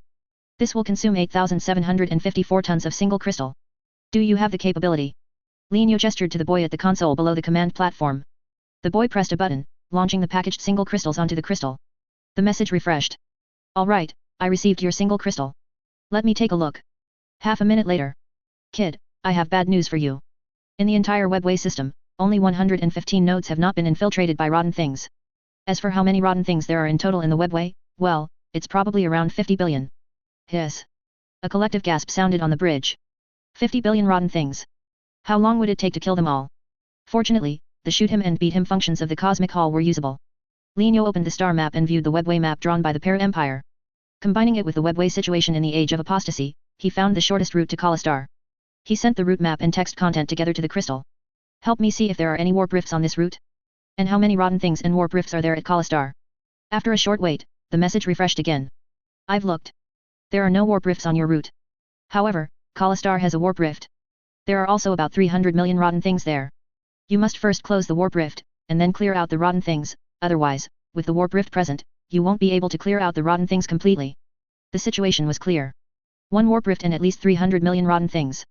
Solving these 2 difficulties would make entering the Terra Palace imminent. Linyo selected the beat him, shoot him, and repair it options and asked. How much single crystal will it cost to close the warp rift at Kalastar and clear out all the rotten things inside? This is a big deal, kid. There are 20 ancient Ildari constructs and 10 biological disintegration cannons available in the Cosmic Hall. Eliminating the demons at Kalastar is estimated to take 3 days and consume 3 million tons of single crystal. To close the warp rift, we need to repair the damaged webway shell. I calculated it, and if you provide about 2.7 million tons of single crystal, I can repair the shell and close the warp rift in 1 tera-hour. In total, it comes out to 5.7 million tons. I'll round it up for you, so just give 6 million tons. What the heck? Reverse rounding? Linyo was astounded, his face full of black lines. He calculated the cost of bringing the parafleet to eliminate the rotten things and ultimately decided to let the Cosmic Hall close the warp rift, while the rotten things at Kalastar would be eliminated by the parafleet. Time passed in preparing the single crystal and mobilizing the fleet. In a blink of an eye, 5 days passed. 300 light-years outside the galaxy, 400 paraships from the Rebellion-era sub-universe gathered here. The total cost of transmitting these ships from the rebellious era was approximately 16,000 tons of single crystal, which was not a large consumption.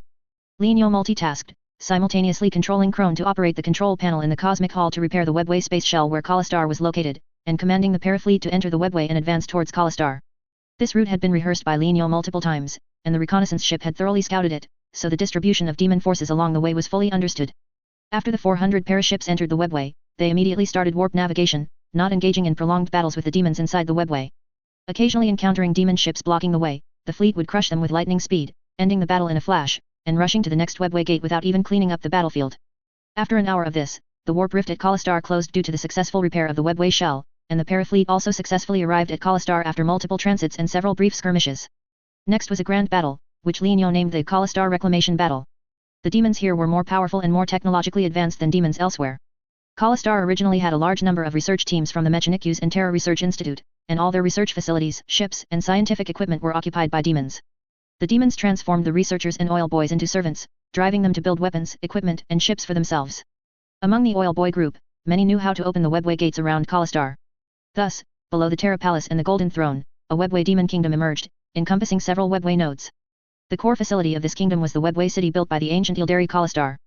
Kalastar was built from Ling Bone, and Ling Bone was warp energy extracted from the warp by the Ildari using special means. In a sense, Kalastar was a massive mine containing an immense amount of warp energy. The demon realm built mining fields, alchemy workshops, and shipyards around Kalastar, ceaselessly converting Kalastar into warp energy day and night for reproduction, enhancement, and ship manufacturing. When the parafleet arrived, it faced not only about 300 million rotten things, but also 300 demon ships, 50 demon turrets, and countless deformed human laborers spawned from demon breeding vats. Kalastar, an ancient Ildari city, had now become a demon placenta filled with sin and bloodshed. The battle between the two sides was on the verge of breaking out. Demon ships took off from various parts of the defiled Webway city, swarming like a hive of bees. What awaited them were 5 sharp and decisive thunderous booms. Bang bang bang bang bang. Massive extinction-level shells shot out, 2 were exploded by the demon fleet, and 3 fell into Kalastar. Bang bang. The bomber changed its angle, weaving through the battlefield to deliver 2 more thunderous booms to Kalastar, then was immediately shot down by the arriving demon guardsmen. A total of 5 thunderous booms, front and back, turned Kalastar upside down. Within a minute, the entire city was plunged into a raging plasma vortex, golden arcs mercilessly tearing apart everything on the ground. Demons, demon breeding vats, deformed human laborers, unfinished ships, oil boys with extra limbs, and many other nauseating twisted things were purified at this moment. With their main base heavily damaged, the demon fleet's rage surged, and they summoned the local demon fleet from the adjacent Webway space to intercept the enemy. Lienyo did not allow the enemy's reinforcements to appear on the scene. Even before the bomber launched the thunderous boom, the cloaked paraguardsmen had already set off, closing and sealing all Webway gates around Kalastar. The demon fleet's reinforcements couldn't get in, and the parafleet couldn't get out, a battle of closing the door to catch the dog, with themselves entering the trap, thus began. Lienyo, wearing the Gao Mao goggles, sat in an invisible reconnaissance ship, hidden at the edge of the battlefield, fully engrossed in commanding. The 400 paraships transformed into self-aware living entities, dodging when they needed to dodge, bombarding when they needed to bombard, and never rashly advancing when they needed to provide covering fire for a retreat. Although the demon fleet had a certain supply advantage, it was still inevitably worn down by the parafleet. After 5 hours of continuous fighting, Lienyo was exhausted, but finally blew the last demon ship into pieces. The void returned to silence, and charred wreckage and fragments drifted around the ruins of Kalastar. Clear the area, maintain vigilance. Send me to the artificial passage above Kalastar. Lienyo wiped the sweat from his forehead and, as Krone, flew upwards in the reconnaissance ship. The Gao Mao goggles relayed his orders, and 272 operational paraships began to move, while over 30 ships were paralyzed and undergoing urgent repairs, with the remaining ships having been scrapped in the recent battle. The reconnaissance ship weaved through the fragments and stopped at the entrance of the artificial passage above Kalastar. This passage was built by the Mechanics during the rebellious era. After the Webway War during the Siege of Terra, most of the artificial passage was destroyed, leaving only a tightly closed passage entrance and a small section of corridor hanging outside the entrance. As the reconnaissance ship approached the passage entrance, it was captured by the artificial gravity field within, its flight attitude automatically adjusted, and the bridge aligned perfectly with the passage entrance. Through the porthole, Lienyo, looking through the glass in the observation window on the passage entrance, saw the golden corn gathering towards the passage entrance door. Search for these guys' communication signals. Damn it, we're fighting here in Kalastar, and they're just hiding behind the door watching the show. Lienyo was furious. Almost 6,000 years had passed since the end of the Horus Heresy. What were the golden corn doing? How could they not have even the slightest thought of reclaiming Kalastar, and instead just watch as the demons strutted around here? Boss, a golden corn communication request just came in, should I connect? Connect. Alright. The communication screen popped up. There were many figures of the same appearance around the golden corn on the other side, and the person communicating should be located behind the passage door. Whoever you are, leave here, do not approach the door. The golden corn did not thank the parafleet for destroying the demons, their first words were a cold expulsion order. Lienyo was already seething with anger at the golden corn's inaction, and now his blood surged even more, no longer giving the other side a good face. Golden corn. Listen up. We are allies of His Imperial Majesty, the God Emperor of the End Times. We are para-orcs. The God Emperor has entrusted us to activate the God Emperor of the Age of Apostasy. Open the door and let us in. The golden corn on the other end of the communication clearly froze in unison. What the hell? What is the End Times? What is the God Emperor? What does it mean to activate the God Emperor of the Age of Apostasy? Why are a group of orcs here? If it had been a space marine to negotiate, the golden corn might have believed their words a little, or even a machine sage would have been better. What kind of business was it for a group of orcs to see His Majesty? I will repeat, leave here, orc. In consideration of your help in eliminating the orcs in Kalastar, we will not pursue your offense against His Majesty. These golden corn were ill-informed, had not left the Terra Palace for thousands of years, and their minds were as rigid as wooden fish. Lienyo could only patiently explain the matter of the sub-universe to them. But who knew, halfway through his explanation, the golden corn roared. Enough. Orc. This is the Terra Palace. It is not a place for you to spread heretical doctrines. Leave here, do not approach again, this is our final warning. Lienyo glared and asked. What if we don't leave? If you had the ability to clear the demons from Kalastar, you would have come out of the passage long ago, wouldn't you? What? We killed all the rotten things, and now you've gotten tough. Leave. The golden corn shook his halberd, the spearhead pointing forward. Don't force our hand. Leave here. Lienyo didn't move. The golden corn held the gun-raising posture for a few seconds, then stiffly lowered his halberd and pressed a button at his waist. The communication ended. The observation window on the passage door was also closed. Damn it. A bunch of weaklings, what a show. Fire. The gunner had long been annoyed by the golden corn and immediately pressed the fire button. The reconnaissance ship turned its hull, and its starboard cannon roared. Chapter 312, Horus meets the God Emperor. Bang bang bang. Rumble. 3 shells hit the bullseye of the passage gate. As the saying goes, smoke without injury. The explosion impact stirred up dust, and after the firelight disappeared, the passage gate was still intact. A layer of faint golden psychic barrier appeared on the gate, perfectly neutralizing the attack of the macro cannon. Beep beep beep. The finder reacted. Boss, the strength of that psychic barrier is Alpha Plus grade, half that of a parateleportation gate. From the psychic signature identification code, it is indeed the work of the big golden guy. Although the Huang Pitzi of the Age of Apostasy was in a dormant state and lacked perception of the outside world, after long-term worship by numerous believers, he had initially acquired the power of a God Emperor. Any attack launched against the Terra Palace would trigger the Huang Pitzi's instinctive reaction, causing him to block the attack with a psychic barrier. This is why, after so many years, the demons of Kalastar have never been able to break into the palace. Of course, it was also why Lienyo dared to shell the gate. He had learned from Malkador that the Terra Palace of the Age of Apostasy was impregnable. Golden Corn was a pure ground chicken, vulnerable to ship cannons, but as long as the God Emperor could still collect the power of faith, the Terra Palace would not be breached, and Golden Corn would naturally be invincible. Lienyo vented his anger with the macro cannon, and most of his anger dissipated. He then ordered a return to rest and recuperate. The Parafleet established a temporary outpost in the ruins of Kalastar, and Lienyo switched his consciousness to the space second generation. The guardsman where Horus was located left the warp and rendezvoused with Krone's scout ship. Lienyo equipped the guardsman with a netherworld access device and had the scout ship lead the guardsman to Kalastar. Inside the guardsman's bridge, Horus, relying on his strong will and excellent physical fitness, barely regained the ability to walk. Bored in the treatment room, he came to the bridge and curiously observed the para-orcs. The moment the webway gate opened, Horus was truly shocked. As the Emperor's favorite gene seed Primarch, Horus had studied knowledge with his father and Malkador since childhood, and could be said to be well versed in ancient and modern times. He certainly knew of the existence of the old ones and understood the significance of the webway. As soon as the webway gate opened, his heart skipped a beat, and he stood rooted to the spot like a wooden stake. This is the webway. Horus cried out, slightly losing his composure, then gasped from the pain in his chest. Yes, this is the webway. Lienyo, possessing the space second generation, almost laughed when he saw Horus's country bumpkin expression. However, it's not the webway of the rebellion era, but of the Age of Apostasy. The words rebellion era did not affect Horus much, his face only showed relief, calmness, and the wonder of facing the webway space. A few days ago, Lienyo routinely checked Horus's injuries. Horus had recovered well, able to get out of bed and walk, and his mind had become much clearer. Xianzhe's false memories, Lienyo's statements, and what he saw and heard when his Guilliman was corrupted by psychic rituals. All signs indicated that he was involved in a complex event. This series of phenomena had both truth and falsehood, with deliberate fabrication and also acts of presenting truth as falsehood. After a long period of thought and analysis, Horus, through his own efforts, uncovered the truth behind a series of events. He did indeed initiate a great rebellion in the 31st millennium. He was also indeed killed by the Emperor because of this rebellion. All of this was the concealment of chaos, they truly happened. When Horus recounted his analysis to Lignio, his emotions were stable, his thoughts coherent, his speech clear, and his words full of doubt. Why did Guillemon betray the Emperor? Why did he run from the 30th millennium to the 36th millennium? Lignio knew that many things could not be hidden, so he simply revealed everything. After listening, Horus said with immense relief.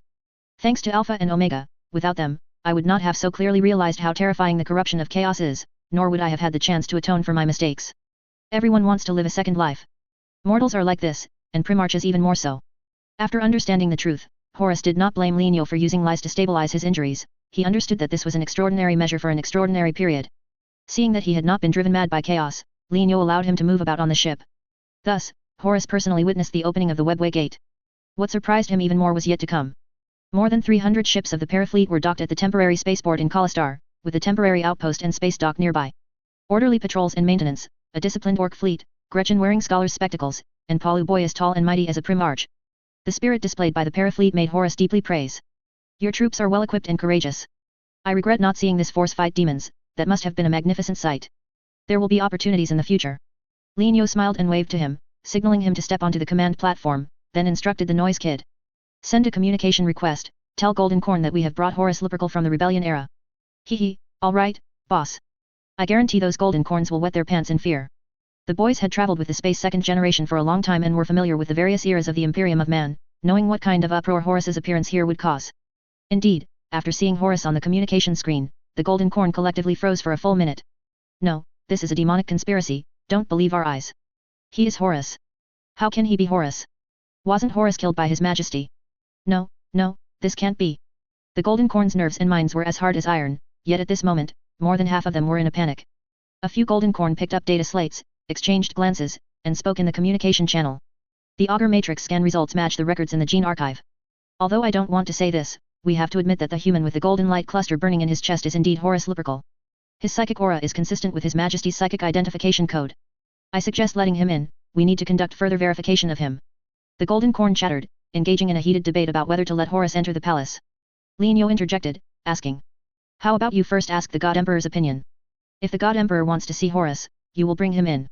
If the God Emperor doesn't want to, then forget it. The orc's act of shelling the gate was a bit crude, but the suggestion given was quite pertinent. One of the Golden Corn went back to report. A moment later, the message returned. Your Majesty wants you and Horus to come in together, the others wait outside. An airlock entrance appeared on the passage gate. Lignio and Horus exchanged glances, put on their void-walking armor, and entered the airlock. The hatch closed. After a series of procedures including scanning, disinfection, and cleaning, Lignio and Horus officially entered the Terra Palace of the Age of Apostasy. Without Golden Corn leading the way, Lignio, familiar with the route, guided Horus through the fork in the passage and into the correct doorway, appearing even more familiar with the place than Golden Corn. Golden Corn's attention was entirely focused on Horus and he didn't pay much attention to the orc.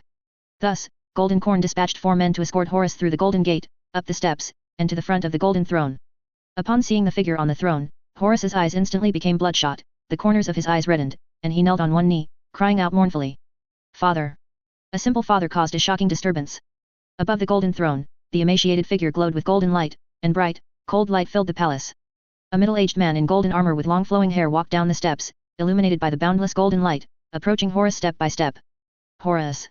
The middle-aged man tried his best to control his voice, but he still couldn't suppress the slight tremor in his tone. Is that you? Horus? Why are you here? Is this my dream? Father! Horus was unconsciously sobbing. The middle-aged man suddenly clutched his head, letting out a painful groan. Golden Corn was about to rush forward, shielding the middle-aged man and separating him from Horus, but Lignio stopped him. Don't move, this is normal. We successfully awakened the Emperor of the Age of Apostasy, and he is connecting with the God Emperor of the End Times. Give him some time, he will quickly understand what this is all about. Golden Corn ignored him and still tried to rush forward, but Lignio's strength was surprisingly great, firmly holding all 4 of them in place. The struggle between the two sides lasted for more than 10 seconds. The middle-aged man lowered his hands and let out a long sigh. So that's how it is. Terradinge, comments, the 4 of you go back and guard the Golden Gate. Leave this to me. Your Majesty. Horus, who is before you, indeed comes from the rebellion era, and this orc is indeed our ally. Go down. Yes, Your Majesty. Lignio released his hand. The 4 custodians glanced at him, picked up their halberds, and left. The light on the Golden Throne receded, and the emaciated figure emerged, but the middle-aged man did not disappear. He said to Lignio. My reward will be delivered to you the old way. The Imperium of Man in the Age of Apostasy needs some time to complete its integration. Once ready, we will immediately launch an attack on the Omniscient Church. Before then, you are free to do as you wish. Thank you for your help. Lian Yu knew that the father and son must have endless things to say, so he didn't waste their time. He simply responded and returned the way he came. Before stepping through the Golden Gate, Lian Yu looked back. The father and son were sitting on the steps, talking intimately, full of filial piety. The forbidden blue letter magic and the sacred mark in Horus's chest had disappeared, and his chest was restored to its original state. It seemed that even the God Emperor of the Age of Apostasy could easily deal with the forbidden blue letter magic that had not yet fully taken effect. Lian Yu felt relieved and strode away. Back on the ship, a system message popped up. Quest: eliminate the enemies of the Holy Light Federation updated. You have found the Gene Seed Primarch, Horus Lupercal, and helped the God Emperor of the Age of Apostasy awaken. Based on your performance, the God Emperor has granted you the following rewards. There are 5 prerequisites for advancing to an Orc True God. Please fulfill all conditions in advance as required. You will receive the blueprint for the Ascension Ritual in your next reward. Condition 1. Obtain a gene sample of an ancient Orc, accomplished. Condition 2. Possess a gene fragment of an ancient Orc, accomplished. Condition 3. Control a beloved weird boy, accomplished. Condition 4. Possess the corpse of an ancient Orc boss, not accomplished. Please click here to claim the side quest. This quest will guide you to obtain the corpse of an ancient Orc. Condition 5. Ritual material list. Please collect all items on this list, not accomplished. The first 3 conditions didn't need to be checked, Lian Yu had already met them long ago. The 5th condition provided a list, which Lian Yu clicked to view, finding nothing difficult. Only the 4th condition left him a bit stumped, but luckily, the God Emperor thoughtfully provided a corresponding side quest. Lian Yu clicked to claim it, and the quest interface popped up. Quest: Trazen's Secret Hoard. Description: Trazen controls the tomb world, Solemnace. Among his collection is the corpse of an ancient Orc boss preserved from the war in heaven. Solemnace is located in the southern Far East starfield. The specific address is a string of symbols. Please go to Solemnace and obtain this ancient Orc corpse by any means. Quest reward: none. Trazen? The king of miniatures? Sending the Blood Raven clan to steal Trazen's miniatures would be a battle for the ages. Lian Yu glanced at the parafleet stationed in Kalastar and couldn't help but smile. He'd talk to Trazen first. If that didn't work, he'd steal. If he couldn't steal, he'd fight. He couldn't just let these 300+ ships vacation here, could he? Lian Yu adjusted his vehicle. The guardsmen carrying the second-generation Space Marines came from the Holy Light Federation, modified from the Imperium of Man's Sword-class frigate. Lian Yu left this ship in Kalastar, entrusting it to Golden Corn's care. All supplies and equipment on board were transferred to Krone's scout ship, while the boys and Gretchen were incorporated into the fleet. Command of the fleet was given to the second-generation Space Marines. Lian Yu arranged for the second-generation Space Marines to rest and reorganize the fleet, replenishing troops with alchemical potions and spores. He also took out ample materials from the Para warehouse and handed them over to the fleet for ship repairs and to replenish ammunition, fuel, and coolant. With everything arranged, Lian Yu possessed Krone, piloted the scout ship, and searched for a route to Solemnace. This reconnaissance work lasted for 6 days, during which Lian Yu discovered an interesting fact. Solemnace is located in the southern Far East starfield. It was a strange planet covered by countless mirrors. Trazen used Necron technology to transform the entire planet, adding a Dyson sphere that could block external detection and internal energy reactions. This sphere was primarily made of living metal, which not only had self-repairing capabilities but also prevented energy leakage from within the planet and efficiently collected solar energy, making the planet's energy utilization extremely high. The integrated Dyson sphere also blocked visitors from outer space. Lian Yu piloted the cloaked scout ship, circling the planet, looking for a place to land. Deep underground, a green screen illuminated a metallic Necron mask, and a pair of hollow eyes quietly watched the invisible ship above the planet. Chapter 313, Necron Rebirth. Trazen, overlord of the Nihilok dynasty, was the wealthiest among the overlords. In the era when Necrons were active in every corner of the galaxy, tens of thousands of Necrons would visit his collection hall every year. Now, the Necrons were in slumber, the disputes between dynasties had subsided, and the dynastic tombs were silent. With no audience, no visitors, and Trazen not liking to fight, life was as boring as it could be. He was not like other overlords, obsessed with expanding his dynastic territory and restoring the Necrons to their former glory. He preferred to collect things that were exquisite, unique, and would be regretted for a lifetime if missed. For example, star god fragments. Another example was a zero-pressure crystal formed from a terrestrial mushroom born on Katachan, propelled into outer space by a volcanic eruption. At this moment, Trazen discovered something interesting. When he awoke this morning from his 800-square-meter adamantium slab bed, the space signal scanner in the DC-1V storage tank made an unusual sound. This item, passed down from the war in heaven, was made by the ancient Ildari and used to search for webway gate activation signals within 1,000 light-years. The beeping sound told Trazen that a webway gate had briefly opened 0.2 light-years from Solemnus.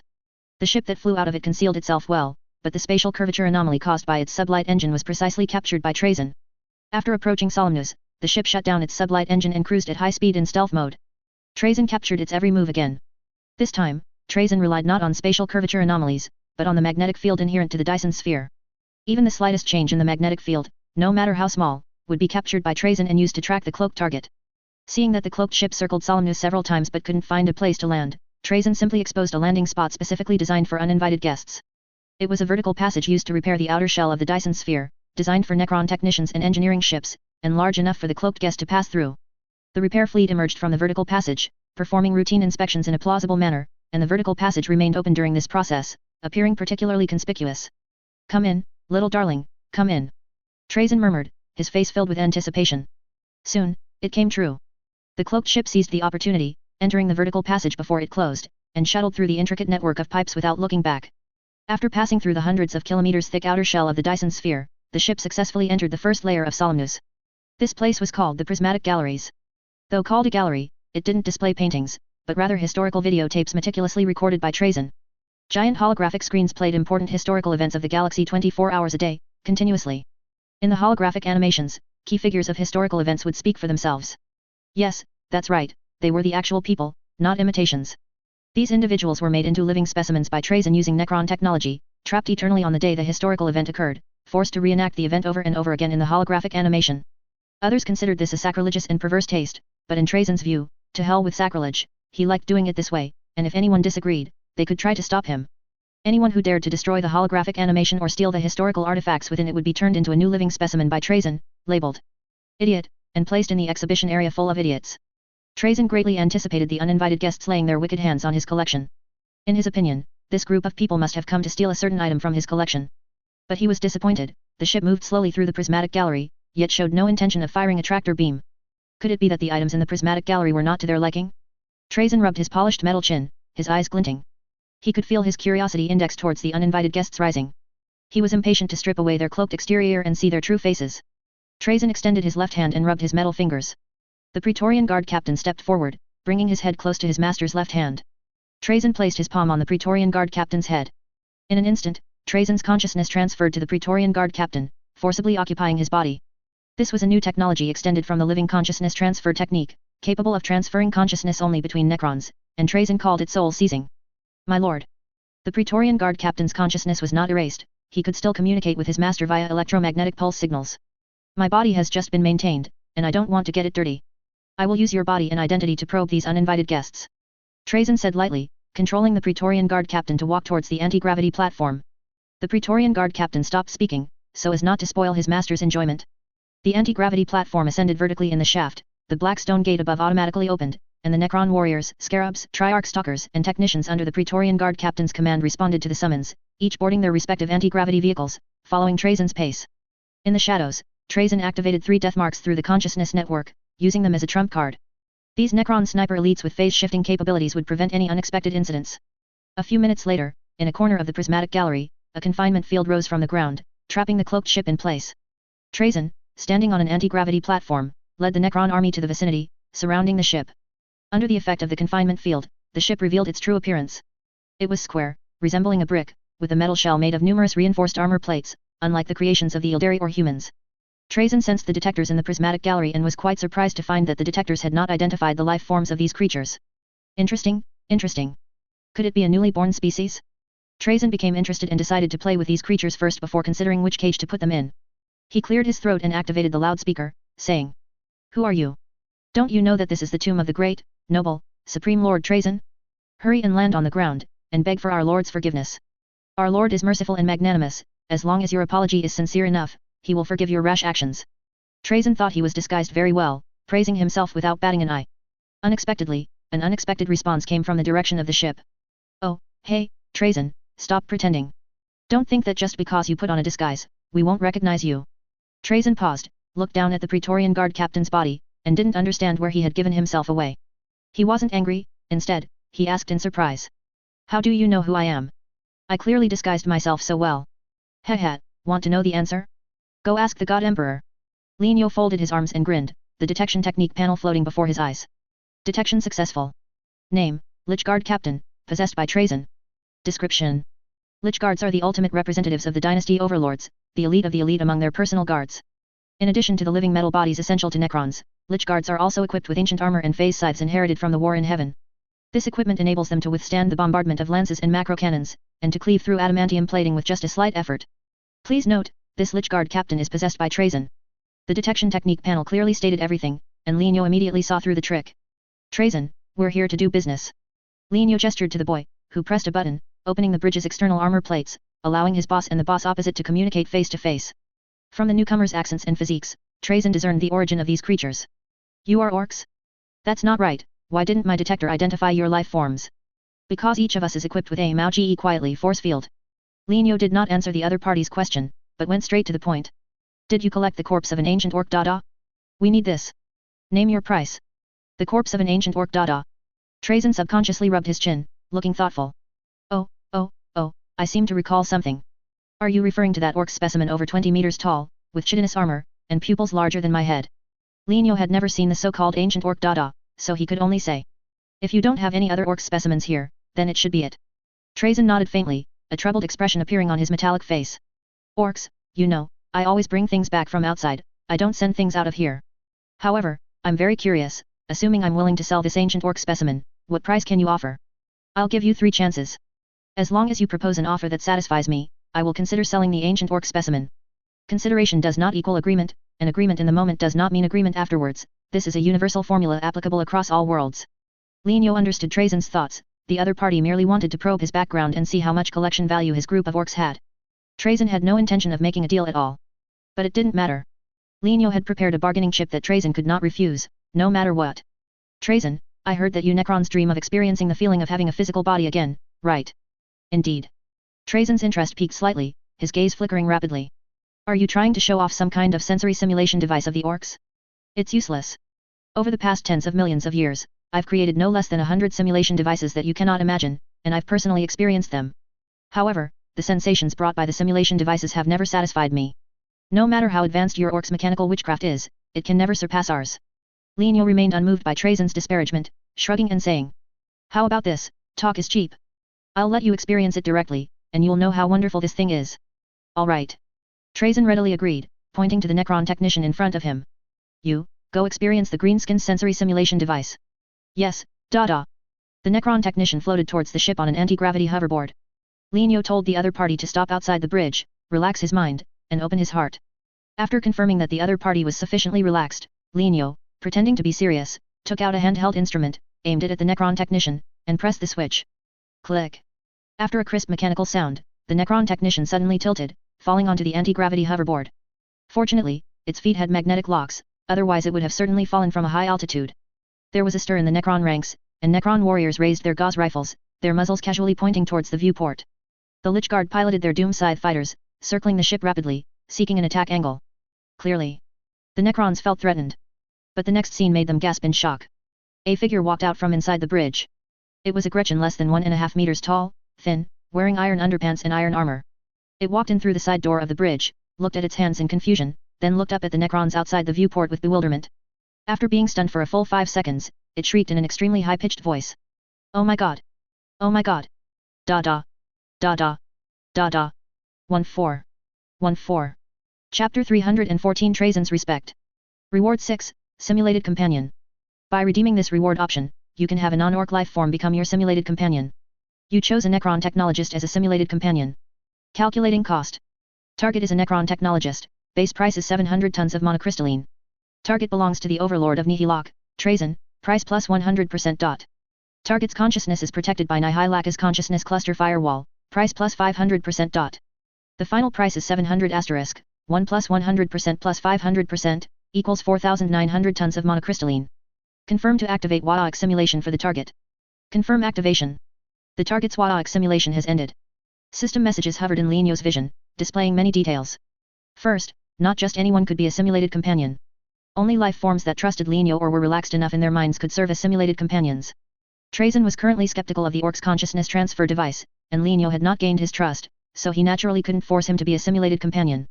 Second, the cost of a simulated companion was not large, not even matching the Parahome's daily monocrystalline output. If Trazen didn't believe it, Lino wouldn't mind demonstrating it a few more times. After all, the other party would eventually be unable to resist the temptation and try it himself. But as the saying goes, if you can rely on a Necron, a sow can climb a tree. After an hour of multiple trials, Trazen confirmed that the device in the orc's hand was the key. This made things easier. As long as he got his hands on the equipment, then this technology, which could freely transfer consciousness between Necron bodies and living beings, would have the potential to be replicated and deciphered. As for these orcs. Heh. According to his usual practice of making historical videos, key historical figures must be made into specimens to perform in every reenactment of the historical world. Therefore, making these orcs into specimens was the best choice. Especially the orc standing on the bridge command platform. Trazen saw many unusual things about him. Power armor mixed with ceramite and warp monocrystalline, a chitinous outer shell suspected to be bioarmor, and noticeably thick wrists and ankles, as if hiding some kind of biological weapon. How could such a peculiar orc life form be missed? Trazen's mind raced, 800 malicious thoughts popping into his head, but on the surface, he maintained a kindly demeanor. Orc, I am willing to make a deal with you. How about this, you come with me to the ancient orc display cabinet, and we'll exchange the ancient orc for the consciousness transfer device right there. No problem, right? Whether Lenio had the device or not, he could still redeem the simulated companion reward. And this so-called consciousness transfer device was actually an amniotic fluid tank with an orc's brain inside. In the future, if Trazen wanted to transfer his consciousness, he would just press the switch on the tank. The switch would activate the orc's brain, sending a message to Lenio via archived briefing, reminding Lenio to pay attention to Trazen. Lenio would possess the orc's brain and manually activate the simulated companion function for Trazen. This was the operating principle of this device. Lenio had repeatedly tested it. As long as the orc's brain did not die, the device could continue to operate. In a sense, it was not wrong to judge this as a consciousness transfer device. Alright, Trazen. One device for one ancient orc leader specimen, I approve of your trade proposal. However, the trading location is in the webway. You send someone to transport the ancient orc leader to the location I designate, and someone will meet you there. Lenio's eyes signaled the noise kid, who then broadcast a reality coordinate via the all-domain broadcast. Trazen was clearly not satisfied with the orc's response. He slowly put away his kindly expression and said in an undeniable tone. We'll trade right here. This is my territory, and I call the shots. You call the shots? Heh. Lenio sneered, pressing a button on the data pad. Go tell my thunderous boom. 3 extinction-level weapons in a ready-to-fire state were pushed out of the cannon barrels, stopping right at the muzzles. As long as Lenio moved his finger, these 3 thunderous booms would launch, destroying most of the collections on this planet. So what if he's the king of figures? Doesn't the king of figures have a weakness? Even if the monk runs away, the temple remains. Trazen's planet is right here. If this trade doesn't succeed, Lenio will simply use a bomber fleet to rob him next time. Trazen didn't expect the orc to be so unyielding even on his own territory, and he shouted in surprise and anger. Are you crazy, orc? Don't you want the ancient orc leader specimen? If you blow this place up, how do you expect to get the specimen? Oh, why are you so anxious? Lenio yelled sarcastically. Listen up, Trazen, we're here to trade, and we know your tricks. To be honest, we orcs are not cowards. I'll count to 10, and you open the Dyson sphere shell to let us out. 1 day later, we'll trade at the location I designate. If you don't come, I'll blow up your planet. After speaking, without waiting for Trazen's response, Lenio began to count down on his own. 10. 9. 8. 7.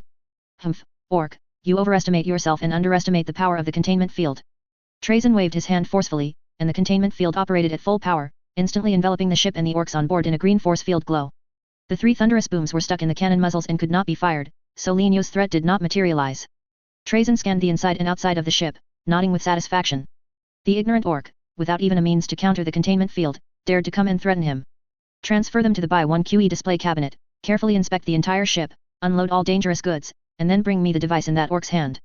Yes, Lord. After an orderly search and transfer, the scout ship was sealed in the display cabinet. Most of the orcs on board were executed by the Necrons, and only the orc holding the device survived. However, he had no chance to speak. This orc was made into a specimen, fitted with a containment device, and sealed within the image projected by the holographic device, forever playing the role of an ignorant orc fool. Trazen arranged the holographic image of the historical event reenactment, then contentedly picked up the consciousness transfer device and returned to his lair deep underground. He placed the device on the craftsman's bench and scanned it meticulously with various scanning instruments, but he couldn't understand why this unbelievably simple instrument could transfer consciousness across species. Experiment, monitor, then experiment again, then monitor again. Trazen spent several days and nights in frantic experiments. All attempts ended in failure. Eventually, the inner craving for living sensory input overcame reason. Trazen decided to use himself as a test subject, personally experiencing the device to find the key to the experimental failure. He aimed the device at himself and pressed the switch. Click. The mechanical sound was crisp and pleasant.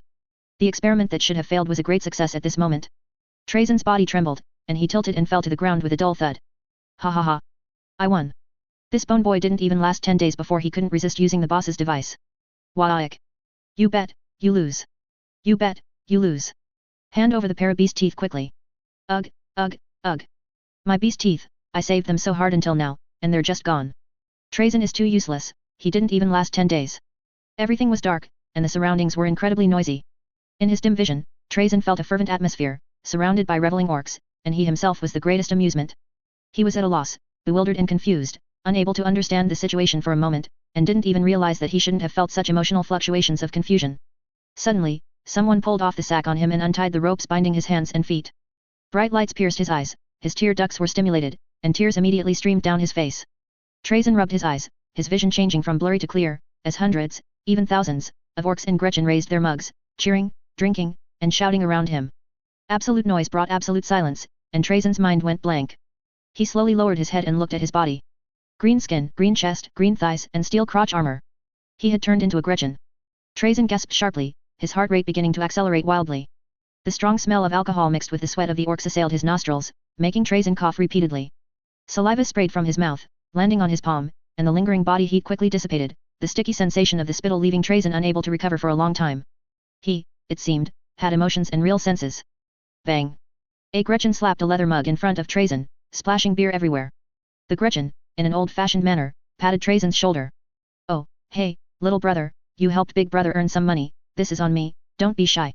Trazen stared blankly at the Gretchen for a moment, then, as if possessed, picked up the mug, tilted his head back, and chugged it down. When the spicy, bitter, inferior liquor passed through his throat, causing a burning sensation in his esophagus and stomach, Trazen finally confirmed that he had transformed from a cold metal skeleton into a living being. Ha ha ha ha ha. I'm alive. I'm alive. Trazen laughed maniacally, and the surrounding Gretchen and orcs became even more boisterous. Drinking, playing with spoons, singing, arm wrestling, fighting. Trazen spent a pleasant night like a true orc boy. A few hours later, the clang of bells came from outside the building. Orcs and Gretchen stumbled out of the pub, leaving behind a mess of filth and shattered tables and chairs. The pub owner led his Gretchen subordinates to clean up, casually placing the drunken Trazen on a long bench in the corner. Trazen snored loudly. He slept for a day and a night. That evening, Trazen slowly awoke, staring blankly at the pub ceiling. The dizziness from the hangover and the pain from the fight spread throughout his head and body. These sensations were real and captivating. But the question was, how could he end this consciousness transfer? He was the overlord of the Nihilok dynasty, the most renowned collector in the entire galaxy. He couldn't possibly spend the rest of his life like a Gretchen, could he? Trazen realized he had to act and find a way to end the consciousness transfer as soon as possible. He sat up, then his body stiffened, and he suddenly noticed a familiar figure had appeared on the chair opposite him at some point. The figure was 5 meters tall, robust, and wore exquisite composite power armor. He took off his helmet, placed it by his side, and unhurriedly enjoyed the sizzling grilled meat, occasionally picking up his mug for a drink and letting out a hearty sigh. Without the Necron scanning devices to assist him, Trazen still had basic eyesight. He recognized the orc's origin at a glance. Why are you here? Weren't you supposed to be sealed by me on a display stand in the prismatic gallery? That's right, Trazen would never be mistaken, the orc before him was precisely the idiot he had turned into a specimen. The orc turned his head sideways, grinning. Thanks to Gork and Mork, as long as I want to live, I won't be killed. Now, can we talk about the trade? Trazen fell silent for a moment. In principle, things that entered the collection should not be sent out again. But the current situation was that the principle was not in his hands. If I don't agree, what can you do to me? I will seal you in this Gretchen body.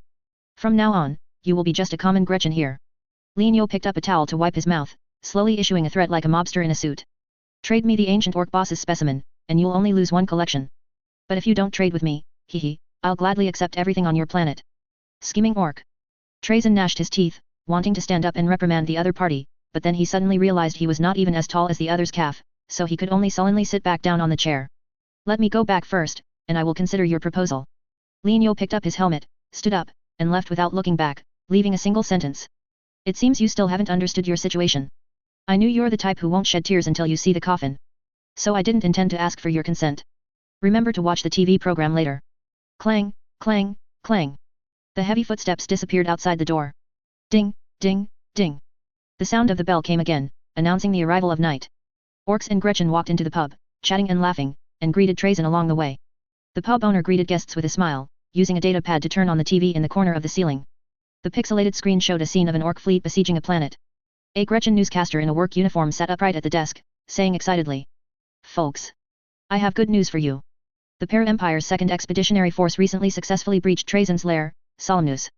The Expeditionary Force first dispatched the Blood Raven Commando unit to infiltrate the planet, found the ancient orc boss's specimen, protected it, and then launched a thunderous boom, bombarding the planet's Dyson sphere shell. The Para Empire is awesome. Our thunderous boom directly blew Solemnus to smithereens. But the ancient orc boss's specimen remained perfectly intact under the protection of the Blood Raven Commando unit.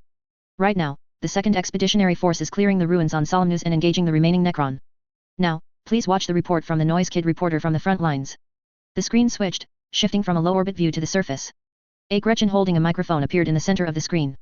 He stood on the wreckage of a holographic device, gesticulating wildly as he described the battle and conveyed the good news from the front lines. Behind him was a battlefield where Necron and power-armored orcs were once again fighting fiercely. Both sides used gauze weapons, but only the orc side could inflict effective damage. Whether it was the Necron's gauze rays or phase weapons, they were all blocked by the green shields. The battle gradually turned into a one-sided slaughter, and Trazen's mind was a mess. He didn't hear what the noise kid reporter said. He only knew he was finished. Completely finished. Since he didn't want to gracefully hand over the ancient orc boss's specimen, then this orc faction named the Para-Empire would help him do it gracefully. This was the profound meaning contained in the scene before him. Trazen slumped onto the chair, his eyes empty and lifeless. The pub owner walked over, lifted him up with an iron hoop-like grip, and glared, saying, "Trazen, you little rascal, you drank so much, trashed my shop, and haven't paid yet? Get your butt to the back and wash dishes." The pub owner casually tossed him, and Trazen flew towards the back kitchen, like a piece of trash by the roadside. Chapter 315, God Emperor, I am God. Task: Eliminate the enemies of the Holy Light Federation. Updated. You have obtained the corpse of the ancient orc boss, fulfilling the 4th condition for the promotion ritual. You have obtained all materials required for the ritual, fulfilling the 5th condition for the ritual. Please wait for the God Emperor to launch an expedition against the Omniscient Church. Once the crusade is successful, you will receive the blueprint for the promotion ritual. Linyo, possessing Wujiboy sake, placed his hand on a bronze green orc specimen, and system messages popped up in his mind. Indeed, this orc specimen, scavenged from Solemnus, was the corpse of the ancient orc boss required for the ritual. Linyo walked to a nearby platform and observed the specimen from above. The specimen was approximately 22 meters long and 6.6 meters wide at the shoulders, with a well-proportioned physique, complete limbs and all internal organs, bones, muscles, and ligaments intact. Aside from lacking breath and heartbeat, its appearance was almost identical to a living ancient orc. So, what is the difference between an ancient orc boss, a remnant from the war in heaven, and a Palu boy created through genetic modification, both being ancient orc? Linyo was currently in the biological laboratory of Parahome's backyard. The chief tech, chief mad doctor, and elites from PAL Academy formed a research team, divided into multiple research groups according to their experimental objectives. They were conducting in-depth research on the ancient orc boss specimen. Considering the time, the preliminary research results should be available soon. Linyo waited patiently for a while. The Suandong device array nearby emitted a series of beeps, and the Gretchen scholars and painboys next to it cheered and applauded in celebration. Which Dr. Dada, the experimental results are out. A Gretchen ran over, holding a basket of printouts, and excitedly shouted. After our repeated confirmation, we have determined that there are many ancient orc gene encodings in the gene fragments of the ancient orc specimen that we have not yet mastered. This means that in terms of gene purity alone, it is higher than everyone present, estimated to be about 20% higher. Linyo raised an eyebrow, recalling the ancient orc gene sample he had obtained. The text description of this sample had mentioned that the orc's gene purity bottleneck was at the 66.6% mark. To further increase it, they would have to gather the orc's belief power to create a god belonging to the orcs. Now, a sample with at least 86.6% gene purity had appeared. Doesn't this indicate that during the ancient war in heaven, a group of orcs used belief power to try and create an orc god? Perhaps this ancient orc specimen before him was the being that was about to become the orc god back then. Linyo took the experimental results and examined them carefully.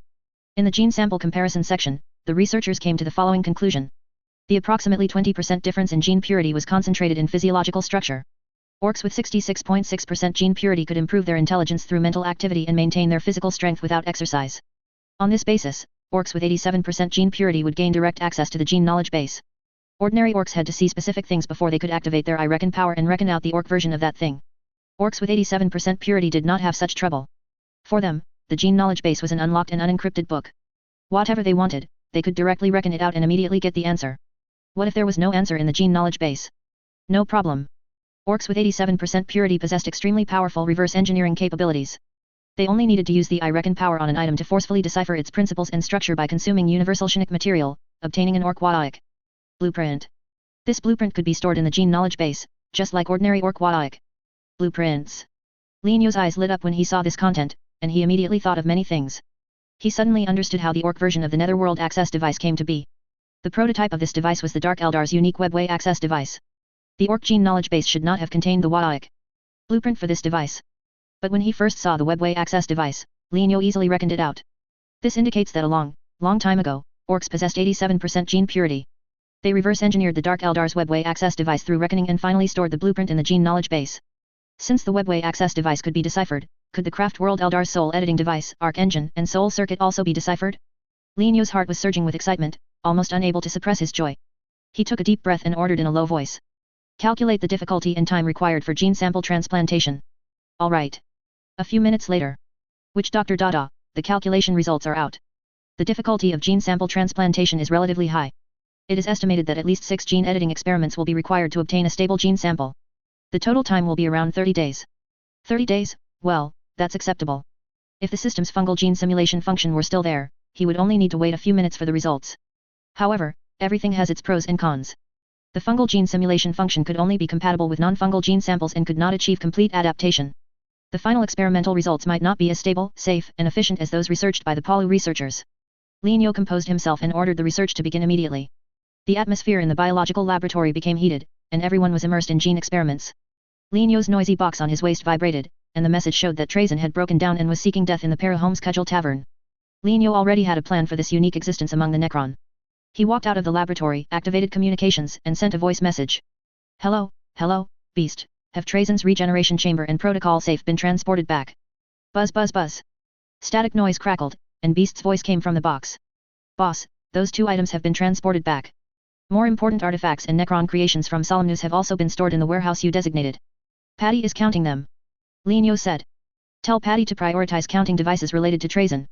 Make sure to identify all of Trazen's resurrection methods. Alright, I'll go tell him. Lienyo closed the noisy box, opened the simulation interface, and switched his consciousness to Space 2nd Generation's body. Space 2nd Generation was killed by Trazen and made into a specimen. Space 3rd Generation was in the Age of Apostasy sub-universe, leading the fleet to attack Solemnus. Space 4th Generation remained in Paraholm, specifically responsible for guarding Trazen. Lienyo walked into the tavern, picked up the crying Trazen, and left, casually throwing a handful of orc teeth to the tavern owner as compensation for the damage Trazen had done to the tavern's facilities. Arriving at the warehouse storing Solemnus's supplies, Lienyo threw the bewildered Trazen to the ground, clapped his hands, and found a chair to sit on. Soon, Beast and Patty walked over. Beast held a list detailing Trazen's resurrection methods and related facilities. Patty curiously sized up the Gretchen slumped on the ground and couldn't help but say. You're that famous king of handmade figures? Why do you have nothing better to do than go against us Palu-orcs? Aren't you just full and bored? Trazen was struck by lightning, dumbfounded. A Necron, wearing the Palu-orc's battle robe, as a Palu-orc, was complaining about why he, a dynasty overlord, would go against the Palu-orcs? What was wrong with this world? Was it a bit too crazy? If you, a metal shell, are a Palu-orc, then who am I, a Gretchen wearing steel open crotch pants? What's your name? Why would you abandon your dignity and mix with orcs? I will report your despicable actions to your dynasty overlord. Trazen, filled with shame and anger, climbed up from the ground, pointing at Patty and cursing. Shut up, Lienyo said faintly. Beast casually swung a punch, sending Trazen flying backward, blood foam and broken teeth scattering on the ground. Get the truth serum and give him an injection. All right, boss. Beast pulled out the truth serum, injected it into Trazen's neck, lifted him up, and placed him in front of the boss. Lienyo handed the list to Trazen. Look carefully, are all your resurrection methods on it? Trazen numbly took the list, read it from beginning to end, and nodded stiffly. Lienyo asked. Do you have any other backup plans? Trazen shook his head. Lienyo nodded with satisfaction. Good. Beast, Patty, your work is excellent. Go destroy all of Trazen's resurrection devices. Don't leave a single trace. Ong X2. The destruction work lasted for about half an hour. Beast and the other first soaked the Necron devices in strong acid, then sent the remnants into a furnace to be burned, and finally threw the ashes into a blue flame furnace to be decomposed into high-energy particles and blasted to Paraholmes Sun. During this time, Lienyo used the effect of the truth serum to extract many secrets from Trazen's mouth regarding the internal workings of the Necron. By the time the truth serum wore off, all of Trazen's backup plans had failed, and he himself had lost the ability to resist in any further value. Buzz. The gauze flare chopped down from above, and Trazen turned into a puddle of green-tinged sludge, thus perishing. Of course, only the Trazen of the Age of Apostasy died. The Trazens of the Rebellion era and the End Times were still alive. For a period of time afterward, Lienyo logged in daily to check the research progress of the ancient orc boss and also prepared for the crusade against the omniscient church. On the evening, more than 20 days later, while Lienyo was observing the 5th gene expression experiment, news finally came from the God Emperor. The Imperium of Man in the Age of Apostasy sub-universe had undergone tremendous changes in recent days. Firstly, the Codex Astartes was publicly abolished by the God Emperor, becoming a mere scrap of paper. The Imperium of Man in the Age of Apostasy once again welcomed Space Marines and Legion formations. Secondly, the previous ecclesiarchy affairs and censorship mechanisms did not allow Space Marines to intervene, but from now on, Space Marines could censor any member of the ecclesiarchy and conduct on-the-spot trials. Thus, the situation where the ecclesiarchy rode on the necks of the Space Marines was completely changed. In just one night, the settling of old and new scores entered its climax, and a large number of forces masquerading as the God Emperor's name to commit heresy were uprooted. In the southwest of Terra, the heretical forces led by Cardinal Bucaris were destroyed by the Space Wolves, and no planet within their sphere of influence survived. The heretical forces in the Taiping Star territory, Far East Starfield, and Storm Starfield were also destroyed by nearby Space Marines. The God Emperor also adjusted departments such as the Senate, Ministry of Internal Affairs, and Ministry of Military Affairs on Terra. Calling it an adjustment was, in fact, a purge. The ecclesiarchy also underwent a purge of similar scale. The faction currently holding the power of the ecclesiarchy was the Emperor's Salvationists. The God Emperor personally eliminated all core members of this faith faction both physically and spiritually, declaring the Holy Light Federation as the only legal official faith faction of the Imperium. Sebastian Thor, the head of the Federation, could now proceed to Terra to preside over ecclesiarchy affairs. The turmoil caused by these operations was still within Lineo's tolerance and did not significantly affect him. However, the God Emperor's next actions could be described as truly shocking. The God Emperor publicly declared himself the one true God of the Imperium of Man, named Lord of Holy Light and Humanity. Once the Huang Pitzi stopped being human, he would undoubtedly be terrifyingly powerful. He unleashed his psychic power, projecting his psychic illusion through the star beacon's light to all mortals within the Imperium, deeply engraving this illusion into everyone's memory and soul, never to be erased. The truth of the warp, the existence of the Chaos Goddesses, the reasons for the Horus heresy, and the deep reasons for the Imperium of Man's decline all directly struck the hearts of mortals with the psychic illusion, becoming the one true truth that could not be modified or deleted. The Astra Militarum and Imperial Navy remained the regular armed forces. The Space Marines merged with the Ecclesiarchy's armed forces, becoming holy warriors who crusaded against heretics, xenos, and demons in the name of the God Emperor. The Space Marine legions served as the Ecclesiarchy's war priests. And the ones responsible for leading these war priests were beings known as war masters. The selection for this position came to the forefront, causing an uproar. Horus Lupercal, a being who had severely wounded the Imperium in the 31st millennium, became the war master. Despite the God Emperor's psychic illusion preceding it, riots were still inevitable within the Imperium. But no apologies. There was no mercy in the God Emperor's authority. All who voiced opposition, whether Space Marines or Imperial officials, vanished silently in a flash of golden light. At this point, the rectification work of the Age of Apostasy Imperium of Man concluded, and the grand mobilization for the crusade against the Omniscient Church began. Spez, we need you to open a webway route directly from the Alezo Star area to the 5 subsectors of Ultramar. Inside the strategy room of the Terra Palace in the Age of Apostasy, a holographic map of the galaxy floated above the combat command table. The Alezo Star area was located in the eastern part of the solar system, where the army for the crusade against the Omniscient Church would gather. The convenience of the webway was a double-edged sword. It wasn't impossible to gather forces on Terra, but what if the Omniscient Church attacked Terra via the webway? The Alezo Star area, not far from Terra and adjacent to multiple forging worlds and fortress worlds, was undoubtedly the best choice. On the holographic map of the galaxy, Horus explained the combat plan to Lineal while using a command stick to draw the ideal attack routes on the map. 10 routes, 5 main routes, and 5 backup routes, paired in groups of 2, with each group corresponding to one of Ultramar's subsectors. The 5 subsectors southeast, northwest, and central could each be reached via 1 main and 1 auxiliary route. This would require Lineo's polyworks to undertake the crucial task of scouting and clearing the way. Chapter 316 Superpower of Thinking. Efficient, covert, and do not alarm the Omniscient Church. Horus introduced the function of the 10 routes, and finally said, I don't know much about the webway. If you think there's anything I said that's incorrect, feel free to point it out. Lineo stared at the galaxy planar map for 2 seconds, guessing inwardly that Horus's understanding of the current state of the webway was almost zero. Horus, you know that the webway city beneath the Golden Throne is called Kalastar, right? Before my fleet arrived, there were numerous chaos demons gathered there, roughly estimated to be no less than 300 million. Horus nodded and said, Yes, I heard the custodes describe how your fleet eliminated the chaos demons. You used exterminatus weapons to severely wound the enemy, then crushed them with firepower and numbers. It was a splendid battle. Lineal pointed at the routes on the holographic map. But do you know, Horus? The number of chaos demons in other parts of the webway is similar to Kalastar. Before entering Kalastar, my fleet passed through 6 webway nodes, and each node contained over 100 million webway demons.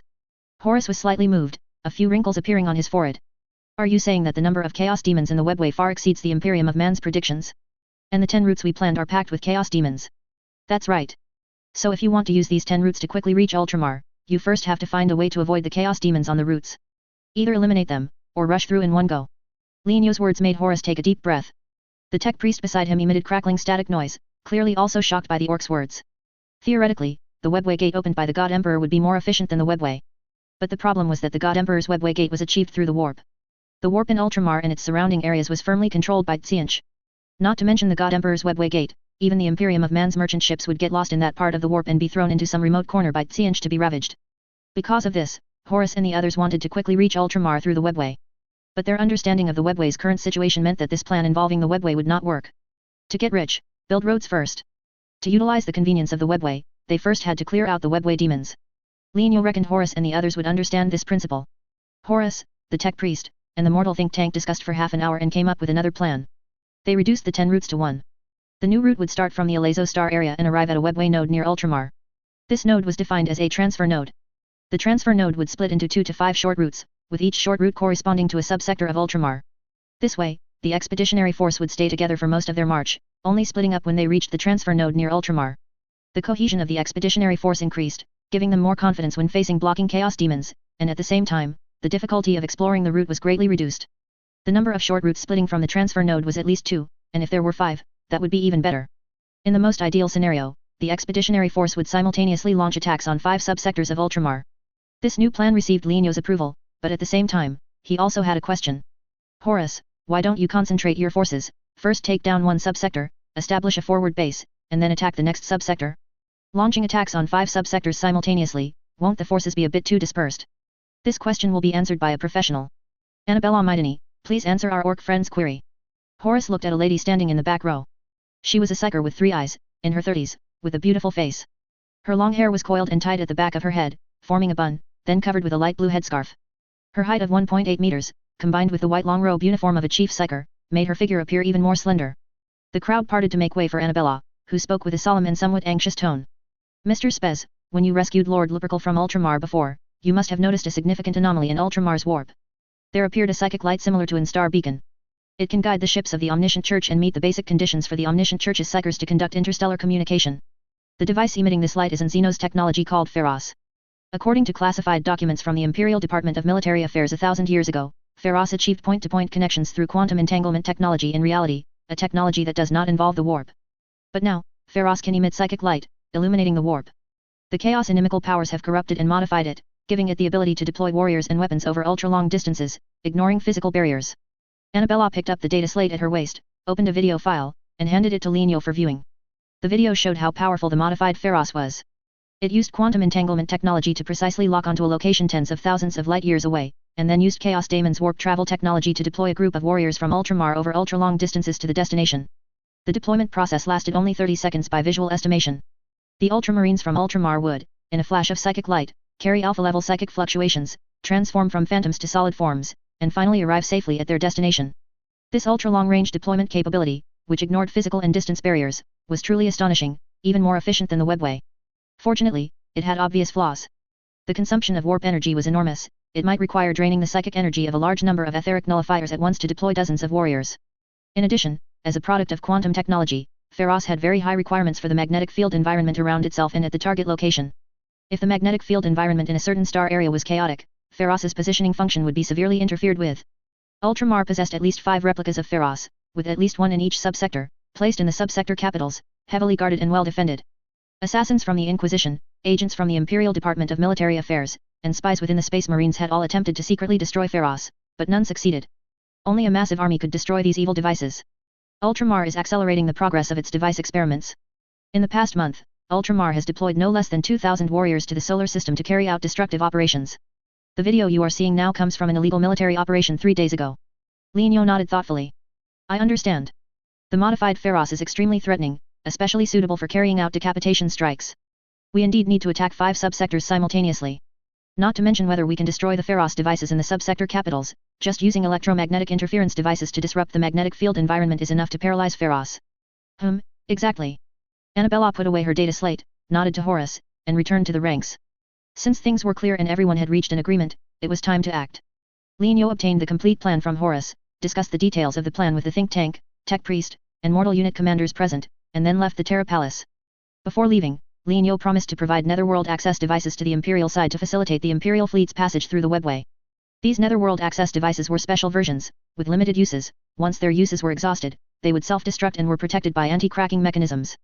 The Imperium of Man had not been able to figure out how the Orcs' I reckon power worked for so many years, so it was certainly impossible for them to crack the netherworld access devices provided by the Para Empire. Horus received the netherworld access devices and, with a slight smile, asked if the Para fleet needed supplies, stating that he could arrange for ample weapons, ammunition, food, fresh water, and fuel, and to just tell him what they wanted. Leonio politely declined Horus's offer, not because he wanted to save the Imperium's expenses, but because everything used by the Para-Orcs had their own specific requirements and was incompatible with the Imperium of Man's. For example, weapons. The bolt guns commonly used by Para-Orcs had a larger caliber than those of the Imperium of Man, with approximately 1.3 times the propellant charge. Another example was fresh water. The Para-Psyker field, just like the previously possessed Black Veil Psyker field, as long as they didn't eat things containing warp components indiscriminately or inject medicines containing warp components indiscriminately, the Para-Orcs would not have their Para-Psyker field breached by enemies. To prevent the parapsyker field from being breached, all food and water for the parafleet were produced by the ecological ships within the fleet, and if insufficient, they would be sent through webway gates. Food and water given by others would still need to be inspected, modified, and cooked before consumption. Lienyo found it troublesome and worried about food safety, so he simply refused them all. After leaving the Terra Palace, Blood Raven boss Crone piloted the scout ship to the cosmic hall of the ancient holy military fortress. Lienyo possessed Crone and initiated a communication request to the crystal in the cosmic hall. The crystal glowed faintly, and a message appeared on the communication screen. Kid, what do you want to do? Lienyo opened his data slate, connected it to the loud box with a cable, and imported the pre-planned route map from the data slate into the message box. I want to check the status of the webway nodes along this route. The route map originated from the Rebellion era, drawn by the Para Empire during its exploration of the webway, and could go directly from the Alezo star area to western Ultramar. A route map from the Rebellion era might not be applicable to the Age of Apostasy. Lienyo spent 6,421 tons of monocrystalline to obtain information about the route. I took a look for you, the situation on this route is quite bad. It has 9 webway nodes, 7 of which have no less than 100 million nasty things. The remaining 2, although they don't have nasty things, their webway gates are broken, and you need to fix them before you can pass through. How much monocrystalline does it cost to repair the webway gates? One webway gate is not severely damaged, I reckon 500,000 tons of monocrystalline should be enough. The other webway gate is a bit more troublesome, without 1.2 million tons of monocrystalline, I can't fix it. That's 1.7 million tons of monocrystalline back and forth. For his path to godhood, he would grit his teeth and bear it. Lienyo also inquired about the cost of using shoot him and fuck him to eliminate chaos demons, and found that it was less economical than clearing them with his own fleet. Returning to reality, he pulled 30 thunderous booms from Para home, and replenished a wave of troops, ships, and supplies. The Grand Webway Daemon clearing operation thus began. 5 webway nodes were cleared in 5 days, averaging 1 node per day. On the 6th day, Lienyo spent 500,000 tons of monocrystalline to repair the webway gate. The repair would take 3 days, and the parafleet took this opportunity to rest. 3 days later, the chaos demons in the 7th and 8th webway nodes were cleared, and the fleet arrived in front of the webway gate of the 9th node. 1.2 million tons of monocrystalline were sent to the crystal in the cosmic hall, and the webway gate began to repair itself, estimated to take 6 days. During the waiting period for repairs, groundbreaking progress was made in the research work on the ancient orc boss. A research report with both scientific and historical significance appeared before Woogie Boy Sake. Lienyo possessed Sake in time to view the report immediately. The content almost made him go crazy with joy. The experiment found that when the ancient orc boss's gene fragments were fused with seal yeast, they could achieve an almost perfect expression effect on ordinary orc spores. The ancient orc boss's own gene purity was 87%. Spores possessing his gene fragments, after developing into polyboys, had a gene purity of 85%, losing only 2% of gene purity. Through injecting nucleotide repair fluid, the gene purity would return to 87%, eventually becoming identical to the ancient orc boss. Lienyo suppressed his restless heart, put down the report, and came to the experimental site. The Palu boy serving as the experimental subject was undergoing a series of tests, comprehensively evaluating his physical fitness, intelligence level, chaos resistance, and I reckon power. When Lienyo arrived, the tests were nearing their end. Excellent physical fitness, able to maintain current physical functions without exercise. Flexible mind, high intelligence, strong memory. Constant 100% chaos resistance, as long as the parapsyker field was not destroyed, he would never be corrupted by chaos. As for I reckon power, that was astonishing. Without the gene fragments of Pain Boys and Mad Doctor, an ordinary Palu boy could actually reckon the WIRD magic formula for growth spirit. By observing the effects and raw materials of growth spirit, he used an alchemical crucible for hands-on practice, and after more than 30 attempts, he reckoned a WIRD magic formula with 90% accuracy. The product of this formula only had half the effect of a normal growth spirit, but it was still very shocking. In addition to the WIRD magic formulas for alchemical potions, manufacturing blueprints for mechanical witchcraft, modification surgery plans for biological weapons and armor based on tyrannid genes, biological cultivation plans, gene modification plans, and so on, the experimental subject also reckoned basically correct results for each of them. This was like a large AI model that could always reckon something, but there would always be some minor flaws. Fortunately, these flaws could be repaired through repeated questioning. Lienyo moved his finger, creating a simulated safe for the experimental subject, naming it Ancient Orc Boy. He instructed the boys to send the experimental subject to the Fireheart's warehouse. A moment later, the Fireheart was placed 100 meters in front of the experimental subject, and the tech boy activated the device, demonstrating the use of the Fireheart to the experimental subject. Patty had been studying the Fireheart whenever he had free time recently, and now stood by, curiously observing the experimental subject. Lienyo possessed the experimental subject and personally experienced the ancient orc boss version of I reckon power. He concentrated, gazing at the Fireheart. As the psychic rays capable of altering the appearance and structure of objects acted on the artificial hill in the distance, several lines of system text appeared in his vision. Searching the ancient orc boy gene knowledge base for the Fireheart WIRD magic blueprint. Search complete. Search results, 1 item. Name, Universal Reckoning Blueprint. Description: a blank reckoning blueprint. Whatever you want, draw it on it. Attention is your brush, universal shinic material is your paint. Whether you can draw the final product depends on whether you have enough universal shinic material. Note, the consumption of universal shinic material is not linearly related to the difficulty of reckoning. When the cracking difficulty of the reckoning object is extremely high, the consumption of universal shinic material will increase exponentially. Hiss whoosh. Linyo gasped sharply in his heart pounding wildly. At the moment he saw the universal reckoning blueprint, he thought not of the fireheart in front of him, but of the modified Pharos that could deploy combat units over ultra-long distances. If he could get his hands on the blueprint of the Pharos modified by Tsianch, then the Para-Empire's mobility in reality would absolutely explode, and its interstellar navigation capabilities would undergo a qualitative change. Thinking this, Linyo decided to give the ancient orc boss's I Reckon power a simple and memorable name.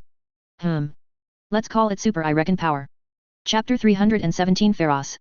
The power of Super Orc thinking power was obvious, it was undoubtedly a double-edged sword. In one's own hands, it was a great weapon, but in the hands of an enemy, it would become a terrifying instrument of destruction. Linyo raised the security level of the Para backyard. For all orcs, Gretchen, and squigs who had been in Para home or had visited Para home during the experiment, Linyo decisively used alchemical potions to erase their memories. The research site was destroyed, the research data was obliterated after Linyo memorized it, and all instruments and consumables used by the research institute were turned to ash. The experimental subject joined Wuji Boysake's personal guard team, becoming an inconspicuous existence, constantly monitored by Sake. Thus, the secret of Super Orc thinking power was entirely in Linyo's hands. 6 days later, the webway gate was repaired, and the Para fleet entered the webway node. This node had 3 webway gates. Besides the gate they came through, the other 2 gates led to the southern sector of Ultramar and another webway node, respectively. According to Horus's plan, this would serve as a transit node. Linyo went to the Cosmic Hall and reactivated the iLook function to check the connection status between the transit node and the various sectors of Ultramar. The results were pleasing. The transit node was separated from the southern sector by only 1 webway gate, and from the central, western, and eastern sectors by 2 gates, meaning one had to go to other nodes first before opening a gate to the corresponding sector. The transit node was furthest from the northern sector, requiring passage through 3 nodes, a total of 4 gates, to reach the destination. Linyo informed Terra about the transit node, asking them to send people to take over and build a forward base. At the same time, he used the simulate companion function to summon the beast to the front line, entrusting him with the task of clearing warp demons. Linyo himself had more important things to do, reverse engineer the Pharos and obtain its blueprints. The more complex the device, the longer it would take to think and the more universal shinic material would be needed. Take Fireheart as an example. During previous tests, Linyo found that it would take a full 3 days and 3 nights, plus 5 million units of universal shinic material, to think up a usable blueprint. Universal shinic material could be exchanged through WAC simulation, and Parahome's monocrystalline production and inventory were sufficient. The key was the time consumption. Linyo planned to first check how long it would take to think up the Pharos blueprint, and then decide whether to activate Super Orc thinking power before the Crusade arrived or after the Omniscient Church fell. If the time consumption was short and the fault tolerance was high, then it would not be too late to think after the Omniscient Church was defeated and the Pharos was returned to the Imperial Treasury.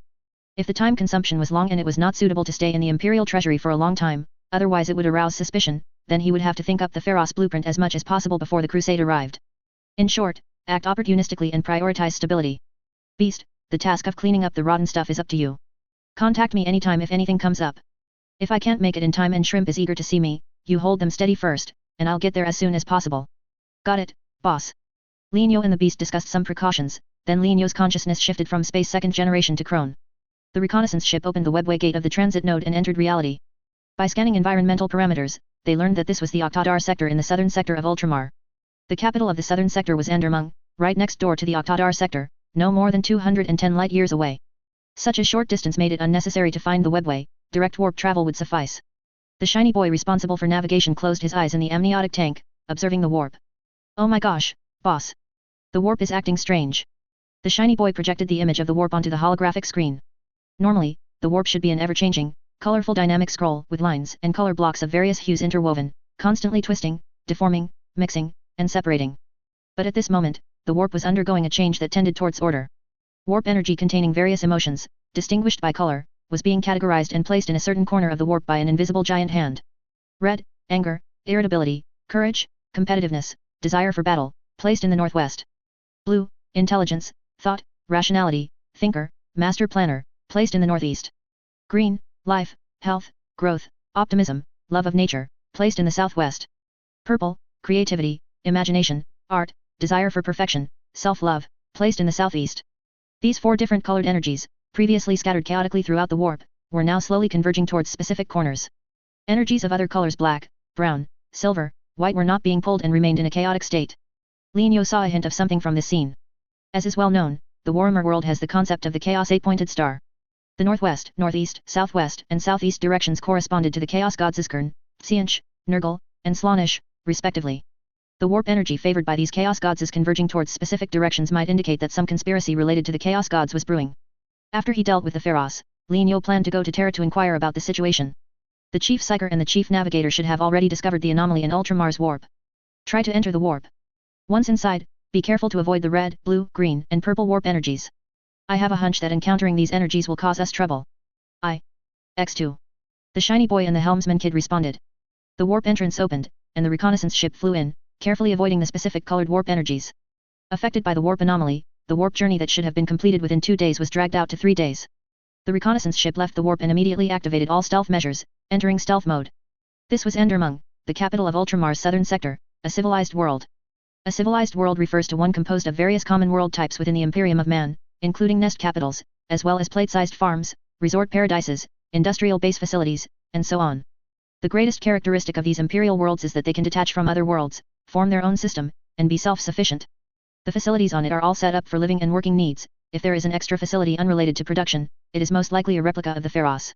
The reconnaissance ship circled Endermung several times at a distance of 1,200 kilometers from the surface. By collecting geographical environmental information and electromagnetic signals, the finder discovered over a dozen clearly abnormal locations. After calculation, verification, and deduction by the Suindongdong device, the reconnaissance ship finally pinpointed a cave space located about 200 meters underground. Underground facilities are usually reinforced with ceramite structural components, but in this cave space, no metal structural components were visible, nor were there lead plates to shield magnetic field signals. Furthermore, high-value scientific instruments were present in the cave. This defied common sense. The cave's anti-scan method was limited to using thick rock layers and soil to weaken scan signals. This method was crude, but undeniably effective. The reconnaissance ship's finder could only see about 200 meters underground at most. Only a small part of the cave space was scanned, and the Pharos might be hidden deep within the cave. Lienyo thought for a moment and decided to personally lead the infiltration. During the previous infiltration of the Hera Fortress, the Parapsyker field's suppression effect on chaos energies exposed their whereabouts. This time, Lienyo learned his lesson and used special ops boys who did not possess a Parapsyker field but were equipped with monocrystalline armor for the infiltration. Doing so would reduce chaos resistance to 99%, with the risk of corruption, but Lienyo felt it was worth it in exchange for better stealth. Additionally, since the goal was to obtain the Pharos blueprints, an ancient orcs with super orc thinking power was essential. On the other side, the beast led the team to clean up the rotten stuff. The Parafleet had ample ammunition. They first used Thunderous Boom to eliminate most of the rotten stuff, then used ship cannons to pick off isolated rotten stuff, and finally collected the corpses of the rotten stuff and sent them to the Psyker engine to be converted into pure warp energy. The Psyker engine was placed on an engineering ship, which was connected to an ecological ship. The warp energy converted from demon corpses would be transported to the ecological ship without a single drop left, to fertilize the ancient crystal fungus. Although Lienyo's consumption for clearing warp demons was high, by recycling and reusing the demon corpses, he reduced the net expenditure of monocrystalline from 1.5 million tons to just over 1 million tons. Just as the beast was commanding the battle at the front, a sword-class frigate of the Imperium of Man arrived at the transit node. The identification code of this ship was recorded by the Parafleet as a friendly vessel, so as long as it did not enter the controlled area, it would not be driven away. It circled the engineering ship, ecological ship, and logistics supply ship, and then secretly scanned the para-warships guarding the area. Before the finder detected its scanning signal, it shut down its auger matrix and flew towards the para-outpost at the transit node. A moment later, the beast received news of the Imperium of Man's envoy's arrival and returned from the front line to the transit node to meet with them. The envoy was an ecclesiarchy priest in a light gold robe, who introduced himself as Oklavan Mungert, accompanied by an Imperial Navy captain and an Astra Militarum captain. After verifying their identification codes, the beast represented Spez, Lienyo's name used within the Imperium, in the meeting. Following his boss's instructions, the beast explained the route map, the transit node, and the current status of the 5 diverging paths ahead. Currently, only the God Emperor, Malkador, and the Eldar Old Monster knew Lienyo's true identity. Everyone else only knew him as a para-orc boss named Spez. After listening to the beast's report, the Terra envoy first asked some details, then steered the conversation towards the para-orcs and Spez. Mr. Beast, thank you for the outstanding contributions of the para-orcs in pioneering the webway route. Your bravery is evident. I notice that you have invested many strategic materials in this series of battles. May we assist you in replenishing weapons, ammunition, food, and fuel? In the name of the God Emperor, the Imperium is always generous to its allies. Material supply. The beast pondered. His boss didn't mention needing any supplies before he left, did he? His boss could open portals spanning sub-universes. If they lacked any materials, they could just take them directly from Para-home. Besides, the specifications of para-orc weapons and ammunition were different from those of the Imperium of Man, so they wouldn't be able to use them anyway. Presumably, this question from the Terra envoy was part of the shrimp's social process, expressing the speaker's hospitality as a host. The beast analyzed silently, then shook his head. No need, our supplies are sufficient. The Terra envoy imperceptibly paused, seemingly not expecting the orc side to refuse supplies. He pointed to the ecological ship outside the porthole, which was heavily pregnant and had an ecological chamber covering millions of square meters, clearly consuming a lot of water resources. What about fresh water then? Your dietary habits are different from ours, which is why you specifically equipped an ecological ship for food production, right? We can provide you with fresh water, transported by 10 transport ships, roughly 2 million cubic meters. Our ecological ship is used for growing mushrooms and converting monocrystalline. There are many hydrogen-oxygen gigs on the ecological ship, and the fresh water they produce every day is already enough for us to use. So, we don't need fresh water. However, in Shrimp's social etiquette, wouldn't refusing the other party twice in a row be a bit impolite? The beast thought that he should accept the other party's goodwill, otherwise it would be too disrespectful. But then he thought, in the Para Empire, only the boss could make decisions. He still had to ask the boss first. Well, our boss is fighting on the front lines, I'll go discuss it with him. After all, 2 million cubic meters of fresh water is no small amount. The Terra envoy smiled and nodded, please do. The beast pulled out his data slate and sent a message to his boss. The Terra envoy and the two Ministry of Military Affairs captains exchanged glances, looking at the ecological ship and the engineering ship, their eyes flickering, wondering what they were thinking. At the same time, Linyo successfully infiltrated Endermung and reached the underground cave suspected of containing the Feroz. Upon entering, the change in the magnetic field was clearly noticeable. The magnetic field on the surface, due to the presence of numerous communication devices, usually appeared more erratic, with various electromagnetic signals interfering with each other, ultimately achieving a subtle smoothness amidst the chaos. The magnetic field within the cave was different. An invisible giant hand smoothed out the signal curves, the channel distribution was even, the number of access points on each channel was relatively average, and the boundaries of high, medium, and low frequency magnetic fields were distinct. Just looking at the visual representation of the magnetic field vector data gave a pleasing sensation. That's right, this underground cave was definitely the location of the Feroz. Linyo accelerated his advance, moving stealthily along the winding cave path, reaching a depth of 1,000 meters underground. Here, many concrete fillings appeared, and human traces became increasingly evident. After continuing to descend about 2,000 meters, passing through a winding path, the view suddenly opened up. A building shaped like the Eiffel Tower appeared before his eyes. This building was about 200 meters tall, constructed from black metallic material, with a prism at its apex emitting a rainbow of light. Countless electronic devices were connected to it by a dense network of cables, and numerous oil boys in black uniforms moved between arrays of thinkers, while fly-like servoskulls flew around the building, projecting light screens and scanning parameters. Sonic fluctuations emanated from the top of the building, forming rings of rainbow light. Most of the light from the rings was absorbed by the force field enveloping the building, while a small portion escaped and was dissipated by the concrete walls. Linyo locked his gaze on the black spire, which glowed with a faint light, and cast detection technique. Chapter 318, Changes in the Cosmic Hall. Detection successful. Name, Modified Feroz. Description, Dark Mechanikus and Psionic cultists used wicked technological and psychic means to deeply modify this Feroz, which was excavated from a Necron tomb. The main raw material of Feroz is black stone. Under normal circumstances, black stone maintains positive polarity to block warp interference. After modification, the polarity of the black stone in Feroz's energy contacts, key chambers, and main energy hubs shifted from positive to negative. This shift is not complete. The polarity of the black stone is miraculously between positive and negative, allowing Feroz to exert influence on both reality and the warp, thus becoming a strategic-level teleportation device for ultra-long-range troop deployment. Terra's intelligence was wrong. Not all of the Feroz devices in Ultramar were imitations. The one before him was genuine, just deeply modified by dark oil boys and Psionic cultists. The dark Mechanikus somehow managed to keep the black stone's polarity in an intermediate state. Linyo composed himself, gazed at Feroz, and activated Super Orc thinking power. Searching Ancient Orcs gene knowledge base for witchcraft blueprints related to modified Feroz. Search complete. Search results, 1 item. The only search result was Universal Thinking Blueprint. Linyo sketched the appearance of Feroz on the blueprint. After consuming the first Universal Shinic material, a system message popped up. You are attempting to decipher the modified Feroz. Estimated consumption, 20 million Universal Shinic materials, estimated time, 31 teradays. 31 teradays. As expected of a strategic-level facility, a pinnacle creation of technology and psychic engineering. His gaze swept around, and Linyo found some protruding rocks on the walls surrounding Feroz. He looked back at his 6 boys and had an idea. Half an hour later, the ancient orcs possessed by Linyo squatted on the highest rock, continuously consuming Universal Shinic material to think up the Feroz blueprint. The other boys were scattered on the walls around Feroz, responsible for keeping watch for Linyo. Paraorc's power armor came with a life support system and a cleaning system. Remaining still for 31 days was not a problem. During these 31 days, various situations could arise, such as a sudden battle, Feroz malfunction, and so on. Linyo could accept these unforeseen circumstances and had prepared countermeasures. Gork and Mork bless us. I hope the ancient orcs can safely get through 31 days and successfully obtain the Feroz blueprint. Linyo silently prayed, preparing to switch his consciousness back to space to clear out the webway demons. At this moment, the save brief popped up. Save, beast. Brief, Beast met with the envoy from Terra. He completed his mission as per your instructions. The Terra envoy proposed providing fresh water to the Para-Empire fleet to replenish the ecological ship's consumption. Beast had previously rejected the Terra envoy's request for weapons, equipment, and ammunition. He felt it was not good to refuse the other party twice in a row, so he wanted to ask for your instructions on whether to accept the fresh water supplies. When Lignio met Horus previously, Horus also mentioned this matter.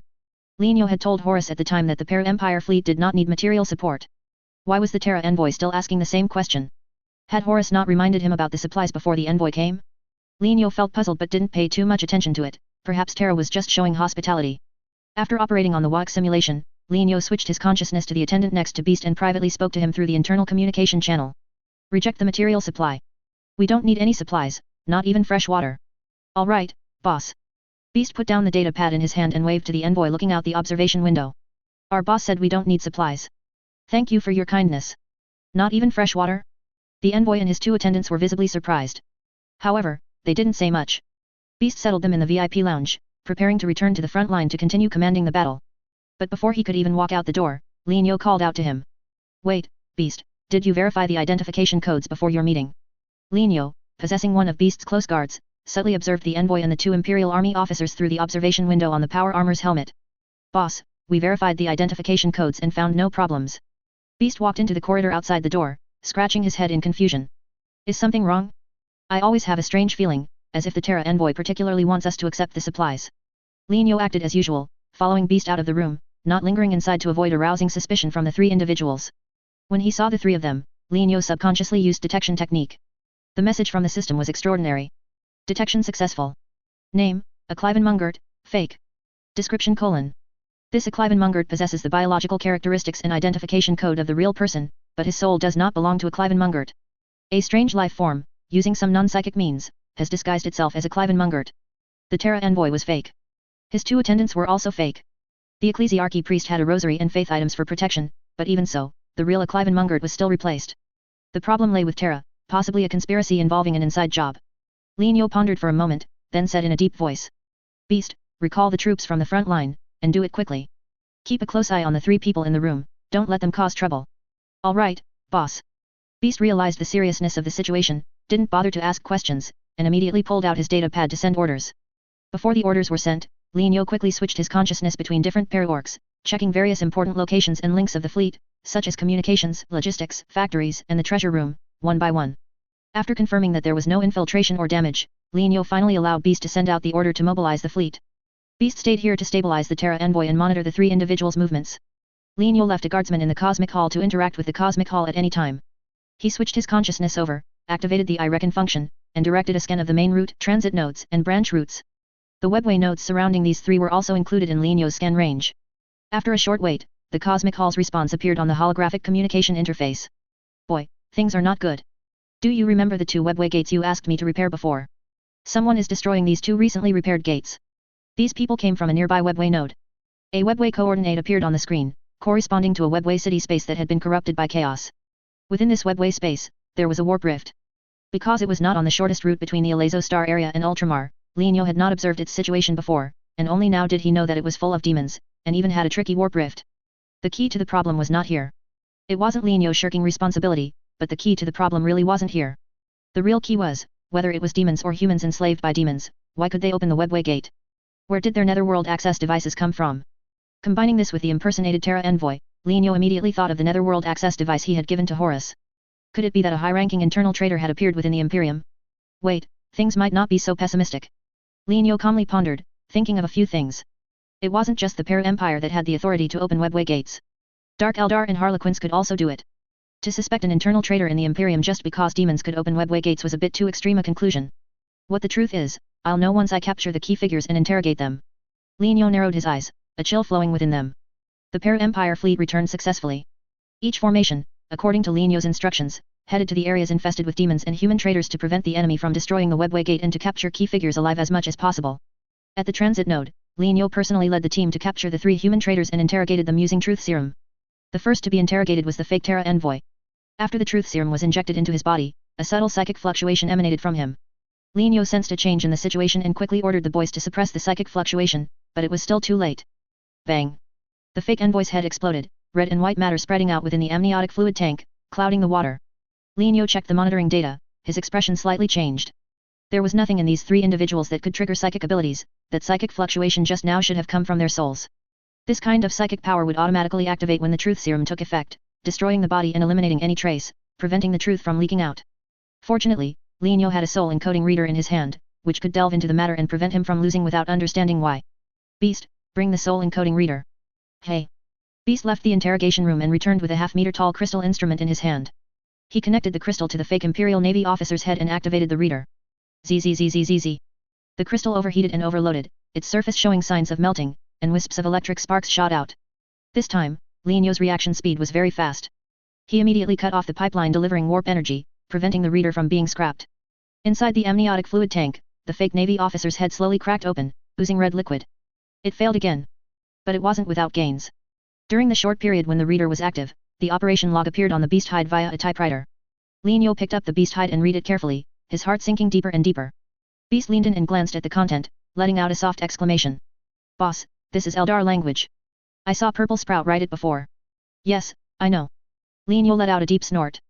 I originally thought that the Eldar would not participate in this war between the Imperium of Man and the Omniscient Church. Now it seems I was wrong. They have entered the fray in places we cannot see. Beast scratched his head in confusion. Aren't we and the Eldar good friends? Why are they working against us? Li Niu didn't tell Beast that he had already fallen out with the Eldar over the Black Veil Psyker Field and the prophecy. These matters involved his secrets. It wasn't that he didn't trust Beast, but rather, the fewer people who knew, the better. Beast, remember, the Eldar regard prophecy as an ironclad law. Whatever the prophecy tells them to do, they will do. The Eldar's friendship with us is not because they are like this, it's merely because the prophecy tells them to do so. One day, when the prophecy demands they eliminate us, they will act against us without hesitation. Beast nodded heavily. Understood, boss. I won't be fooled by the Eldar's false friendliness. Li Niu looked at the third living captive in the interrogation room. This time, he planned to use a method that the Para-Empire was most skilled at to uncover the secrets on the other party. At the same time, Age of Apostasy Sub-Universe, Ancient Saint Military Fortress. A massive fleet rapidly approached the Cosmic Hall via the conveyor belt within the Ancient Saint Military Fortress. Li Niu had left a guardsman here, making it convenient for him to access the Cosmic Hall at any time. This green orc frigates detected the arrival of the fleet immediately. Those who could reach this place should all be creations of the Ancient Sacred, and to a large extent, should be allies rather than enemies. But after the fleet arrived, without a word, it launched lances, crushing the green orc frigates with fierce and swift attacks. Bang! 1 second the green orc frigates sent out a communication request, the next second it exploded into a fireball. Plasma shockwaves spread outwards, pushing charred corpses and ship debris in all directions. The fleet used force fields to clear the path and approached the Cosmic Hall's crystal. This was an Eldar fleet, with ships resembling goldfish in appearance, though varying in size. Tail fins composed of solar sails twinkled with starlight. The fleet commander ordered to drop anchor, and the light from the solar sails receded. The fleet dispatched fighters to eliminate any surviving orcs and clear debris within the Cosmic Hall. After this, the largest ship opened its dome, from which a crystal, approximately 200 meters tall, extended. After a brief charge, the crystal shot a beam of light at the Cosmic Hall's crystal. Boom! A low rumble echoed through the Ancient Saint Military Fortress.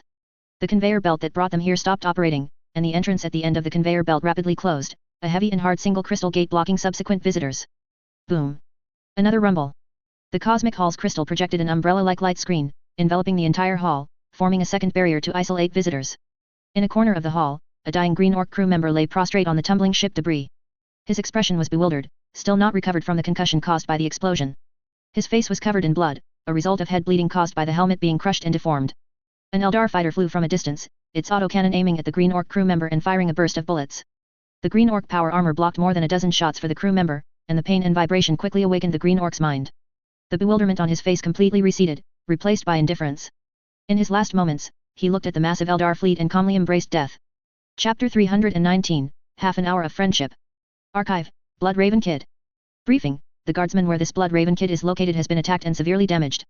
The attackers are an Eldar fleet. After arriving at the Cosmic Hall, they bombarded your guardsman without a word. Please pay close attention to the movements of this simulated character to avoid accidental death. You switch your consciousness to this Blood Raven Kid. You use detection technique on the flagship of the Eldar fleet. Detection successful.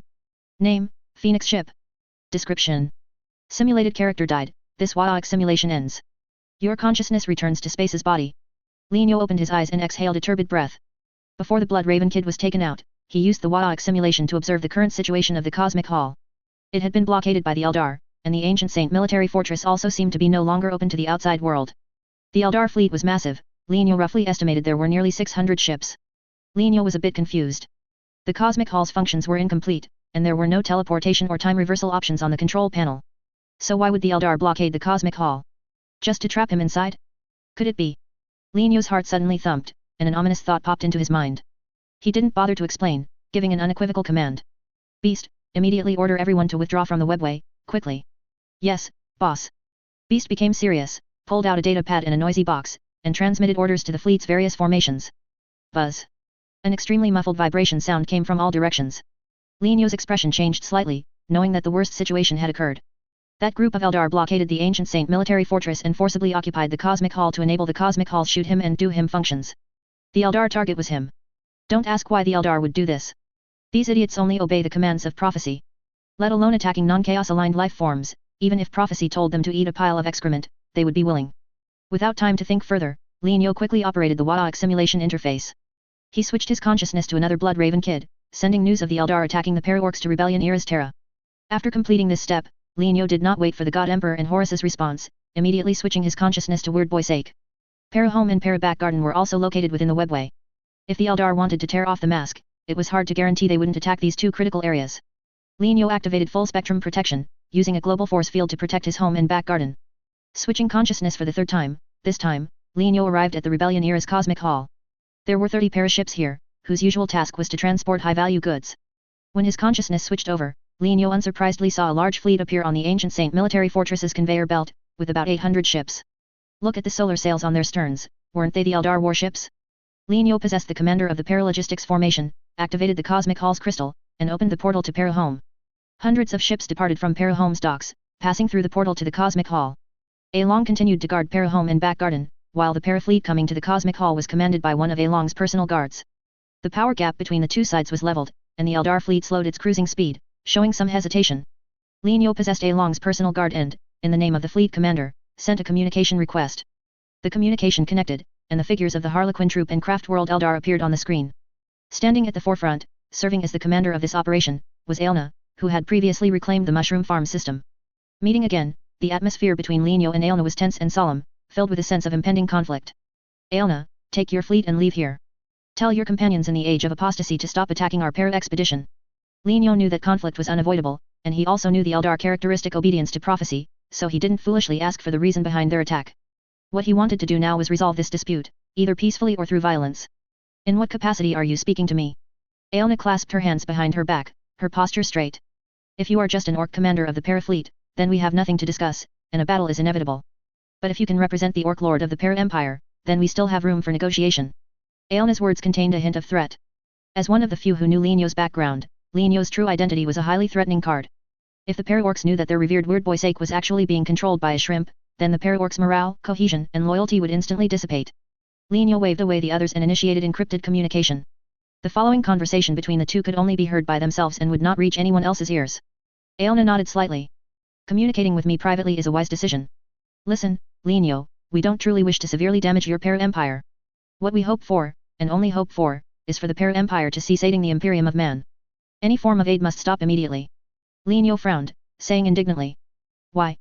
Just because the Book of Fate tells you to do so? I truly don't understand why you would undermine me at such a crucial moment when we could clearly join forces against the omniscient church. If you truly consider chaos an enemy, you should join us now and help us drive Tsianch out of the Age of Apostasy. Or have you already sided with chaos? The Lord of the Para-Orcs was seething with rage, but Aelna remained unmoved. Things are not as complicated as you think, nor as simple as you think. You seem to be helping the God Emperor eradicate the omniscient church, but this will subtly increase Tsianch's power, and you are unaware of it. Trust our prophecy, Li Niu. As long as we follow what the prophecy says, we will ultimately eliminate chaos. Prophecy, prophecy, it's bloody prophecy again. Li Niu snorted, asking disdainfully. Did the Book of Fate tell you what choice I would make? Aelna's face was covered by a mask, so her expression couldn't be seen, and her voice had no discernible fluctuation. If you choose to sever ties with the Imperium of Man, the prophecy will naturally come true. If you choose to stubbornly resist, then we will dismantle your orc empire, and the prophecy will also come true. Think carefully, will you continue to be the boss of your orc empire, living peacefully in the webway, or will everything you possess be destroyed? You must understand that once you lose control of the para-orcs, you will no longer be as important in the God Emperor's eyes.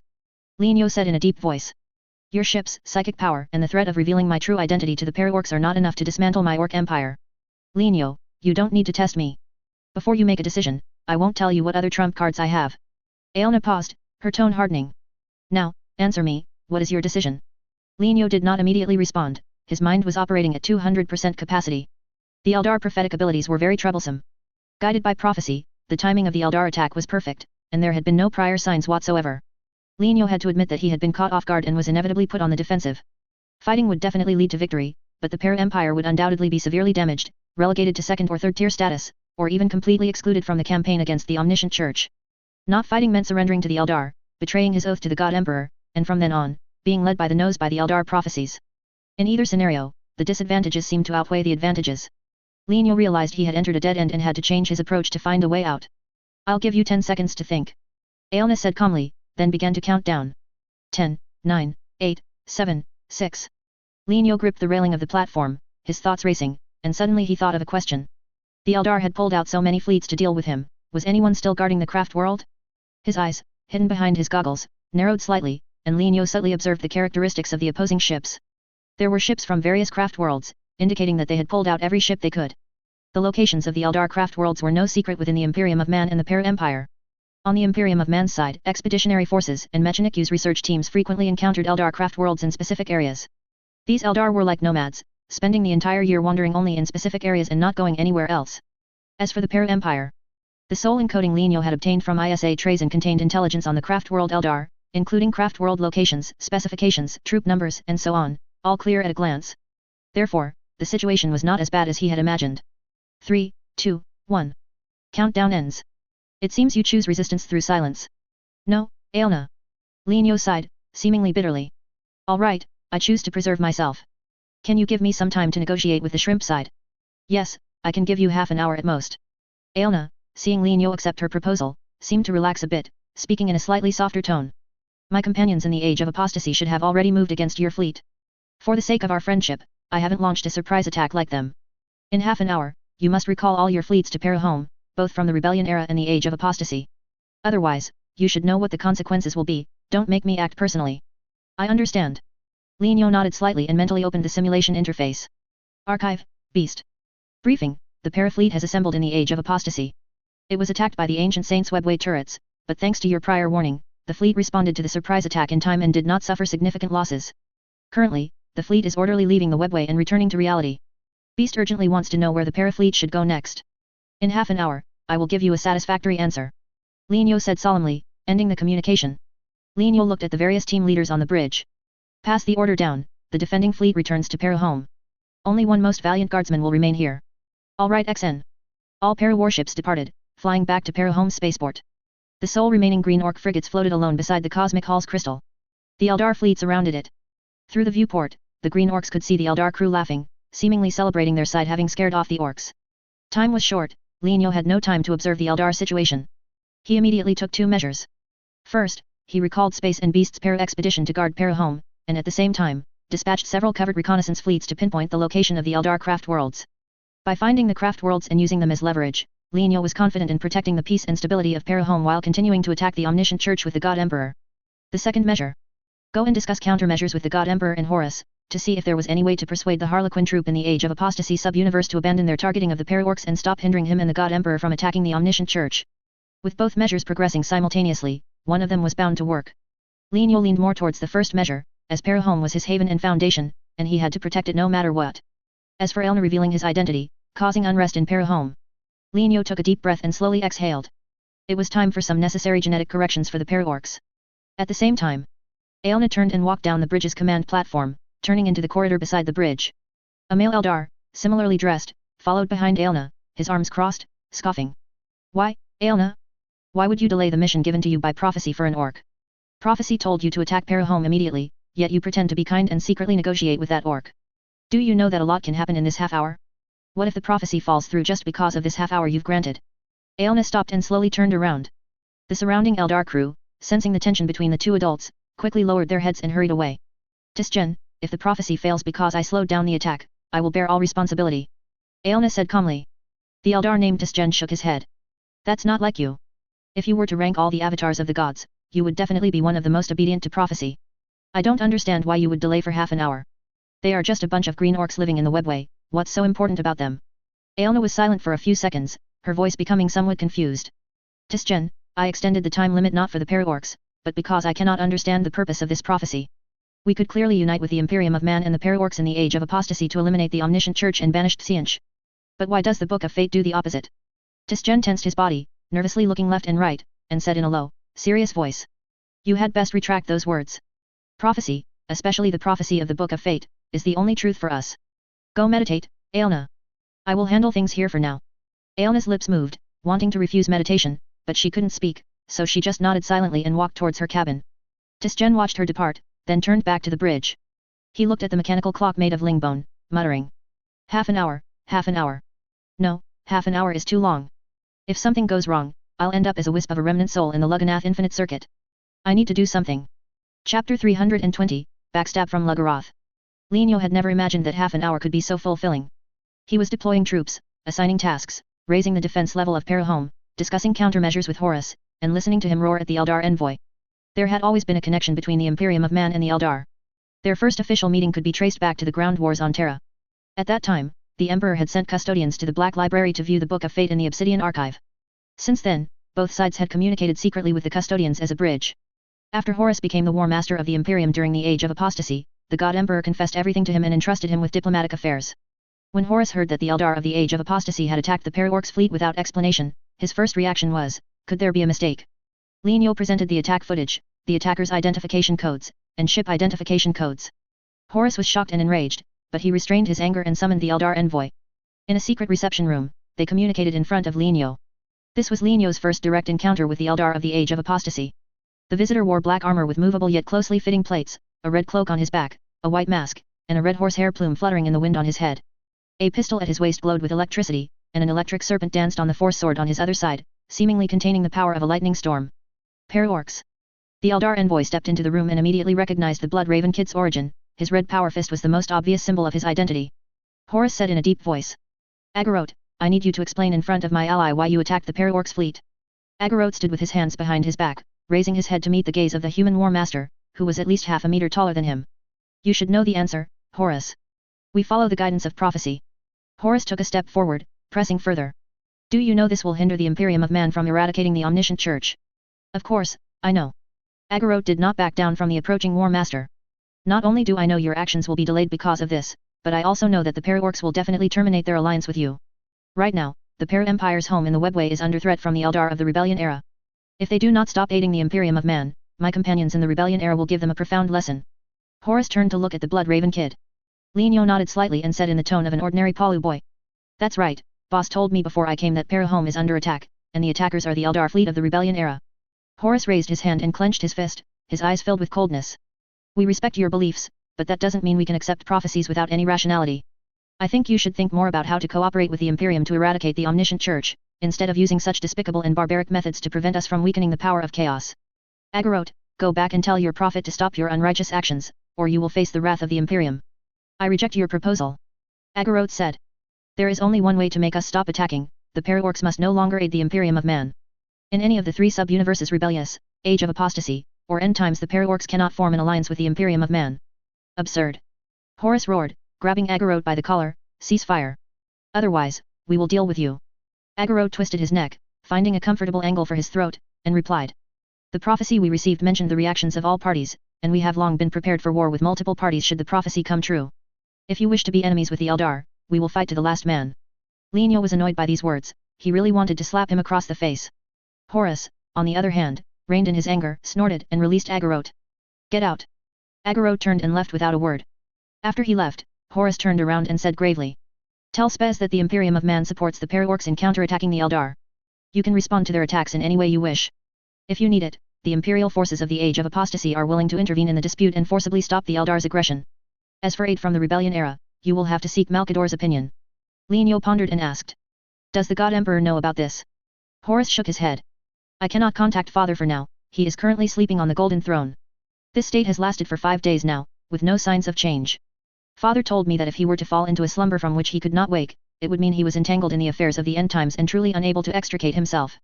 After all, the situation in the end times is 100 times worse than in the Rebellion era and the Age of Apostasy.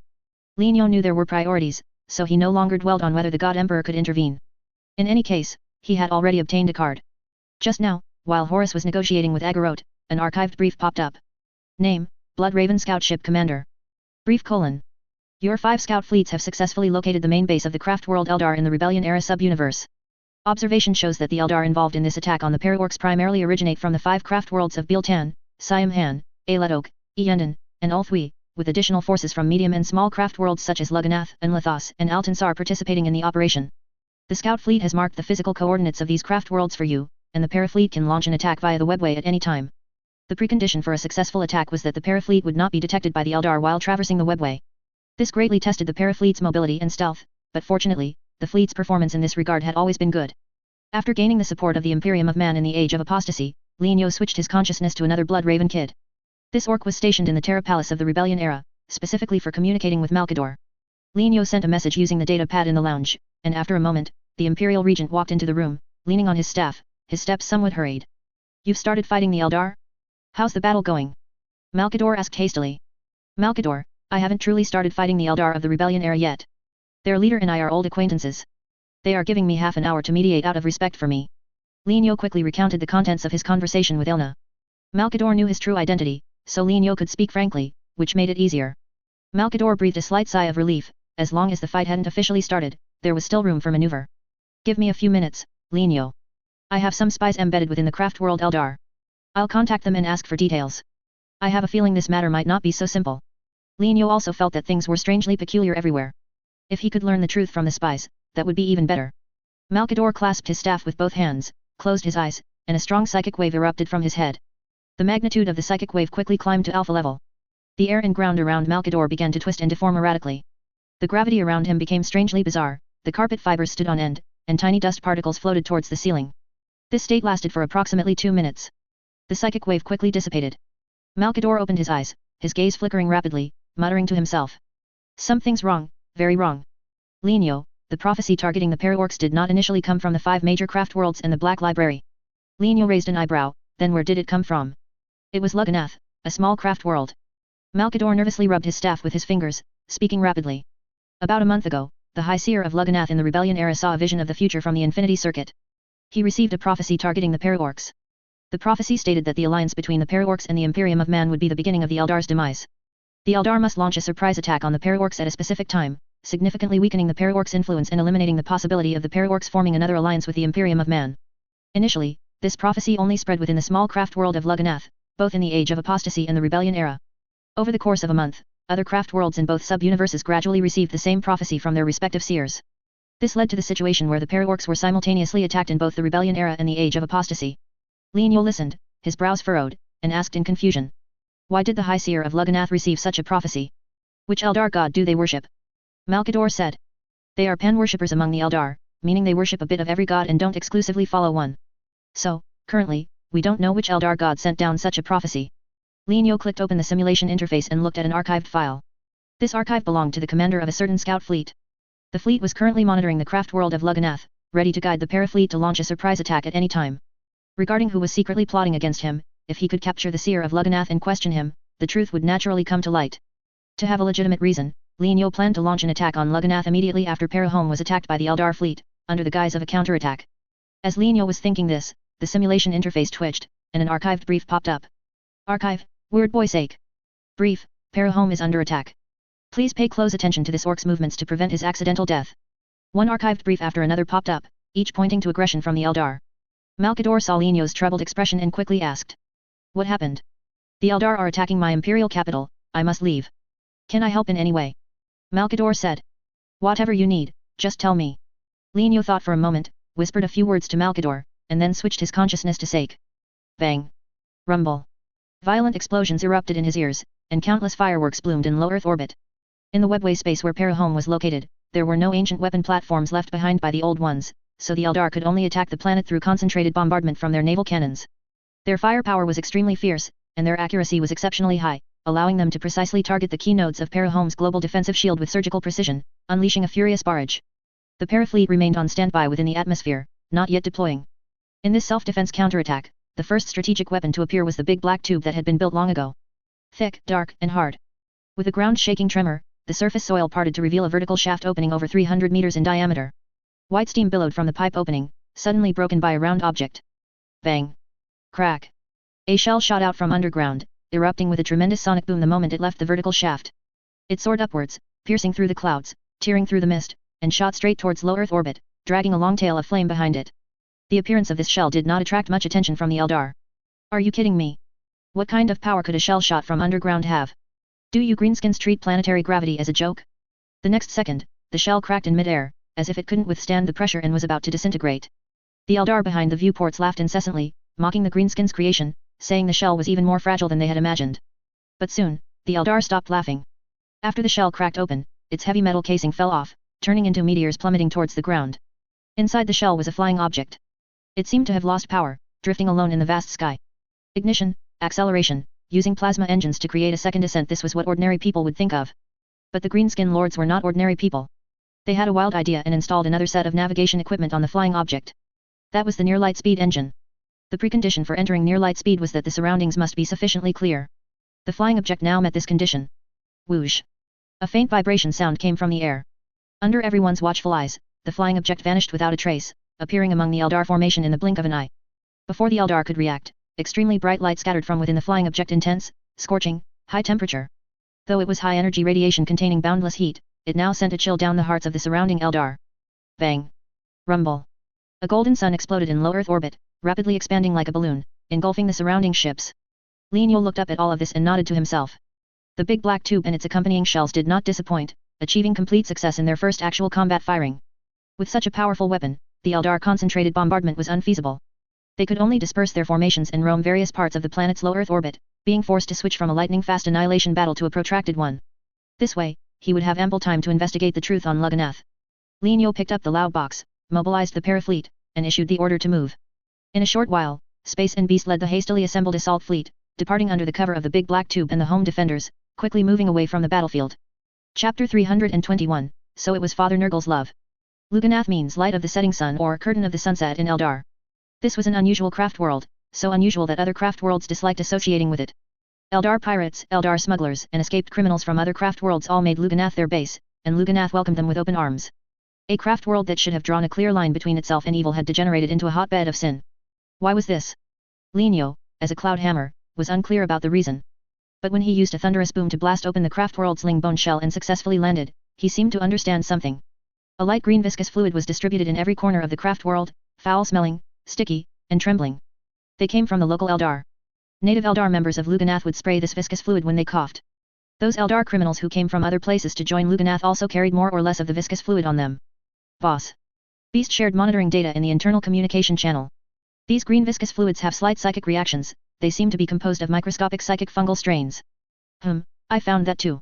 Lin Yo looked into the distance, his gaze sweeping past the Palu boys who were currently fighting the Eldar, towards the end of this craft world's main thoroughfare. There was a temple constructed from lingbone, massive in scale, even from several kilometers away, it served as a backdrop, occupying the entire field of vision. From the existing data, the temple was the craft world Eldar's infinity circuit. But the problem was, the infinity circuit was also made of lingbone, so why was it faintly glowing green? Shouldn't it be gleaming brightly, revealing clarity and agility? Lin Yo increased the finder's power and scanned the infinity circuit from a distance. The scan results showed that the psychic fluctuations emanating from the infinity circuit were similar to the psychic reactions of the green viscous fluid. Both had the same psychic signature, only the fluctuations from the infinity circuit were stronger. Could it be that the psychic fungal strains in the green viscous fluid spread from the infinity circuit? Lin Yo had some guesses and urgently needed to verify them. Aside from the boys maintaining the ship's operations, everyone else land on the craft world and accelerate the clearing of the Eldar here. Also, have the boys prepare flamethrowers to incinerate bodies and viscous fluid, leaving no hidden dangers. All right.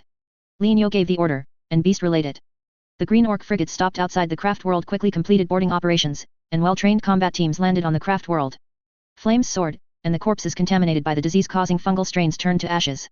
The strong stench was expelled through the craft world's gas pipes, and waves of psychic fluctuations left the corpses, flying towards the infinity circuit.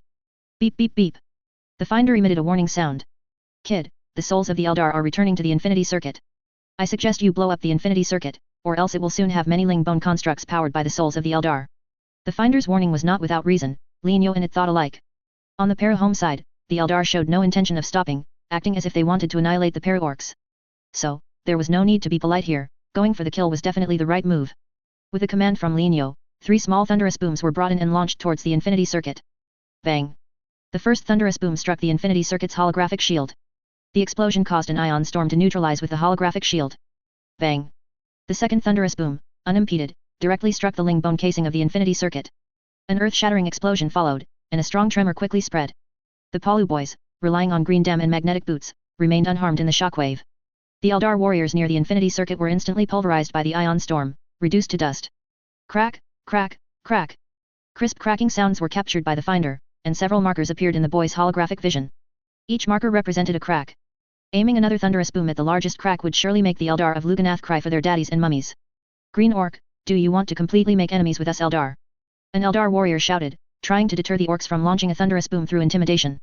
Another Eldar warrior followed, shouting. Leave here now, and we can forgive your transgression. Forgive? Do we need your forgiveness? Beast was almost fuming and couldn't help but roar. You attacked our home, and you still want to forgive us? You're even more disgusting than the most repulsive Gretchen. Poor Beast, well read in classic literature, had a higher cultural literacy and didn't even know how to curse. Linio, however, knew the essence of cursing, which was nothing more than hitting where it hurt and insulting one's parents, but he had no mind for a shouting match now. He simply gave a cold wave of his hand, ordering the launch of the third thunderous boom. No. Green Orc, you will pay for this. We are merely fulfilling the prophet's prophecy. What have we done wrong? You are the ones who are wrong. You should have honestly separated from the Imperium of Man, instead of resisting like this. You're finished, Green Orc. You're all finished. Bang. The launch sound of the thunderous boom drowned out the clamor, heavily pressing upon the hearts of the Eldar. Just as the projectile was about to crash into the crack in the Infinity Circuit's casing, a light curtain suddenly appeared. The thunderous boom slowed down as if it had hit cotton, finally coming to a standstill in mid-air. A figure appeared outside the Infinity Circuit at some unknown point, floating hundreds of meters above the ground. The staff in his hand glowed. It was he who used the light curtain to block the fatal projectile. It's Prophet Lockhart. The Prophet is here to help us. Ha ha ha. Green Orc, prepare to die. The Prophet will show you the price of invading the craft world with a psychic storm. The Eldar warriors' morale soared, and the battlefield atmosphere grew hotter. The Eldar Prophet named Lockhart floated over from a distance. As he closed the distance to the front line of the battlefield, the Eldar warriors' morale plummeted instead, even forgetting to resist the Green Orcs' attacks. When Prophet Lockhart descended from high in the sky and knelt before Linio with a thud, forcefully striking his forehead against the ground, all the Eldar warriors were stunned, and the Palu boys were also dumbfounded. Please forgive us, cough cough cough, please forgive us. Half of Lockhart's body was covered in green viscous fluid, and pus dripped incessantly from his nose and the corners of his mouth. An Eldar warrior rushed out from the crowd, wanting to help the Prophet up. Cough cough cough.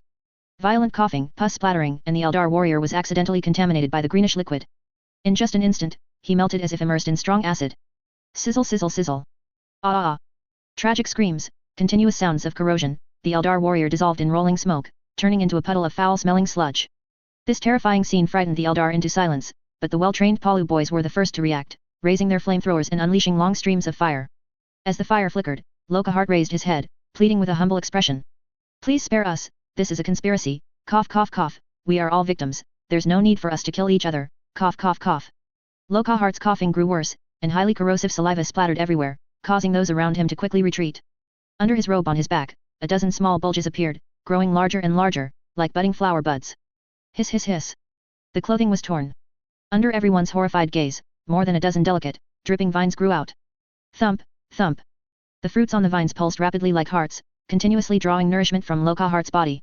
The Prophet's body shriveled at a visible rate, and his voice became increasingly weak and feeble, like a candle in the wind, ready to extinguish at any moment. Forgive us, Orc. Leave here quickly, take my people and leave here. Spread the news of our deception and stop this conspiracy. The Prophet lay prostrate, unable to move, his life hanging by a thread, while the plants on his body grew even more vigorously. Whose conspiracy is it? Linio looked down at the Prophet lying at his feet and asked, is it Nur? Before Linio could even utter Father Nurgle's name, Lockhart's body suddenly exploded. Bang! Foul gas and pus erupted violently, and the corrosive liquid collided with the green dam, causing the Green Orc's exclusive energy shield to shake violently. A figure stood up from Lockhart's remains. It had a bulging belly, a ghastly maw split open on its abdomen, and various sores, mushrooms, and flowers growing all over its body. Its face was wrinkled from excessive obesity, making it ugly and disgusting. It slowly twisted its neck, its posture relaxed, its gaze sweeping left and right, finally settling on the tall orc in front of it. Green Orc, tell me, what is your status among the para-orcs? Can you see your boss? Damn scum, what did you do to the Prophet? I will avenge the Prophet. An Eldar warrior charged furiously, his sword thrusting towards the enemy's face. Noisy little thing, are all the little ones from the rebellion era so impolite? The hand with the festering sores rubbed and twisted. The Eldar warrior was immediately twisted into a pretzel by an invisible force, his joints popping open, and large patches of mushrooms and branches erupted from his wounds. In just a few seconds, a living Eldar warrior transformed into a plant sculpture. Linio glanced at the Eldar warrior, who was worse than dead, and asked faintly. You are from the end times. Clever. The newcomer pressed his large belly, gestured with his other hand in front of him, and nodded slightly. I am the messenger of Father Nurgle, a devotee of life and eternity, the gardener of the undefeated forest, the great unclean one, Dickeralemus Filer Toga. You may call me Dickeralemus. As you said, I am from the end times, bearing Father Nurgle's mission. I still have a whole bunch of little ones to tend to in my garden. If you sympathize with me, you'd best answer my question. What is your status within the Paraorcs? Lienyo gave an order to Beast through the internal communication channel, then opened the loudspeaker on his mask and said. Our boss wants to see you, come with us. Dickeralemus laughed heartily, his eyeballs bursting with excitement. Ha ha ha, very good. As expected of the Green Orc led by Alpha Omega, they are indeed different from ordinary Green Orcs. Lead the way. Lienyo led Dickeralemus in the direction they had come from. Beast asked in the internal channel. Boss, who is Alpha Omega? Lienyo maintained his walking motion, calmly replying. I am Alpha Omega, you are also Alpha Omega, we are all Alpha Omega. Concentrate, prepare to move. Beast paused slightly, half understanding, but did not press further. After the group walked to a certain point halfway, there was a relatively thin monocrystal viewport on the side, and beyond the viewport was the void.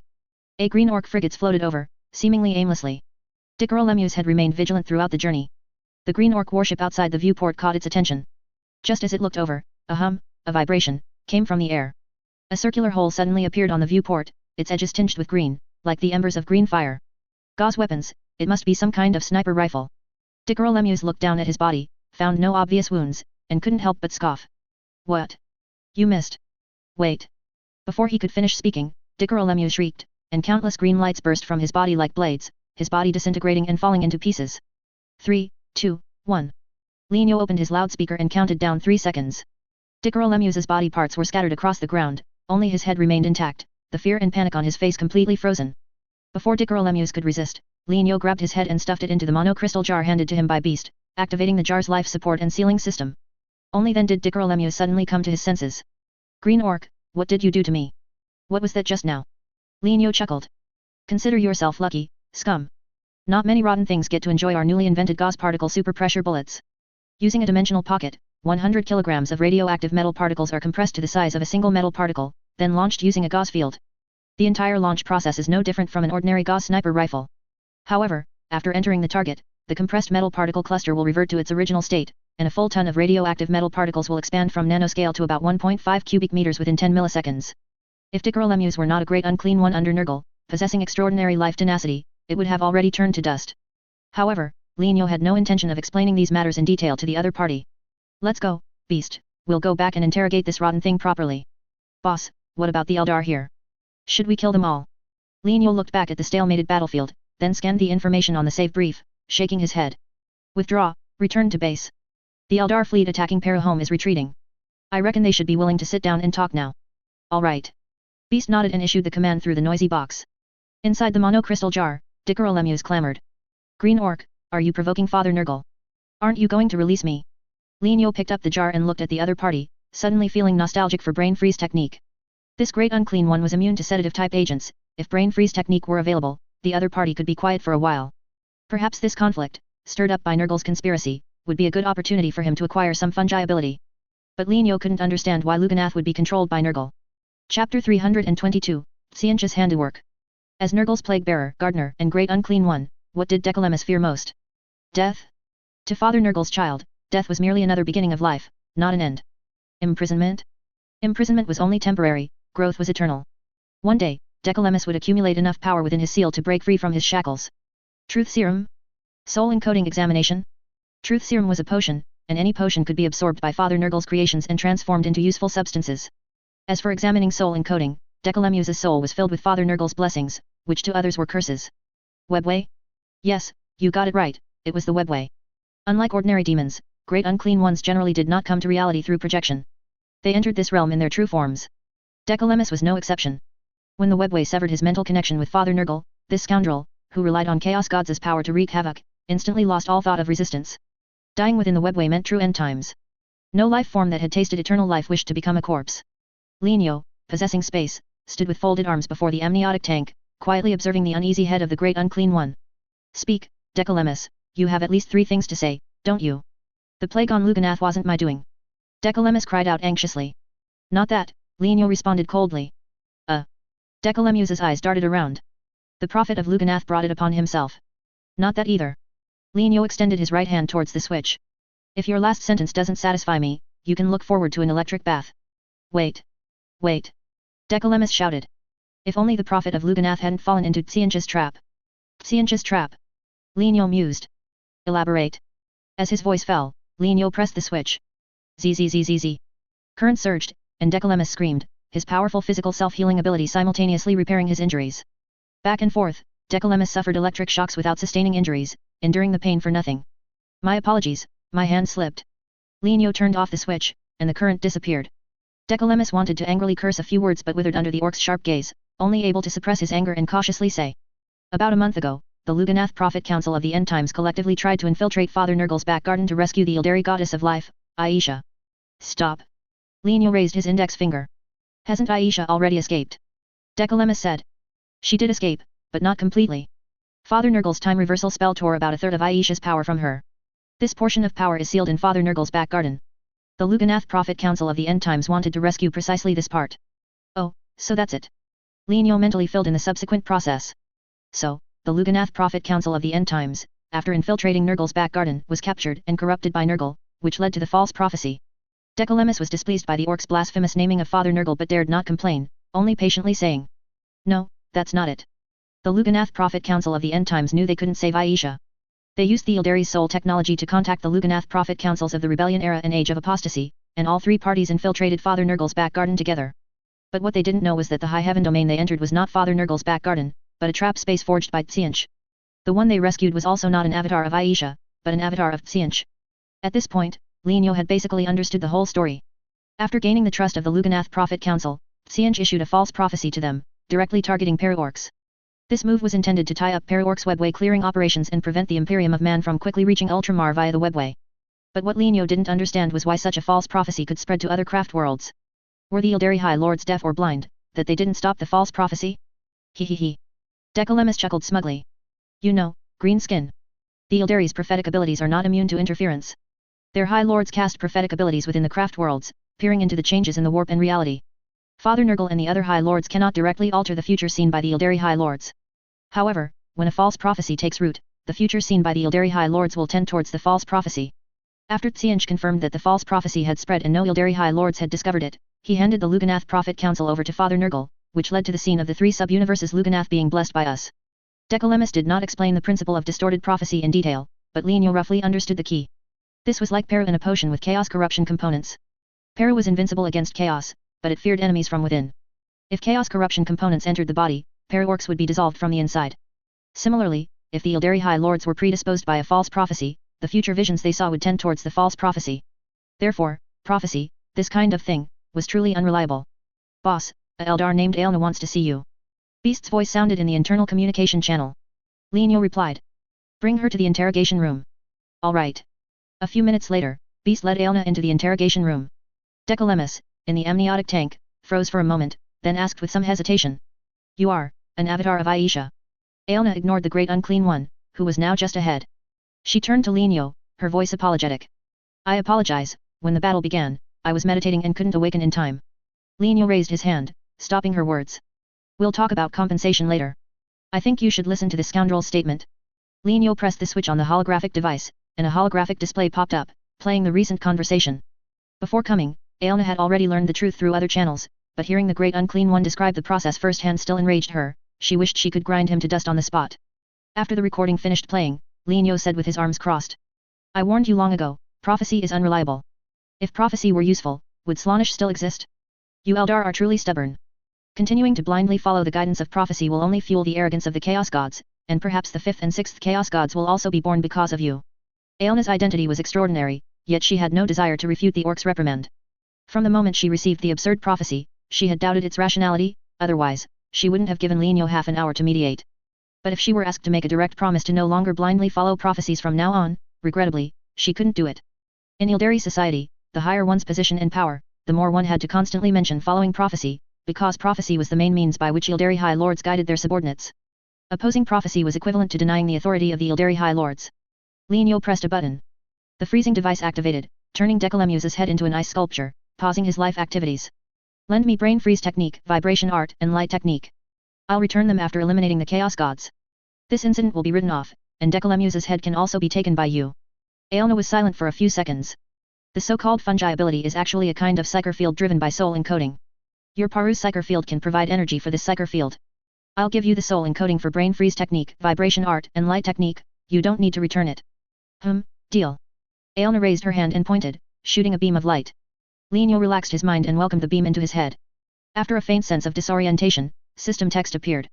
Aelna has taught you the casting blueprints for brain freeze technique, vibration art, and light technique. The casting materials for these three have been converted to universal Shinik material. Finally, what was lost was found again, a brief separation was better than a new marriage. Lienyo suppressed his excitement and instructed the tech boy to pack the amniotic tank for Aelna to take away. Before long, the Ildari warship above Parahome left, and the planet, which had just undergone the baptism of war, began to rapidly recover under the labor of the boys. Lienyo, possessing word boy sake, held a meeting to summarize the gains and losses of this battle and formulate corresponding improvement measures. After arranging all matters, Lienyo then tested his regained abilities in Paraback Garden. Brain freeze technique goes without saying, a raised hand and a pointed finger, and the target was frozen, never failing. The depth of vibration art's operation determined that it was almost a universal psyker field spell, from air to warships, everything could be manipulated with vibration art.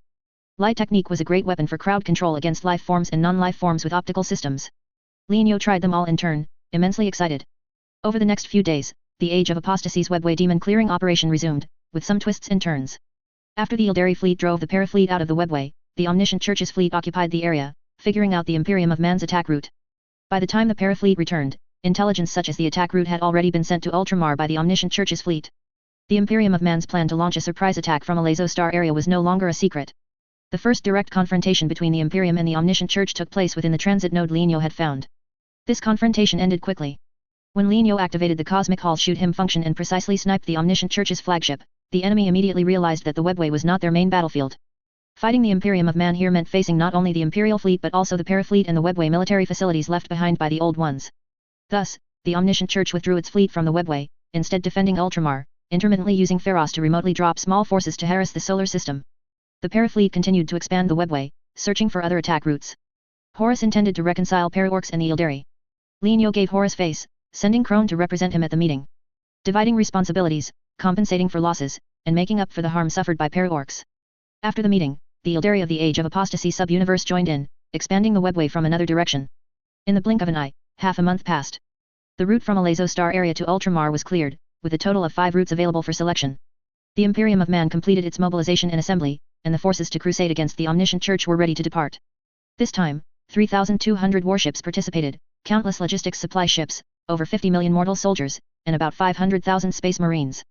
The Ildari sent 400 warships to assist, with a total of no more than 12 million warriors. According to the plan, Paraorcs did not need to participate in the battle, their main responsibility was to guard the webway, preventing the reinforcement and supply routes from being cut off by the Omniscient Church. Additionally, Lienyo had previously made a promise to Guilliman, to preserve the lives of ordinary people in Ultramar in exchange for the opportunity to take Horus with him. Judging from the Imperium's current stance, this promise was likely unattainable. Lienyo's name contained the character Nyo, promise, implying he valued promises. With the promise unable to be fulfilled, he felt guilty and didn't want to face Guilliman. Based on this reason, and the strategic deployment made by Horus, Paraorcs did not appear on the front lines. Of course, this was not absolute. In Endermung, the capital of Ultramar's southern sector, Lienyo's embedded spies were still monitoring Pharos. From start to now, over half a month had passed, and the ancient orc boys' progress in deciphering Pharos had reached about 70%. If they held on for another 9 days, the Pharos' sorcery blueprints would be obtained. To prevent all efforts from going to waste, Lienyo would possess the ancient orc boy whenever he had time, personally supervising the site. This day, Malkador arrived in the Age of Apostasy through a portal. He traveled on a Gloriana-class battleship, arrived at Ultramar, and used psychic means to project his voice to every corner of Ultramar. Citizens of Ultramar, hear these words. The God Emperor is the Omniscient, the Holy Light, and the Lord of Humanity. The Omniscient God Lord is a despicable false god, who stole the God Emperor's omniscient authority. The Omniscient Church is a vile apostasy, having abandoned the faith of the Holy Light Ecclesiarchy. All who return from their misguided path may have their souls returned to the Golden Throne, and once more be embraced by the God Emperor. All who stubbornly resist shall suffer the world-ending divine fire, and their bodies and souls shall be utterly destroyed.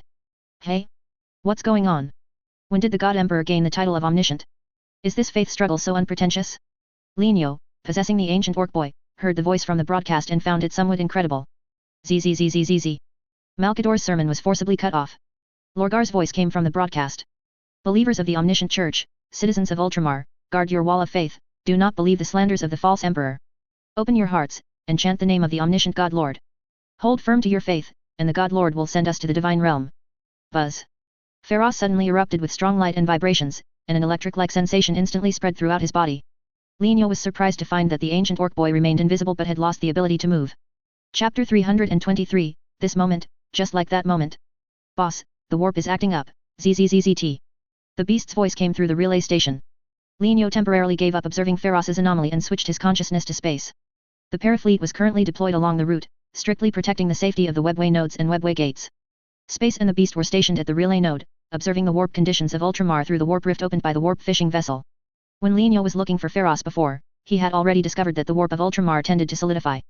Red, blue, purple, and green warp energy, these four colors, were placed in specific corners of the warp by an invisible force, while other warp energy was randomly distributed in the area enclosed by these four energies.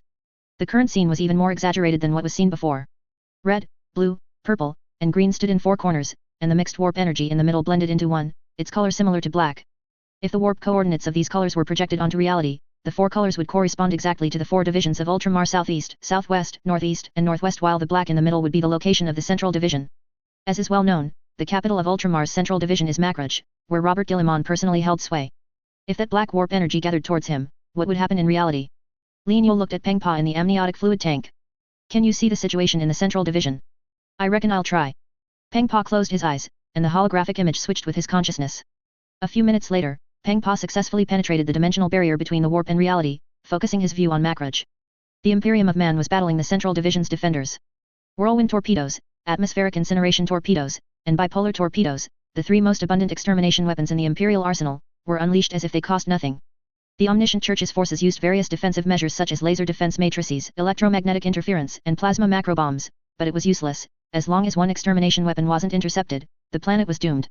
At this moment, what unfolded before the para-orcs was precisely such a scene. The planet was burning, the void was wailing, and negative energy in the warp formed a towering tidal wave. It proved that when the Imperium of Man was determined to carry out a war of annihilation, what awaited the enemy would surely be cold death. Strange, what exactly is the purpose of those warp energies categorized in the warp? Linio wondered aloud, puzzled. The war in reality proceeded normally, seemingly unaffected by the warp. The combat power of the Omniscient Church did not increase due to the warp energy anomaly, nor was the Imperial fleet weakened. The only drawback was that due to the warp anomaly, the Imperial fleet could not perform warp travel. But this was not a big problem. The routes explored by the para-orcs and the Eldar had numerous branches, enough to deploy the Imperial fleet wherever they wanted to go. Theoretically, as long as the para-orcs guarded the webway and prevented the enemy from destroying the webway gates that connected to reality, the Imperial fleet would be invincible. But if that was the case, what was the significance of the warp anomaly? Why would Tsianj go to such great lengths? This question not only puzzled Linio, but Malkador and Horus also couldn't figure it out. Alas, if the God Emperor could respond to Horus and Malkador, that would be great. Why does Huang Pitzi disappear at crucial moments? Linio secretly complained a few times. Pengpa in the amniotic fluid tank said. Boss, the warp's energy is changing. Pengpa closed his eyes, displaying what he saw on the holographic screen. Every minute, every second, countless living beings died here in Ultramar. The negative emotions they generated were projected into the warp, absorbed by the warp energy, and consequently caused the warp energy to change color. More and more energies of various colors appeared in the warp, all being categorized and placed. At the same time, the four-colored warp energies originally separated in four directions contracted inward at an even speed, as if squeezing the black energy in the middle. Linio's heart stirred, and he thought of something. Assuming the four colors of warp energy will eventually compress the black energy into a tiny point. Calculate the spatial coordinates of this point in reality. The Suandongdong device clattered away at the keyboard. The Suandongdong device's indicator lights flashed wildly. A few minutes later, on the holographic screen's reality star map, a black light appeared, which was exactly Hera Fortress on Makraj, the location of Robert Guillemon. Linio raised his eyebrows, a bad premonition rising in his heart. Pharos, modified by the Dark Oil Boy and Tsianj, possessed both positive and negative polarities of black stone. It could project an object from one location in reality to another location in reality via the warp. Does that mean that if something was already within the warp, Pharos could also project it to a specific location in reality? When warp energy, laden with massive negative emotions, was jointly projected into reality by 5 Pharos devices, acting upon Hera Fortress, what would happen next? Linio's pupils contracted, and he gripped the railing, leaning forward. Send a communication request to Malkador. All right, boss. Noise Kid operated a bit, boss, the communication channel is severely jammed, and the signal strength is very poor. It seems to be suffering from full band jamming. Linio pointed at Pengpa. Simulate a Psyker's warp communication frequency, and try to contact Malkador, Horus, and the chief Psykers near them. Pengpa knew the situation was urgent, immediately closed his eyes tightly, and fully adjusted the Psyker communication's psychic frequency and parameters. This approach was actually no different from a Chaos God's corrupting a Psyker, essentially, both involved gaining the Psyker's trust by disguising psychic identification codes, and then taking the opportunity to inject Psyker information into the other party. Time passed minute by minute. The war intensified, with extermination orders being issued everywhere. Ultramar was comparable to a living hell, its cruelty even surpassing the Battle of Calth during the rebellious era. The four-colored warp energy continuously compressed the black energy in the middle, gradually forming a perfectly round sphere. The four-colored warp energy formed the sphere's outer shell, with the black energy as the core. The negative emotions from reality were completely absorbed into the sphere. At this point, the sphere stopped contracting and instead slowly, little by little, expanded outwards, like an inflating balloon. Haven't you made contact yet? Lin Yo asked in a deep voice. Peng Pa was sweating profusely in anxiety. Boss, almost. There's a layer of warp barrier around Malkador and Horus, I don't know who set it up, but I'm trying my best to break through its blockade. Wait. Lin Yo's heart sank, suddenly feeling that his current state was like Magnus who knew about the Horus heresy. Magnus, with good intentions, caused bad results, accidentally piercing the webway by forcibly breaking through the warp barrier. Peng Pa, under his command, was forcibly sending psychic messages to Malkador and Horus. Would this also lead to good intentions causing bad results? Peng Pa, stop contacting Malkador and Horus. Beast, organize a small assault ship fleet, find Malkador and tell him that the center of the warp anomaly corresponds to Hera Fortress on Makraj. Also, notify all units guarding the webway gate to be ready to receive the retreating Imperial fleet at any time. Lin Yo issued a long string of commands, and Peng Pa and the beast sprang into action, making the bridge lively. Watching the sphere in the warp grow larger and larger, Lin Yo's heart sank deeper and deeper. If he wasn't mistaken, this should be a ritual to forcibly transform Robert Guillemot into the Dark King, a vessel. Why say that? The answer is simple. First, during the Horus Heresy, who besieged Terra and fiercely attacked the Terra Palace. It was humans, space marines, gene seed primarchs and comrades who were once in the same camp. In this regard, Terra during the siege of Terra was remarkably similar to Makraj at this moment. Second, when the God Emperor faced both the Webway demons and the overwhelming army led by Horus, how did he feel?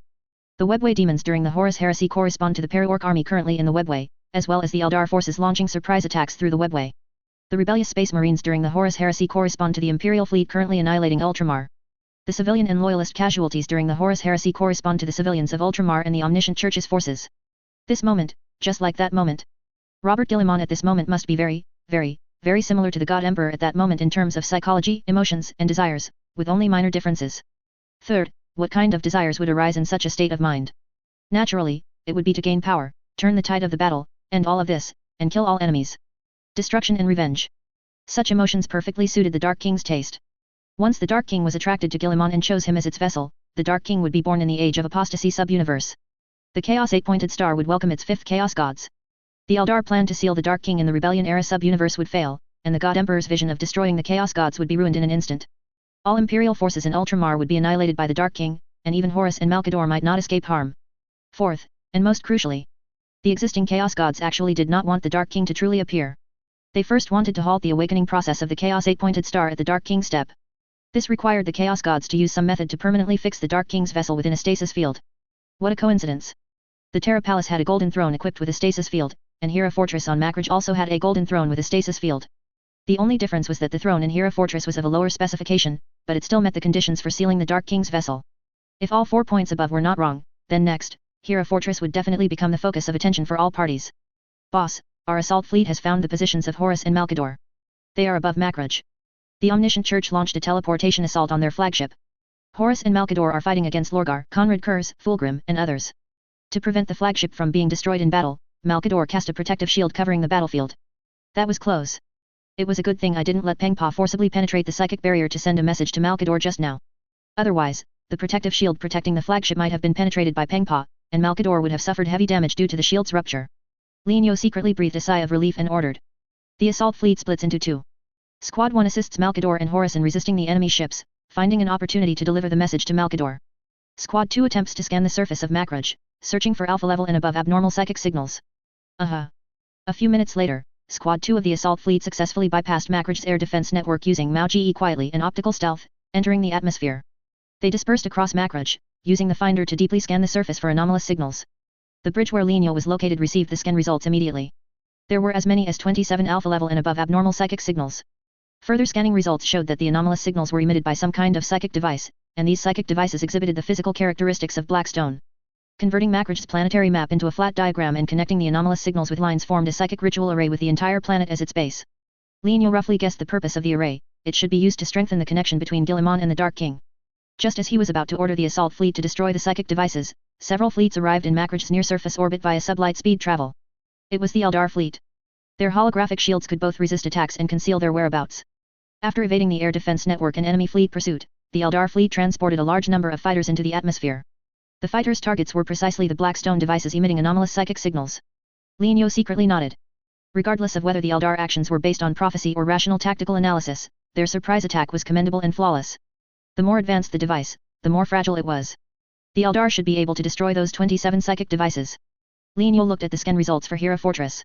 A void shield with an extremely high energy reading appeared there. It was probably impossible to penetrate this void shield with just fighter firepower and naval gun bombardment.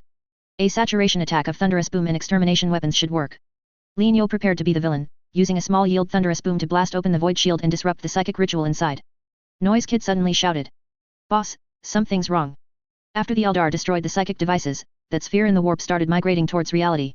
Lienyo stared at the holographic image of the warp, his heart involuntarily quickening. The sphere, originally composed of a four-colored outer shell, was now completely pitch black. Lightning-like serpentine beams emanated from within the sphere. Areas swept by the beams would transform from the warp into scenes of reality. As more and more beams appeared, and their sweeping speed increased, the environment around the sphere rapidly switched to reality. This was a much more efficient method of dimensional migration than simply opening a warp exit. After all, this sphere was simply too massive. Leaving the warp by conventional means would probably take several hours. Quick, track the sphere and find its coordinates in reality. Found it. Boss. It's 200 meters below the surface of Makraj, where there's a Pharos device modified by the blue-haired bird and the dark oil boy. The sphere appeared at the top of the Pharos. Also, the finder tracked the Pharos's quantum signals and found that the other 4 Pharos devices are assisting the Makraj Pharos in teleporting the sphere into reality. The finder's scan results gave Lienyo a reminder.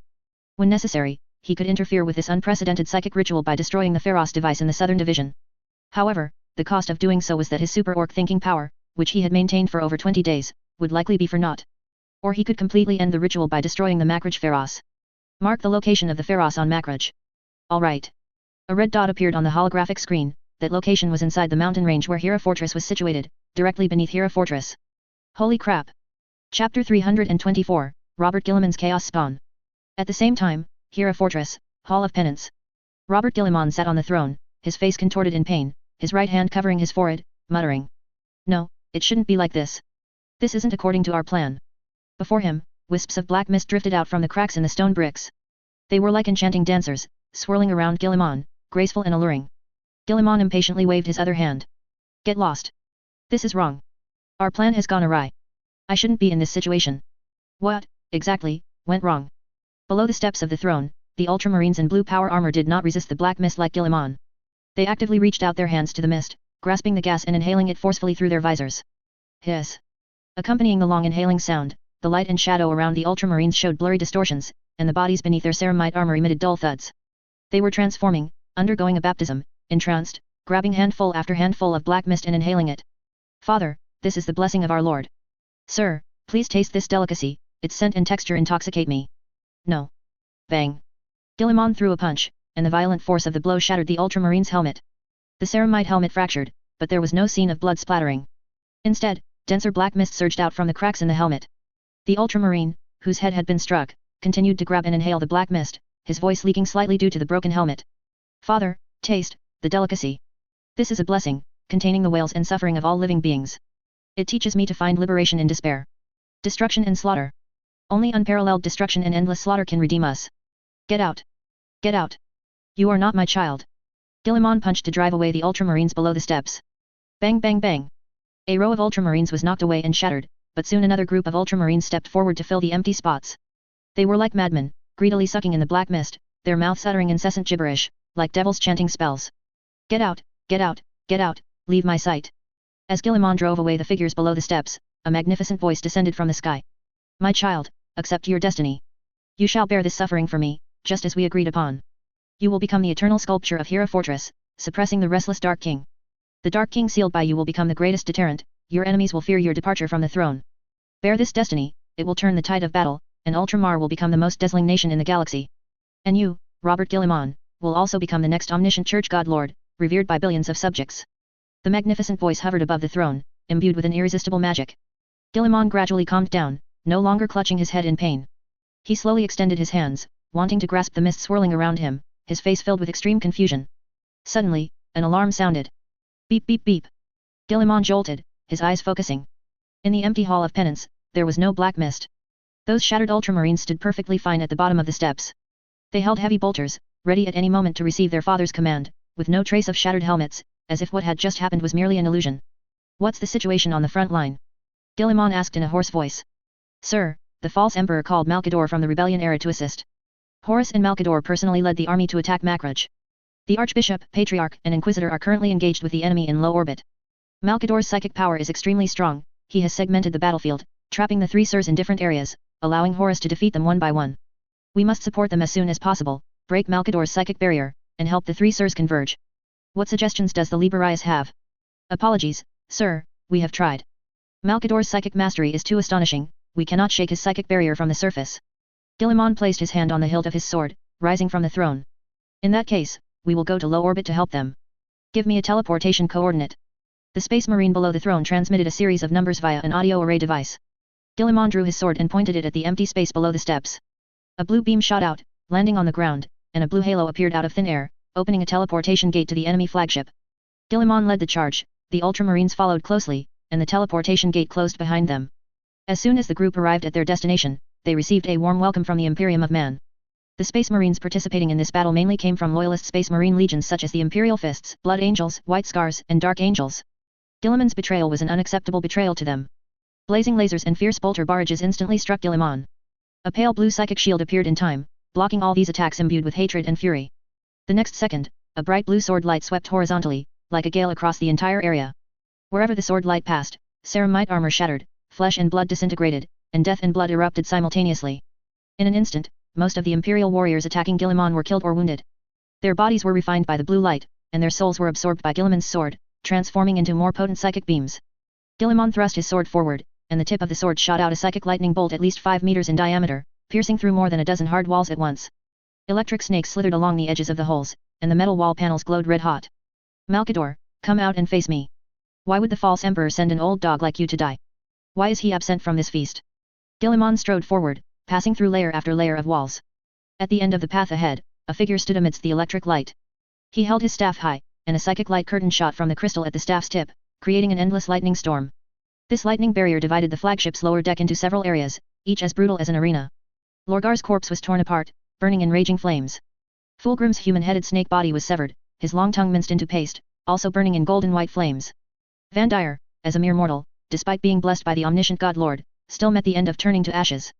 Only Karn was still alive, but as Guilliman arrived, a heavy axe split Karn open, and golden flames erupted from his body, completely engulfing him. The perpetrator who eliminated Lorgar and the others was a towering figure with wolf fur draped over his shoulders. Guilliman roared furiously. Horus, if I had known you would come back to kill, why would I have let you go then? Malkador dispelled the lightning storm. Horus quickly walked towards Guilliman, raising his axe and pointing it at him. I'll return that sentiment to you. If I had known I would come, why would you betray the God Emperor, betray our father? No need for idle talk, Guilliman. Surrender, or die. Horus was as fast as lightning. One moment he was shouting loudly, the next he was in front of Guilliman, his axe cleaving towards the other's face. Clang. The sound of clashing metal exploded, and the shockwave rapidly spread outwards, shattering all surrounding warriors, both friend and foe. Even the ceramite floor cracked inch by inch. Clang clang clang. Spherical shockwaves washed over the battlefield, shattering the warriors' corpses again and again, quickly pulverizing them. The ceramite floor groaned, on the verge of collapse. Malkador rotated his staff, creating a barrier with psychic light to confine the aftermath of the two's battle to a small area, while shouting loudly. Guilliman, whatever chaos gods promised you, it is all an unrealistic illusion and mirage. Lay down your weapons and surrender, and the God Emperor will spare the people of Ultramar. Malkador's words were pure self-deception. The Imperium of Man had already deployed extermination weapons, so Guilliman naturally wouldn't believe such a statement. Guilliman wanted to retort Malkador with words but found no opening whatsoever. Horus's attacks were like a torrential storm, and he himself was like an anvil, enduring thousands of blows every second. Such a terrifying offensive, was this the power the false emperor had bestowed upon Horus? Guilliman's heart grew anxious.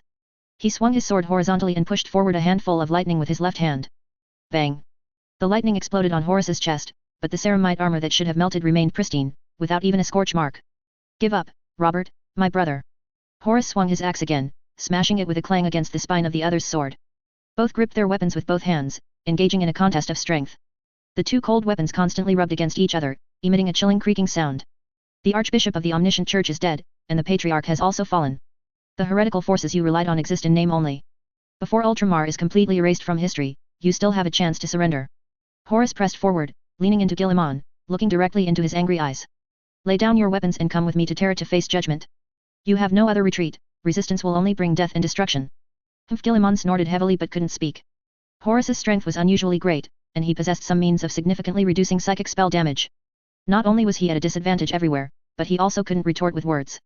As things stood, the only way to salvage the situation might be to accept that power. Horus. Malkador. You will pay a heavy price for today. Guilliman erupted with all his strength, forcing back Horus's axe blade, and swung his sword with a heavy cut. Horus leaped back, dodging the other's long-planned attack. He was about to strike before Guilliman could change his sword stance when he suddenly saw the other shoot a psychic beam at his feet. A blue teleportation gate appeared, and Guilliman freely dropped, entering the gate, which immediately closed. Damn it! Horus cursed under his breath, turning his head to say. Malkador, quickly open the teleportation gate, I need to take people and pursue him. Malkador rubbed his staff, his eyes flashing with psychic light. A few seconds later, the light in his eyes disappeared, and Malkador shook his head gravely. No, the signal interference there is too strong, I can't lock on. Quickly initiate orbital insertion. I have a premonition that the Chaos Gods is about to employ a killing move that we cannot resist. Horus nodded forcefully and left, gripping his axe blade. The voice of a high-ranking communications officer came from Malkador's waist-mounted audio array device. Sir, the Paraorcs have sent intelligence, they said. Wait, any intelligence can wait. Quickly organize the airborne troops, we must immediately break through to Hera Fortress. The psychic fluctuations there make even me feel my heart pounding. Malkador interrupted the communications officer's speech. Understood, sir. I will convey your order immediately. On the other side. Guilliman teleported back to the Hall of Penance. Dense black mist reappeared here. This time, Guilliman did not hesitate.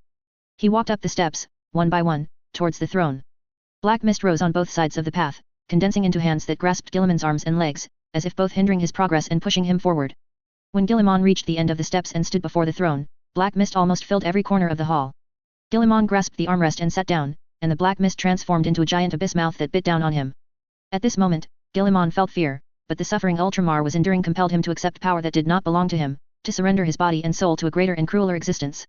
The black mist approached his face, and Guilliman felt a chill. The black mist enveloped his head, drilling into his brain through his nostrils, ears, mouth, and eyes. Guilliman felt himself solidifying. His will rapidly faded, his thoughts and consciousness became scattered, and at the same time, he felt boundless power. Unprecedentedly powerful, yet unprecedentedly weak, the former represented the arrival of the Dark King, while the latter was the dissipation of self-awareness. Suddenly, Guilliman's body trembled, and his pitch-black vision regained light. He opened his eyes blankly, only to find that the black mist had disappeared at some point, and he was sitting alone on the throne. The feeling of multiplied power from before vanished instantly. What is happening? An exasperated voice sounded above the throne. Quick! My child! Go to the secret chamber directly beneath the fortress and reactivate Pharos. Those damned green-skinned Paraorcs destroyed the Pharos in the southern sector. We must immediately reactivate the quantum teleportation array. Hurry! Bang! Rumble! The sound of impacts came from outside the fortress. The strike of Pharos seemed to affect the fortress's energy supply, the void shield protecting the fortress inexplicably disappeared, and gunships and drop pods descending from low orbit violently slammed into the fortress's outer walls. Damn it! Those damned green-skinned Paraorcs! The voice above the throne cursed in exasperation. Now, reactivating the quantum teleportation array was too late. Before Pharos could finish charging, Hera Fortress and the underground facilities would already be captured by the Imperium of Man, and Guilliman becoming the vessel for the Dark King's arrival would also fall through. Why is this happening? Those damned green-skinned Paraorcs ruined my plans. Why weren't you all killed by those Eldar bastards? The high-pitched scream devolved into a piercing bird cry, hurting Guilliman's eardrums. A cold gaze pierced through dimensions, falling upon Guilliman. You're useless, idiot. Meekly become a chaos spawn and provide me with your last value. A blue psychic beam burst forth, and Guilliman began a terrifying mutation. Buzz. A dark green ray streaked across the space above the throne, piercing a small blue bird hiding in the shadows. The psychic beam disappeared, but Guilliman's mutation did not stop. He wailed in pain and despair until a shadowy figure appeared before him. You asked me to take Horus away, and I stopped you from becoming a chaos spawn. We are even. The dark figure extended his right hand, his palm radiating a cold golden light. Guilliman felt a chill on his forehead, then passed out. Chapter 325, The So-Called Orc True God. In the biological laboratory beneath the Terra Palace, Robert Guilliman returned to the place of his birth.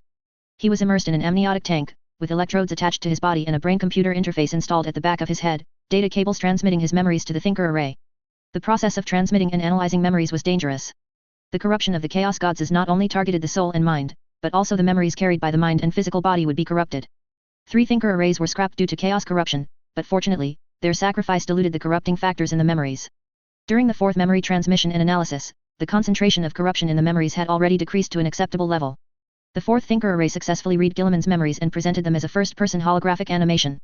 Malkador and Horus observed the holographic display. This animation started quite early, beginning from when Guilliman was gravely wounded in an assassination attempt and placed in a stasis field to sustain his life. In the image, Guilliman was fixed onto a throne. As the stasis field activated, the image froze. The thinker array skipped this lengthy, repetitive section and jumped directly to the point where Guilliman was corrupted by Tsianch. The Emperor's voice reached Guilliman's ears. "My son, I have a plan." Someone, imitating the Emperor's voice, explained a plan to Guilliman for him to bear the power of the Dark King. Guilliman was unable to move in the stasis field. The voice continued. "Since you have not expressed opposition, I will take that as your consent. Rise, my child, and fight for Ultramar." Guilliman's body began to convulse, and blue light transformed into sharp needles, piercing his eyes. The thinker array issued a warning. Alpha-grade chaos corruption detected. Chaos corruption content has been deleted. The memory image skipped. After Guilliman was corrupted, his mental state became unstable, and the memory images flickered and distorted, or were filled with mosaics and censored beeping sounds. "It's sensory distortion," Malkador said in a deep voice. The Chaos Gods distorted Guilliman's senses and cognitive abilities. Everything he saw, heard, felt, and smelled was a product of the Chaos Gods' distortion. This is a common, simple, and highly effective method Chaos uses to corrupt humans, always reliable. Horus nodded slightly, remaining silent, as he saw his own reflection in the memory image. In the Rebellion-era sub-universe, a void whale forcibly abducted him, Magnus, and others, bringing them to the age of apostasy sub-universe. The number of demons inside the void whale was astonishingly high. He and the others fought until they were exhausted and eventually fell unconscious. Upon waking, Horus found himself in a secret chamber emitting a blue light, surrounded by books and ancient texts floating in the air. This scene perfectly matched Guilliman's memory image. Then, it should be the para-orcs who rescued him next. The memory image advanced. Orcs in power armor appeared on the scene.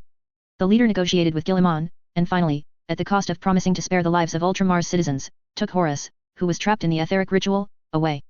Seeing this, Malkador and Horus couldn't help but sigh softly. The promise made by the para-orcs was not fulfilled. This was a foregone conclusion and something that could not have been achieved from the start. Since the birth of the Imperium of Man, there has never been a situation where heretics were pardoned. It was so in the past, it is so now, and it will be so in the future. However, the good news was that the para-orcs fulfilled their promise in another way. At the end of the memory image, a black figure appeared in Guilliman's blurry vision. At this time, Guilliman was evolving into a chaos spawn, an ugly and sinful creature, which was essentially the fate of all beings serving Tsianch, and Robert Guilliman was no exception. The black figure shot a golden light from its palm, and Guilliman's mutation process subsequently stalled and reversed. When Horus led his forces into Hera Fortress and found Guilliman in the punishment hall, he had already returned to human form. Things are looking good. Spez helped Guilliman stop the mutation, which can be considered repaying Guilliman's favor. Horus pointed to the black figure in the memory image. The figure was completely black, almost blending into the dim environment, making its complete appearance indiscernible.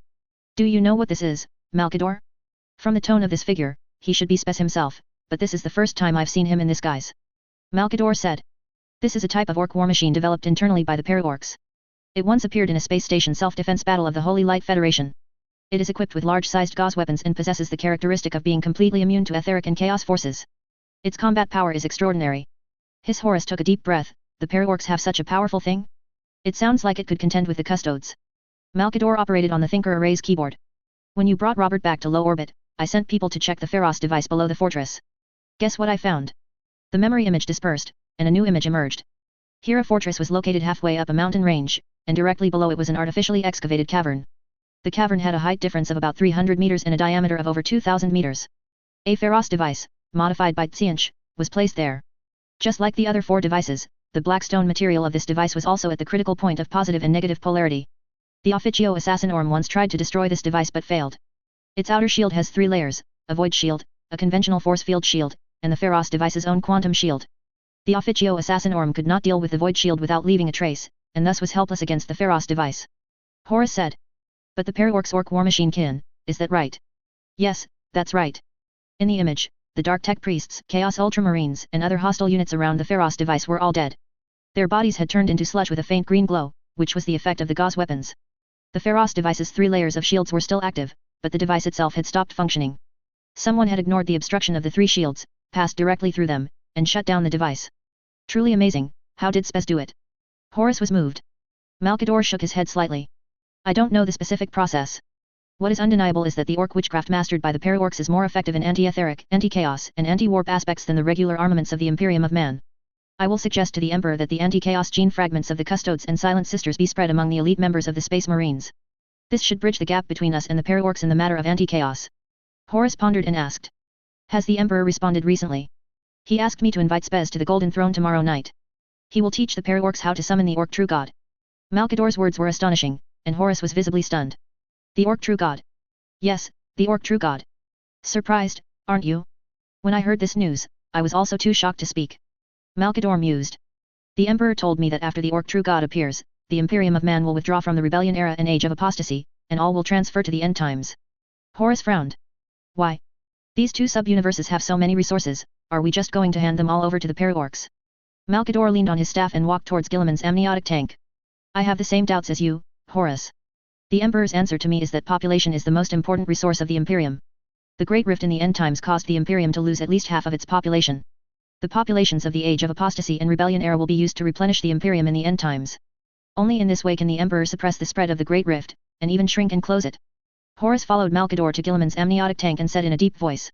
With the populations of two sub-universes crammed into the Imperium of Man in the end times, will there be enough food resources? The Imperial mortal bureaucracy will probably go mad with this. Therefore, we need Robert's help. Malkador pointed his staff at Robert, who was being repaired by medical robotic arms. Horus asked in confusion. Isn't Robert from the Rebellion era sub-universe enough? That Robert Guilliman you mentioned will also come with us to the end times. He will merge with the Robert in front of us, combining memories. Oh, I see. The two fell silent. Malkador looked at Guilliman, who was gradually being fully repaired, wondering what he was thinking. Horus, following his strategic intuition, deduced what would happen after the Imperium withdrew from the Rebellion era and Age of Apostasy sub-universes. It was foreseeable that as humanity left the stage of these two sub-universes, Xenos and Heretics would run rampant, and the Paraorcs would eventually become the rulers of these two sub-universes, just like the current Imperium of Man. What then? What would happen after that? The Paraorcs would not be content to perish with the sub-universes, they would choose to march into the end times. Horus's heart sank slightly, and an unpleasant thought arose in his mind. In time, when the Paraorcs marched into the end times, would there still be space in the galaxy to accommodate them? After experiencing the pleasure of dominating the galaxy, the Paraorcs probably wouldn't be content to stay in a corner. Horus told Malkador his concerns, but Malkador chuckled lightly and did not take it to heart. The things you considered, the Emperor also considered. Malkador said. Do you remember what I told you? The Paraorcs do better than us in anti-chaos and anti-warp. And the method of traversing between sub-universes is precisely related to the warp. While the Paraorcs keep the warp at bay, they also cut off their own possibility of transferring between different sub-universes. Only with the Emperor's power can they leave the sub-universes. Otherwise, they would have to abandon their existing anti-warp solutions and become true etheric nullifiers. But do you think that's possible? Horus let out a meaningful "oh," and suddenly understood. So, the Orc True God is only a name, and cannot freely traverse between different sub-universes like the Emperor. Gurgle, gurgle. A string of bubbles emerged from Guilliman's mask. The life monitor showed that his heart rate and breathing were accelerating, and his brain activity was recovering. Malkador and Horus stopped discussing the Paraorcs. The two discussed a set of explanations to persuade the misguided Guilliman to willingly return to the right path. At the same time, Rebellion era sub-universe, Paraback Garden. Lin Yo excitedly flipped through the Suandongdong device's database. The construction blueprints for the Pharos device were prominently displayed within it. After destroying the Pharos device in the southern sector, the Super Orc Thinking Power's work on deciphering the device blueprints was all for naught. But a new opportunity arose, when Lin Yo controlled the Black Knights to delve into Hera Fortress, preparing to confirm whether the Dark King's descent ritual had been interrupted. He unexpectedly discovered a complete set of construction blueprints within the local Pharos device.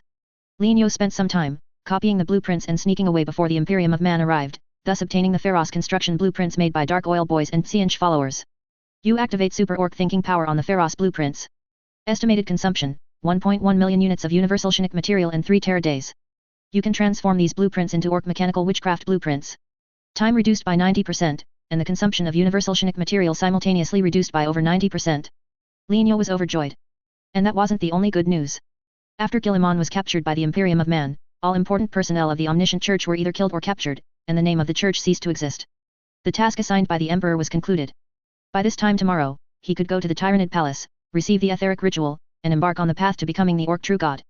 After a day of anticipation, the next evening, Lin Yo possessed space and arrived at the Terra Palace. Accompanying him were the etheric ritual materials collected over the past period, as well as the ancient Orc boss's specimen. The specimen, over 20 meters long, left the accompanying custodes and oil boys sighing in awe, unable to imagine what kind of physique the strongest among the Orcs would have possessed during the ancient and distant war in heaven. Under everyone's gaze, the ancient Orc boss's specimen was placed on the ground below the golden throne. The Psychers used the ritual materials Lin Yo brought to arrange the ritual around the ancient Orc boss's specimen. A few hours later, the ritual site was set up. Malkador requested the figure on the throne. A golden light shot from the figure's forehead, condensing beside the ritual into a middle-aged man in golden armor. At this moment, the custodes, tech priests, space marines, Horus, and others observing the ritual all knelt on one knee in salute.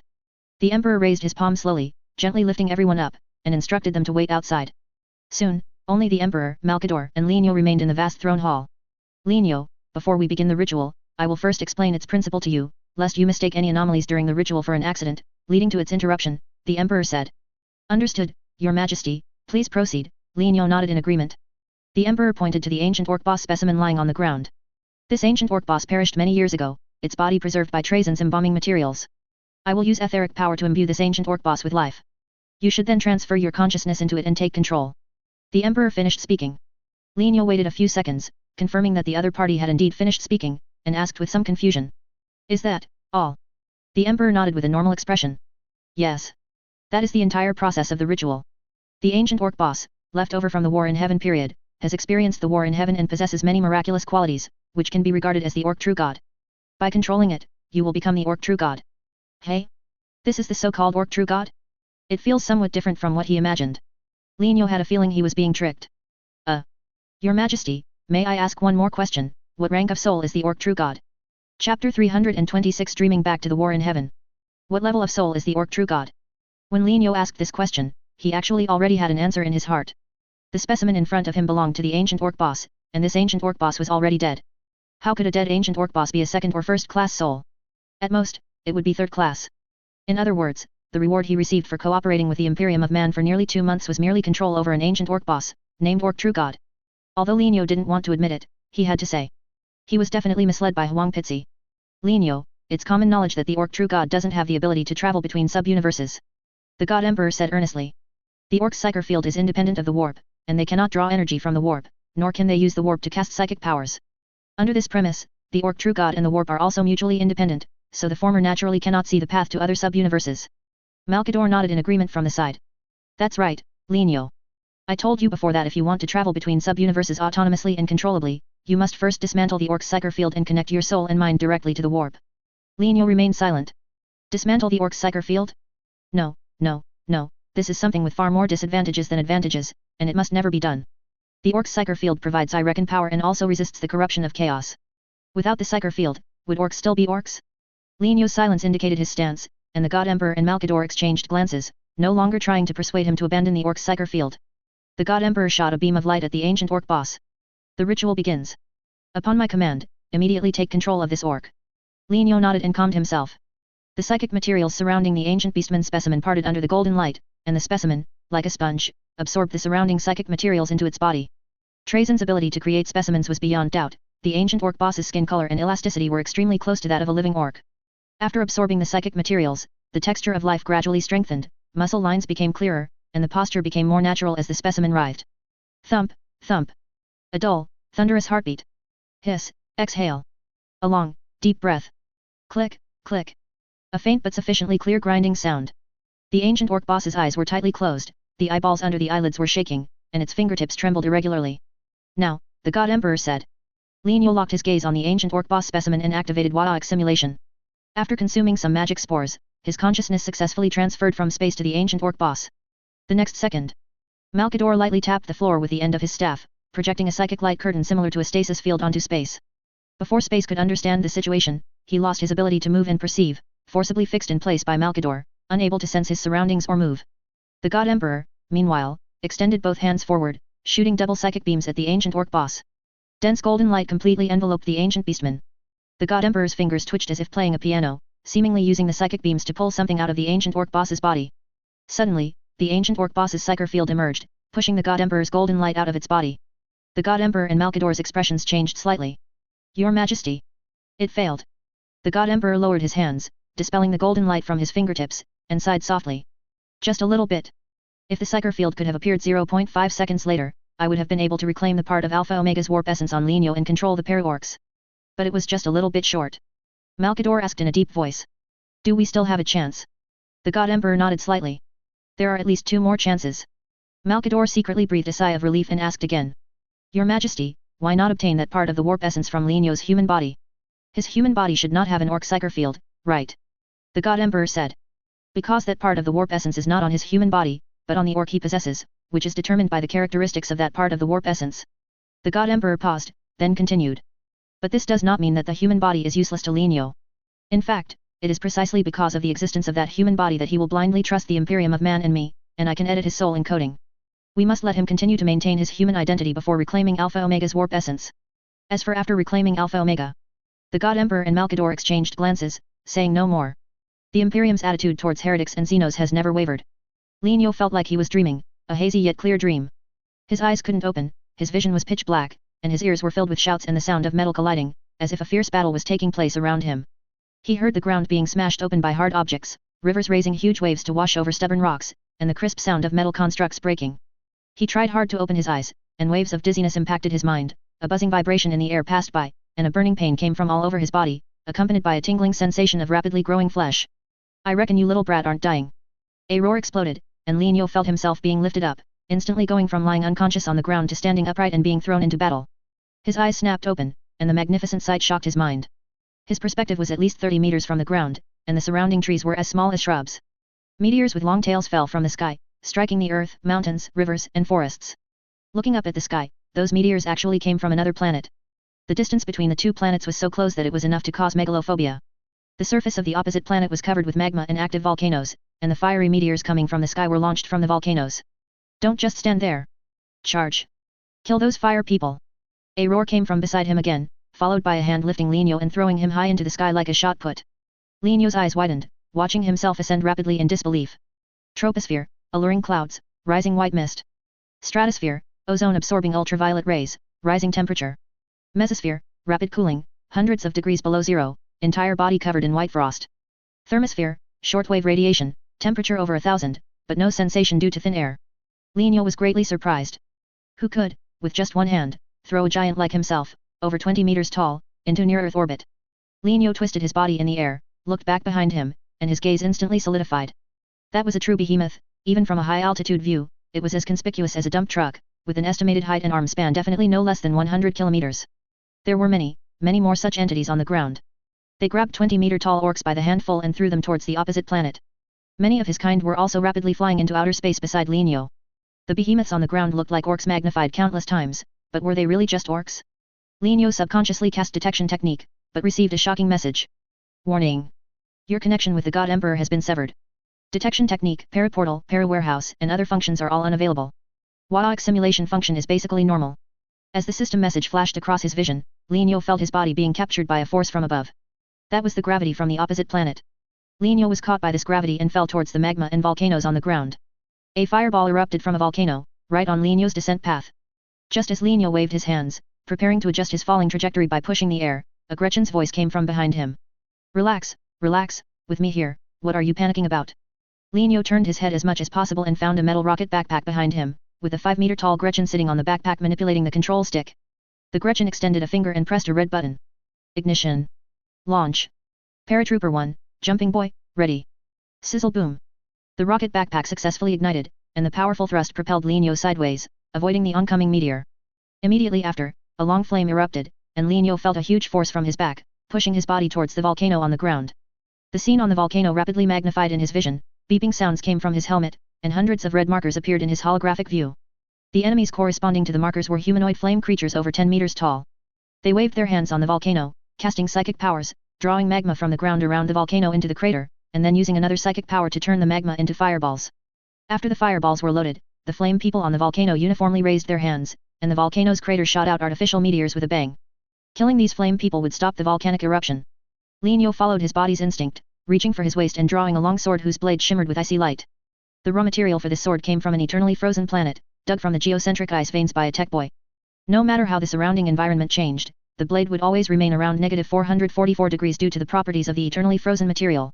The tech boss named this sword, Ancestor of the Flame People. Whoosh!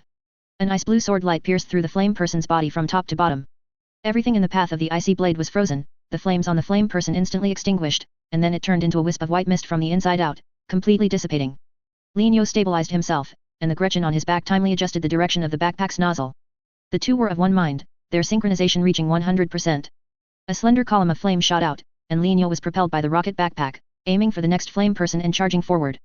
Sword light flashed, Z-shaped movement, dodging the flame person's fireball attacks. Lienyo, holding the frost longsword, swept through the landing zone. At this moment, his body was as flexible as if it had no inertia. Every exertion of force and change in sword stance was accomplished by the powerful physique and the Gretchen controlling the rocket backpack in cooperation, completely without the need for power armor's electronic muscle fibers and various motors. At this moment, Lienyo deeply realized how foolish he had been. A true orc armament should be composed of a powerful physique, a simple and brutal mind, surging power, and a flexible Gretchen. Orcs who are not command units only need to know how to attack in battle. Operations requiring thought, such as positioning, defense, evasion, and inertia control, can all be handed over to the Gretchen on their back. Kill, kill, kill, chop, chop, chop. Lienyo had never felt combat so easy. He didn't need to consider inertia, every strike could be a full force swing, and the Gretchen behind him would naturally use the rocket backpack to help him adjust his stance. Running and relentlessly killing, from the foot of the volcano to the summit. Lienyo successfully rendezvoused with a dozen other orcs, each over 20 meters tall. They unloaded seemingly crude frost grenades from their backpacks, pulled the pins, counted 3 2 1, threw the grenades into the volcano together, and turned to run. Rumble.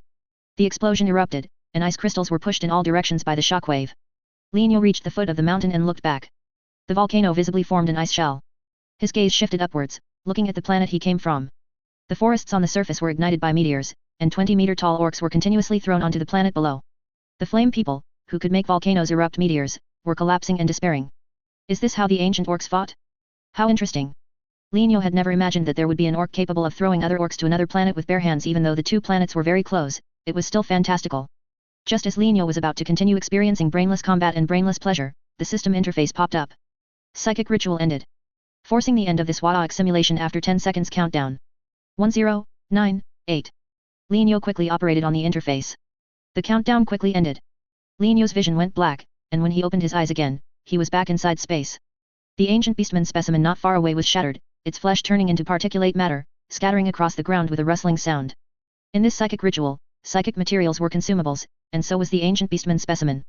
How is it, Lienyo? Did you find a way to become the orc true god? The god emperor asked with concern. Lienyo came back to his senses and shook his head. No. What a pity. The god emperor consoled. It's all right, Trazen from the rebellion era and end times are still alive, and they each have an ancient beastman specimen. You still have 2 chances to look for clues to becoming the orc true god. Malkador now understood. They had at least 2 more chances to obtain Alpha Omega's warp essence that His Majesty mentioned earlier referred to the 2 ancient beastman specimens held by Trazen.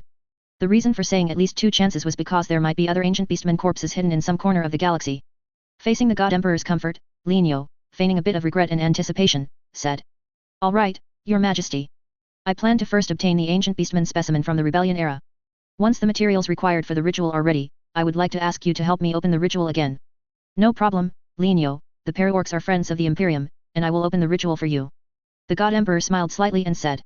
However, before the next psychic ritual begins, I need Malkador to pre-improve the ancient beastman specimen to make the ritual last longer. This step is very necessary because you only have 2 chances left. As the god emperor said this, he glanced at Malkador. The imperial regent understood and nodded in solemn agreement.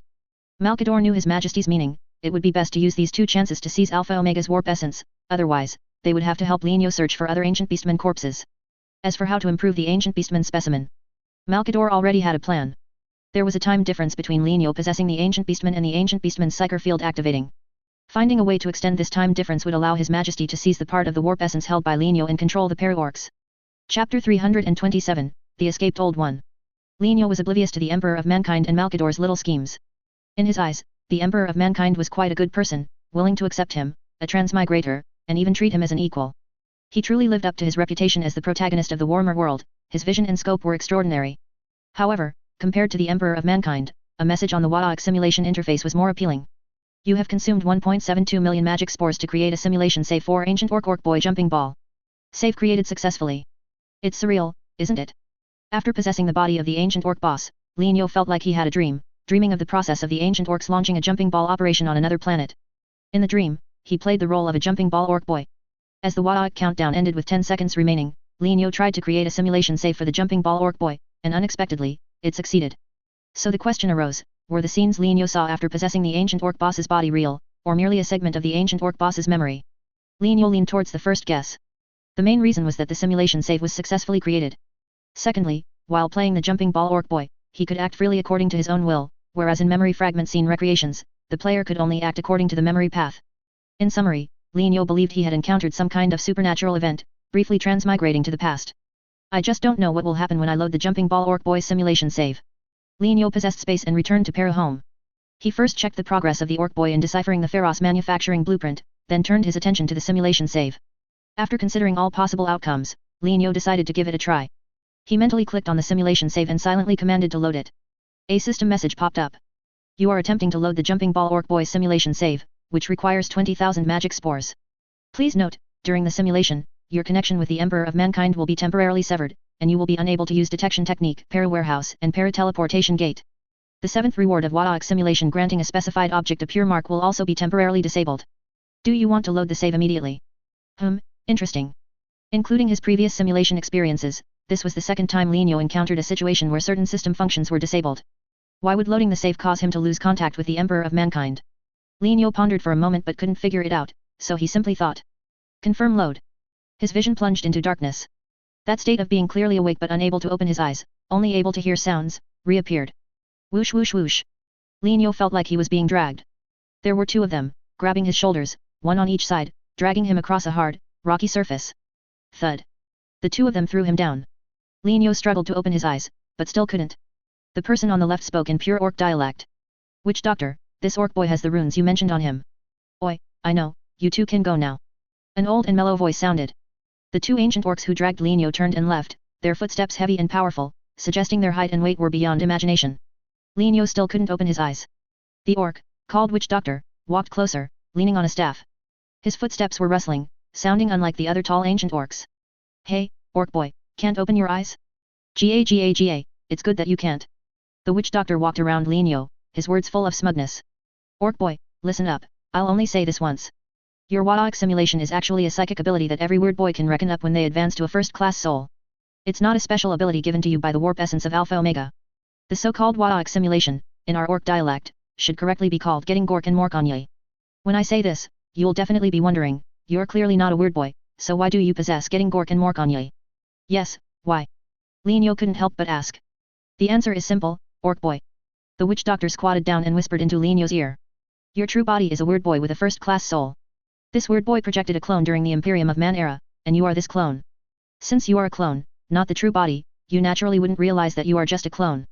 A weird boy with a first-class soul, Li Niu murmured, isn't that an orc true god? Yes, that's right, the weird boy who created you is our orc true god. Li Niu asked in surprise. You know so much, are you the orc true god? Am I your clone? No, don't get excited, you are not my clone, I can be 100% sure of that. The weird boy shook his head repeatedly. The reason is simple. I am currently only a second-class soul, not a first-class soul, and I have no hope of becoming a first-class soul. Why? Li Niu asked. The weird boy said. I've calculated the time. I still need over 1,000 years to reckon up getting Gork and Morkonye. But by this time next year, the war in heaven will be over, and we ancient orcs will be slaughtered by the Necron, leaving only one ancient orc corpse, which will be passed down to the Imperium of Man era. And the only ancient orc that survived already abandoned us and fled alone over a decade ago. Its escape directly led to our defeat. These things are what the runes on your body told me. Light entered his vision. Li Niu successfully opened his eyes. This was a simple stone cave, with a height difference of 400 to 500 meters between the ceiling and the ground. The weird boy, no more than 10 meters tall, was squatting in front of him, holding a staff in his right hand and pointing his left hand at Li Niu's chest. Li Niu got up from the ground and looked at his chest. A complex rune, written in the orc dialect, appeared on his skin. With just a glance, Li Niu inexplicably understood the outcome of the war in heaven, the situation of the ancient orcs during the Imperium of Man era, and a large amount of information about his own transmigration experience. Li Niu raised his hand and touched the rune. The rune, written from an unknown material, dispersed, turning into glittering powder that dissolved into the air. How did this rune appear? Li Niu wondered. The weird boy said. This is a mark left in your soul by your true body. It will only appear when you leave the Imperium of Man's sight and return to the end of the war in heaven. Li Niu nodded, half understanding. I think I'm starting to get it. I'm a clone, and my WarHammer simulation is an ability given to me by the orc true god. So what about my original planet? If I remember correctly, I was a transmigrator, right? The weird boy said. On your original planet, there was an ancient orc hidden. Your transmigration was its masterpiece. It was the only living ancient orc after the war in heaven ended. It projected you into the Imperium of Man, wanting to interfere with the galaxy's trajectory through you. But many noticed your existence and interfered with you. The Eldar said that Aisha brought you from outside the universe to the Rebellion era sub-universe, right? That's nonsense. You were projected there by the ancient orc. The story about Aisha bringing you and the Alpha Omega are all fabricated by Chaos Gods, Eldar, and Shrimp, with the purpose of fooling you. Similarly, Huang Pitzi told you that WarHammer simulation comes from the warp essence of Alpha Omega, which is also nonsense. That idiot said so just to legitimately steal your ability and integrate it into Shrimp's power system. Besides the Eldar and Huang Pitzi, the Orc True God also noticed you. He gave you the ability of getting Gork and Morkonye, allowing you to use it freely.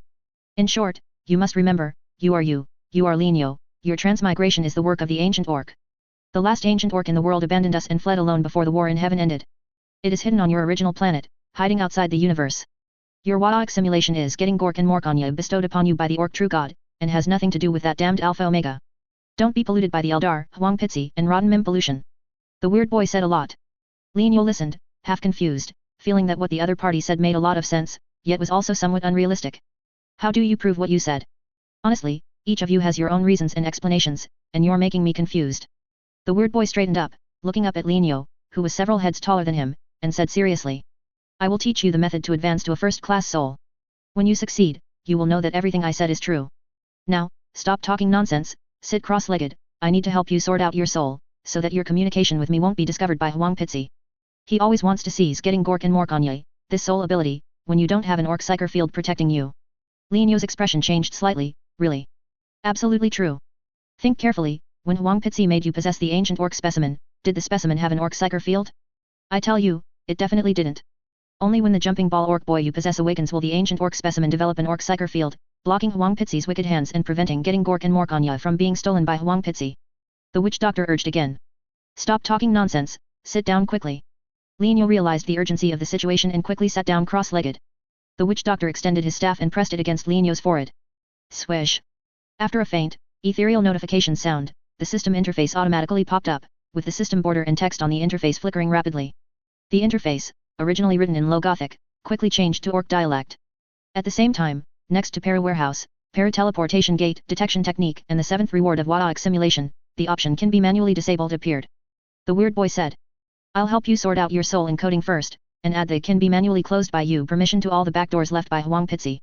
When you are about to advance to a first-class soul, you must remember to disable all these backdoors first before advancing, otherwise Huang Pitzi might forcefully possess your human body through the backdoors and interfere with your advancement. The best way to disable them is to completely abandon your human flesh. The method of abandonment is simple. First, transfer your consciousness to a trustworthy Orc boy, then set a timer with a mechanical device and eliminate your human flesh. Before performing getting Gork and Morkonye, taking enough poison to kill your human flesh can also help you sever ties with Huang Pitzi. A vibration came from the weird boy's staff, and the place where it touched his skin was cold. Linyo felt a sense of awe without understanding, and tentatively asked. If Huang Pitzi can possess my human body, then can you and the Orc True God possess my Orc body? Heh, don't think so little of me. The weird boy said. I covet your getting Gork and Morkonye ability, but I wouldn't dare to take it. The Orc True God would crush me. Besides, you don't need to worry about what the Orc True God will do to you. Actually, the Orc True God is you yourself. When you become the Orc True God, you will naturally understand what all this is about. The weird boy withdrew his staff and let out a long sigh. I finally managed to block the back door before Huang Pitzi noticed. Now I'll teach you how to advance to a first-class soul. Listen carefully, it's like this. The weird boy sat down on the ground, face to face with Linyo, and began to explain voluminously. The advancement process consists of 2 steps. The first step is to condense a soul projection in the warp, then have Orcs and Gretchens contribute their faith power to the projection, ultimately obtaining a warp essence completely controlled by oneself. The second step is to merge with the warp essence to complete the advancement. The difficulty of these 2 steps lies in how to condense a soul projection within the warp while the psyker field isolates the warp. This requires a unique psychic ability of the weird boy. After you go back, possess the weird boy you usually control, implant the ancient Orc super Orc thinking power into him, then find a warp creature and activate the super Orc thinking power on it. If all goes well, you will learn a weird boy psychic ability called warp projection technique. With this ability, you will be able to condense warp projections. Linyo nodded repeatedly as he listened. The weird boy continued. But you need to be aware that your condensed warp projection, without the protection of an Orc psyker field, will soon be targeted by other warp creatures. You'd best quickly mobilize your Orcs to contribute their faith power to you, strengthening the warp projection. How much faith power is needed to keep your warp projection safely alive depends on how many warp creatures target it. I reckon, as long as it's not discovered by the Chaos Gods, Huang Pitzi, and the Eldar Gods, you might only need 100 billion Orcs and 1 month to obtain a true God level warp projection. Okay, I've got it. Linyo scratched his head and asked. I feel like the required number of Orcs and time aren't very much, so why do you still need over 1,000 years to become a true God? Oh, I see, there are too many enemies in the warp here. That's exactly why. The weird boy finished explaining everything in one breath, and his expression suddenly became melancholic. Linyo, I know your name is Linyo, so I'll call you that. If you ever have a chance to return to your original planet, could you help me find the ancient Orc hidden on that planet and ask it why it abandoned us and fled alone? If it hadn't fled, we might have won the war in heaven. Chapter 328, God-Making Plan. How the truth of the transmigration actually unfolded no longer mattered. Linyo had already figured it out. For him, the most important thing was to retain control over the para-orcs. Whoever wanted to seize that power from him was his damn enemy. The God Emperor? Not even the God Emperor. The ancient orc weird boy had made it very clear, his human body was the medium through which the God Emperor interfered with his soul. With that human body, the God Emperor could alter some of his soul's coding, embedding loopholes and backdoors, to seize Gork and Mork's possession when he lacked the protection of an orc psyker field. Why didn't the God Emperor seize Gork and Mork's possession when he hadn't activated the warhammer simulation? At that time, he was human, without the protection of an orc psyker field. The weird boy explained that this was because Gork and Mork's possession was, at its core, an orc warhammer. This warhammer would only take effect and could only be seized when he possessed an orc. When he controlled his human body, this warhammer would be temporarily kept by the orc true god, and the God Emperor did not have the ability to snatch something from an entity who was also a true god. With this explanation, Linyo gained a full understanding of the people and things surrounding his human identity. Since his transmigration, the Imperium of Man had shown many benevolent aspects to him. How could a nest capital like Epimedius have a so-called charity academy? Such acts of great kindness were, in all likelihood, the result of Huang Pitzi interfering with the governor's decisions. Also, the new synthetic starch formula. According to Linyo's understanding of the orthodox Imperium of Man, the new synthetic starch formula should have been forcibly expropriated by powerful departments like the Imperial Ministry of Internal Affairs and the Mars Mechanikus. There was no way he would be allowed to sell it freely. This unusual goodwill was all a setup by the God Emperor, whose only goal was to stabilize him and prevent him from abandoning his human identity and escaping the God Emperor's sight before the God Emperor successfully seized Gork and Mork's possession. Now, his para-empire was deeply entangled with the God Emperor, and there were also Eldar with Webway authority watching, so he was in a dire situation. Once he began to condense a warp projection, the God Emperor, the Eldar gods, and the Chaos gods would surely move against him. At that time, with internal and external troubles erupting simultaneously, wouldn't he be doomed? After a day and a night of careful deliberation, Linyo decided to break down the process of becoming an orc true god from 2 steps into 5. First, complete control of webway access had to be in his hands. The ancient Saint military fortress was a neutral facility. As long as one had the proper authority, anyone could enter the Cosmic Hall and use its functions. Since the last Eldar attack on Para-Home, Linyo had arranged no less than 100 ships in the Cosmic Halls of the Rebellion era and Age of Apostasy to monitor developments within the Cosmic Hall long term. The Eldar did the same, but the number of ships they arranged was only 20 or 30, not as vast as the Para-Empire. The reason for this was simply that the Eldar's ark wandered in reality, while the Para-Empire's home was within the Webway. Between the two, the security of the Webway was more important to the Para-Empire, while the Eldar did not value this aspect as much. For the Eldar, it was enough to be able to use the Cosmic Hall to pose a certain threat to the Para-Empire when necessary. There was no need to overemphasize the order within the Cosmic Hall like the Para-Empire did. This method of threat was despicable, but undeniably effective. For countermeasures, Linyo also arranged para-fleets near the Eldar's ark. Nominally, these fleets were there to protect the Eldar, but in reality, both sides knew it was a balancing measure. Considering that he was to become a true god, the unstable factors in the Cosmic Hall had to be eliminated. Linyo decided to destroy the entrance of the ancient Saint military fortress in the Rebellion era and eliminate the Eldar fleet within. From then on, only the para-fleet stationed in the fortress could use this ancient saint facility. This was the first step to becoming a god, specifically targeting the Eldar. The second step, find a suitable location for apotheosis. Due to the Webway's characteristic of blocking the warp, becoming a god within the Webway was not very realistic. Although the warp fishing facility could open a relatively stable and controllable warp rift within the Webway, this rift was too small to allow the faith power of hundreds of billions of boys and Gretchen to pass through smoothly. According to the ancient orc weird boy, it would be best for him to find a void where there were no chaos gods, Huang Pitzi, Eldar, or Tyranids, and there concentrate the orc boys and Gretchen to condense the warp projection. Was there such a place? Not in the galaxy, but plenty outside the galaxy. Scout fleets scattered outside the Rebellion-era galaxy had been searching for resource-rich planets for years. In the past few days, the scout fleets had discovered no less than 20 suitable planets. Once Fireheart and the Dimensional Pocket were fully charged, Paru's engineering ships would be able to tow these planets back to Para-Home one by one. Linyo reviewed the search report and found a place very suitable for condensing a warp projection. It was in the southern part of the galaxy, about 5,000 light-years from the edge of the galaxy, primarily a binary star system with 3 planets. There were no Tyranids there yet, the star beacon's light could not reach it, and there was only one webway entrance/exit. The warp existed there, but due to the scarcity of living beings, the warp was very barren, with almost no emotional warp energy, making its attraction to the Chaos Gods extremely low. Linyo mused that if he controlled the only webway gate there, summoned the Shen Shan clan to project the Para-Shadow, and sealed the warp, he should be able to successfully condense the warp projection. This was the second step of the operation. Third step, sever ties with the Imperium of Man. When the warp projection began to condense, and subsequent work was predicted to proceed smoothly, he would have to close the back door in the system, abandon his human identity, and cut ties with Huang Pitzi. The act of severing ties would surely attract Huang Pitzi's attention. Linyo believed that as long as he acted decisively, he should be able to withdraw in time before Huang Pitzi restricted his human identity's freedom of movement. Next was the fourth step, and also the most difficult one. The process of becoming a god was destined not to escape the notice of Hwangpitsi, the Eldar, and the Chaos Gods. It was only a matter of time before these three discovered his apotheosis. In the worst-case scenario, these three irreconcilable forces might reach some kind of tacit understanding and simultaneously attack him. For example, the Eldar providing webway transit authority to Hwangpitsi's fleet, while attacking Parahome and harassing the apotheosis site, and the Chaos Gods attacking the Parashadow in the warp, trying their best to suppress his condensing warp projection. The emergence of such a situation would inevitably lead to significant losses, and once the apotheosis process was interrupted, the losses would further expand, possibly even leading to his demise. The demise mentioned here was a true demise, not the death of a simulated archive character. Hwangpitsi could not tolerate him leaving the Imperium of Man, the Eldar sought to reclaim webway authority, and the Chaos Gods would never allow the warp's living space to be compressed. The desires of the three factions formed three sharp daggers. When they attacked together, if he handled it even slightly carelessly, he would die without a burial place. Assuming he completed the fourth step, then he could proceed to the final step, which was to merge with the warp projection and become an Orc true god. This step, ironically, was the easiest of the five. He only needed to enter the warp, temporarily close the parapsyker field, and embrace the warp projection to complete this step. After completion, the warp projection would possess the parapsyker field, capable of both blocking out negative warp influences and using all the abilities of a first-class soul, truly a bug-level existence. Conversely, precisely because the Orc true god was so overpowered, Hwangpitsi, the Chaos Gods, and the Eldar would spare no effort to stop him. Becoming a god is hard. Lin Yo sighed deeply. Over the next few months, the Para-Empire maintained a harmonious coexistence with all parties on the surface, while secretly transferring personnel, ships, and supplies to the apotheosis site, secretly constructing defenses. Hwangpitsi occasionally sent people to inquire whether he had obtained the ancient Orc specimens from the rebellion era. Lin Yo first used various excuses to put them off, then deliberately botched the operation, allowing Trazen of the rebellion era to destroy the ancient Orc specimens. Hwangpitsi expressed deep regret upon hearing the news and then quieted down. The Eldar gods, perhaps through prophecy, detected some clues.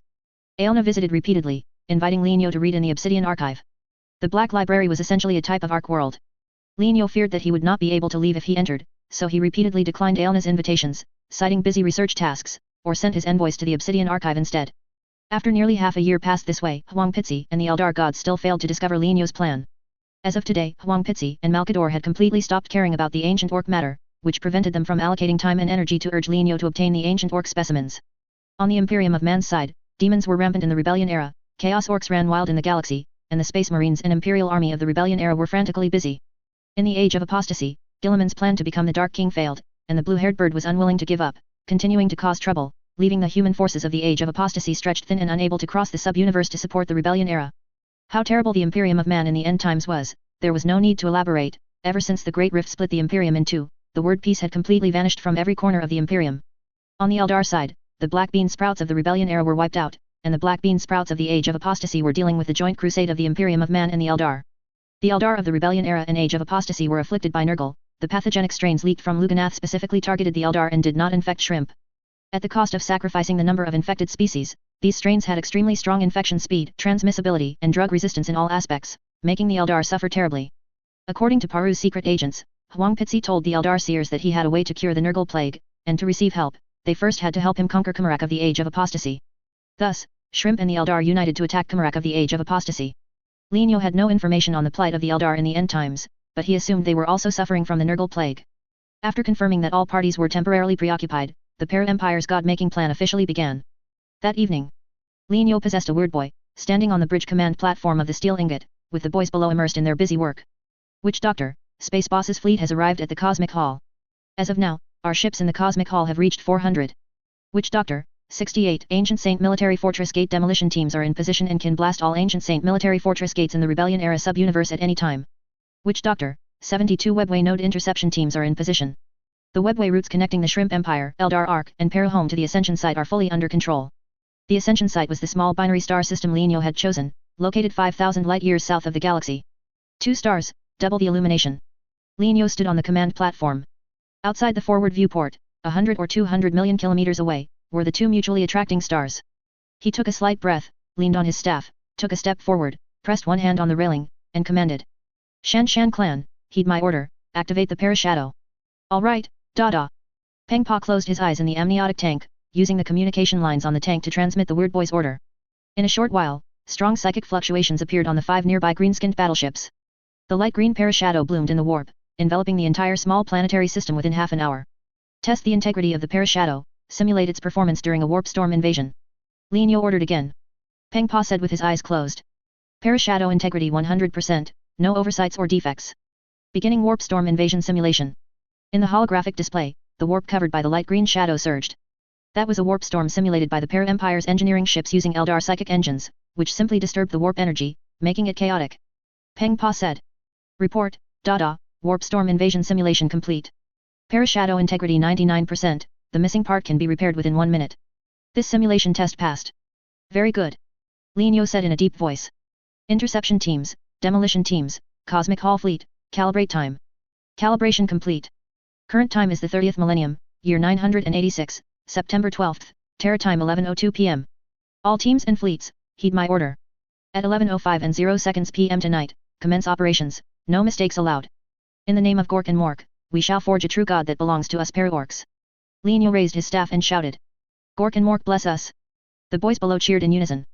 Gork and Mork bless us. Chapter 329 Severance, 1. Rebellion Era, Imperium of Man, Terra. Malkador was strolling in his garden, accompanied by his personal psyker, Sibel Nias. They walked and stopped, discussing documents that needed to be sent as soon as possible. A moment later, Sibel left with her notes. Malkador looked up at the sky, his brows furrowed. He wasn't worried about the rampant demons and chaos orcs, because once His Majesty was ready in the end times, most of the citizens of the Rebellion Era would be relocated to the end times, and the demons and chaos orcs of the Rebellion Era would not pose an obstacle. What truly worried Malkador was a constant feeling of unease, as if he had overlooked something vitally important. Malkador mused that he wasn't old enough to forget things, yet he couldn't recall what those things were. This feeling of bewilderment deeply troubled him. Perhaps I should ask His Majesty. I wonder if His Majesty can spare time tonight from the end times to respond to me. Malkador thought to himself, preparing to take a shuttle to the Terra Palace. Just as he turned to walk back, a dark shadow in his peripheral vision caught his attention. Who? Turning his head, he saw a figure in the moonlit garden corridor, hidden behind layers of intertwining vine curtains, making it difficult to discern clearly. Malkador activated his psychic powers, casting a psychic shield, while his right hand reached for the sonic array device at his waist, preparing to call for guards. Just then, a hissing sound, like a venomous snake flicking its tongue, reached him. Malkador, do you feel like you've forgotten something important? The figure behind the vine curtain slowly walked into the moonlight. Its scales reflected a cool light, and its inverted triangular face exuded cold-bloodedness and indifference. Lizardman. Malkador quickly pondered, his eyes flickering. You are an elder of the secret cult? Do you know where this is? How dare you cause trouble here? The lizardman flicked its tongue, its long, thin red tongue twitching in the air before retracting into its mouth. If I were, I wouldn't be thinking of calling for guards, or violently expelling a guest who brings important information. Malkador, do you know what signs precede the birth of a new alpha-level soul? Malkador's fingers rested on the sonic array device at his waist. He had intended to immediately call for guards, but the lizardman's words sent a chill down his spine, a tingling sensation like an electric current. Of course, I know the omens before an alpha-level soul is born. About 10,000 years ago, the Eldar were immersed in decadence, spiraling out of control. At that time, no Eldar member realized the danger. This disregard for danger is a sign before the birth of an alpha-level soul. It represents the alpha-level soul's interference with reality, a mechanism by which the alpha-level soul helps itself to be born smoothly. Malkador gasped. Yes. You mean, an alpha-level soul related to me is about to be born? Is it preventing me from remembering certain things? Heh, exactly. The lizardman chuckled. Your reaction is quite fast. Let me remind you. Ancient Orc. Para Empire. Lianyo. Alpha Omega's warp essence. With each word the lizardman spoke, Malkador's eyes widened a fraction, until finally, he shuddered violently, as if waking from a dream, and raised his staff, striking the grass. I remember now, damn it, how could I forget this matter? I should have reminded His Majesty to find a way to obtain the ancient orc specimen from the end times, to use it to. Malkador's words abruptly stopped, as he almost blurted out the Emperor's plan to plunder Alpha Omega's warp essence from Lianyo. The lizardman raised the corner of its mouth, a half-smile on its face, its inverted triangular eyes gleaming with cunning. It's not too late for you to remember now, Malkador, the Imperium of Man might even escape the fate of being destroyed by the Para-Orcs. Remember these coordinates, Erodi Puz Mythaloradius BTYY 019311. What you and the Emperor least want to see is happening there. The lizardman turned around and left unhurriedly, its body gradually fading. Malkador followed a few steps, asking. Are the coordinates you mentioned located outside the galaxy? Yes. The lizardman stopped, saying without turning its head. Contact the Eldar, they might be willing to send your people through the webway. Once there, you will naturally know the situation. The lizardman's figure merged into the air and vanished without a trace. Malkador activated his psychic powers, trying to locate the other party, but came up empty. At this moment, he deeply realized that the secret cult elder's strength was extraordinary, even surpassing his own, an alpha-level human immortal, by several points. Malkador dared not delay and immediately went to the Terra Palace to meet the Emperor. Regardless of whether His Majesty had time to deal with him that night, Malkador recounted his meeting with the lizardman in detail. Looking up, the figure on the throne showed no reaction. Malkador's heart sank, and he waited patiently for half an hour, finally sighing dejectedly and arriving at the Eldar Webway city, Kalastar, beneath the throne. The Imperium of Man had established contact with the Harlequin troop as early as the Terra Unification Wars. 2 custodians personally appointed by the Emperor were responsible for liaising with the Harlequin. Malkador found them and, using the authority granted to him by the Emperor, sent an encoded message to Aelna, who guarded the Black Library. Aelna's response was very prompt. Almost as soon as the message was sent, Malkador received a reply. Sir, Aelna hopes you will go to the Obsidian Archive to meet her first, and then go together to a small star system outside the galaxy. If you agree, she will use the signal from this encoded transceiver as an anchor point to open a portal and bring you over. Malkador replied without hesitation. Tell her I accept her proposal. Understood, sir. The custodian typed on the keyboard, sending the message. Half a minute later, psychic fluctuations emanated from the transceiver, opening a portal on the ground nearby. Malkador entered it and immediately saw the crystal tome, the Book of Fate, placed on the obsidian reading stand. In front of the reading stand, Aelna closed the tome and said with a solemn tone. Malkador, Lienyo has destroyed all the gates of the ancient Saint military fortress and eliminated the Eldar fleet stationed in the Cosmic Hall. He now controls the entire Cosmic Hall. Furthermore, just now, all webway gates leading to the Para Empire's capital have been forcibly closed and destroyed by him. The moment I received the news, I checked the revelations in the Book of Fate, and you absolutely cannot imagine what I saw. Malkador's face was so grim it seemed water could be wrung from it. Lienyo actually found a way to become an orc true god long ago, didn't he? He's currently holding a deification ritual in some corner outside the galaxy. Yes. Not only that. The Book of Fate also tells me that some of the Imperium of Man's actions are unacceptable to Lienyo. Once he ascends to orc true god, he will become the fuse for the Imperium of Man's demise. Humph. Malkador exhaled a heavy breath, his heart incredibly heavy. An outsider, occupying the warp essence that originally belonged to a gene seed primarch, the Emperor did not demand that he return the warp essence that did not belong to him. This was already immense benevolence, yet he dared to perfunctorily deal with the Emperor, feigning compliance, being ungrateful, secretly becoming a god, attempting to permanently possess Alpha Omega's warp essence, and thereby subvert the Empire. What a scoundrel. Outsiders are truly despicable. Malkador tried to calm the indignation in his heart, barely maintaining his composure. Now he couldn't contact the Emperor, and he wasn't sure if the Emperor had discovered Lienyo's deification. The immediate priority was to quickly ascertain how far Lienyo's deification plan had progressed, and whether there was still hope for them to reclaim Alpha Omega's warp essence. Aelna, can we depart now? I will personally go outside the galaxy to examine the current situation there. Yes, but the journey will be dangerous, and we will encounter interception fleets from the Para-Orcs. Aelna cast her psychic powers, opening a portal on the open ground. The two passed through the portal and entered an Eldar-style battleship. We have found a shortcut to the designated location outside the galaxy, and the Eldar fleet will clear the way for us. Aelna went to the command console on the bridge and ordered to set sail. Malkador leaned on his staff, looking anxiously towards the front of the ship. About 10 kilometers away, the Eldar fleet was engaging the Greenskins. The Eldar had deployed over 100 warships, and the Greenskin interception fleet was small in scale, but it was equipped with extinction-level weapons. They destroyed the Webway Gate, forcing the Eldar fleet to halt its advance, and relentlessly used extinction weapons to attack the Eldar fleet. Fortunately, the Eldar fleet had several prophets with extremely high psychic attainments, who could use psychic spells to deflect the extinction weapons, otherwise the Eldar fleet would have suffered significant losses. The Para-Orcs are insane. Watching the extinction weapons explode into huge golden-white fireballs on the Webway wall, Malkador felt a chill in his heart, his eyes filled with coldness. Lienyo has laid out an extremely meticulous plan to become a god. How dare he forcibly possess warp essence that doesn't belong to him? I should have advised the Emperor long ago to forcefully compel Lienyo to hand over Alpha Omega's warp essence. The Eldar fleet eliminated the Greenskin warships and used some kind of Webway repair device to project psychic rays, rapidly repairing the Webway Gate. A small portion of the gate was repaired, creating a hole about a kilometer in diameter, enough for the fleet to pass through. The Eldar fleet passed through this hole and reached the next node. Here, they encountered another interception fleet from the Para Empire. The battle between the two sides quickly ended. The Eldar fleet used the same method, a quick and time-saving way, to create a hole in the damaged Webway Gate. Fighting and repairing gates along the way, the Eldar fleet reached a Webway node outside the galaxy within 2 hours. The destination was still 3 stops away, and the number of Greenskin ships was several times higher than in other places, hindering the Eldar fleet's advance.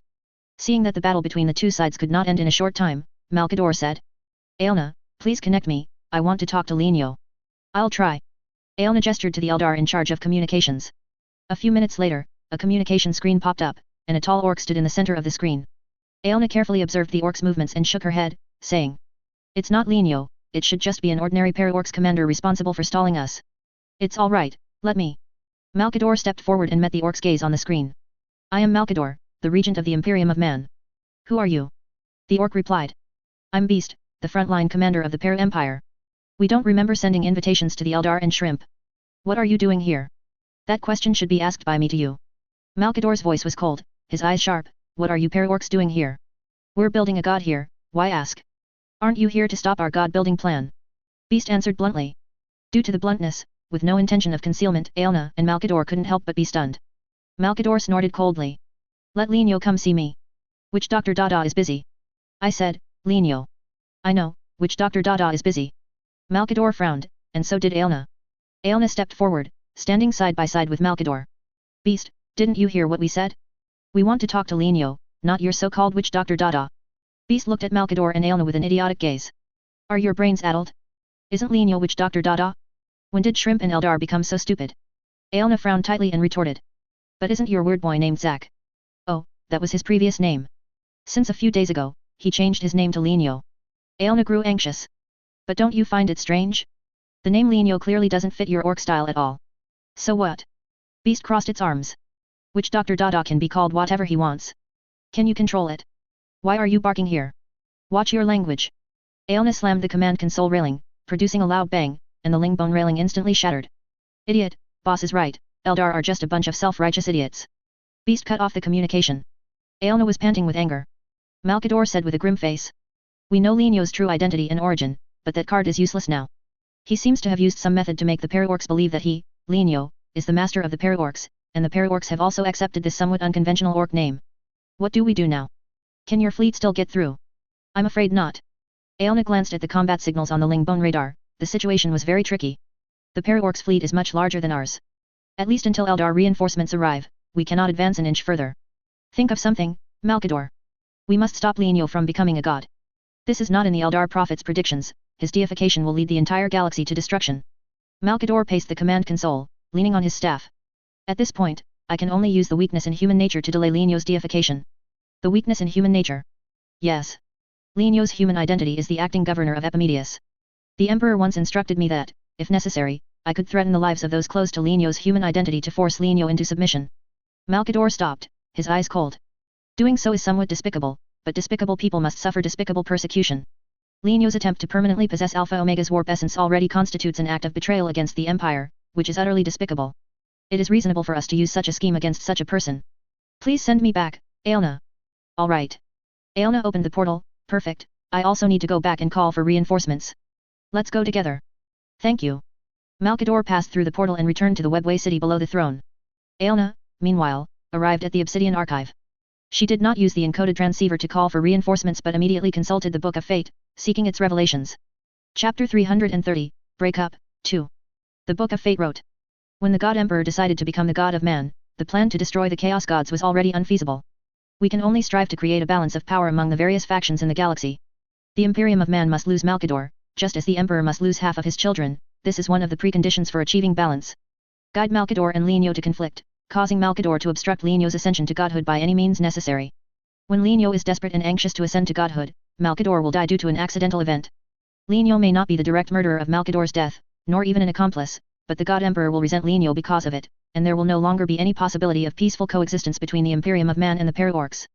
Malkador's death will cause the God Emperor's plan to relocate populations to collapse midway, and the Imperium of Man in the end times will gradually decline, eventually forming a perfect balance with Chaos, Orcs, and other factions. Malkador's death will attract the God Emperor's attention, Lenio's plan for ascension to godhood will thus fall through, and the para-orcs will revert to ordinary webway alien forces, no longer posing a threat to the Eldar, and will be long suppressed by the Imperium of Man. Balance represents the continuation of life for different races. The Imperium of Man will press forward under heavy burdens in continuous wars, with new weapons and equipment, new Space Marine warbands, and new Space Marines appearing in alternation. Minority groups like the TO will also constantly innovate, just like the Imperium of Man. The Chaos forces are also like this. Only such a galaxy will be full of vitality and flourish, with chaos and reality being closely related and coexisting. The Eldar will have a respite to seek the next opportunity to eliminate chaos. Aelna repeatedly read the revelation in the Book of Fate and slowly nodded. Previously, due to the interference of the Chaos Gods, illogical content appeared in the Book of Fate, which had some impact on her. Now, the Book of Fate has returned to normal, and the revelations it provides are also completely logical. As an Eldar, Aelna naturally chose to believe it rather than question it. The Book of Fate was right. When the God Emperor consciously wanted to become the true God of Man, the plan to eliminate the Chaos Gods was already unfeasible. Because once a true God of Man appears, the Imperium of Man's oppression of other races becomes inevitable. To resist the Imperium of Man, other races would turn to the Chaos faction, continuously strengthening Chaos forces. With numerous followers whose descendants would not die out, the Chaos Gods would have many ways to contend with the Imperium of Man, and the plan to eliminate the Chaos Gods would naturally be scrapped. Not only that, the previous plan to use the annihilation of a sub-universe to eliminate the Dark King was also forced to stop because the God Emperor descended during the Rebellion era. In short, maintaining balance in the galaxy first, and then seeking the next opportunity to eliminate the Chaos Gods, is what the Eldar should do now. Aelna closed the Book of Fate and opened a portal. For the prophecy to come true, she had to witness Malkador's death. On the other side, at the Ascension site outside the galaxy, Lenio, possessing the weird boy Gretchen Lenio, maintained the warp projection technique he had deduced from warp creatures, patiently waiting for the projection to take shape. Beast finished communicating with Aelna and Malkador, then walked over and said, "Boss, the Eldar and Shrimp have teamed up. The Eldar's fleet is attacking our nearby Webway Gate, and it's estimated that in a few more hours, the Shrimp's fleet will also join the battle." Lenio nodded slightly. "Inform Space to use the attack function of the Cosmic Hall when necessary to eliminate the troublesome Eldar and Shrimp, don't hold back." "All right, boss, I've been annoyed with the Shrimp for a long time." Beast snorted twice, feeling relieved. They write about themselves in books as being cultivated and civilized, but aren't they the ones who are harshest on the Shrimp themselves? The Shrimp Empire kills more of its own kind in a year, and more of its own kind die from overwork in various positions, than the casualties caused by aliens and chaos. That so-called God Emperor, I think he's just a chaos god in a shrimp shell. I heard that in the end times, he even allowed Gretchen to eat shrimp. How is that different from rotten stuff? We pair stopped eating shrimp a long time ago. Beast rambled on, but Lenio wasn't annoyed, simply because what the other party said was basically his true thoughts. The Imperium of Man in the Warhammer world is actually a rather negative image, morally distorted, conceptually chaotic, severely exploitative, and hopeless. This is true whether in the eyes of veteran Warhammer players or Cloudhammer fans. Before Beast came into contact with the Imperium of Man, he only understood it through classic literature, naturally full of wild imaginings. After many contacts with the Imperium of Man, he fully realized how big the gap was between reality and books. In comparison, the Para Empire was more like the utopian world depicted in the classic literature of the Imperium of Man. A saved brief popped up in his vision. Name, Black Knights 1. Brief : About 2 years ago, Vogues, the governor of Epimedius, went to Granite 5 to serve as interim governor. You handed Black Knights 1 over to him to take to Granite 5. About 1 month ago, Granite 5 was harassed by chaos orcs and demons. The Imperial Army provided timely support, repelling several enemy attacks. Just now, for some unknown reason, the Imperial Army left Granite 5 and ceased aid. As soon as they left, the chaos orcs and demons began their attack. At this time, on Granite 5, there are only Space Marines and the Planetary Defense Force, and the entire planet is expected to fall within a few hours. Please pay close attention to the movements of Black Knights 1 to prevent this simulated character from dying. Black Knights 1 was produced relatively early, and its beast brain was not optimized, having a lifespan of only half a year. Fortunately, as long as it's not powered on, the beast brain's lifespan won't decrease. So, after 2 years, Black Knights 1 was still usable and not scrapped. Lenio glanced at the brief information, sighing inwardly. What was meant to come had finally arrived. The Ascension site was impregnable, the Chaos Gods, Eldar, and Shrimp couldn't break in, so the Imperium of Man could only choose to attack from his human identity. Lenio had long anticipated this. "Beast, I'm temporarily leaving the command here to you. I need to deal with a tricky problem. I'll be back once it's handled." "All right, boss, go ahead, don't worry. With me here, there'll be no problems." Beast patted his chest. Lenio clicked on the simulation interface and switched his consciousness to Black Knights 1. Granite 5. After 2 years of construction and repair, the scale of mining facilities on the planet had doubled, but the miners' living standards had not declined due to the heavy work. Facilities for purifying water, gas, and solid pollutants were spread out along with the mining facilities, minimizing the incidence of common diseases, disasters, and accidents. It was no exaggeration to say that after the rebel remnants were completely wiped out, Granite 5 was the one with the highest happiness index among many mining worlds. Regrettably, all of this would become a thing of the past today. Delton, why did the Imperial Army suddenly withdraw? Why did they abandon this planet, and without any prior warning? Vogues was drenched in sweat, constantly wiping his forehead with a handkerchief. The Imperial Army left very decisively and suddenly, and the enemies came fiercely, directly destroying the planet's orbital tower. If Delton hadn't reacted quickly enough to transfer himself to the underground fortress in time, Vogues believed he would have died in the enemy's first bombardment. "My lord, please remain calm, I am contacting the Imperial Army." Delton tapped the keyboard of the Thinker Array, occasionally looking back at Lord Vogues. His Majesty had used psychic powers several times to descend upon Vogues and communicate with him face to face. Delton eagerly awaited such a sight. But he was destined to be disappointed. Vogues was still Vogues, and had not transformed into His Majesty's appearance. Beep, beep, beep, the audio array device next to the Thinker emitted a prompt sound. Delton immediately connected the communication request, and both eagerly listened for the Imperial Army commander's voice, but what came from the loudspeaker was despairing news. "Lord Delton, this is, Static, this is the bridge of the Space Marines flagship, we have fallen. The remaining ships will detonate, Static, the ship's reactor, to perish with those damned scum. We will do our best, Static, to buy time for Lord Vogues to evacuate." Delton shouted. "We need a shuttle for pickup." Static, the communication static intensified, and a deafening explosion came from the other end of the line. The person who had been speaking earlier didn't hear Delton's words, but before dying, he shouted a slogan. For, static, for the Imperium. For the Emperor. Detonate. Boom. Beep, beep, beep, the auger matrix issued a warning, a dozen ship engine self-destruct signals appeared in low-altitude orbit, and a strong plasma storm cleared a small vacuum zone. Unfortunately, Vogues was now in the underground fortress, and the shuttle for escape had already been destroyed by the enemy. After all the Space Marines sacrificed themselves, the only armed force he could rely on was the weak planetary defense force. Of course, there was also Delton. What do we do now?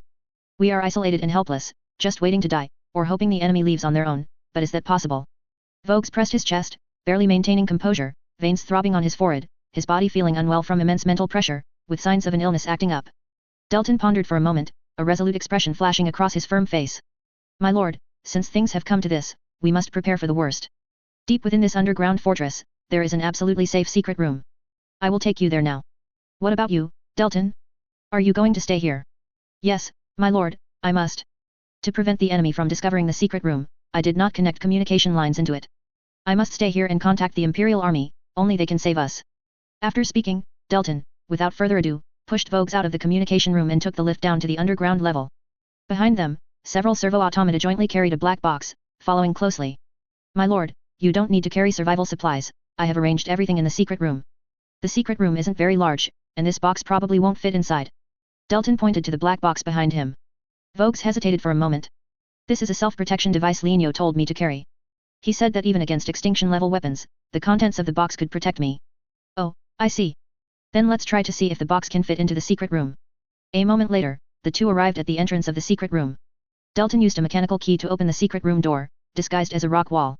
Vogues entered, and the black box barely managed to squeeze into the narrow space of less than 5 square meters. Delton destroyed the mechanical lock. The lock, by default, remained in a long-term closed state. Once damaged from the outside, the door would quickly close and permanently lock from the outside, only able to be opened by the person inside. Vogues sat on the floor in the secret room, his mind uneasy. Delton returned the way he came, and as he passed a certain room, his footsteps slowed, and he turned to enter the door. When he emerged again, he had changed into a light blue power armor with a Hydra relief. This power armor had higher communication privileges. Delton connected its audio array device to the base's audio array equipment, using the power armor's authority to send out a communication request. This time, Delton received a response. What responded to him was not a person, but a line of password-protected ciphertext. The power armor's miniature computing unit quickly completed the decryption work. The content of the ciphertext invigorated Delton. Operation code, Hook of Epimedius, Operation order, netting. Operation details, use the lives of Vogues and others as bait to lure Lenio out, authorize the use of stasis devices to forcibly freeze Lenio, control him until reinforcements arrive. Is it finally time to close the net? Delton's demeanor changed, the originally capable and loyal spymaster now exuded a strong aura of indifference. He had been lurking by Vogues' side for so long just to cooperate with His Majesty in controlling Lenio, the transmigrator, and now he could finally complete the mission. Originally, Delton, oh no, it should be Alfarius. Originally, Alfarius thought his disguise would last for several more years, but now it seemed that Lenio must have done something that greatly angered His Majesty, causing the operation to conclude prematurely. Constantly cooperating with that old man Vogues in acting, and bowing down to a mere mortal, Alfarius had long grown tired of it. So, how to lure Lenio over? Alfarius carefully recalled the information His Majesty had shared with him.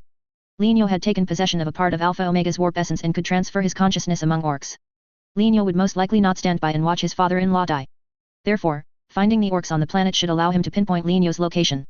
Alfarius activated the auger matrix, specifically searching for orc life signals, and immediately received tens of millions of search results. These search results pointed to Chaos Orcs. But there was no information yet indicating that Lenio could transfer his consciousness to Chaos Orcs. However, the search results did not show the life signals of ordinary orcs or para-orcs. Could it be? Alfarius suddenly turned his head to look at the lift, remembering the black box next to Vogues. Hiss. Inside the secret room. A faint sound of airlock depressurization came from inside the black box. Vogues was startled by the sudden movement and looked over with uncertainty. He had always been curious about what was in this box and what kind of self-preservation device his son-in-law would use to protect himself. Now, Vogues knew the answer.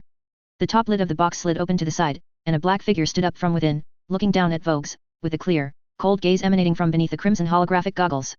You are. Before Vogues could finish speaking, a cold light suddenly flashed before his eyes, and then his neck felt a chill. He tried to look down and saw a syringe-marked truth serum stuck in his neck, with the golden yellow liquid being pushed into his body by the piston, feeling cold to the touch. Vogues' eyes glazed over, his facial expression relaxed, and he entered a state of speaking freely and without reservation. What is your impression of Lenio? He is a cash cow who doesn't understand human relations very well. A very blunt answer. Linio was not surprised and continued to ask. Do you have any negative thoughts about Linio? For example, coveting his inventions and wealth. I once thought of killing him. Linio raised an eyebrow. Why did you want to kill him? When was this? Vogues shook his head, speaking incoherently. About 3 years ago, when Linio was still a governor's agent, he discovered during a mission that a collateral eldest son of the Fugai's family was engaged in activities related to cold trade. When I learned the news, I planned to have Delton silence him to prevent the family scandal from leaking out. Linio narrowed his eyes and recalled carefully, finally remembering that past event. See chapter 100 for details. Then why did you change your mind later? Linio asked. Vogues painfully squeezed his face.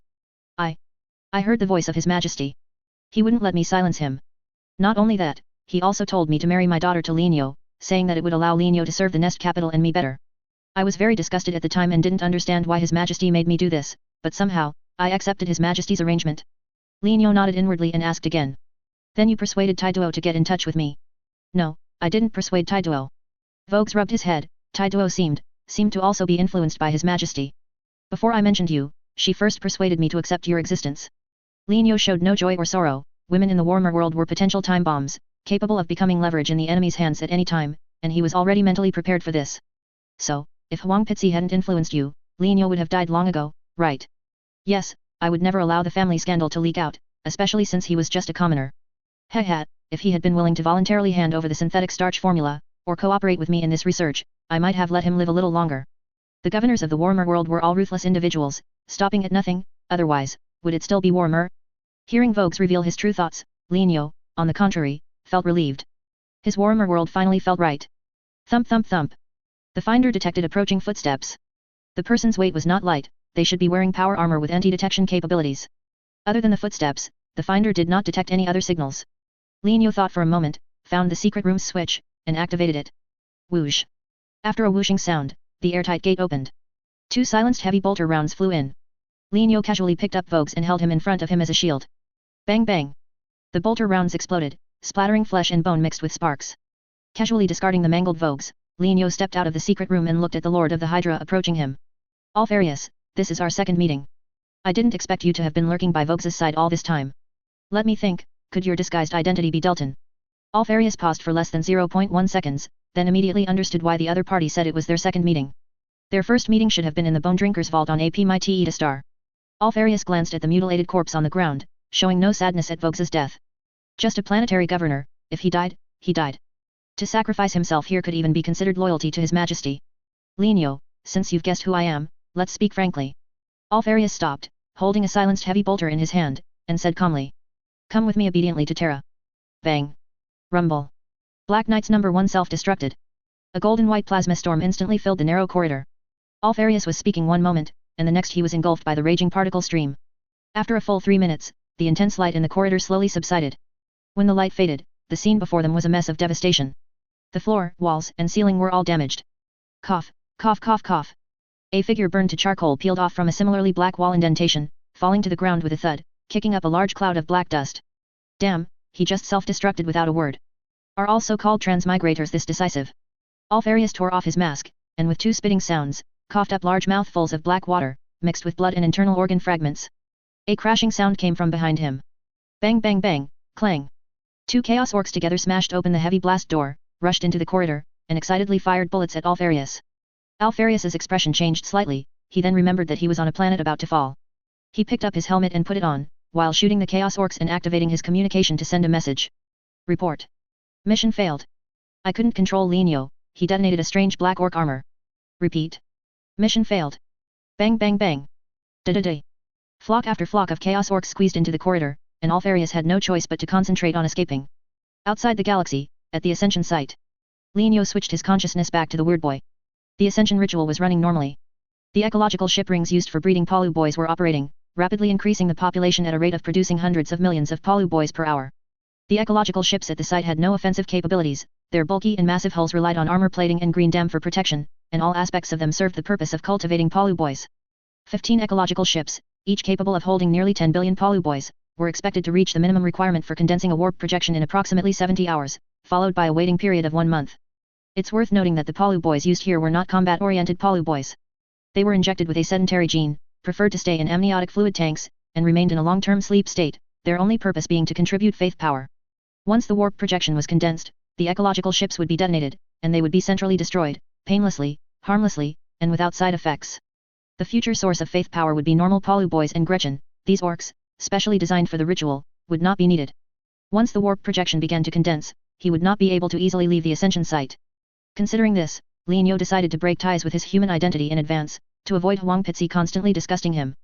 He opened the system interface, thought for a moment, and chose not to enter his human body, but instead loaded the save file of the Black Knights in his private experiment. As his consciousness switched, Lin Yo opened his eyes and saw the unwelcome guest in the laboratory.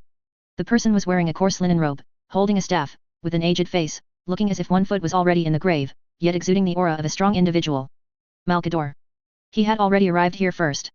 The static noise inside the Black Knights announced the activation of this orc device, which made Malkador realize that a new gaze had appeared beside him. Without needing to ask, he knew that this consciousness belonged to the owner of this laboratory. It seems Alfarius couldn't do anything to you either. Malkador put down the experimental notes in his hand, turned around leaning on his staff, and looked at the black humanoid device in the corner. Lin Yo, I don't know when you acquired the method to become an orc true god, nor do I know what the person who conveyed this method to you said, leading you to treat the Imperium of Man as your enemy. What I want to say is, no matter what you heard or saw, first consider carefully whether it is a trap of chaos. Facing the old Bidanspua, Lin Yo chose to speak bluntly. Is Huang Pitzi planning to steal my ability to possess orcs while I'm possessing the ancient orc specimen? Malkador's breathing hitched, he hadn't expected Lin Yo to know even this. Fortunately, years of mental fortitude allowed Malkador to adjust his state in a flash. So this is the lie chaos told you? Don't let chaos's tricks sway your judgment. You are a part of the Imperium of Man, and para-orcs are also the most important allies of the Imperium of Man. How could His Majesty take away what belongs to you? Heh, you're playing it quite well, old man. Lin Yo sneered, if my finder hadn't captured your brief abnormal vital sign signal, I might have actually fallen for your trick. Malkador frowned slightly, his expression becoming serious. Lin Yo, chaos's corruption of you is very severe, don't be prejudiced by wrong notions. I assure you, the ability to possess orcs will always be yours, no one can take it away. You are a pillar of the Imperium, a cornerstone of human society. Once you are corrupted by chaos, the Imperium of Man will suffer significant losses. Think about your life these past few years, besides the initial period which was somewhat depressing, hasn't the rest been happy and fulfilling? You have a career, you have a family. In a few more days, it will be your wedding ceremony with Taiduo, are you going to lose yourself to chaos corruption at this important juncture in your life? Malkador spoke earnestly, his eyes filled with concern, like a benevolent elder advising a prodigal son to return. Lin Yo seemed to be influenced by the other party's verbal charm, and his tone softened slightly. Malkador, I don't know what's wrong with me, I always worry that the God Emperor will take away my ability to possess orcs. Can you help me? Child, just tell me how you want me to help you, I will do everything in my power to solve your problem. Malkador, I beg one thing of you, you must promise me. Seeing Lin Yo lower his guard, Malkador's expression became even more benevolent. Speak, child, I will definitely promise you. Lin Yo painfully held his head. I beg you, Lord Malkador, please accept my invitation. Whatever you invite me to do, I am willing. Speak, child, what do you want me to do? Before Malkador could finish speaking, he suddenly felt an irresistible force pulling at his soul. Just as he was about to use his etheric nullifiers to resist, the scene before his eyes changed dramatically. In just an instant, the private laboratory turned into an amniotic fluid tank, and he himself, from a human long-lived etheric nullifiers, became an orc head inside the amniotic fluid tank. This is your ability. You can actually forcibly transfer someone else's ritual to an orc. No wonder His Majesty tried every means to reclaim the warp essence of Alpha Omega. Malkador had lived for nearly 10,000 years, and it was the first time he had encountered such a terrifying sight. He instantly lost his composure and blurted out the truth. Tisk tisk, old man, did you say the wrong thing? How could the great and wise Huang Pitzi plunder my abilities? Lin Yo smiled and pressed a button on the amniotic fluid tank. Whoosh! Cold air erupted, and the contents of the amniotic fluid tank quickly froze into ice, retaining only the most basic life activities of the orc head. Lin Yo switched his consciousness back to the private laboratory. He quickly walked towards the fallen Malkador, took out a gene sample collector, and collected the other party's gene sample, but did not harm the life of this imperial regent. This was not out of mercy, but out of respect for Malkador's character. An elder who had always remained loyal to humanity should not die here like this. After collecting Malkador's sample, Lin Yo opened the private laboratory's gate and walked out. Brandy, the maid responsible for daily care, heard the movement and looked at the black figure leaving the private laboratory with confusion, then couldn't help but ask. Master, has someone invaded the Wangting district? In Brandy's impression, the last time someone invaded the Wangting district, her master was wearing this armor and had cleanly slain the enemies, hence the question. Whoosh! The truth serum was injected into Brandy's remaining flesh and blood tissue. Lin Yo asked. Was your approach to me an accident, or was it arranged by someone else? Brandy lost consciousness, remaining standing solely by her internal bionic structure. She lowered her head and said indistinctly. Lord Malkador. Lord Malkador told me to closely monitor your whereabouts. Lord Malkador.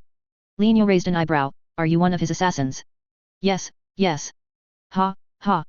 Lienyo was so speechless he almost burst out laughing, was there anyone normal left around him?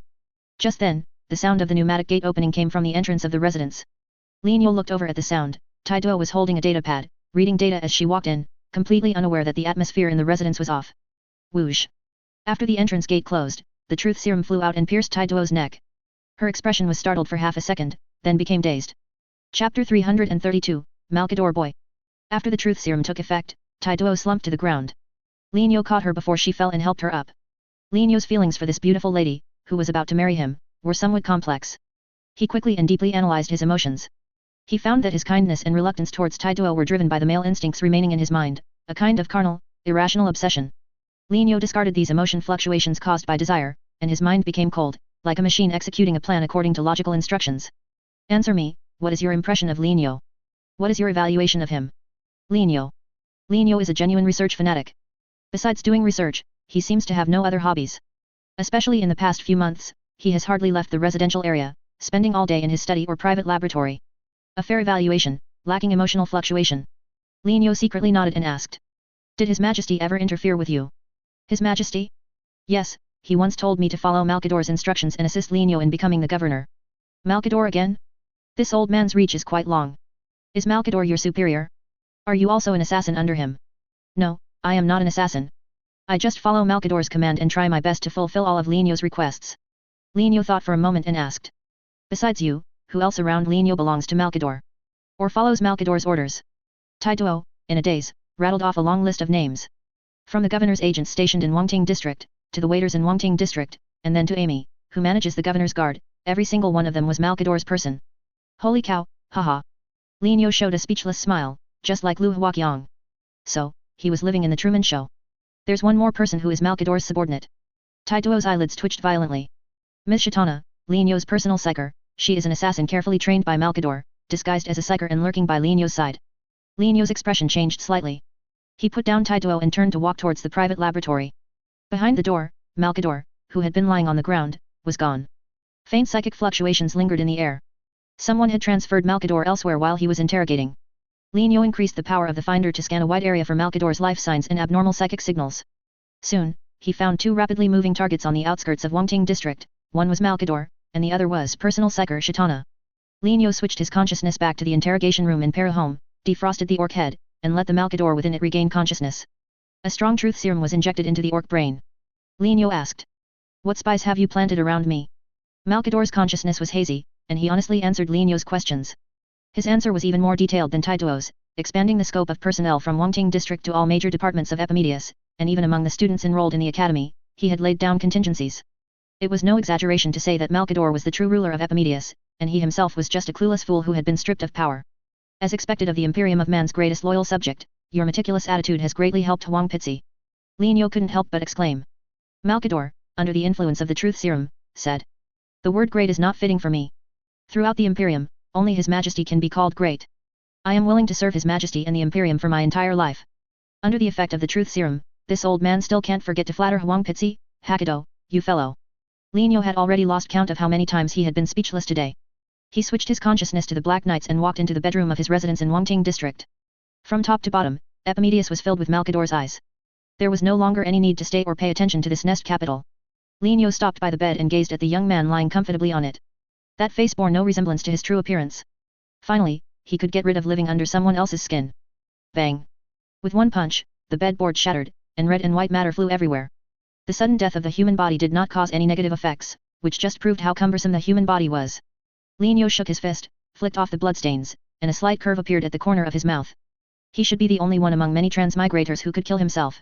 Honestly, after abandoning his human identity, he suddenly felt much lighter. There were a total of 6 Black Knights in Wangting district. Lienyo activated their self-destruct program, and then, before they exploded, he ended Malkador's Wadaik simulation. Boom. Boom. Boom. Boom. Boom. Boom. 6 dazzling golden fireballs rose from the ground, illuminating Wangting district brightly at night. The surging shockwave spread outwards, catching up with the two figures rapidly flying through the air at a speed of thousands of kilometers per second. The aged psyker, Shitana, transformed from an old woman of 50 or 60 into a young, beautiful woman of 20 or 30. As she shed her disguise, her psychic fluctuations also became more pronounced. She used a psychic shield to protect herself and Malkador, flying at a low altitude towards the orbital tower. The shockwave from the explosion did not harm the two of them. Instead, the violent shaking and booming sound awakened the unconscious Malkador. "Are you all right, sir?" Shatana placed Malkador down on the spire of a tall building. The Imperial Regent leaned on his staff, straightened up, and looked back at the fiery Wangting district, sighing with regret. "We failed. We failed. The acting governor of Epimedius has been corrupted by chaos. We couldn't save him." He said this for his subordinates to hear. In reality, Lienyo had completely abandoned his human identity. Malkador waved his hand. "You go first. Return to Wangting district and preside over Lienyo's funeral. Let me be alone here for a while." "As you wish, sir." Shatana didn't ask further. She kneaded her face a few times with her right hand, reverting to her aged appearance, and flew off the rooftop. Malkador sat down, leaning against the spire's wall, gazing at Wangting district with a deeply somber expression. Lienyo's decisiveness and cunning surpassed his imagination. What surprised Malkador even more was that Lienyo had actually known all along that the God Emperor was plotting to possess his ability. With full preparations, unless the God Emperor personally arrived, no one could stop Lienyo from becoming an orc true god. But the God Emperor's prolonged silence made Malkador restless and anxious. "No, I must do something. Even sending out a fleet to their deaths outside the galaxy is better than just sitting here. If 100 warships aren't enough, I'll send 200. If 200 aren't enough, I'll send 300. I want to stain the hands of the para-orcs with human blood and make Lienyo the Imperium of Man's #1 enemy. If enough slaughter and bloodshed can make Lienyo feel guilty and force him to return to the Imperium of Man, then we can use atonement as an excuse to force him to hand over his possession ability, or pledge eternal loyalty to the Imperium." Malkador's mind raced, and then he suddenly heard a faint sound of footsteps nearby. "Malkador, the Eldar fleet reinforcements are in position. When will the Imperium of Man's fleet rendezvous with us?" The newcomer was Aelna. Malkador looked melancholic. "We cannot stop Lienyo from becoming a god with just a fleet. We must find a more effective solution as soon as possible. Or, alas, we can only pray that the God Emperor responds to my pleas soon. By the way, Aelna, can't your Eldar gods stop Lienyo?" Aelna shook her head. "I'm afraid not. We are barely holding our own right now. Lienyo has placed invisible bombing squadrons near our craft world. If our gods make any move, he will mercilessly use extinction weapons to attack the craft world. To prevent him from going insane, our gods must remain in the craft world's infinity circuit and cannot leave." Malkador's brow furrowed, and his face grew even more troubled. He truly is a meticulous and cunning opponent. I never realized he was so insidious before. "Malkador, I have a question." "Please speak, Ms." Aelna pondered and said. "You seemed to be unconscious earlier, right? Why didn't Lienyo take the opportunity to kill you? Wouldn't the direct pressure he faces be much lower without you?" "Of course, it's because he can't bear the consequences of killing me." Malkador snorted coldly, his gaze towards Wangting district filled with anger.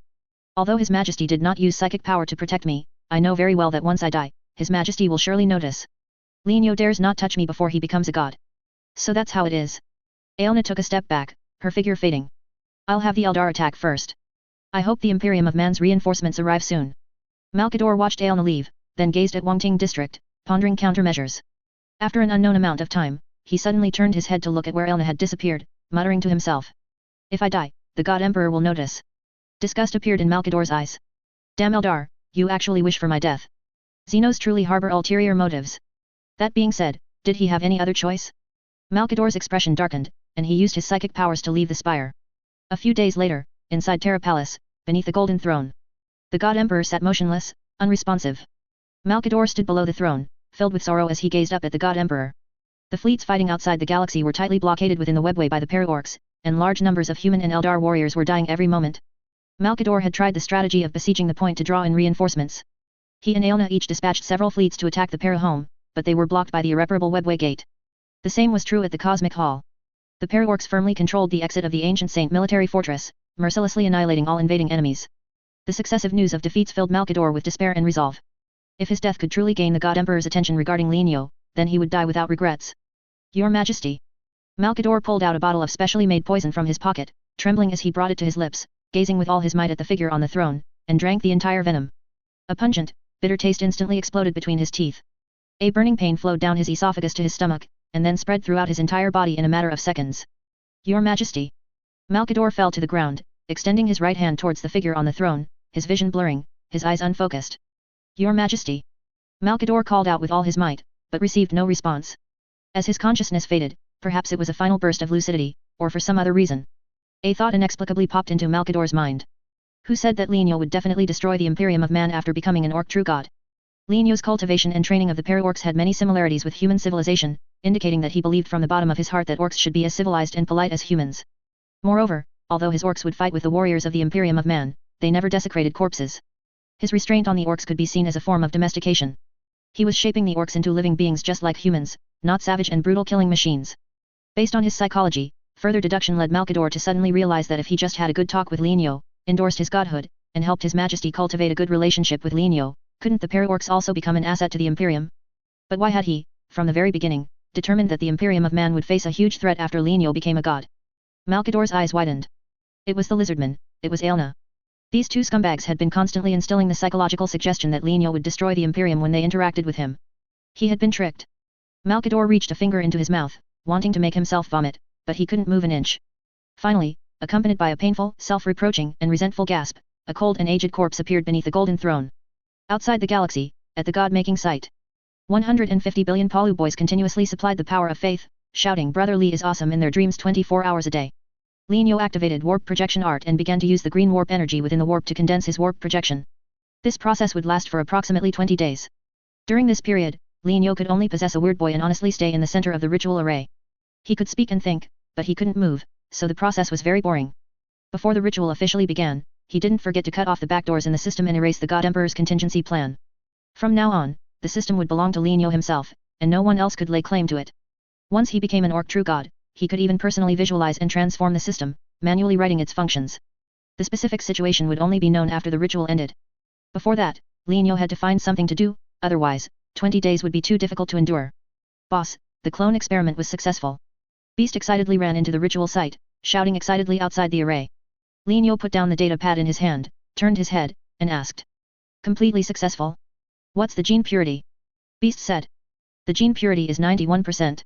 Apart from the clone being an orc and the cloning target being human, there is almost no difference between the two. Lineo raised an eyebrow. Bring him over. All right. Beast waved a hand. Several pain boys escorted a Palu boy into the venue. Looking closely at the Palu boy, he bore a 90% resemblance to a young Malkador. Malkador, kid. This was the result of the cloning experiment. Chapter 333 Malkador 2. Terra Palace. The second Lineo closed the system's backdoor. The figure on the throne slowly awoke, sighing softly. That damned Eldar god chosen of death actually seduced Guilliman in the end times. Good thing I discovered it in time, otherwise these alien schemers would have succeeded. That kid Lineo also doesn't let me rest easy. How did he know I left a backdoor in his system? The figure opened his eyes and saw the corpse below the throne, momentarily stunned. Malkador. A custodian stepped forward and knelt on one knee. Your Majesty, Lord Malkador died for a worthy cause. He exchanged his self-sacrifice for your attention. I believe he would be comforted. Self-sacrifice, in exchange for my attention? The God Emperor was speechless. He had only shifted his attention to the end times because he sensed Lineo closing the system's backdoor. The God Emperor projected a psyker field beam onto the steps, solidifying an avatar, and slowly walked down the steps, his voice low. Malkador, my old friend, why did you do this? What exactly happened during my absence? The custodian bowed his head, took out a data slate from his waist, and presented it. Your Majesty, Lord Malkador's last words and report are all in the data slate. Please examine them. The God Emperor swept his palm over the data slate, and the psyker field beam transformed into threads, directly extracting the digital signals from the data slate. In just a few seconds, the God Emperor grasped the whole story. Malkador fell into a trap. Your Majesty, Lineo's treachery is evident to all. His schemes will not succeed. The God Emperor looked down at the custodian kneeling on one knee. Navarro Lando, do you believe Malkador's death was Lineo's scheme? The custodian nodded. Yes, Your Majesty. Lineo not only forced Malkador to his death but also attempted to become the orc true god, betraying humanity and the Imperium. I have no doubt that he will lead an orc army to invade the Imperium's territory. Raise your head, stand up. Yes, Your Majesty. The God Emperor looked at the custodian. From today onwards, you will guard the webway in Kalistar and no longer serve as my personal bodyguard. The custodian was stunned. Your Majesty. Begone. Your foolishness disappoints me. Yes, yes, Your Majesty. The custodian walked with heavy steps towards the Golden Gate. The God Emperor stood with his hands behind his back. Valdo, come see me. A figure rushed from the Golden Gate, stopping steadily before the God Emperor. It was the custodian commander, Constantin Valdo. Your Majesty, please command. What do you think of Malkador's death? The God Emperor pointed to the corpse on the ground. Valdo's mind raced. Considering Navarralando's removal as personal bodyguard, Malkador's death was probably not Lineo's fault. If it wasn't Lineo, then could it be? Your Majesty, is it an Eldar conspiracy? The God Emperor nodded slightly. Indeed. Not just the Eldar, but also the secret cult. I saw residual Eldar and secret cult psyker field on Malkador, very hidden, but also very deadly. He was deceived during my absence. The Eldar and the secret cult formed a brilliant conspiracy. However, this does not mean Lienyo can escape punishment. The God Emperor turned around and slowly walked towards the throne. Foolish Malkador fell for the Eldar and secret cult's plot, only using mortal troops to stop Lienyo from ascending to godhood. Did he place his hopes on a vague sense of guilt? The God Emperor sat on the throne, merging with the emaciated body on it, his voice becoming grand and majestic. Transmit my command. The Dark Raven Guard, Space Wolves, Dark Angels, and Blood Angels are to immediately cease all military operations and proceed directly to the designated location outside the galaxy to annihilate the Paraorcs and execute Lienyo. Furthermore, open the laboratory I used to create the Primarches, retrieve the Legion enhancement blueprints belonging to the 4 Gene Seed Primarches, and give them to them. I believe they will know how to utilize these valuable technological documents. Yes, Your Majesty. Valdo knelt on one knee, showing submission, then said with concern. Your Majesty, the 4 legions you just mentioned are undertaking extremely important military missions in the Hurt Corridor. If they leave, the front line there may collapse. I know. The God Emperor lowered his gaze, looking at the custodian commander below. I will use a warp storm to indefinitely seal off the Hurt Corridor. Demons and Chaos Orcs will be unable to leave there. Once Lienyo's matter is resolved, the army will then eliminate the demons and Chaos Orcs. Your Majesty is wise. Valdo lowered his head. I will have the War Council convey your decree. As for the Eldar, do you intend to punish them? The God Emperor's gaze fell on Malkador's corpse, showing no emotion. The Eldar will be punished, but not now. We still need to borrow their webway technology to transport the army. Once Lienyo's matter is resolved, the Eldar, demons, and Chaos Orcs, I will settle their accounts all at once. Yes, Your Majesty. It was indeed awkward. The Imperium of Man's interstellar navigation methods were truly subpar. Even the God Emperor couldn't drastically shorten the time spent on warp travel, at most, he could reduce a journey that would originally take 2 or 3 years to a few months. The situation was urgent. If the 4 Space Marine legions were to travel to Lienyo's location via warp travel, they might not even arrive before Lienyo had already returned with the Paraorcs. Furthermore, the star beacon's light was limited and couldn't reach beyond the galaxy. Facing these 2 limiting factors, the God Emperor could only grit his teeth and continue to borrow the Eldar's webway technology. Custodian Commander Valdo went to convey His Majesty's decree. A few days later, the Dark Raven Guard Primarch closest to Terra, Calhus Crone, arrived at the palace first. Accompanied by Valdo, this warhammer version of Batman with long, straight black hair entered the place of his birth. It was a gene laboratory located beneath the palace. It was here that the Emperor and Astartes jointly developed the Gene Seed Primarches and Space Marines. Lord Calhus. Valdo opened the adamantium safe and took out a large container in a document marked Top Secret. Please take good care of these 2 items. This technological document contains the gene modification plan to enhance the Dark Raven Guard. Only when the Imperium faces a major external threat will His Majesty permit the army to use this document. In the container next to me is the finished sample corresponding to the technological document. Valdo pressed the switch on the container. Pfft, a hissing sound. The side cover of the container flipped open, revealing a body of similar height and shoulder width to Calhus, appearing before the Dark Raven Guard's Primarch. At first glance, this body was merely taller and stronger than an average Dark Raven Guard. But Calhus's keen intuition and observation told him that this body, while possessing unimaginable muscle strength, also had extremely strong resistance to impact and a lighter weight. It could not only withstand heavy bolter rounds with its body but also carry more tactical equipment on power armor and Terminator armor without being overweight. Calhus immediately thought of several brilliant combinations that couldn't be realized before due to the total weight of tactical armaments exceeding the load limit. Now, these ideas became possible due to the significant reduction in the body's weight. Calhus's eyes gleamed, and a look of joy appeared on his face. Valdo lightly patted the container. You may observe and study the sample and technological documents here as you wish. After the other 3 Primarches arrive at Terra, Terra will hold a state funeral for Imperial Chancellor Macardo. Malkador sacrificed himself. Calhus was both surprised and shocked. When did this happen? Why did he sacrifice himself? Valdo sighed. It was the Paraorcs' doing. Their leader betrayed the Imperium and assassinated Malkador. They are currently gathering forces outside the galaxy, attempting to destroy the Imperium of Man. As for the detailed situation, when Lord Sanguinius, Lemon Russ, and Lane Johnson arrive, His Majesty will explain it to the 4 of you. Damn it, those greenskins really can't be trusted. I will make the Paraorcs pay the price. Calhus gritted his teeth. Everyone in the entire Imperium revered Malkador, yet this Imperial Chancellor Macardo had sacrificed himself just like that. Valdo found an excuse to leave, allowing Calhus's resentment towards the Paraorcs to continue to ferment. Valdo knew that Malkador was forced to his death by the Eldar and the secret cult, but with a formidable enemy at hand, one side being the God Emperor's enemy and the other being an ally the Imperium had to rely on, Valdo could only pin the cause of Malkador's death on Lienyo.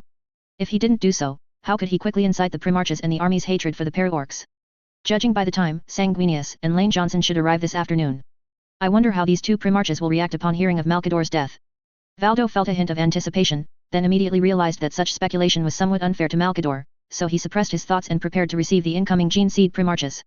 On the other side, at the Ascension site outside the galaxy, Lienyo didn't know he had taken the blame for the Eldar and the secret cult. Even if he knew, he wouldn't care. Right now, he only cared about two things. One was the progress of the warp projection's condensation. The other was the unique orc before him. This orc possessed genetic fragments of an orc boy in Malkador. He could grow by activating a psyker field like a normal Palu boy, and he was also as steady, intelligent, and loyal as Malkador. His demeanor and expression were more reserved than those of an ordinary Palu boy, and the subtle glint in his eyes revealed a depth that other Palu boys did not possess. Lienyo commanded Beast to lead the Mad Doctor and Pain Boys to conduct a series of tests on this unique Palu boy. His intelligence level was similar to Beast's, his emotional intelligence was higher than Beast's, but his emotional changes and richness of emotion were not as high as Beast's. He did not possess psyker field talent. His obedience to the Weird Boy and his worship of Gork and Mork were significantly higher than Beast's. The orc, whom Lienyo called the Markarado Kid, would prostrate himself before the Witch Doctor whenever he had the chance. This loyalty made even Beast feel ashamed. Most importantly, although the Markarado Kid did not possess the true memories of Malkador, he had unparalleled talent in sand table simulations, national policy formulation, and plan design. Yes, it was talent, not experience. The Markarado Kid was a natural. After hearing the questions Lienyo posed, he could analyze them eloquently with just a little thought. From the nature of the problem to the methodology, to the risks and benefits of the plan, to contingency plans, and the weighing of different options, the Markarado Kid's performance left Beast in awe, and even Lienyo couldn't help but say in his heart. Malkador, awesome. Beast. Boss. Lienyo activated internal communication and ordered. Bring out all the situations we've encountered over the past 2 years, and all the decisions we've made. Use the situations we've faced to test his ability, compare his answers with our decisions, and finally summarize the comparison results into a report and give it to me. Got it, boss. Beast led the Markarado Kid away. Later that day, Lienyo's data slate received the experimental results. The contents made Lienyo's hands tremble slightly, and shock, excitement, and joy surged uncontrollably from his heart. The Para Empire had found a treasure. From now on, the Empire would welcome its first Prime Minister. For no other reason. The Markarado Kid's solutions were more stable and efficient than Lienyo's own decisions. Beast, bring that kid to me. Got it. A moment later, Beast led the Markarado Kid into the room. Lienyo sat in the center of the magic circle, gazing at the Palu boy whose face bore some resemblance to Malkador, and said solemnly. From today onwards, your name will be Pakadu. Your position in the Para Empire will be. Lienyo originally intended to call him Prime Minister, but then he felt that the name didn't quite fit the orc's temperament. So, with a change of thought, an idea came to him. Your position in the Para Empire is, Chief Strategist. You can form a think tank to formulate national policies for the Para Empire. When necessary, you can also serve as an ambassador or chief military advisor. Remember, your name is no longer Malkador, but Pakadu, the pack from Peru, understand? Pakadu jumped up, then elegantly and gracefully plopped down on his knees. Yes, Witch Doctor. Get up. We Peru orcs never kneel, unless given my permission. Yes, Witch Doctor. Pakadu stood up. Lienyo gestured to Beast. When things here are done, you take Pakadu to meet the important members of the Para Empire, then take him to select some suitable kids and Gretchen to be his assistants. All right, boss. Beast chuckled. At this moment, Lienyo's data slate emitted a beeping sound. The system's archive brief popped up simultaneously. With a glance, Lienyo's heart pounded. Archive, Blood Raven Boss, Crone. Brief, Crone is monitoring the movements of the Eldar and Shrimp for you in Para Home and reality. Just now, he heard a shocking piece of news.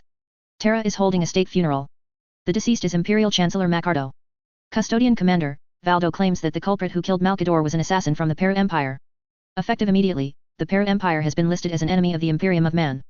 The Dark Angels, Blood Angels, Dark Raven Guard, and Space Wolves, these 4 legions are gathering on Terra. It is estimated that within 3 days, they will arrive at the Ascension Ceremony site via the webway. Malkador is dead. The real Malkador is actually dead. And 4 Space Marine legions are coming to cause trouble for him. Lienyo's heart rate quickened slightly.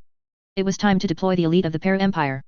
Let ordinary Palu boys fight ordinary Shrimp and Eldar, and let the elites fight the elites, to avoid being outmaneuvered. His gaze fell on Pakadu, who had not yet left. Perhaps, he could listen to the thoughts of this chief strategist. Lienyo's eyes narrowed slightly, a glint in their depths. Chapter 334, Destroy the Evil Lienyo. The Imperium of Man and the Para Empire focused their attention on the Ascension site, everyone forgetting about an undeniable character Alfarius. Granite 5. This planet had fallen, with demons and chaos orcs running rampant, and an unbearable despair and deathly silence permeating everywhere. Rustle, rustle, rustle. Sand and stone slid, and shallow footprints appeared on the soft dunes. Alfarius activated his stealth field, walking silently through the desolate wilderness. Granite 5 was beyond saving, orbital towers and many other aviation facilities were under the control of demons and chaos orcs.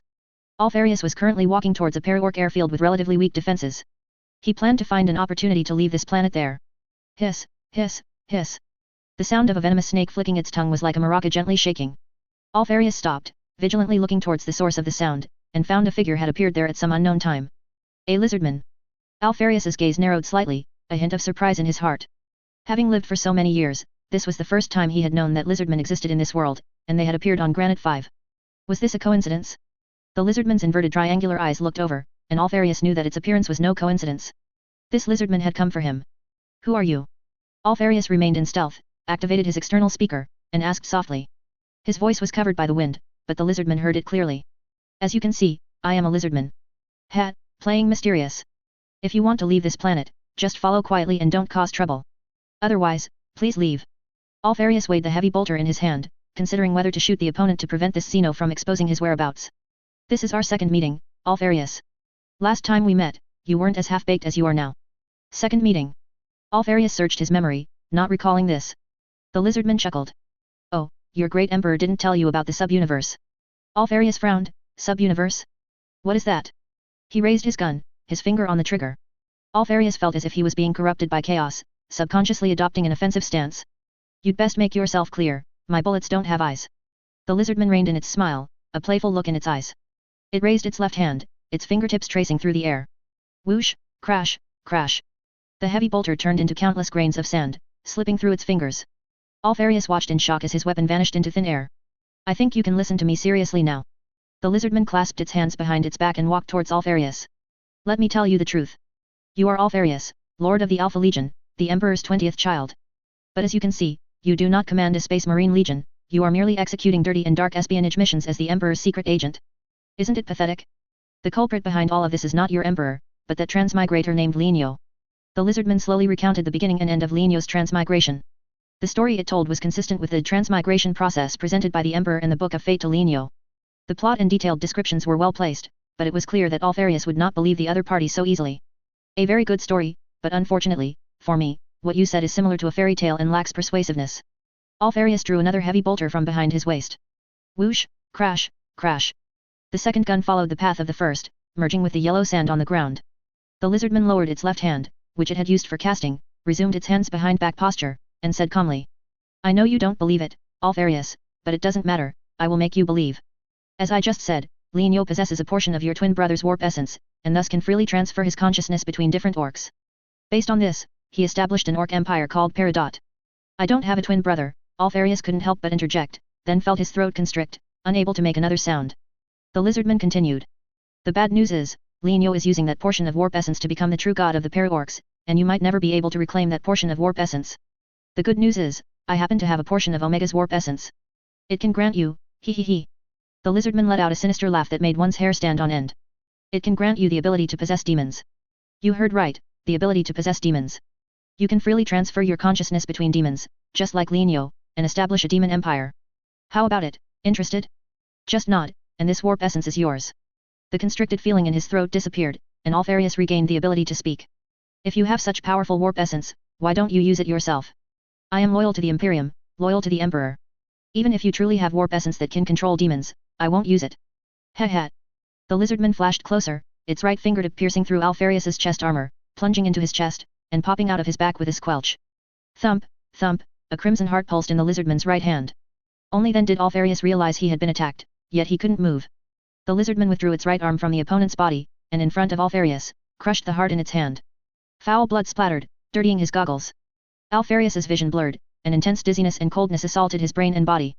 Gasp, gasp, Alpharius's breathing became heavy. You. Too weak, Alpharius. How can you, like this, help the God Emperor defeat the mighty Para-Empire?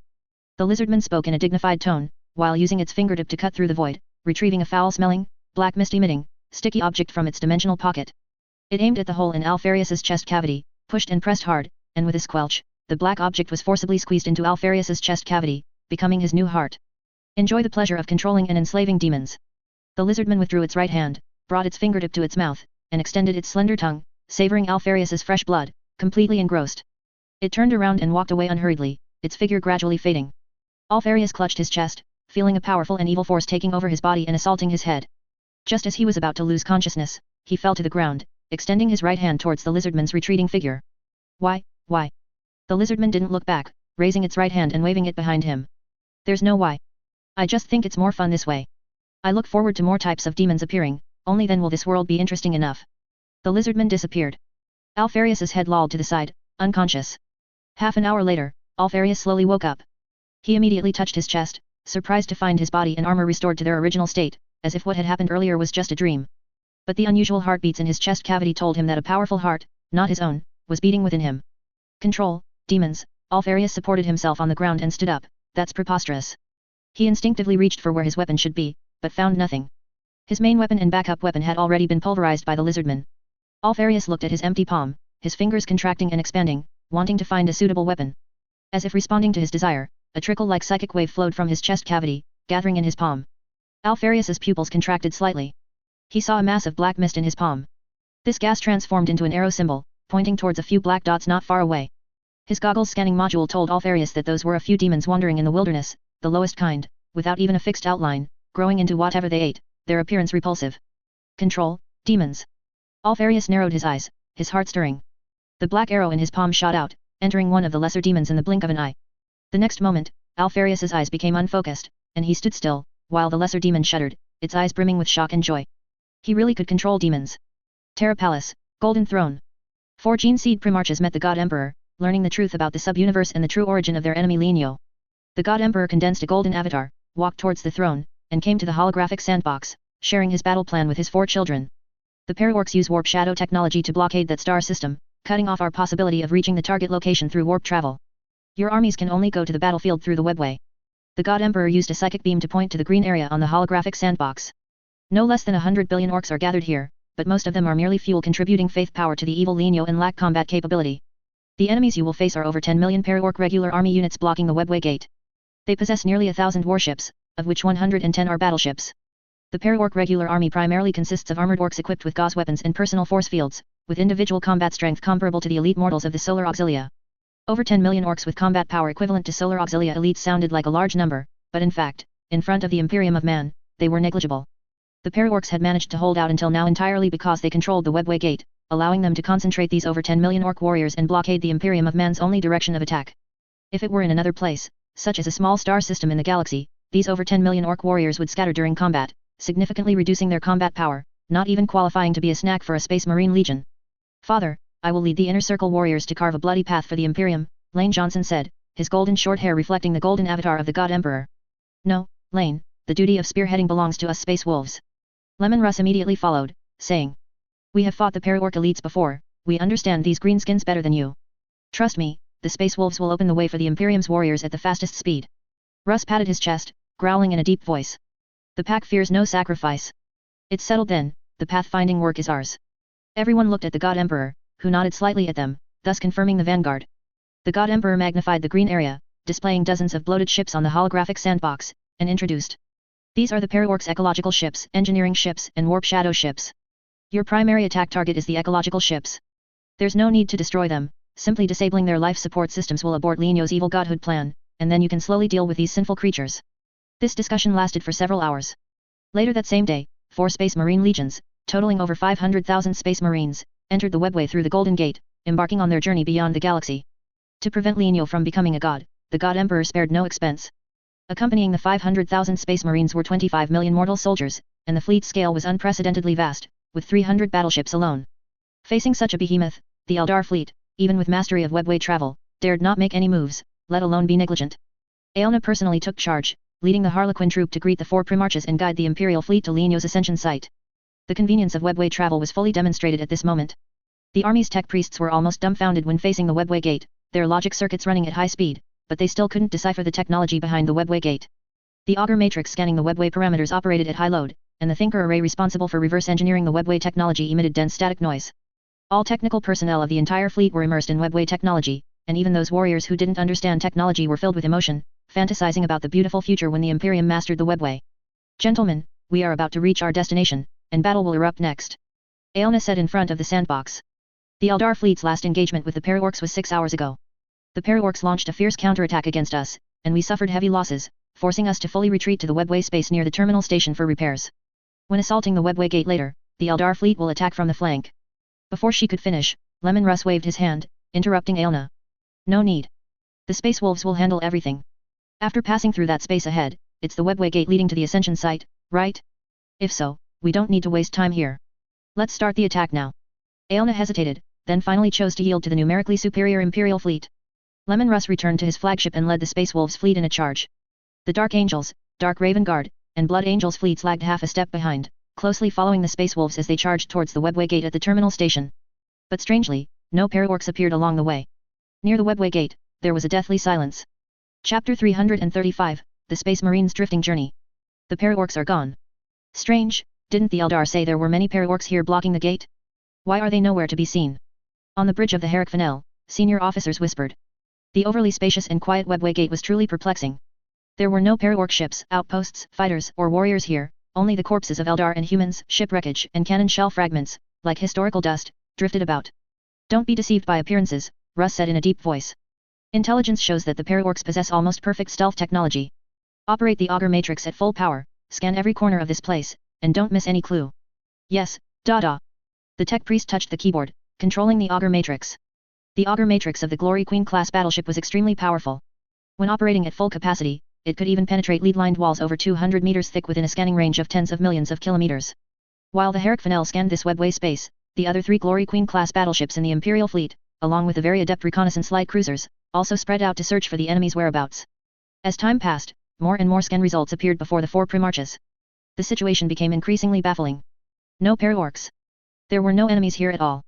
Lemon Russ gazed at the tightly shut webway gate, performing a tactical deduction based on the clues at hand, and arrived at a preliminary guess. The paraorcs had likely abandoned their defense of this webway space. They were all at the Ascension ceremony site in reality. After passing through this webway gate, the Imperial fleet would face extremely dense artillery bombardment.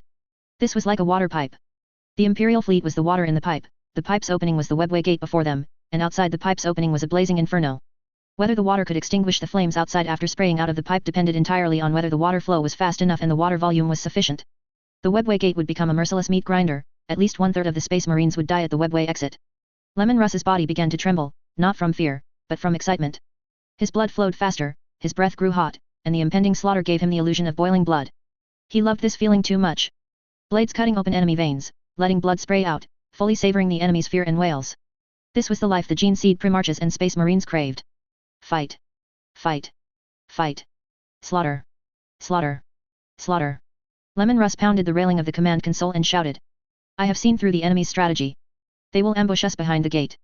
There will be boundless artillery fire, overwhelming barrages, and sky-obscuring fighters awaiting us, bringing both death and destruction. But we are fearless wolves. Death is like the wind, always by the wolf's side. Open the webway gate, and charge out. The Eldar on the bridge pressed a button on the netherworld access device. A beam of light shot out, and the tightly shut webway gate opened its embrace to the Imperial fleet. The gate was pitch black, and the scene outside was invisible. This was normal, only by passing through this gate would everyone be able to confirm the situation in reality and suffer enemy attacks. Lemon Russ ordered the charge without hesitation. The more than 300 warships of the Space Wolves burst forth like a swarm of bees. The fleets of the other 3 Primarches, not to be outdone, followed closely in their predetermined formation. In just half a minute, over 1,000 warships disappeared into the webway gate. The Eldar fleet did not hold back the Imperium of Man and also charged out. In a short while, the once bustling webway space was left with only a dozen or so patrol warships. At this moment, the wall of the webway space underwent a drastic change.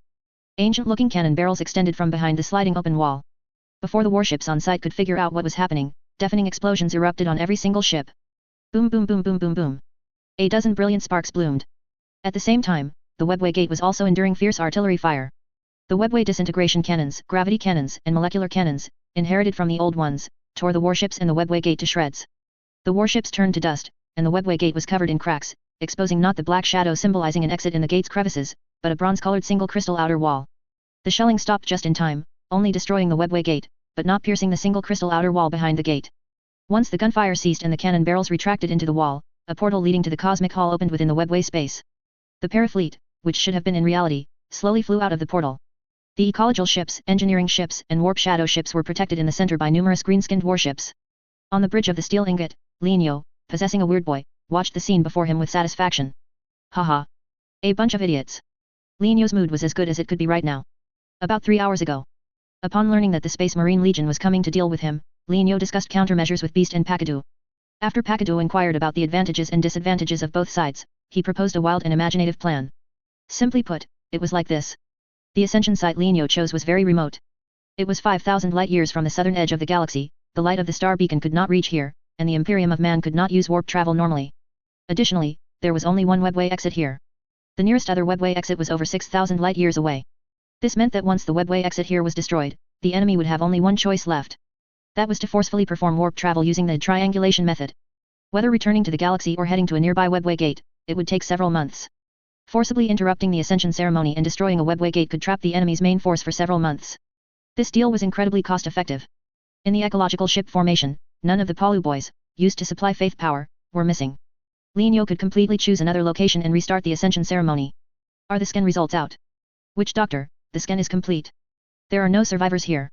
I'm currently erasing our electromagnetic signals so the enemy can't track us. Good, hurry up. Linyo looked at Pakadu, who was studying the webway map and star charts. Oh, weird boy, have you found a suitable ascension site? I think this place is good. Pakadu zoomed in on the star chart, pointing to another area outside the galaxy. Linyo leaned in for a look and nodded to himself. Good, that place was his backup plan. It seemed Pakadu had good judgment. This second ascension site, 5,000 light-years west of the galaxy, was a small star system with a triple star system, and no trisolarian civilization existed. Its 3 stars were somewhat unstable, potentially interfering with the ascension ceremony, so Linyo designated it as a backup plan, not the first choice. Pakadu analyzed from the side. The star system structure and webway distribution of this place are similar to the first ascension site. We can use the same method to shake off subsequent enemies. However, considering that the shrimp are not fools, they might not easily fall for it, so we need to prepare a few other countermeasures. Linyo nodded slightly. Do you have any ideas? Yes, look here. Pakadu pointed to one of the suns in the star system. The finder's scan results show that the surface material of this star has formed a distinct dust cloud, with a decrease in core silicon content and an increase in iron element concentration, showing a tendency to evolve into a supernova. I reckon if we launch dozens of large-yield thunderous booms at it, it should accelerate the accumulation of iron elements, triggering a series of chain reactions and causing a supernova explosion. If the plan succeeds, however many shrimp will die, and the Eldar too. If the plan doesn't succeed, I reckon the shrimp and Eldar technical personnel aren't fools, they should be able to deduce our objective from our actions, they will be scared to death by our actions, and then urge their fleet to leave, and we can also shake them off this way. So, whether or not it causes a supernova explosion, we have over 90% certainty of calmly dealing with the next wave of enemies. Pakadu pressed a button on the holographic device, switching to a new view, and operated it with a flurry of clicks. According to my calculations, the Shrimp Imperium and the Eldar have at most 3 more hand cards they can play. We can completely neutralize each of their cards, and once they have no cards left, we can calmly hold the Ascension ceremony. This will take about 3 months, and the success rate of the ceremony will therefore increase to... Bang! Pakadu pressed the Enter key, and a number popped up on the holographic screen. 99.98%. Linyo exhaled slightly, calming the excitement in his heart. He was not easily swayed by Pakadu's plan but calmly reviewed and analyzed it. After multiple deductions, Pakadu's plan finally received Linyo's approval. Without further ado, the fleet transited and resupplied through the Cosmic Hall, immediately heading to the next ritual location. On the other side, in the void outside the webway gate, a large group of void ships drifted between 2 stars, lonely and bewildered. Lemon Russ stood on the command console with a dark expression, repeatedly urging the tech priest below. Hurry, are the scan results out? Why are there no orcs here? Answer me quickly. This scan result is consistent with the previous one. The tech priest was sweating profusely. There are indeed no traces of para-orc activity in this small star system. The auger matrix hasn't even found their ship coolant discharge, as if there had never been any para-orcs here. If it weren't for the unquestionable intelligence source, I would truly suspect we came to the wrong place. Lemon Russ grunted in dissatisfaction and glared at the Eldar operating the netherworld access device. You didn't open the wrong gate, did you? I am a professional webway navigator, I would not make a mistake. Besides, Ms. Aelna is also in the fleet, she wouldn't recognize the wrong direction, would she? The Eldar was frantic, their heart uncontrollably feeling weak, actually addressing a human as Dada. If this got out, the greenskins would surely laugh their teeth off, and their own kind would despise them. Call Aelna. I want to question her face to face. Yes, Dada. The sound array officer sent a communication request. A holographic image popped up, and Aelna, wearing a Tai Chi symbol on her chest, appeared in the display. Before Lemon Russ could speak, Aelna spoke first. The webway gate was destroyed from the inside. My fleet left in the webway couldn't escape, it must be the work of the para-orcs. Please calm down for a moment, I will return now to confirm the situation. Go back? How do you go back? Wasn't the webway gate destroyed? Russ asked, both angry and frustrated. Aelna said. I can open a portal to the Obsidian Archive. Russ's eyes lit up. The Obsidian Archive are inside the Black Library, right? Does that mean we can return to Terra through there? Can you teleport all of us back? Aelna shook her head regretfully. I'm afraid not. After each meditation, I can teleport a maximum of 50 individuals, including myself. Damn it, Russ cursed under his breath. Aelna pretended not to hear. Enough idle talk, I will return now to confirm the situation. The communication ended. Aelna handed over command to her subordinate, opened a portal, and stepped through it. Returning to the webway from outside the galaxy was strenuous. The teleportation process, which usually took almost no time, now lasted for more than 10 seconds. The feeling of spinning in the dark vision made Aelna fear that she would get lost in the process of time-space travel. Fortunately, she finally arrived at the Obsidian Archive. Ignoring the dizziness in her head, she immediately went to the reading shelf and flipped through the Book of Fate. The disappearance of the paraorcs from the ritual site was in serious conflict with the previous revelations given by the Book of Fate. Aelna was very flustered and had to get guidance immediately, otherwise, she always had a feeling that she and her companions would be played by fate. Whoosh. Flipping open the page. Aelna looked at the page related to herself, which read: Lin Yo's cunning far exceeds imagination, he used a counterattack to force back your fleet, seized the opportunity to interrupt the ascension ceremony, and transferred the entire fleet to the Cosmic Hall. After you and the Imperium of Man's fleet rushed out of the webway, he used the Cosmic Hall's attack function to destroy your patrol formation in the webway gate. Thus, you, your Eldar fleet, and tens of thousands of human warriors are trapped in a corner outside the galaxy. If conventional means are used, it might take you several months to return to the galaxy. Fortunately, fate favors the Eldar and is willing to help the Imperium of Man. As you use the triangulation method for warp travel, after one attempt, you will be surprised to find yourselves returned to the solar system due to a small warp storm. Aelna's eyes widened, her face filled with disbelief. Continuing to read. Praise the warp, for though it is mostly unreliable, when fate favors you, it will still illuminate your path forward. Aelna excitedly clutched the page, feeling a sense of having survived a great ordeal, and involuntarily murmured. Praise the Eldar true gods. Praise, the warp. Chapter 336, Strangling the Imperium of Man's Hope. Granite 5. Demons and Chaos Orcs rampaged through human settlements, turning industrial zones, residential areas, and mining districts into charnel houses. There was a small group of demons that behaved uniquely. Instead of slaughtering for pleasure like their kin, they gathered together and, led by a demon leader, opened the gates of the underground fortress in Wangting district, delving inside to search for useful equipment and recover technological data. Passing by the governor's agent's supervisor's office, the demon leader waved away its subordinates, used a password to open the door, and walked into the room alone. It rummaged through drawers and cabinets with practiced ease, opening password locks, safes, and secret rooms to retrieve power armor, heavy bolters, emergency communicators, and other items. Once the items were prepared, it dragged out a metal box, intending to put the items inside and transfer them to another location. Just then, the emergency communicator stirred, receiving a broadcast directed at all Imperial agents. The demon leader thought for a moment, then cautiously extended a sharp claw and pressed the communicator's answer button. Terra Confidential Telegram: the state funeral ceremony for Imperial Chancellor Macardo will be held in 3 Terra days. The mastermind behind Macardo's death is the Paraorc's Orc Brain. Effective immediately, the Para Empire is placed on the Imperium of Man's enemy list. Macardo is dead. The demon leader's heart trembled. Due to the delay in astropathic communication, this confidential telegram must have been sent 5 Terra days ago. This meant that by now, Chancellor Macardo's state funeral ceremony had already concluded. Beep beep beep. The emergency communicator received another broadcast. Terra Confidential Telegram: Dark Angels, Blood Angels, Dark Raven Guard, and Space Wolves Army, by the Emperor's command, are to subjugate the Para Empire. The demon leader nodded slightly, not surprised by the content of this broadcast. The leader of the Paraorcs had killed Imperial Chancellor Macardo. Such an act would inevitably incur the Imperium of Man's retaliation.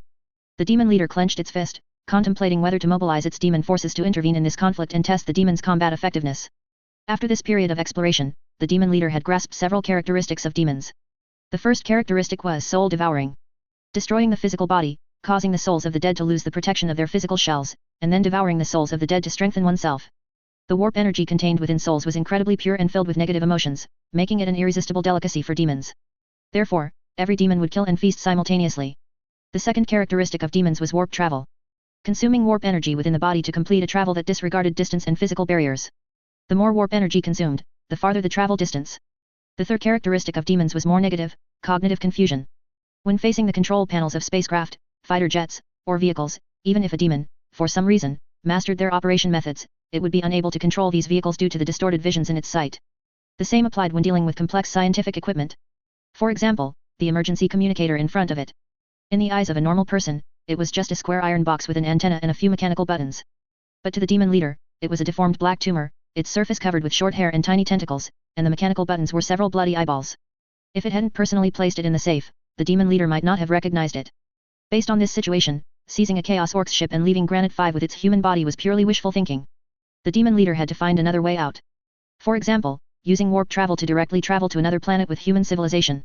In the small star system where Granite 5 was located, there happened to be 3 planets that met the criteria: a mining world, an agricultural world, and a nest capital world. After the fall of Granite 5, these 3 imperial worlds did not follow in Granite 5's footsteps and remained under the protection of the Imperial Army. Now, hold a sacrifice ritual on Granite 5, use souls to obtain a large amount of warp energy, and then use warp travel to carry my human body to another planet. This way, I should be able to escape the danger. As for how to explain to His Majesty that I was teleported to another planet by a demon, I think I should be able to find a suitable explanation. The demon leader let out an incoherent grunt. It was now somewhat worried that His Majesty would discover the abnormality on its human body, especially the heart that allowed it to possess demons. Such powerful heretical evil would never be tolerated by His Majesty. Perhaps, after I escape, I should perform a heart removal surgery on myself, dig out that wicked heart, and voluntarily hand it over to His Majesty. The demon leader thought to itself, stuffing the items into the metal box, picking up the box, and leaving. A moment later, inside a certain mine on Granite 5. The demon leader gathered over 100 demons and launched an attack on another group of demons. It intended to use the souls of its kin to obtain warp energy, rather than turning its blade on humans. But it underestimated the demons' competitiveness and desire for battle. Originally, this was just a small-scale skirmish between two groups of demons, each numbering no more than 200. But when nearby demons and chaos orcs heard the sounds of fighting, the battle situation gradually spiraled out of control. More and more demons and chaos orcs joined the slaughter, and the 1,000-square-meter mine became a meat grinder. Every minute, demons and orcs fell amidst cheers, immediately to be trampled into pulp by countless feet. The battlefield snowballed, its momentum and scale growing larger and larger. The demon leader fought on the chaotic battlefield for over half a day, finally finding an opportunity to catch its breath. It was surprised to find that the battlefield had already expanded to the entire mining area, and its subordinates had grown from the initial 100-odd demons to a full 10,000. This was the fourth characteristic of demons, fighting to sustain fighting. As long as continuous victories were maintained, a large number of demons would naturally come attracted by its reputation and join the demon leader's ranks. The demon leader felt the warp energy within its body and then calculated how many subordinates it needed to sacrifice to travel to another planet in one go. Soon, it concluded that by sacrificing 1 million undifferentiated demons in one go, it could take its human body and arrive at the closest planet to Granite 5. Kill, kill, kill, keep killing, until all the demons within a 100-kilometer radius submitted to it. Chop, chop, chop, chop madly. The damned heretical heart had bestowed upon it an evil ability. If it didn't use it to slaughter demons, how would it face the Emperor's interrogation? Endless combat led to massive deaths, and a not-so-small warp storm appeared within the warp. This warp storm should have covered the portion of the warp corresponding to Granite 5, but for some reason, its location shifted significantly. Lady Aelna, a warp storm has appeared in our direction of advance. The storm is not large, and its energy reaction is not intense, it looks like it will dissipate soon. Is this storm the one from the prophecy? Aelna glanced at the warp observation image. Thanks to their long-standing dealings with the warp and Lingbone, the Eldar were more advanced in warp observation than the Imperium of Man. The Imperium of Man's navigators were blind beyond the range of the star beacon's light, essentially seeing nothing. The Eldar navigators, without needing the star beacon, could quickly survey warp phenomena within thousands of light years and find a safe route. The warp storm currently appearing on the warp observation image showed a distinct red color, indicating it originated from a cruel sacrifice ritual. It was estimated that tens of thousands of life forms must have perished tragically in a short period to create a storm of this magnitude. Normally, a fleet would avoid a warp storm at all costs. But with the backing of prophecy, the warp storm inexplicably became benign. Enter the warp storm, don't hesitate. Also, notify our monkey allies to follow us in. We will not be responsible for anyone who falls behind. Yes, lady. The communication was sent, and the Eldar's decision caused an uproar within the human fleet. Please. That was a warp storm. Once inside, no one could guarantee where they would end up. Those Eldar madmen regarded prophecy as their guiding principle, but our human loyalty is not to prophecy and prophets, but to the Emperor. If 1,000 warships were to be destroyed in a warp storm, who could bear that responsibility? Primarch? Let the Primarch survive the warp storm first. Lord Russ, should we follow the Eldar fleet into the warp storm? The helmsman asked. Lemon Russ frowned, his expression deep and serious. If the Eldar's prophecy is reliable, we might just return to the galaxy. Besides that, is there a better option? Lemon Russ's gaze swept over the senior officers on the bridge, they either shook their heads or bowed their heads. It seems we have no choice. Lemon Russ gripped the railing. Transmit my order. The Space Wolves will follow the Eldar into the warp storm. As for the other 3 Space Marine legions, their primarches will decide. Yes, Lord. The Space Wolves were the first to follow the Eldar into the warp, heading straight for the warp storm. The other 3 Space Marine legions hesitated for a moment, then also began warp travel. Among the many crew members, the human navigators suffered the most. Their fear of warp storms was innate. That feeling of tearing the soul, tormenting the spirit, and destroying sanity was enough to drive every navigator mad. As the ships approached the warp storm, this feeling reached its peak. But when the ships actually entered the storm's range, the navigators suddenly discovered a familiar bright light piercing their warp vision. It's the star beacon. Ha ha ha. We're saved. I see the light of the star beacon. We're back in the galaxy. Emperor's blessing. The Eldar's prophecy really worked. Russ showed a hint of a smile, and cheers erupted on the bridge. The experience of being stranded outside the galaxy, though brief, was unforgettable and exceptionally painful. That boundless feeling was something no one wanted to experience again in their lifetime. Activate communications, ask Aelna if the Eldar have located Lienyo. Yes, Lord. The communication screen popped up. Aelna said. We had best set off immediately for another small star system outside the galaxy. I have received reliable intelligence that Lenio is holding his second ascension ritual there. Outside the galaxy again. Lemon Russ hesitated slightly. Frankly, he would rather be surrounded by greenskins than go to a place without the light of the star beacon again. Terrible warp travel conditions were one reason. Having to rely on the Eldar was another. Being at the mercy of others was truly not a long-term solution. Aelna emphasized. I know what you are worried about. Trust me, this time we won't be trapped outside the galaxy. The Prophet of Luganath has voluntarily committed the Ark to battle. This Ark will move with us, guarding the webway gate for us and destroying the old one's gun emplacements in the space where the webway gate is located. The Paraorcs won't be able to cut off our retreat again. Lemon Russ nodded. All right, then let's depart. I will inform Lion and the others of your intelligence. The communication ended. The fleet rested briefly, not even resupplying, then entered the webway, heading straight for the Ascension site. The Parafleet in the Cosmic Hall constantly monitored the Eldar's movements, discovering these guests at the first opportunity. In just a moment, the news reached Lenio. That's interesting. How did they return to the galaxy so quickly? Lenio looked at the intelligence on the datapad, both surprised and curious. But now was not the time for deep investigation, the immediate priority was to deal with the approaching massive fleet. This was an extrasolar small star system with 3 stars. Around the star showing signs of a supernova explosion, there were 24 bomber ships, each equipped with a thunderous boom of maximum yield.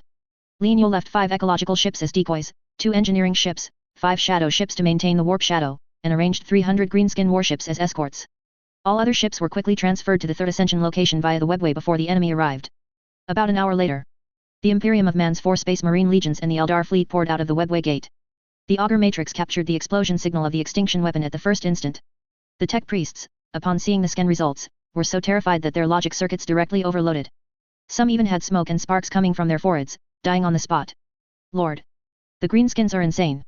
They want to trigger a supernova explosion and take us down with them. No, no. Their main fleet isn't here. This is a trap. Quick, quick, quick. Back to the webway. Buzz buzz buzz sizzle sizzle sizzle beep beep beep. The alarm from the auger matrix drowned out the noisy sounds on the bridge. Under everyone's gaze, the red-tinged blue sun brightened at a visible speed, its light rapidly changing to blue-white. At this moment, the fleet suddenly suffered a massive power outage. The tech priest controlling the auger matrix fell onto the control panel with a thud, using the last of his strength to let out a tragic cry. High energy, particle, stream, destroyed, all conduits. Omnissiah above, the sacred spark has extinguished. There was no pain, no cries, no resistance, no room to dodge. In the first phase of the supernova explosion, an endless stream of high-energy particles spread in all directions, mercilessly penetrating and destroying everything related to electromagnetic reactions. This included, but was not limited to, void shield generators, ship engines, logic circuits, human nervous systems, and so on. Only the Eldar fleet and Eldar wearing Ling bone armor, who did not rely on electromagnetic reactions, survived. They returned the way they came at the fastest speed, diving into the webway gate before the supernova explosion's radiation torrent approached, and firmly sealed the gate. Chapter 337, Fate Plays Tricks on the Ignorant. The third ascension point outside the galaxy. The parashadow unfolded in the warp, shielding sight from the outside. The ecological ship fully outputted the power of faith, and the Palu boys on board, in amniotic fluid tanks, continuously chanted "Brotherly is cool and awesome" 24 hours a day. Within the warp, in the area covered by the parashadow, the warp projection connected to the Word Boy grew robustly, and it was estimated that a prototype would appear in just 1 month at most. Lenio sat cross-legged in the center of the ritual array, flipping through the data pad in his hand, which contained intelligence about the second ascension point. The supernova explosion had a destructive range of 50 light-years. Within 50 light-years of the explosion point, X-rays and gamma rays could instantly disintegrate the genetic chains of living organisms and cut off almost all devices reliant on electromagnetic signals, leading to secondary disasters primarily in the form of plasma reactor explosions, which could be described as adding insult to injury. This was not the full power of a supernova explosion. The second layer of damage from a supernova explosion was high-energy particle beams, also known as nuclear radiation. The third layer of damage arrived later, but it was the most fatal for the Imperium of Man's fleet. That was a shockwave spreading outwards at 1/10 the speed of light, mercilessly destroying all objects within 25 light-years. The reconnaissance ship responsible for observing the scene jumped into the warp in advance during the supernova explosion, avoiding rays, radiation, and shockwaves. Ray damage was the most intense and dissipated the fastest. After waiting a few minutes, the rays would no longer pose a threat to the reconnaissance ship. Radiation was not a threat to the reconnaissance ship, the shockwave was what needed to be watched out for. The dissipation time of the shockwave varied from 1 hour to several hours. To be safe, the reconnaissance ship stayed in the warp for 8 hours before returning to reality. The scene before them was bizarre, with gas clouds containing various heavy metals and planetary fragments floating in the void, carried by the inertia caused by the shockwave. There was no trace of the Imperium of Man, not even the wreckage of their ships, neither in reality nor in the warp. The only thing that could prove that 4 gene seed primarchs and over 500,000 space marines had been there was adamantium particles mixed in the massive amount of debris. The reconnaissance ship dispatched salvage vessels to collect many adamantium plates with carvings from the fragments with the highest concentration of adamantium particles. Upon identification, they were found to belong to the Space Wolves gene seed primarch, Lemon Russ. After a period of further salvage and verification, adamantium plates of Sanguinius, Lane Johnson, and Cowhus Clarks were discovered one after another. This demonstrated that in the face of absolute power a supernova explosion unless a gene seed primarch had ascended to daemonhood, there was only one path, death. If this was the case for gene seed primarchs, then there was no need to elaborate on the fate of the mortal soldiers, space marines, and oil boys in the fleet. The Imperium of Man in the Rebellion era should be honest now. After removing the primarchs and space marine legions that have already fallen to chaos, and then removing the primarchs and legions that died in this supernova explosion, how many legions in the entire Imperium are still capable of being deployed as cohesive units for combat? Lin Yo counted on his fingers. Steel Warriors, White Scars, Imperial Fists, Iron Hands, Ultramarines, Death Guard, Thousand Suns Legion, Salamanders, a total of 8. It must be said, the Imperium of Man truly had profound foundations. During the Rebellion era, a considerable number of legions and primarchs fell to chaos, and many also died, yet there were still 8 legions that could be deployed as cohesive units for combat. Truly worthy of being the current overlord of the galaxy. If Huang Pitzi dared to mobilize 8 legions at once to stop him from becoming a god, Lin Yo mused that he might not be able to escape unscathed. Fortunately, although the Imperium was powerful, it also had many enemies. Demons, Chaos Orcs, Rebel Legions, and Xeno civilizations were enough to help him tie down most Space Marine legions. Conservatively estimated, the number of legions that would come to stop him from becoming a god next time should not exceed 3, likely the Salamanders, Ultramarines, and Steel Warriors. Lin Yo maintained the ritual array while discussing countermeasures with Pakadu. 5 days passed in this manner, and finally, news arrived from the Imperium of Man. The Blood Raven Kid responsible for intelligence reconnaissance reported that the Imperium of Man had confirmed the deaths of 4 gene seed primarchs, along with whom a total of over 3 million mortal soldiers and space marines had perished. This incident caused a huge uproar within the Imperium, and the Eldar's act of abandoning the battle and fleeing alone was widely condemned. A rumor also circulated within the Imperium. Since the Eldar could use prophecy to find an opportunity to return to the galaxy from outside, they must have foreseen the supernova explosion long ago. They deliberately did not warn the Imperium of Man, deliberately watched the Imperium of Man's warriors go to their deaths. This was a complete conspiracy. The Para-Orcs set a trap, and the Eldar, in collusion with the Para-Orcs, guided the Imperium of Man's warriors into it, leading them to their deaths in vain. Huang Pitzi did not respond to this claim, and neither the War Council nor the Terra Senate remained silent. Lin Yo pondered that until Mars successfully deciphered the Eldar's webway technology, the Imperium of Man could only swallow this bitter pill. As the saying goes, anticipate the enemy. After speculating on the Imperium of Man's options, Lin Yo instructed. Pakadu, we must firmly control the webway in our own hands. I plan to destroy most webway gates, keeping only those needed by the Para Empire. Then, we will eliminate the Eldar forces entrenched in the webway one by one, especially the Black Library. Do you have any good suggestions? Pakadu stood respectfully at the edge of the ritual array, wearing a coarse cloth robe similar to Malkador's, holding a staff in his left hand. If he could find an opportunity to install a hairy squig on him, making him look like a balding, long-haired old man, he would truly resemble Malkador. I reckon this path is feasible, but there are a few points to note. Pakadu bowed slightly and asked. I'd like to ask you first, what do you ultimately want to turn the Shrimp's Empire into? Do you want to completely destroy the Shrimp's Empire, or severely cripple it so that it cannot recover for a very long time in the future? Also, how do you plan to deal with the Eldar of the Rebellion era? Do you intend to eliminate all of them, or merely destroy the Black Library and expel the Eldar from the webway? Lin Yo thought for a moment and said. I want to be on equal footing with the Shrimp's Empire. From now on, we and they will go our separate ways. As for the Eldar, dead Eldar are good Eldar. Turn all the Eldar of the Rebellion era into bean paste, leaving none behind. Between the Para-Orcs and the Shrimp, at least a scientifically based communication was possible, but there was truly nothing to discuss between the Para-Orcs and the Eldar. The latter were single-minded, with nothing but prophecy in their heads. It was still that saying, if prophecy was useful, Slaanesh would not have appeared. Understood, I grasp your objective. Pakadu mused. I suggest we start by eliminating the Eldar, as they control webway technology and pose the greatest threat to our position within the webway. Since the Eldar did not warn the Shrimp's 4 legions about the supernova explosion, the Shrimp's Empire may not exert itself to help the Eldar resist our attack. Furthermore, the Eldar's weaknesses are quite obvious. If we find an opportunity to destroy the Infinite Circuit's shell, exposing their craft world to the sight of the bad things can assist us in invading the craft world. Lin Yo raised an eyebrow. This tactic, though insidious, was indeed feasible. Luganath was the most typical example. The Eldar Farsa of this craft world foolishly left the Infinite Circuit to invade Father Nurgle's backyard. Who knew that before reaching their destination, they fell into the blue-haired bird's trap, first being schemed against by the blue-haired bird, and then infected with Father Nurgle's plague, making them utterly miserable. This showed that as long as the Infinite Circuit was destroyed at the right time, the bad things could become an asset to his side. However, this strategy of leveraging the bad things had undeniable drawbacks. Why were Eldar souls more delicious than the Shrimps? Of course, it was because their emotional fluctuations and affinity for warp energy far exceeded the shrimps. More intense emotional fluctuations could add more flavor to warp energy, while affinity for warp energy made them easier to digest. After the Eldar were eaten by the bad things' power would grow, and in the future, many bad things would emerge that had been transformed from Eldar. To a large extent, the strategy of introducing bad things into craft world had an element of aiding the enemy. But then again, to eliminate the Eldar, the infinite circuit must be destroyed, and once the infinite circuit is destroyed, it will inevitably attract bad things. The appearance of bad things was an almost unavoidable event. Unless... Li Nyo's eyes narrowed slightly, he had an idea. We can use the Parashadow to obscure the warp when attacking the craft world, preventing the bad things from prying and intervening. This way, we can avoid the bad things growing stronger by devouring Eldar souls. You truly have foresight, Dada. Pakadu echoed, I think the wondrous uses of the Parashadow don't stop there. The Eldar Farseers observe the warp from within the infinite circuit, searching for future visions and obtaining prophecies. I reckon we can use the Parashadow to obscure their vision, preventing our surprise attacks from being spied upon by the Eldar Farseers. Of course, the appearance of the Parashadow itself will also alert them, so we need to find a suitable excuse to gloss over it and make them accustomed to it. Li Nyo nodded slightly. What you said is very good. I suddenly remembered something. The Black Library is both a webway space and a craft world. Its authority in the webway is relatively high, and it will not be listed as an attack target by the Cosmic Hall. When we attack it, we may not be able to use the webway turrets left by the old ones. Dada, regarding that, I do have an idea. Pakadu pressed a datapad, opening a holographic map of the webway routes around the Black Library. Please look here. I found that the Black Library's route terrain is similar to the Para home, with only one webway gate for entry and exit. I reckon we don't actually need to destroy the Black Library, as long as we destroy the webway space next to it, we can block the Black Library's only entrance and exit. Pakadu switched the holographic display on the datapad, bringing up a table related to the Eldar's teleportation abilities.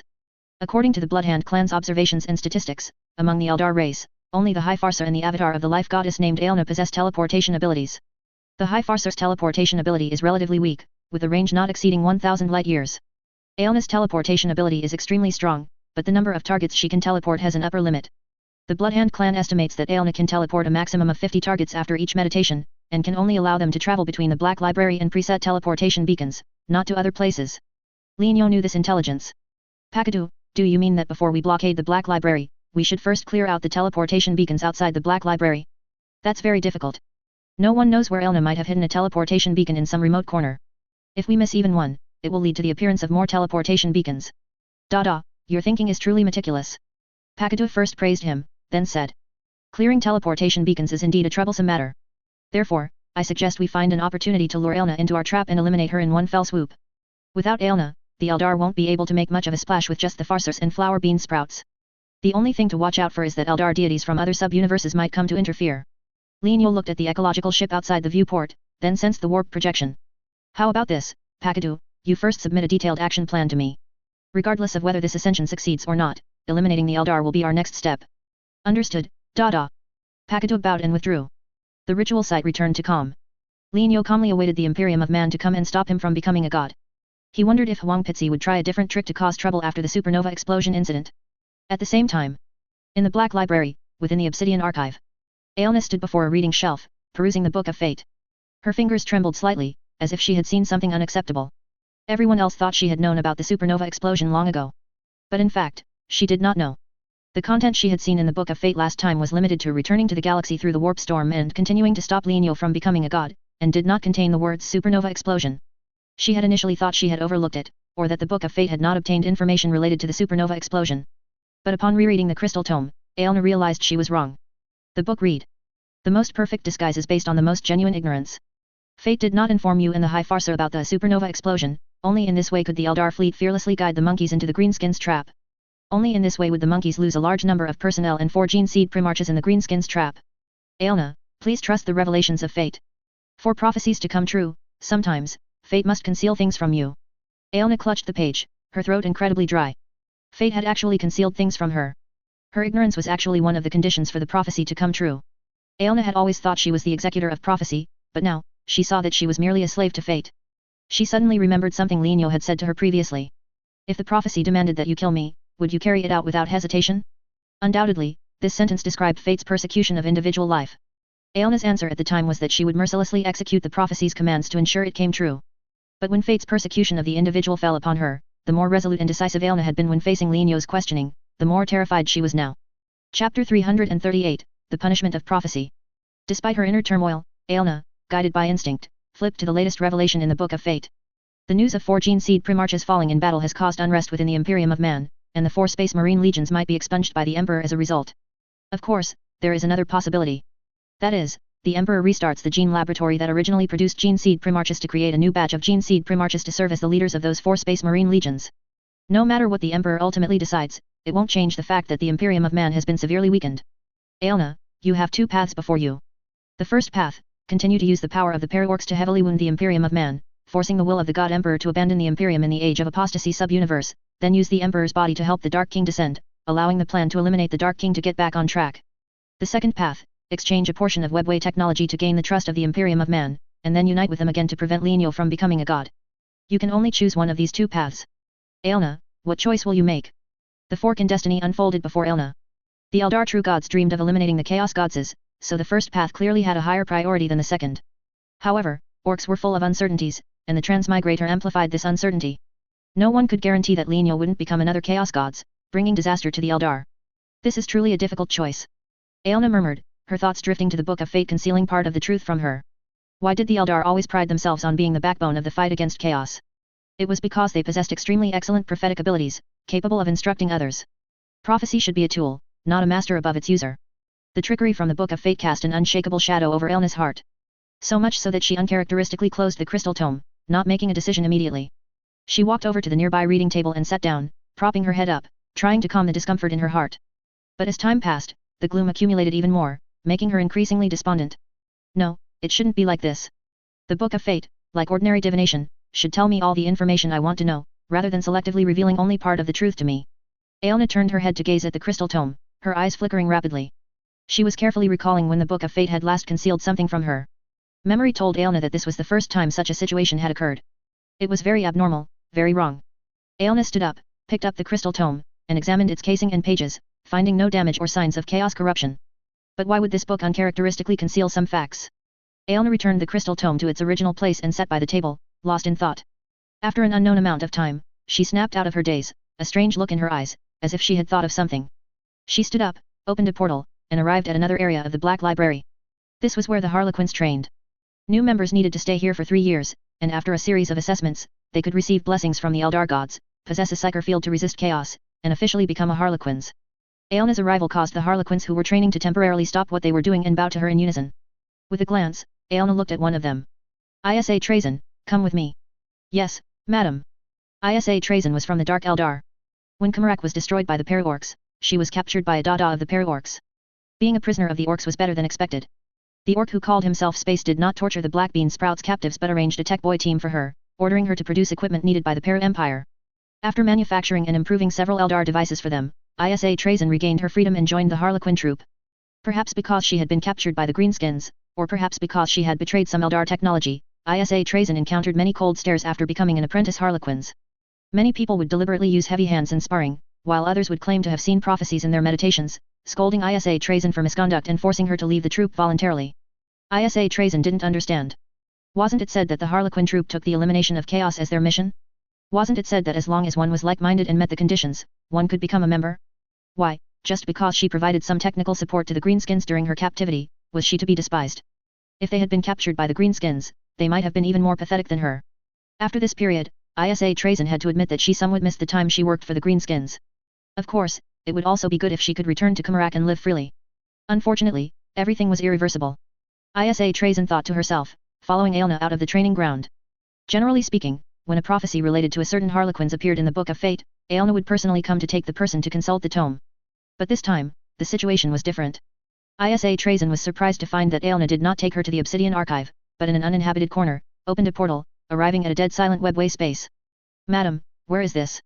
Isa Trazyn scanned her surroundings, instinctively thinking she was about to undergo some kind of combat training, and this was where she would be tested. Aelna turned around and said, I have something I need you to do. Please tell me, madam. I need to deliver a message to the Paraorcs. The details of the message are written in this letter. Aelna took out a scroll with a psyker seal. Give this letter to the word boy of the Paraorcs. If they are willing to accept you, you can temporarily stay there and act as our liaison. Isa Trazyn took the letter and tucked it into her inner pocket. Madam, what about my daily training and assessments? You don't have to worry about that. I will count this mission as part of your assessment, scored as an external assignment. All right, madam. Seeing Isa Trazyn agree, Aelna waved her hand to open another portal, and at the same time, handed her a psyker item to use. It was a small item that could generate an emergency survival capsule in a void environment. Aelna instructed. After you go through, use this item to stay in the webway for a while, and the paraorcs will naturally come to pick you up. Remember, the letter must be delivered to their leader. Yes, madam. Isa Trazyn took a slight breath and passed through the portal, immediately feeling the characteristic coldness and suffocating sensation of the void environment. She activated the item in her hand, wrapping herself in a layer of psyker light. After floating in the void for a short while, a familiar greenskin warship flew over from a distance and pulled her into the ship's cabin with a tractor beam. I'm here to deliver a letter. Before the other party could take restrictive measures, Isa Trazyn shouted in orc slang. I know space, and I have a letter here to give to his dada. The surrounding Palu boys were stunned, not expecting a flower bean sprouts to speak orc slang so fluently. Isa Trazyn tore off her helmet, revealing her true face, and then took out the letter Aelna had given her, acting familiar. Hurry up, don't dawdle, take me to space, I want to see his dada. No, flower bean sprouts, do you think this is your home? Whatever you say, we have to do it. The Palu boys and the Eldar had fought before, and their relationship was tense, but Isa Trazyn, who trained in the Harlequin troop, did not know about this. She clearly felt the Palu kids' hostility towards her but didn't know where this hostility came from. As the Palu boys pressed closer, Isa Trazyn felt a chill. Fortunately, the dada of this ship recognized Isa Trazyn. Oh, isn't this Purple Sprout? Why are you back? Oh, boys, bring her to the bridge, we'll take her to see dada space. The Palu boys surrounding Isa Trazyn scratched their heads, put down their weapons, and gestured for Isa Trazyn to follow. The group left the webway by ship and entered reality. Isa Trazyn looked at the scene outside the viewport, her eyes unconsciously widening. She saw a massive fleet and sensed an astonishing psyker fluctuation. What shocked her even more was that she found her connection to the warp was shrouded in a shadow, as if something was preventing her from activating her psyker abilities. This shadow gave a terrible experience, making Isa Trazyn feel as if countless orc boys were waaging loudly around her. The closer she got to the fleet, the stronger the agitation and unease at the soul level became. This phenomenon greatly diminished after entering a cabin with lead-lined bulkheads, and Isa Trazyn finally got a chance to breathe. Only then did she realize she was already soaked in sweat. Give me the letter. A familiar voice sounded in the room. Isa Trazyn wiped the sweat from her forehead, turned her head, and found it was the orc dada who had captured her before, space. This letter is for your dada, not for you. No sooner had Isa Trazyn spoken than she suddenly felt her body stiffen. When she came to her senses, the scroll in her hand had moved to the other party's hand. It was that damned strange ability that could make one dazed. Isa Trazyn complained inwardly but dared not snatch the scroll back, only allowing the other party to read its contents. Space's face showed no emotion. After reading the letter, he left with a single sentence. Stay here, don't run around. A moment later, Space arrived at the ritual array and handed the letter to the weird boy. Linio also, at the same time, switched his consciousness from Space to the weird boy, rereading the secret letter written by Aelna. This time, Linio did not control his facial expression, revealing a solemn look. The content of the letter summarized into one sentence: the Book of Fate had concealed the supernova explosion from Aelna. This incident was very serious. For example, Linio asked Pakadu for advice, but Pakadu deliberately concealed part of the truth, using Linio's ignorance to achieve his goals. This indicated signs of loss of control in Pakadu. He had his own ulterior motives, was no longer reliable, and needed to be remade. Similarly, the Book of Fate, as a prophetic tool, failing to fully display the content of the prophecy, could also be regarded as loss of control. Aelna suspected that, following Xiancha's previous alteration of the Farsur's prophecy, the Book of Fate had also been interfered with by chaos gods, thus showing signs of loss of control. At the end of the letter, Aelna expressed her true thoughts. She wanted to ask Linio to pause his ascension to godhood, first cooperate with the Black Library to investigate chaos corruption, and then discuss whether to continue ascending to godhood. Linio put it down, his expression shifting from solemn to speechless. While the signs of loss of control in the Book of Fate certainly needed to be taken seriously, asking him to stop ascending to godhood was perhaps a bit too fanciful. His greenskins didn't rely on prophecy to live. What did the Book of Fate's loss of control have to do with the para-empire? If there was any trouble, wouldn't the Eldar suffer first? Linio thought for a moment, then handed the scroll to Pakadu, asking for his advice. Pakadu read the letter carefully several times, analyzing. Dada, I suggest we continue the ritual and not be influenced by the Eldar. If the Book of Fate is truly corrupted by chaos, then we can take this opportunity to sever the possibility of the Shrimp Empire and the Eldar continuing to cooperate. Also, we can see how the Eldar gods will deal with chaos corruption, preparing for future attacks on the Ark. Linio nodded. That's what I was thinking too. Send the Purple Sprout to a distant cell and keep her under guard. Don't let her go back. I want to see what Aelna's reaction will be, and what revelation the Book of Fate will give, without us providing a response. Yes, Dada. Black Library, Obsidian Archive. Aelna received no news from Isa Trazyn. After waiting for a long time, she finally couldn't bear it any longer, opened the crystal tome, and prepared to respond to the two paths given by the tome. At this moment, she was horrified to find that the prophecy related to her had changed. Aelna, those disloyal to prophecy shall be punished by prophecy. You should unswervingly believe the prophecy you see, rather than secretly contacting specific individuals, seeking to escape the guidance of prophecy. Do you know? If you had not secretly contacted Lienyo, destiny would have guided you to use the fact that you did not know about the supernova explosion, but the Book of Fate had long foreseen it to convince Lienyo that the Book of Fate already controlled everything, thus making Lienyo voluntarily give up ascending to godhood. Now, because of your presumptuous act, the path to preventing Lienyo from becoming a god has been severed. Only one path remains before you, and that is to restart the plan to eliminate the Dark King.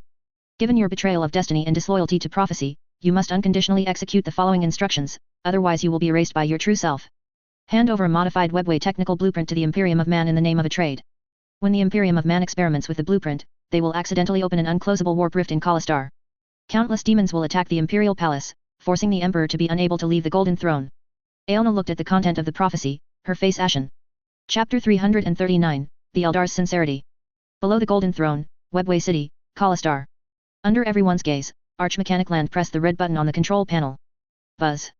A loud noise emanated from within the bulky device, and a light blue plasma stream flowed in circles within the crystal tubes, quickly illuminating the experimental site covered in pipelines. As the load index increased, the device vibrated more and more intensely. The oil boys around them gasped nervously, and their artificial vocalizers incessantly emitted hissing sounds. Quick, apply holy oil to the transmission structure of Component 3. At Land's command, a servo skull flew forward with a spray gun, lubricating the creaking parts. And there, the powder injector of Component 5, it's clogged, quickly go clear it. Another servo skull, carrying a laser emitter, went to melt the powder that was clogging the injector. Tell me, what are the parameter levels for each module? Sir, the T3 module is normal. The T17 module is normal. The BTE13 module is normal. Land asked in the Mechanicus internal communication channel. He and his colleagues communicated via electronic signals, so hundreds or thousands of modules were calibrated within a few seconds. After confirming that the device had no intolerable flaws, Land decisively ordered. Servo skulls, withdraw from the experimental site, raise the shield, inject PSI powder, set the device's operating mode to strategy 1, move quickly. The servo skulls completed their work and moved away from the spire-like device with their tools. Buzz. Anti-electromagnetic, anti-explosion, and anti-flame shield fields rose from the ground, separating the inside and outside of the site. Two tech priests chanted Omnis Bless and simultaneously pulled down the levers. Clang. Surging plasma streams pushed powder into the device, causing the underground pipeline hub to roar deafeningly. Device running at full load. Mode set to strategy 1, currently at stage B1. On the pixel display, the progress bar next to B1 steadily increased. When the progress bar was full, B1 changed to B2, and then the progress bar reset to 0 and began recharging. But after waiting for several seconds, the progress bar for B2 was still 0%. Everyone present's expressions changed drastically. Damn it, it's stuck at B2. It's over, it's over, it's over. B1 is the power pipeline self-check, B2 is the logic circuit self-check, I'd rather get stuck at B1 than B2. Everyone debated, wailing, and some even closed their eyes, continuously praying to the Omnissiah, hoping for a miracle. Land shouted. Quiet. Quickly see which module is reporting an error. Sir, the module reporting an error is the particle cyclotron module. The thinker reports that the module's voltage exceeds the rated standard by 1.5 times, and 6 pipelines have been burned out due to the strong current. The tech priest in charge of that module broke out in a cold sweat and stammered. Impossible. How can this be? I swear in the name of the Omnissiah, every step of my operation complied with the requirements of the Power Flow Guidance Manual, I. Quiet. Land said coldly. First, shut down the device and inspect the particle cyclotron module. Yes, sir. Two tech priests controlling the power pipelines simultaneously pulled up the levers. Clang. The underground pipeline hub closed, but the device was still running, its light growing brighter and its vibrations more intense. The tech priest responsible for checking the parameters shouted. Oh no.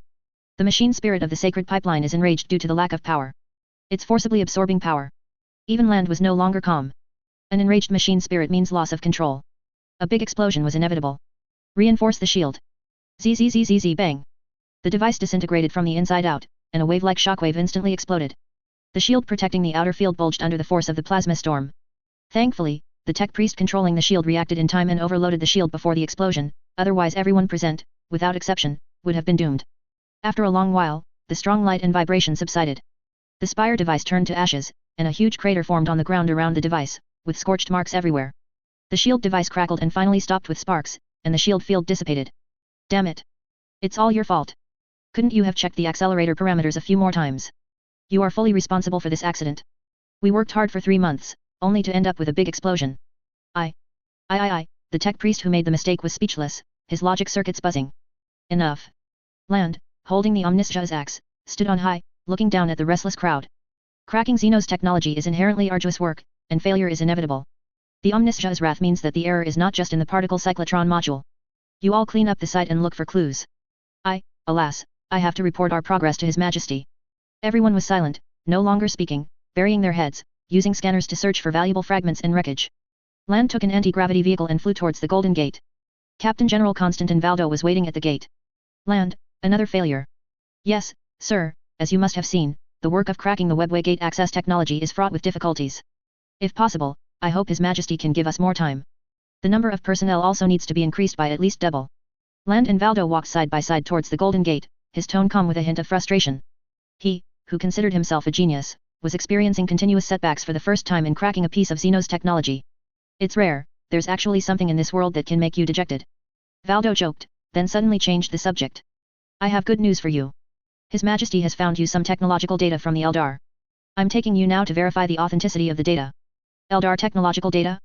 Is it related to webway access technology? Land asked excitedly. Exactly. Land was about to grin widely in excitement but suddenly stopped smiling, his face serious, and asked. Why would the Eldar be willing to share webway technology with us? That's not like them. Valdo's smile faded, and a shadow crossed his gleaming forehead. Due to an Eldar error, the Imperium suffered heavy losses in an external campaign. 4 Gene Seed Primarchs were killed, and over 500,000 Space Marines sacrificed. Land paused, looking at Valdo in shock, his voice trembling as he asked. Really?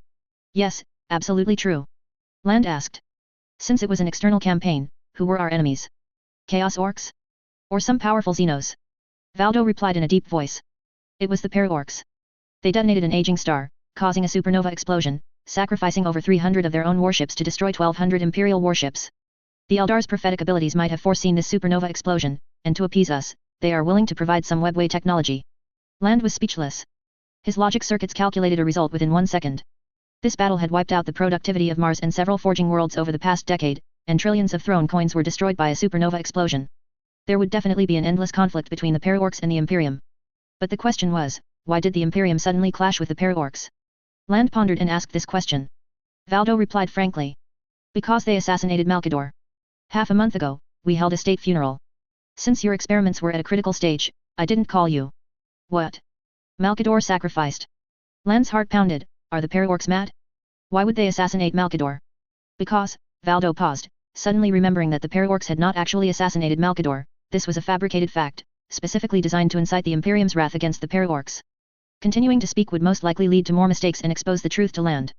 Valdo thought for a moment and then said. The specific reasons are very complex, let's go verify the blueprints first. Oh, all right. Land saw Valdo's hesitant look but didn't pay much attention to it.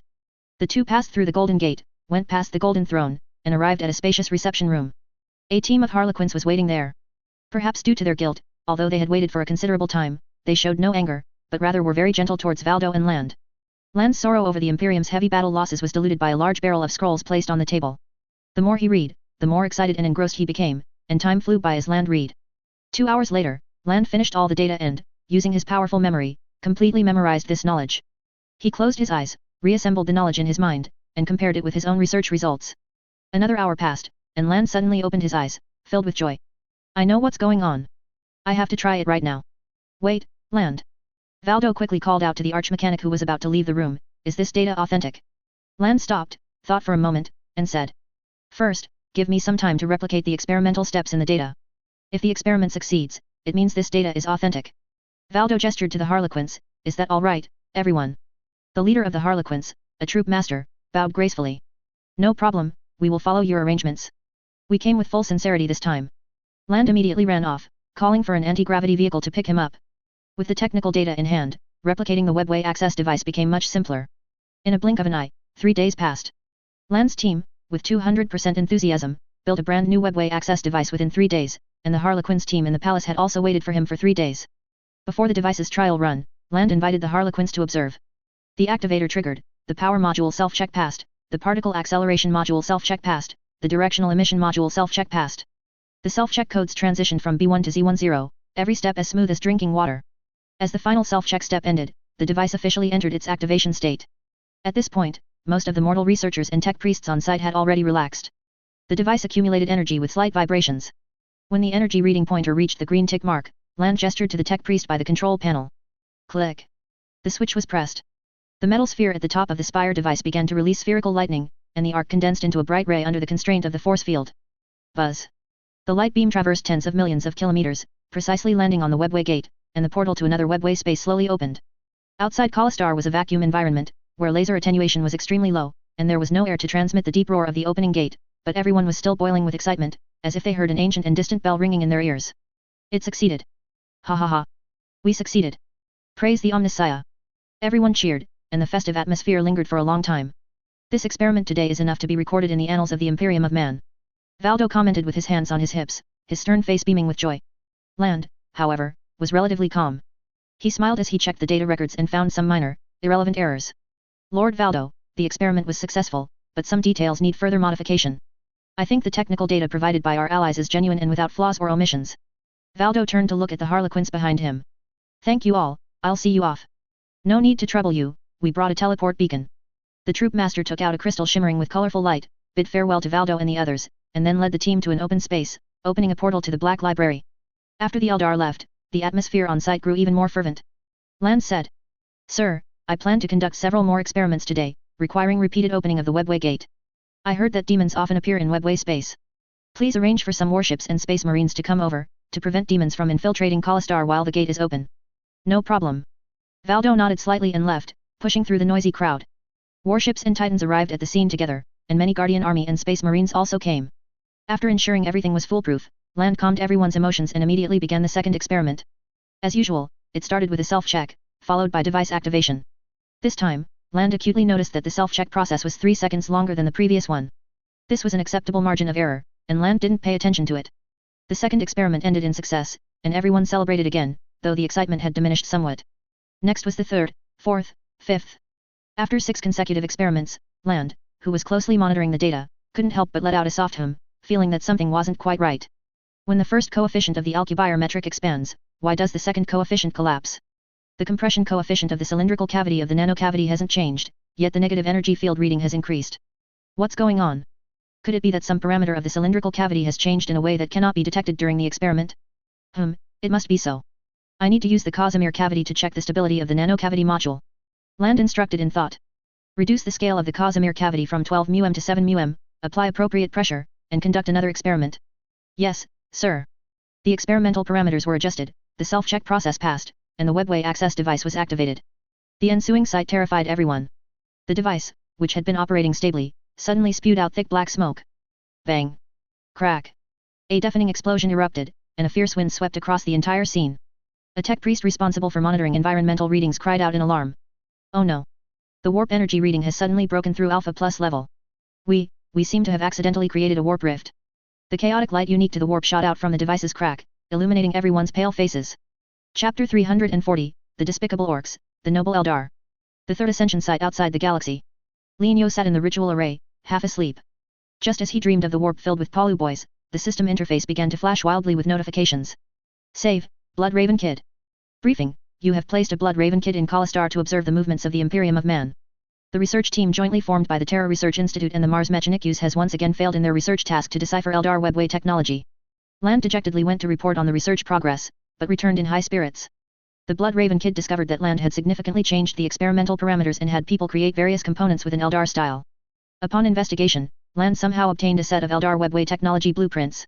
As soon as this briefing appeared, a second briefing immediately popped up. Briefing. Land, drawing inspiration from the Eldar webway technology blueprints, created a device that combined Gothic and Eldar styles. The device's trial run was successful. Land used it to open a webway gate. Hey? Did the Eldar and Shrimp share webway technology? Lienyo jolted, sat up straight, and carefully reviewed the saved briefings. Briefing. Land conducted several tests on the device, all of which were highly successful. However, in the most recent test, Land modified some parameters, triggering a massive disaster. The device exploded, and a warp rift, over 20 meters long and about 3 meters wide, formed at the center of the explosion. Although Land took emergency measures in time to contain the warp rift within the anti-psyker barrier, the rift was still expanding at a visible rate. Briefing. The rift's width has reached 5 meters, and its length has extended to 30 meters. It is about to become an unclosable warp tier. Hiss, a warp tier has appeared under the Golden Throne. Terra is going to be lively now. The information in the briefing made Lienyo's heart pound. Land truly lives up to his reputation as a Mechanics saint. An ordinary tech priest changing some parameters would at most cause the device to malfunction. But Land, he just moved his fingers and opened an unclosable warp tier beneath the golden throne. Truly amazing. Linyo gave Land a thumbs up in his mind, ready to continue his beautiful dream. Closing his eyes, his thoughts drifted, then Linyo opened his eyes again and looked at the WarHammer simulation interface. He thought of something. The Blood Raven Kid monitoring Kalastar was still alive. He might be able to use this Blood Raven Kid to seize some technological data from the Imperium of Man. The prerequisite was that doing so would not affect the condensation of the warp projection. Linyo called Pakadu and said, I received news from Gork and Mork that a warp tier has appeared in the webway city of the Shrimp Empire. This tier is very large, so large that even the Cosmic Hall cannot close it. I reckon that for a while, the shrimp will not have time to bother my ascension ceremony. I plan to send a highly mobile fleet to fish in troubled waters and snatch some scientific research shrimp and scientific research data. What do you think? Pakadu pondered with a frown. I don't think there's any problem. Crone, the boss of the Blood Raven clan, is already monitoring the movements of the shrimp inside the webway, so you might as well send him. Alright. Linyo waved his hand, dismissing Pakadu. Opening the simulation archive, Linyo first possessed Crone and gave him a secret order to go to Kalastar and prepare to rendezvous with the Blood Raven Kid. Then, Linyo switched his consciousness to the Blood Raven Kid responsible for monitoring Kalastar. The scene before him instantly changed, revealing a chaotic disaster site. Linyo opened his eyes and immediately saw the chilling warp tier. A dark frame, a colorful and unpredictable interior, and demons swarming out like a tide. Mortal researchers simply stared at the demons in the rift for a few glances, then their minds collapsed, their bodies disintegrated, and they exploded into a shower of flying flesh. Nearby demons puffed out their chests, took a deep breath, inhaled the souls of the dead into their nostrils, and let out satisfying, comfortable breaths. The oil boys performed better than mortals. Their logic circuits helped them resist some of the mental shock from the demons, preventing them from dying on the spot like mortals. But even so, when the demons rushed out in droves, the oil boys only resisted for less than half a minute before being torn into several pieces and devoured by the demons. Amidst the crowd, the golden flashes of golden corn were the most dazzling. They moved against the flow, pushing aside fleeing oil boys and mortals, charging towards the grotesque demons, and wildly swinging their halberds. Large numbers of demons fell in a burst of golden light, but the area that had just been cleared was quickly filled with demons again. Retreat to the Golden Gate. There is His Majesty's psychic barrier there, which can protect your safety. Valdo, the custodian commander, shouted while fighting. Two oil boys, carrying instruments and data with their mechanical arms, stumbled past Valdo, accidentally falling and scattering their belongings on the ground. Before they could bend down to pick up the items, Valdo grabbed both of them with his left hand and, without a word, threw them backward. What time is it now? Still clinging to these damned data? No. Those are the original blueprints of the anti-psyker barrier. Quickly put me down, I must take these originals with me. This is the greatest blessing of the Omnissiah. The oil boys yelled as they flew away. Valdo snorted, swung his halberd to cut down 3 demons, and was about to bend down to help the oil boys pick up the blueprints when he saw a green figure dart past him. That person got there first, taking the original blueprints from the ground. His left hand wore a highly distinctive red glove. It was none other than the Blood Raven Kid from the Para Empire, who enjoyed sneaking around and picking locks. Damn para-orcs! Put down the blueprints! Valdo roared as he chased after him, his peripheral vision catching the expanding warp rift, and then his body shook, rage soaring to his head. Damn it! Peru! Orcs! So it was you who were messing around. Why did you do this? Why did you destroy our device? Why did you open a warp tier here? To create an opportunity for your damn transmigrator boss to ascend, you actually committed such heinous crimes. I won't spare you. Linyo slowed down, looked back at the enraged Valdo, and knew that the other party had misunderstood some things. Following the logic of the clam and the snipe, the fisherman benefits. If the para-orcs and the Imperium of Man became mortal enemies over the rift, the greatest beneficiary would be chaos. Therefore, the warp tier caused by the device's explosion was most likely a chaos conspiracy.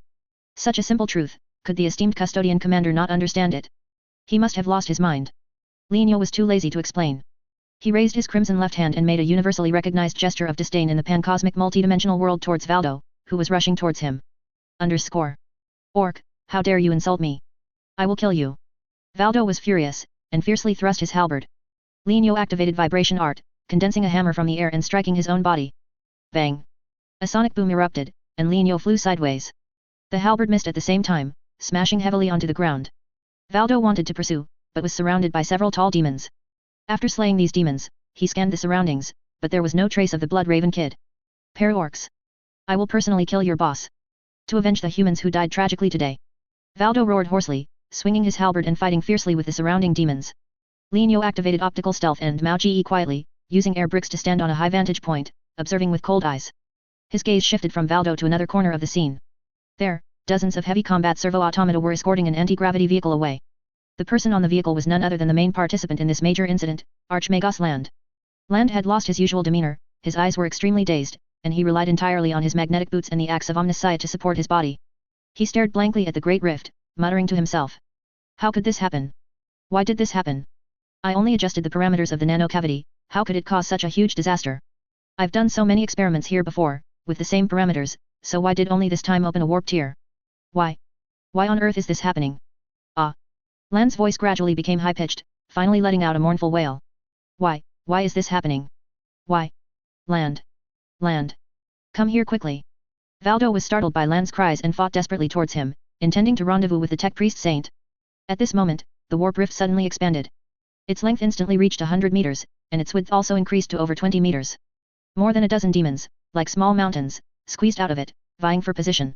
These demons resembled giants made of rotting flesh, with thick cannon barrels hidden within the massive pustules on their backs. They leaned their upper bodies forward, supporting themselves with their arms, and aimed their cannons at various corners of the battlefield. Hum hum hum hum hum. A sound similar to a gauze field's rotational acceleration began, and warp energy of various colors gathered within the cannon barrels. Sizzle hum. More than a dozen psychic beams, each 5 meters wide, shot out, moving like plows from one side of the battlefield to the other. Wherever they passed, there was devastation and no one survived, only foul-smelling, black smoking wreckage stubbornly burning on the ground. What kind of demons are these? Lianyo frowned, his expression somewhat grave. The Paraorcs had killed at least 100 billion demons to date, but this was the first time they had seen demons of this configuration. To call them Chaos Titans, their bodies were not metallic and lacked Gothic elements. To call them psychic constructs, but the giant cannons on their backs showed clear biological weapon characteristics. They truly were a mix of everything. Indeed, the warp contained all sorts of strange things. Lianyo composed himself, carefully dodging the psychic heavy artillery bombardment, and constantly observing Lan's movements. He had used Malkador's genetic fragments to create Markarado Kid, or Pakadu. Similarly, Lan's genetic fragments should also be usable to create Land Kids. Lianyo had already thought of a name for the Land Kid, Pad. Lianyo seized the opportunity, taking advantage of Lan's instability due to the jostling, and activated vibration art. Bang! A muffled thud. Land was sent flying by the air hammer, while his magnetic boots remained on the anti-gravity vehicle's driver's seat. Lianyo lunged forward, catching Land in midair, using his optical camouflage field and Mao Ge quietly to conceal his tracks. This series of actions was smooth and fluid, and coupled with the chaotic situation, Valdo, as the custodian commander, failed to notice Land's whereabouts in time. When he finally managed to reach the anti-gravity vehicle, pushing aside the obstructing heavy combat servo-automata, he looked up and saw no sign of Land. Where did Land go? Valdo roared at the servo-automata beside him. The original dozen or so combat servo-automata had suffered heavy casualties, and now only 3 remained. They looked at each other, bewildered. One of the servo-automata seemed to remember something and raised a hand to point at the control panel on the driver's seat. There was a signal locator there. Valdo pressed the button without a word. Beep beep beep. The beeping sound came from the nearby crowd. Valdo rushed over like lightning and finally found Land, who had fallen to the ground. Perhaps the previous explosion's impact was too violent, coupled with his emotional agitation and profuse sweating, the Archmagos had been violently thrown out. Fortunately, aside from some minor scrapes and unconsciousness, he was fine. Valdo carried Land on his back, got onto the anti-gravity vehicle, and sped towards the Golden Gate. Boom! The psychic heavy artillery beam landed on the front left, and the surging shockwave overturned the vehicle. Valdo, holding Land, fell to the ground in disarray. The demons behind them caught up, quickly dealt with the combat servo-automata, and surrounded Valdo with sneers. The strength of this group of demons was extraordinary. They had wings on their backs, and their bodies simultaneously displayed red, blue, purple, and green colors, clearly blessed by multiple chaos goddesses and undivided chaos. A single breath from them could make the ground burn fiercely or grow festering sores. Almost as soon as Valdo made eye contact with this group of demons, numerous illusory voices popped up in his mind, and every part of his body felt a stinging pain as if being pricked by steel needles. Damn it, Valdo vigorously shook his head, dispelling the abnormality in his mind, and looked up to see a white axe blade coming straight for his face, instantly raising his hackles. Bang! The clang of metal on metal exploded. Valdo barely managed to block the enemy's axe with his halberd, and a surge of numbness shot through his right arm. Before he could change his stance, a weapon struck from his left, right, and above. In the nick of time, several silver flashes rapidly approached, and the leader raised a hand to shoot out several lightning bolts. Crackling. Bang. Rumbling. The encirclement was blasted open by the lightning. Aelna's voice came from outside. Valdo, hurry, come this way. Excellent. The Eldar came to help. Such a noble race with ancient heritage was indeed more reliable than the dirty, despicable orcs. Valdo didn't have time to think, immediately breaking out with Land and converging with Aelna and the others. Chapter 341, Taking the Enemy's Initiative. In the system, after the functions related to the God Emperor were shut down, the backdoors left by the God Emperor were erased, and the para-teleportation gate and para-warehouse became unusable. After Lianyo obtained Land's gene sample, he found a relatively safe place to stay. He witnessed Aelna leading people to rescue Valdo, and also waited for Bloodhand clan's leader, Crone, who came to rendezvous with him. He handed over Lance's gene sample and all the technical data collected along the way to Crone, then headed to the Golden Gate alone. He had previously speculated that the appearance of the warp rift was a conspiracy by the Chaos Gods. But on second thought, something felt off. If the Chaos Gods had the ability to use land to open a warp rift, wouldn't land have already messed up Kalastar beyond recognition? Therefore, Lienyo strongly suspected that there was still crucial information hidden that he had not yet grasped. The first object of his suspicion was the Eldar who shared the webway technical blueprints with land. There was no other way, the Eldar's reputation was already established here. This damned race had been intricately linked with the Chaos Gods since the disappearance of the Old Ones. Especially that Book of Fate. Lienyo always felt that this thing was a blue-haired bird's alias. Perhaps, under the instruction of the Book of Fate, the Eldar deliberately took a problematic webway technical blueprint and gave it to land to use. As long as land followed the normal error correction process to fine-tune the device would immediately lose control, triggering a warp rift. This insidious strategy was entirely technically feasible. Unfortunately, when Lienyo extracted Lance's gene sample just now, he did not find the blueprint on the Great Sage. Lienyo mused that to uncover the truth, he had to get his hands on the blueprint. If it wasn't on land, it would most likely be stored in the research personnel's resting area, which was located near the Golden Gate. After a period of suspenseful wandering and sprinting, Lienyo successfully located the blueprint before Valdo and Aelna arrived at the Golden Gate. As he expected, the technical blueprint was strictly guarded by the Guardian Army. Out of trust in the Golden Gate, the Guardian Army did not move the blueprint after the warp rift appeared. They guarded the metal safe containing the blueprint in the middle, warding off anyone who approached. Lienyo raised his hand, using his mind to lock onto multiple points, then rubbed his right hand fingers together, snapping his fingers. Click. Light technique, activated. Bright white light instantly filled the scene. The Guardian Army's sensors, being overly sensitive, were the first to be burned out by the strong light, followed by human vision and the sensors of various monitoring instruments. He leaped into the air, sprinted through the air, used vibration art to pry open the metal safe, and sent the technical blueprint flying out. Lienyo reached out and grabbed the blueprint just as he landed outside the Golden Gate. Crone piloted the scout ship, performing a precise sublight speed jump, instantly appearing directly above Lienyo, and took him aboard with a tractor beam. Damn it! It's a Paraorc's warship. When did this ship appear? Lienyo used vibration art to accelerate his ascent, while the crowd below shouted and screamed. Not far away, Aelna and Valdo noticed the scout ship in the air. Valdo was furious, while Aelna's body trembled, her pupils contracting slightly. Why are the Paraorcs here? Aelna murmured to herself. Valdo cursed. Why else?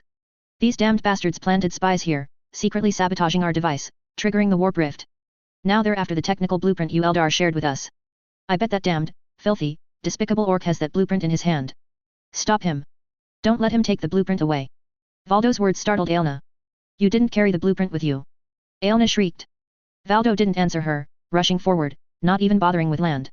Aelna was anxious and also rushed towards the orc flying higher and higher.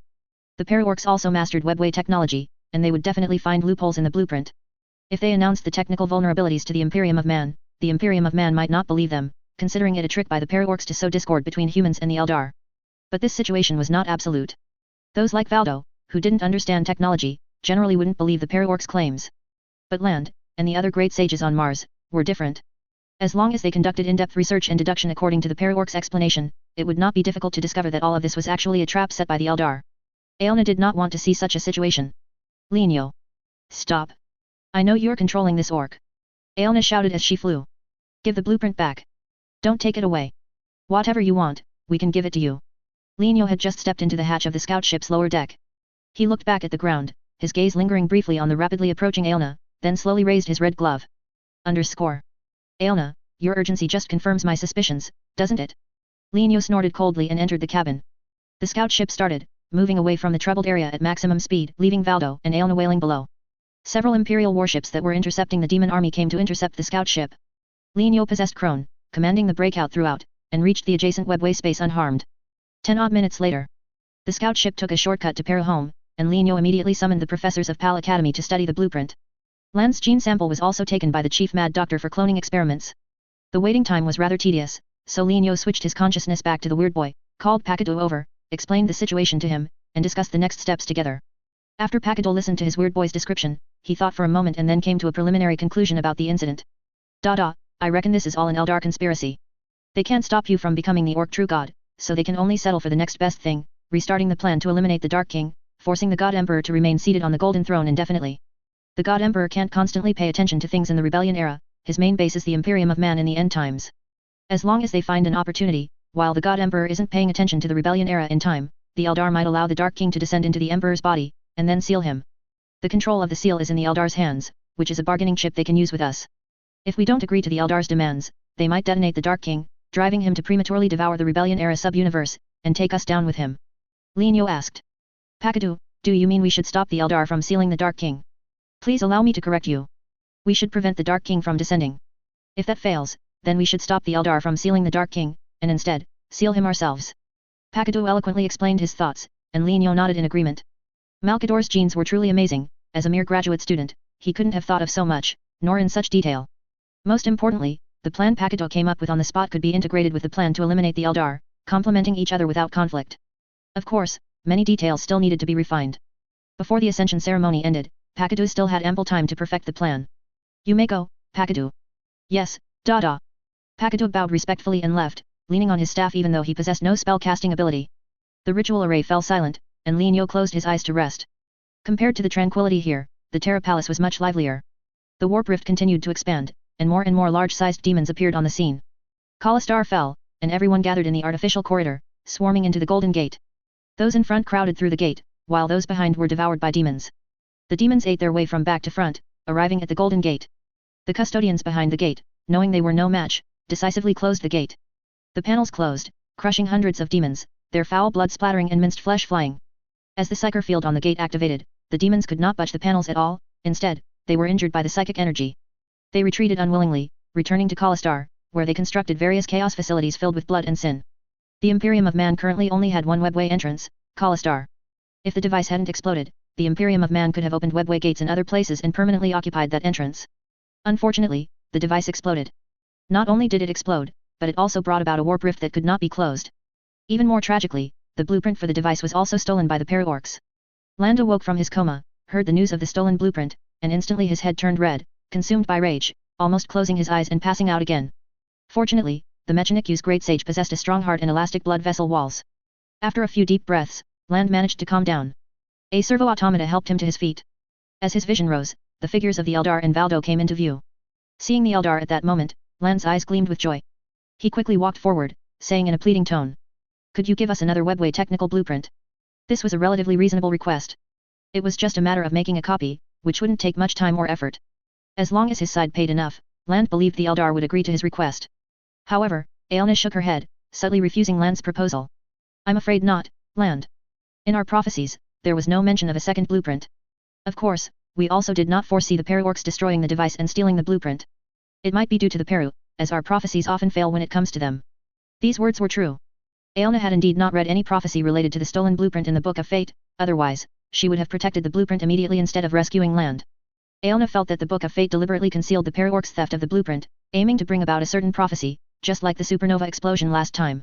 Although Aelna was disgusted by the Book of Fate's act of concealing part of the truth, as an avatar of an Eldar deity, she had no choice but to unconditionally obey the prophecy's arrangements. Seeing Aelna refuse his proposal, Land turned away in disappointment, silently walking towards the palace, preparing to quickly recreate the blueprint from memory. Valdo arranged the guard duties for the Golden Gate and asked Aelna, "Do the Eldar have a way to close that warp rift?" The Para-Orcs have occupied an important facility in the webway. That facility might be able to close a warp rift of this scale. The Eldar's power alone can, at most, only stop the rift from expanding. Aelna pointed the finger at the Para-Orcs, which further confirmed Valdo's earlier speculation. Those damned Para-Orcs, that cursed Lin Yo, he prepared so thoroughly for today's operation. Valdo was filled with resentment, gripping the shaft of his halberd, making a grinding sound. Aelna said, "We Eldar are the Imperium of Man's staunchest allies. I will now return to organize a tactical operation to prevent the warp rift from expanding. However, I must first warn you that attempts to prevent the warp rift from expanding could very likely have a counter effect, that is, causing the rift to expand further. The rift can still expand." Valdo's face darkened, and he asked gravely, "To what extent can it expand at most?" Aelna thought for a moment and said, "It might engulf the webway space where Kalastar is located." Valdo frowned deeply. "Then wouldn't the outside of the Golden Gate be the warp?" "Exactly." Aelna nodded. "However, this is an extremely low probability event, and such a situation should not occur. A small probability doesn't mean it won't happen. If it really happened, Valdo felt he couldn't bear the responsibility. I must report to His Majesty. Please wait here for a moment." "No problem, but you must decide quickly. The operation to stop the warp rift from expanding will take at least half a month to show results. Before then, the rift will continue to expand." "I understand. I will give you an answer as soon as possible." Valdo pushed through the crowd, ran wildly along the artificial corridor, and charged into the palace in one breath, reaching the base of the golden throne steps.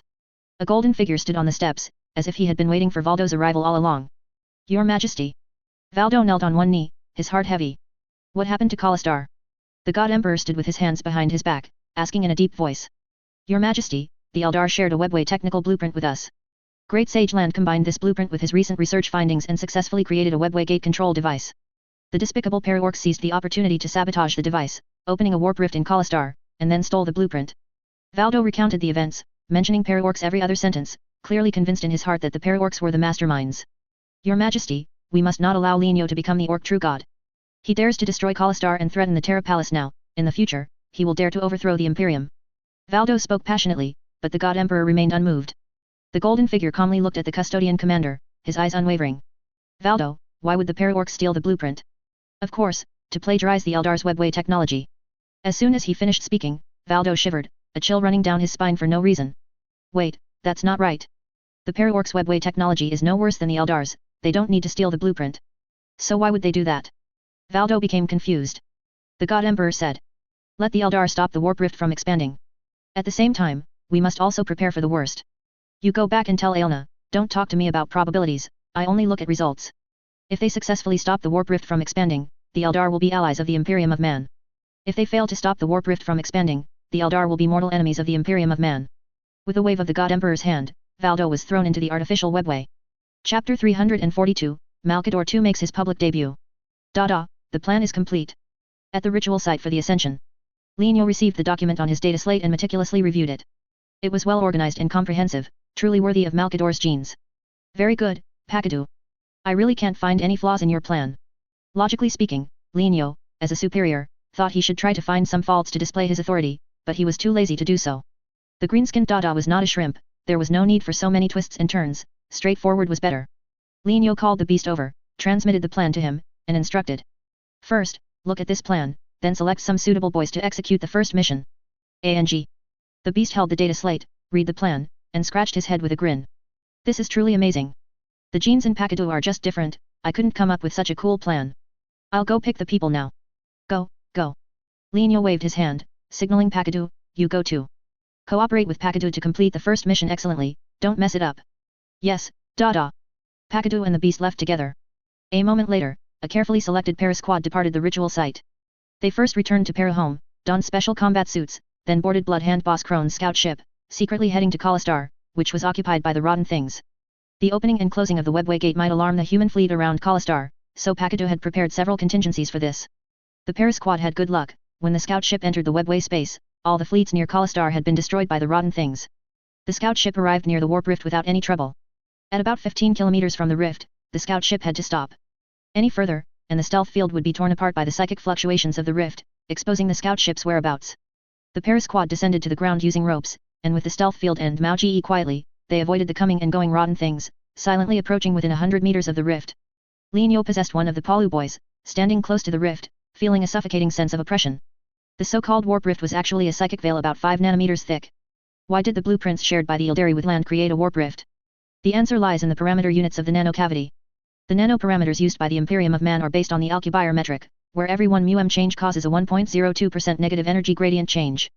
The nanoparameters used by the Ildari are based on soul encoding, where every 1 byte change causes a 1% negative energy gradient change. The technical blueprints shared by the Ildari with land simply wrote 1 byte as 1 μm, without calibrating the negative energy gradient changes caused by the two different units of nanoparameters. For the same 1 unit change, 1 μm would cause a 1.02% negative energy gradient difference, while 1 byte of soul encoding would only cause 1%. The 0.02% difference between the two cannot be ignored. When land suddenly reduced the size of the Casimir cavity from 12 μm to 7 μm, the change in the negative energy gradient, which land did not detect, touched the critical point for triggering a warp rift. Thus, the device exploded, and the warp rift appeared. To prevent this rift from expanding, or even to shrink it, it must be enveloped by a correct energy field. It was only a matter of time before the Imperium of Man discovered the trap laid by the Ildari in the blueprints.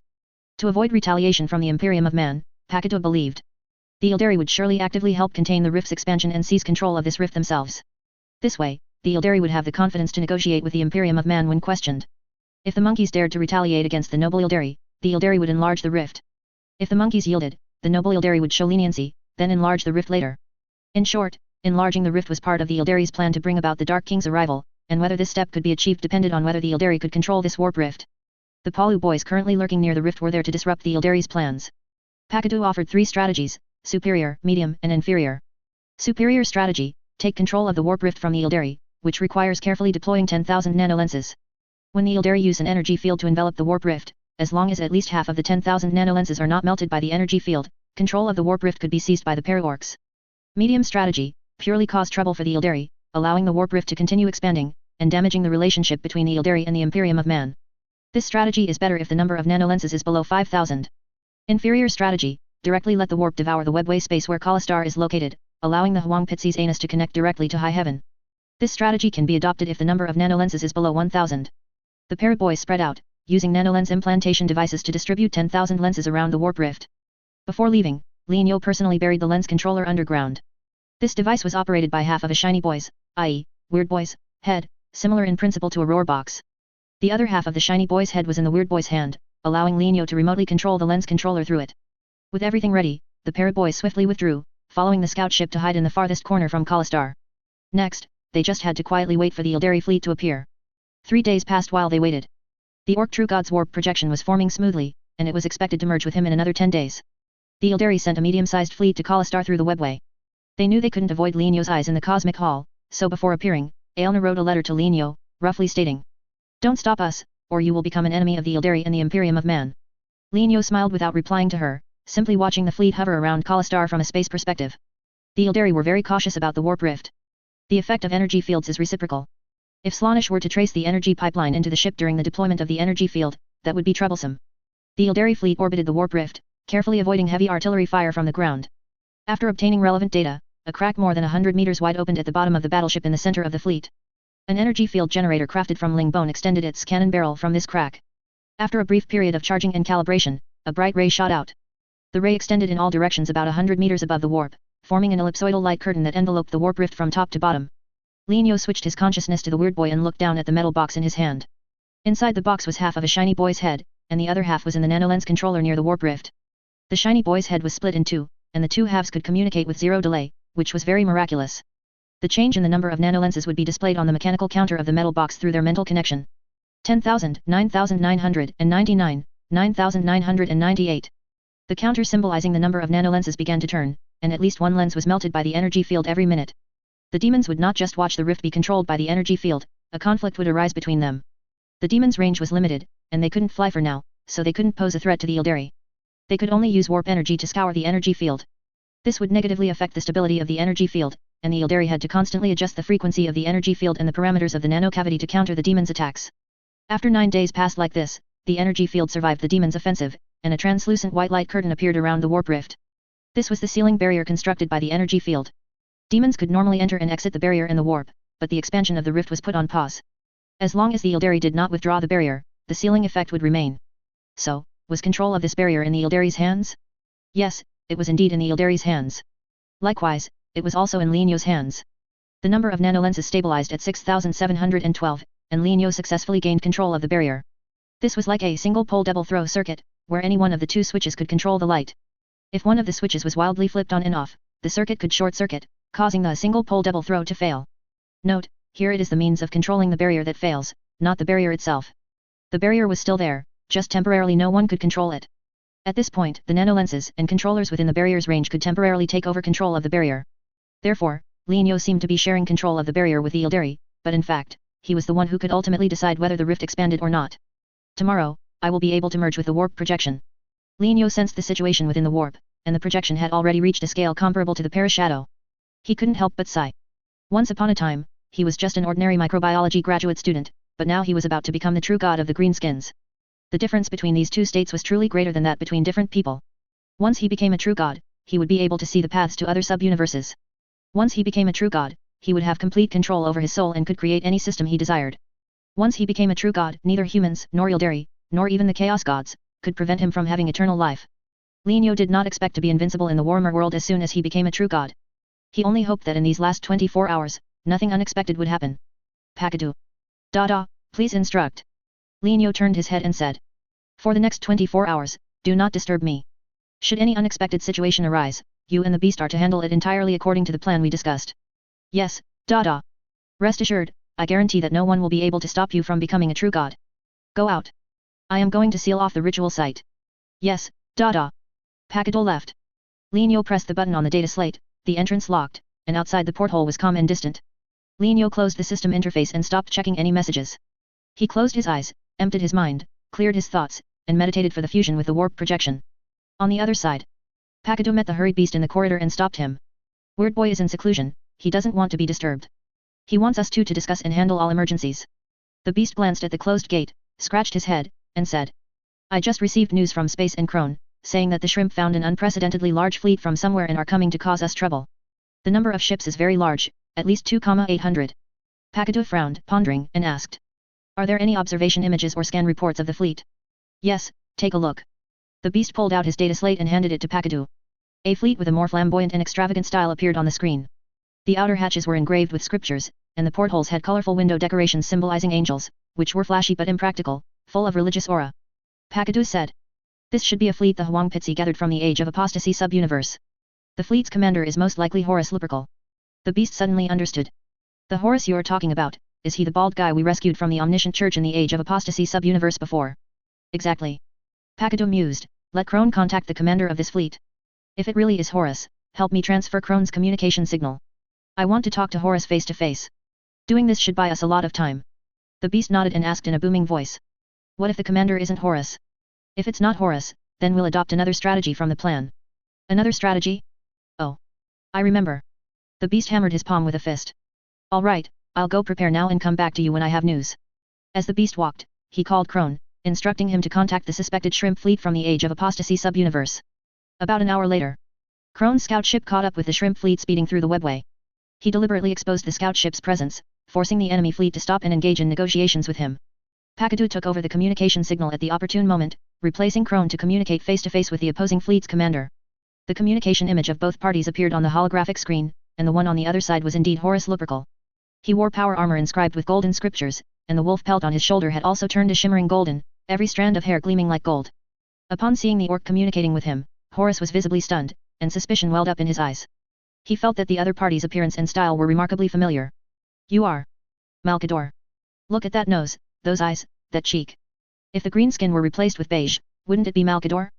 Pakadu held a staff in his left hand and rested his right hand on his belt, wearing a coarse cloth robe, and even had a receding hairline provided by a hair squig. He nodded slightly and said. As you can see, in a sense, I possess over 90% of Malkador's genetic fragments, and am indeed another Malkador. However, my master gave me the name. Pakadu. Horus's expression stiffened, utterly astonished. A senior officer beside him exclaimed. The orcs dare to use Malkador's genes to create a life form. They are desecrating human genes. Damn it. What else can these greenskins not do? By the Emperor, we must immediately purge such a heinous heretic. Chapter 343, True and False. The bridge was noisy, and everyone was discussing Pakadu, denouncing the outrageous actions of the para-orcs. Horus snorted, and the scene became silent. Did your leader of the para-orcs deliberately send you here to humiliate us? Do you really think this will scare us away? Absurd. Prepare to face our wrath. You will be mercilessly destroyed by the Imperium of Man, and your so-called orc true god will never appear. Horus's bold words were magical, and the emotions of everyone on the bridge were stirred. War Master Horus is right. The para-orcs are doomed to destruction. In the name of the God Emperor, you will pay a heavy price for your actions. Facing the excited crowd, Pakadu remained calm and composed. The Emperor's departure from Zamoro, Chapter 3, The Cataclysm, page 9, the Emperor's words. Arrogance, prejudice, short-sightedness, blind faith, if a nation possesses two of these, it shall be destroyed. After leaving the Imperium of Man, I suddenly discovered that the Imperium of Man possessed all four of these negative traits, yet it was not destroyed. Do you know why? Pakadu used High Gothic, not orc slang, to more accurately convey the Emperor's quote he was citing. The crew members of the Age of Apostasy did not read the classic masterpieces of the Imperium, but prayed daily to the scriptures compiled by the Ecclesiarchy. How would they know about obscure readings like the Emperor's departure from Zamoro? They mocked Pakadu for being pretentious, or continued to loudly scold him. Only Horus was relatively calm. Quiet, let me talk to this despicable orc. Horus raised his right hand, clenched his fist, and gestured for everyone to be silent. He folded his arms and raised his chin towards Pakadu. Your ascension ritual is estimated to end within 24 hours, and we only need 1 hour to reach the ascension site through the webway. I know you are stalling for time. I'll give you 5 minutes. Say whatever you want. I'm not giving you para-orcs a chance to beg for mercy, but rather I want to see what a orc can accomplish with Malkador's genes. Speak, time starts now. Click. The tech priest next to him pressed the timer. Pakadu said unhurriedly. Horus, you know our situation very well, I admit that. Similarly, we know your situation like the back of our hand. At the ascension site, we have prepared a feast of death, and you are the guests.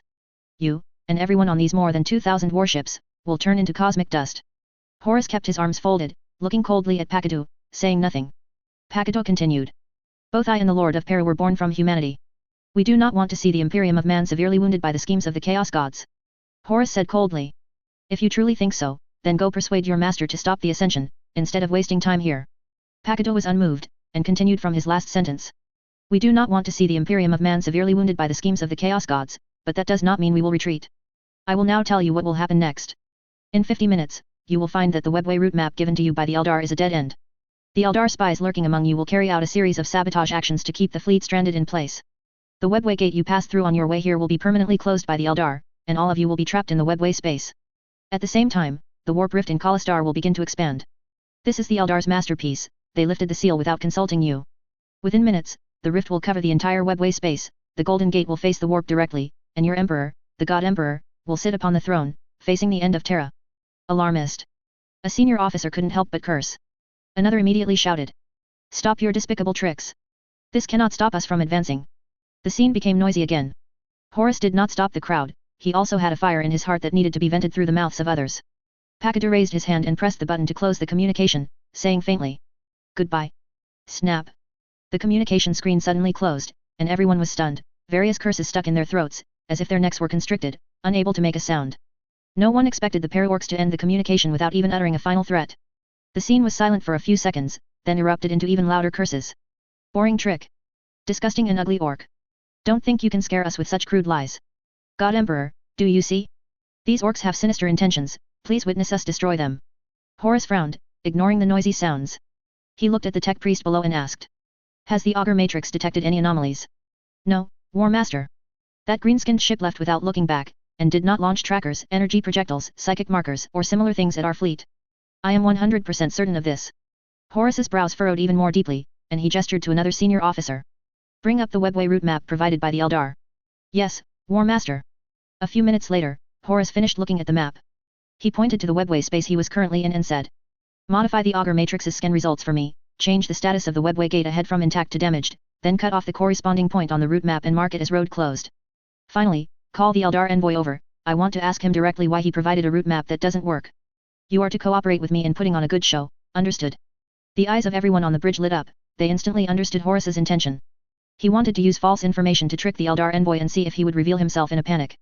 As expected of War Master Lupercal, to have thought of such an effective method so quickly. War Master possesses astonishing wisdom. Everyone whispered, but were quickly silenced by Horus's cold gaze, and said no more. When Pakadu called, the Eldar envoys happened to be meditating in the VIP room, unaware of the conversation between Pakadu and Horus. There were 10 members in the Eldar envoy team, all Harlequins. One of them was brought into the bridge and immediately saw the anomaly on the route map, as well as the conspicuous scan results, and a look of confusion flashed in his eyes. The webway gate has been destroyed. Come here. Horus beckoned to the Eldar envoy, urging. Don't just stand there, quickly point out another route for us to bypass that damaged gate.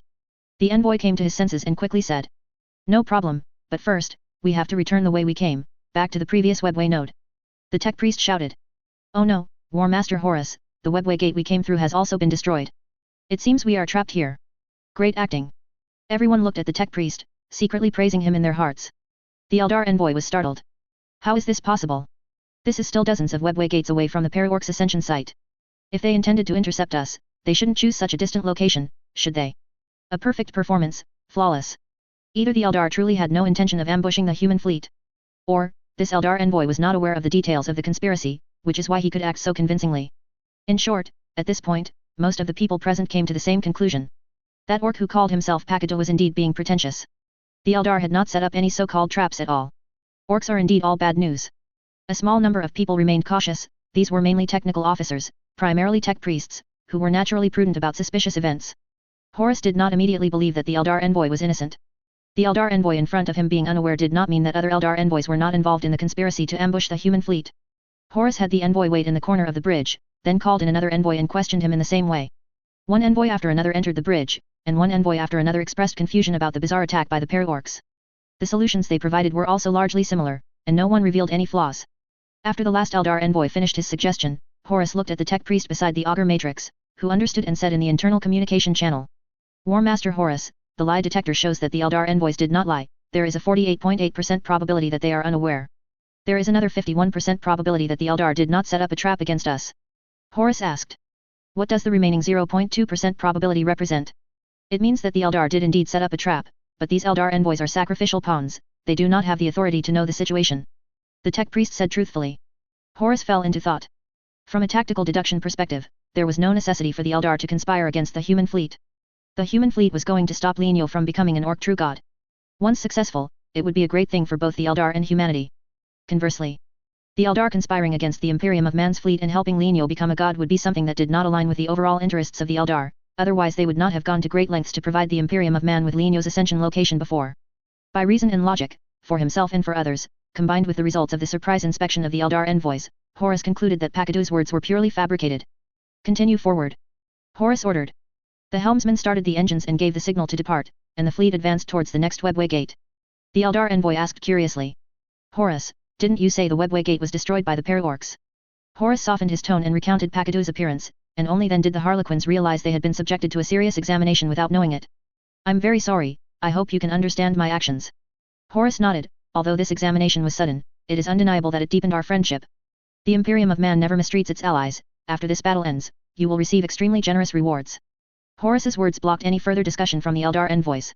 The Harlequins exchanged glances and no longer dwelled on the matter. They returned to the lounge to continue their pre-battle meditation. Because the para-orcs had been constantly lurking around the Ark world, the Eldar could not spare a fleet to support the Imperium of Man.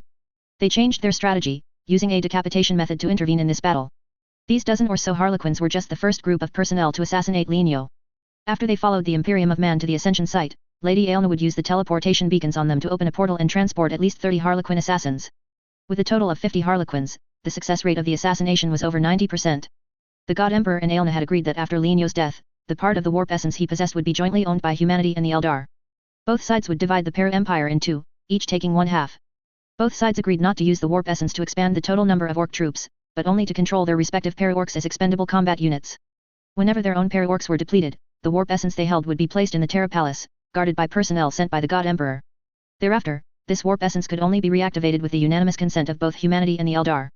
The custody of the warp essence was in human hands, and humanity benefited the most from this battle, so the fleets and personnel involved in the battle were primarily from the Imperium of Man, while the Eldar provided support through assassination. For a period of time thereafter, everything remained peaceful. Ascension Site, inside the flagship's strategic command center. Pakado was watching the monitoring data forwarded from the Cosmic Hall. The Imperium of Man's fleet had passed through 20 webway spaces in over 40 minutes, with less than 20 minutes left to reach the webway gate near the Ascension site. Pakado picked up the data pad and sent a voice message. Beast, is the nanolens detonation procedure set up? All done, just waiting for your word. Beast quickly replied. Pakado then sent a message to Space. Wait for my signal, prepare to blockade the webway space. All right. Space responded. Pakado stared intently at the fleet coordinates on the data map. When the Imperium of Man moved to a webway space marked with red, Pakado quickly pressed the button on the data pad, and simultaneously sent messages to Beast and Space. Act. Now. After sending the message, he waited patiently for 3 seconds. On the webway route map, the webway space where the human fleet was located suddenly turned from red to black. Space's voice came through. Pakado, webway blockade successful. The Shrimp's fleet is trapped inside. They won't be able to get out until we repair the webway gate using the Cosmic Hall. Very good. Pakado opened Beast's communication channel. Beast, how are things on your end? Almost, just give me a little more time. The Eldar are fighting with our technical team for control of the warp rift sealing barrier. Waik. Done. We succeeded. Now the control of the warp rift is ours. Beast shouted excitedly. Pakado clenched his staff and ordered in a deep voice. Remove the barrier, release the warp rift. Continue to execute according to our plan. All right. Pakado added. Space, monitor the Shrimp fleet's communication signals, crack the channel characteristic code, and tell them about the rift expansion. If Horus prepares to beg for mercy, connect his communication signal to me. Got it. Chapter 344, The Third Treasure of the Old Ones. Panic erupted on the bridge of the human fleet. The tech priest frantically hammered on the keyboard, repeatedly searching for traces of the enemy. The chief communications officer collected and summarized reports from various ships, handing them over to the chief scribe for editing, who then submitted them to Horus. Horus himself stood on the command platform, holding a large stack of reports, reading them carefully, his face extremely grim. The one thing he wished to avoid had still happened. 5 minutes earlier, as soon as the fleet arrived in this webway space, it was attacked by Old One's turrets, forcing them to abort their sublight speed travel. Dense gunfire trapped the fleet in place, the webway gate they had used to arrive was shattered, and the other webway gate leading out of this area was completely destroyed. When the shelling ceased, the fleet had sustained some casualties, and the only 2 webway gates in this webway space were unusable. Horus immediately ordered the capture of the Eldar envoys. Those dozen or so Harlequins, realizing something was amiss, immediately used their psychic powers to conceal themselves, darting around the flagship, evading pursuit, causing chaos on the middle and lower decks of the bridge. Horus ordered the ships to stand down and regroup in place, patiently waiting for his subordinates to capture the Harlequins alive. Just then, the coded transponder used to transmit messages within the webway stirred. The chief audio officer looked at the identification code and short message on the transponder, his face changing dramatically. Lord Horus, Custodian Guard Commander Valdo has sent a message. The sealing barrier of Kalastar has been shut down by the Eldar, and that warp rift is rapidly expanding. It's estimated to cover the entire webway space within 24 hours, and outside the Golden Gate will become the warp. Valdo is ordering us to immediately return to Kalastar to assist the Custodian Guard and Mechanikus in defending the Terra Palace. What?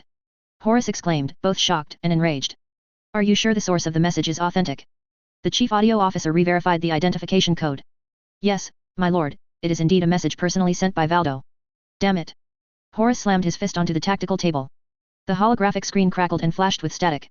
Fortunately, anything produced by an oil boy was bound to be of high quality. Horus's punch did not disable the tactical table, which was protected by a high-strength ceramite casing. Is all of this truly an Eldar conspiracy, just as the Paraorcs claimed? Horus murmured to himself. The Paraorcs' prophecy had come true, and the Eldar's betrayal was almost a certainty, yet Horus felt something was amiss. However, he had no time to ponder now. The most urgent task was to return to Terra, reinforce the palace, and prevent the warp rift from expanding further. The Mechanikus Masters, led by Great Sage Land, had been researching methods to close the warp rift for days. Before Horus departed, this group of the Imperium's top technical minds already had a prototype device. Returning now, in conjunction with the Custodian Guard and Mars's actions, there was a high probability of preventing the warp rift from expanding. But the cost would be to allow Lenio to ascend to godhood. Thinking of this, a sharp glint appeared in Horus's eyes, and his gaze turned fierce. The control of the Cosmic Hall was in the hands of the Paraorcs, so the command to attack the fleet with Old One's turrets must have been given by the Paraorcs. Therefore, trapping the fleet within the webway space was definitely a Paraorc conspiracy. The disappearance of Kalastar's sealing barrier and the accelerated expansion of the warp rift seemed closely related to the Eldar, as if the Eldar had betrayed the Imperium of Man, but the possibility of the Paraorcs meddling could not be ruled out. After all, a sealing barrier was, at its core, a solidified energy field. If Mars could understand its principles, then the Paraorcs, who controlled webway technology, had no reason to be completely ignorant of the sealing barrier.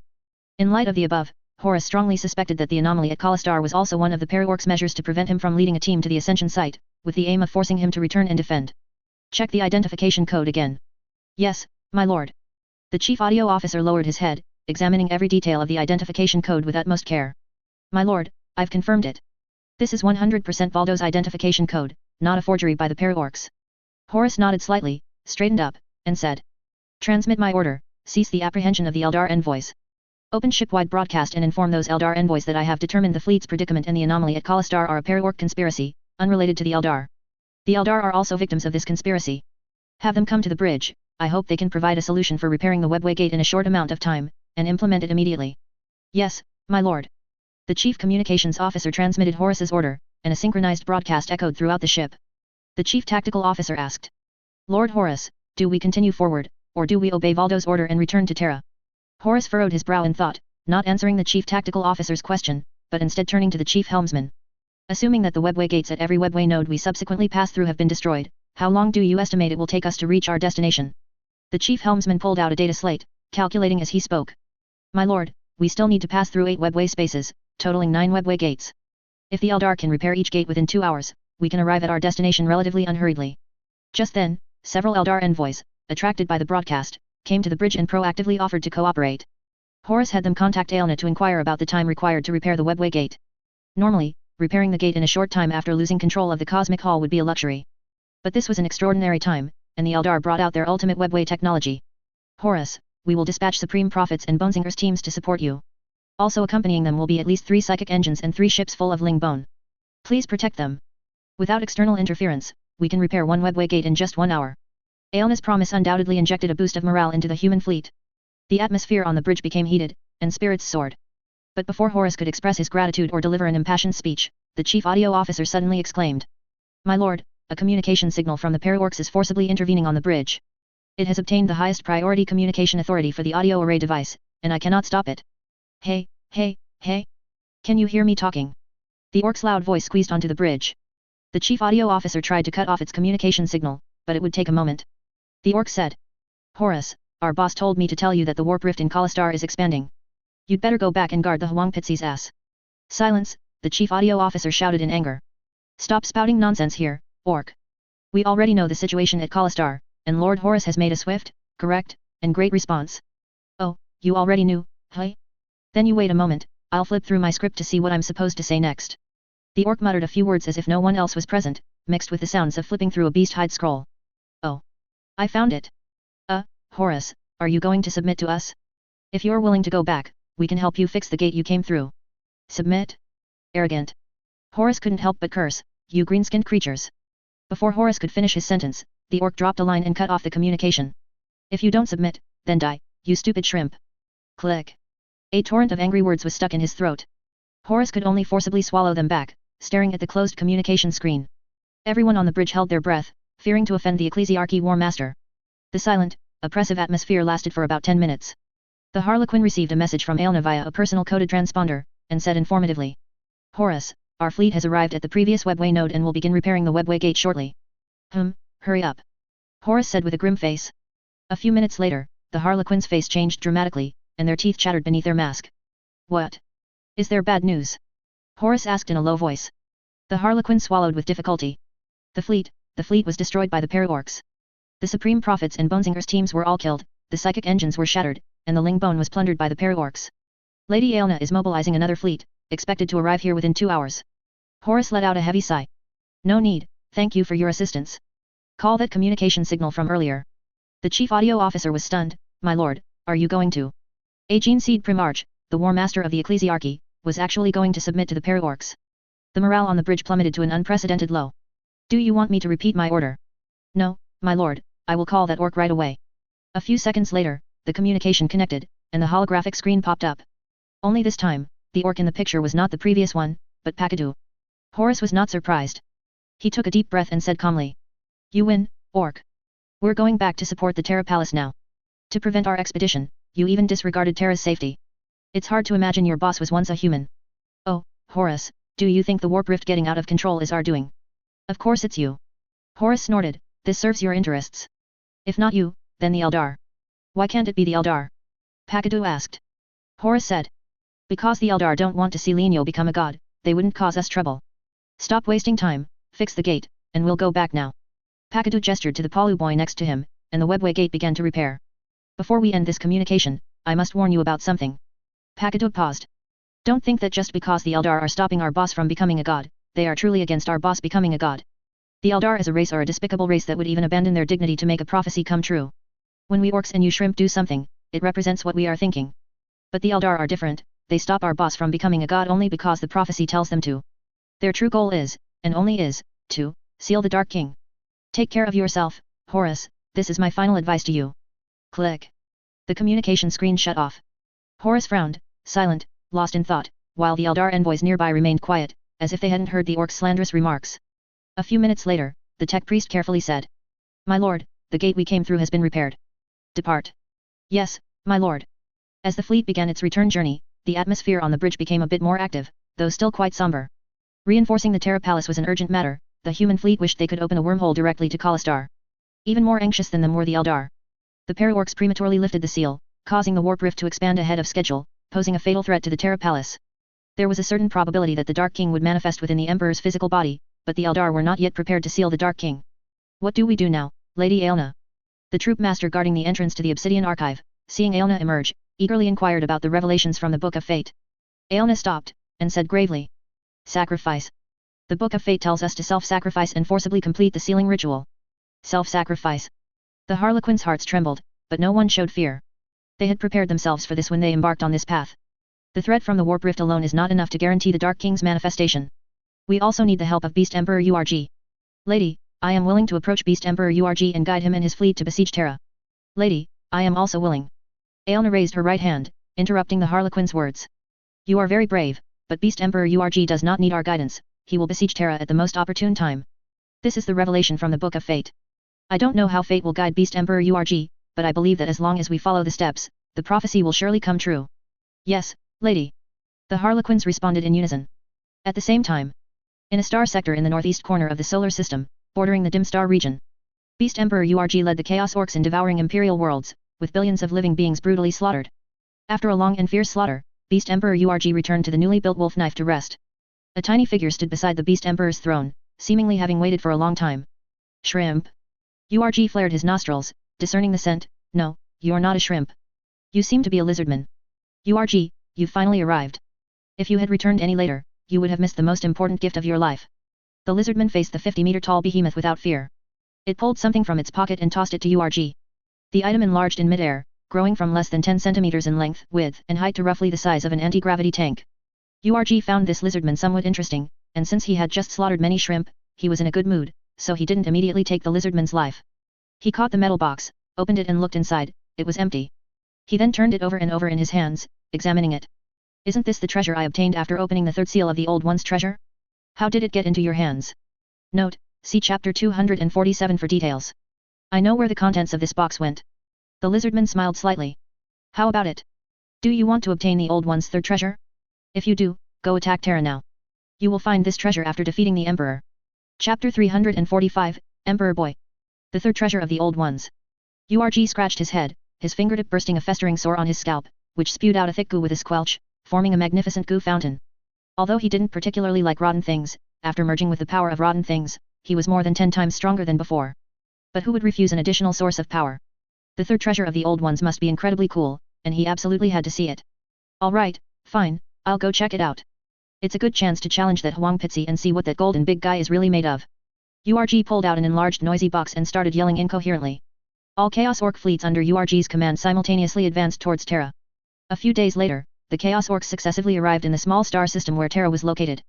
URG's fleet was already close to Terra, making it one of the first to arrive. Adhering to the principle of Orcs hate shrimp, URG immediately played his strongest hand. You, drag out our big rotten boom booms and launch all of them. Boss, the big rotten boom booms are way more awesome than the shrimp's whirlwind torpedoes. We have 30,000 of them, are we really launching all of them? Nonsense, didn't you hear what I said? URG grabbed the chief tech, stared at his eyes, which were as small as soybeans, and yelled. Go launch the big rotten boom booms. I want to spread the rotten goo's toxic gas throughout the entire star system. Go. Also, for the fleets arriving later, don't do anything else first, just launch all the big boom booms for me. Then fight the shrimp. Understand? Yes, boss. The tech boss was thrown out, landing on the ground with a thud. Fortunately, his rocket boots provided a cushion, so he didn't die from the fall. A moment later, the Chaos Orc ships near Terra dispersed, not engaging the Gretchen, shrimp soldiers and oil boy fleets, focusing entirely on launching their big boom booms. In just half an hour, several natural celestial bodies and dozens of artificial space entities within the Terra system were enveloped by the psychic glow of the big rotten boom booms. Forging world, large logistics space stations, large military fortresses, large spaceports. Any space entity large enough to be covered by at least one big boom boom received the baptism of the Chaos Orcs. Chaos, look closely, this is the correct way to besiege Terra. Compared to the Chaos Orcs, the Horus Heresy was nothing more than child's play. What? If you bomb with big boom booms, won't you be unable to eat the shrimp's corpses and souls? Please. The galaxy is so vast, and the population of the Terra star system accounts for only 1% of the total. Once Terra is dealt with, Huang Pitzi is killed, and the elite fighting force of the shrimp is annihilated, won't the remaining 99% of the population be like an all-you-can-eat buffet, available for the taking? Chaos wouldn't not know this, would they? No way, no way. Boss, a little brat named Horus wants to challenge you. A voice came from the noisy box. URG withdrew his gaze from the spectacular bombing scene, picked up the box, and asked. What's the background of this Horus? He says he's the War Master of the Shrimp Imperium, second in combat power in the Imperium, and he wants to duel you one-on-one. If he wins, we stop bombing Terra. And if he loses? URG asked. He didn't say that. URG twitched the corner of his mouth, as if amused by the shrimp's dark humor. Tell Horus, if he loses, I'm going to eat him. Alright, boss. The noisy box paused. Boss, he agreed. He said to wait for him in low orbit above Terra Palace, and he'll teleport onto our ship to duel you. Good, this shrimp has guts.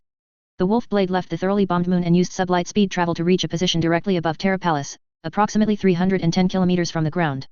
Looking down at the ground from this height, URG was a bit dissatisfied. He had dropped the most big boom booms on this planet, but this golden lump of Terra Palace was like a stubborn plaster, refusing to be blown away, truly vexing this beast emperor. I reckon, once I crush Huang Pitzi's head, the shield protecting Terra Palace will disappear. Then, I'll personally launch a big boom boom and blow this place sky high. URG excitedly fantasized, when suddenly he felt a strong electromagnetic fluctuation behind him. Turning around, he saw an electromagnetic storm appear in the open space. Several figures, using the teleportation devices attached to their Terminator armor, boarded the Wolf Blade. The leader was a bald man with a resolute face and a burly physique, draped in a shimmering golden wolf pelt. He was accompanied by several other shrimp wearing shiny armor, who appeared to be Gene Seed Primarchs or something similar. Alright, Horus. You want to fight me, and I agreed. I opened the shield to let you teleport in, and what do? You bring a few hangers on. URG looked down at Horus and the others, who only reached his ankle, and let out a resounding laugh like a great bell. Ha ha ha. Good, good. One of you isn't enough for me to eat, but with so many people, I can have a good meal. Wah ha ha ha ha ha. The powerful sound wave spread outwards like the shockwave of a nuclear explosion. The floor, ceiling, and walls, every part, vibrated with his laughter. Several gene seed primarchs covered their ears in pain, staring dumbfounded at the colossal creature, which was 50 meters tall. Is this a freaking orc? The intelligence report said URG was approximately 20 meters tall. Is this 20 meters? Which idiot wrote that intelligence report? How could it be so outrageous? Gentlemen, I know this battle will be difficult, but we must face this Xeno together. Horus yelled in the internal comms channel. Terra is behind us, and we must defend it, protect our Emperor. Buy our Emperor enough time to suppress the webway demons. In this battle, we don't seek to defeat URG, but only to hold out long enough. Our Emperor will surely come to rescue us. Kill. Horus roared and charged forward, swinging his massive axe at URG's ankle. This ferocious blow was enough to cleave through an adamantium shield, but it only made a clang, sending sparks flying. Perturabo, Kogarus, Pharasmanus, Mortarion, and Vulcan, who were with Horus, followed his pace, circling and maneuvering around URG. URG stood unmoving, his lips curled upwards, his eyes filled with mockery. Interesting shrimp, I'll have a good play with you. The live battle footage was forwarded to Terra Palace via the combat recorder. Upon the golden throne, the god Emperor, kept his eyes tightly shut, fully unleashing his psychic power to protect the Golden Gate, resisting the surging tide of demonic legions. The webway space where Kalistar was located had completely fallen. Beyond the Golden Gate lay the vast, unpredictable warp. Every second, hundreds of billions of demons furiously attacked the Golden Gate. The god Emperor, had to exert all his strength to keep the demons at bay.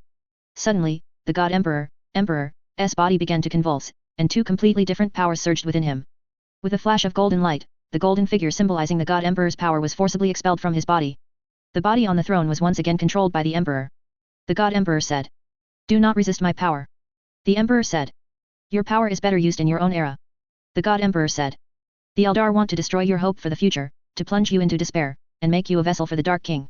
The Emperor said, "I know. Compared to me, aren't you more suitable to be the vessel for the Dark King? The Great Rift has split the Imperium of Man in two, with more than half of the population and territory permanently in the Imperium's dark side. You so painstakingly interfere with my era, isn't it just to use the resources here to enrich your own era?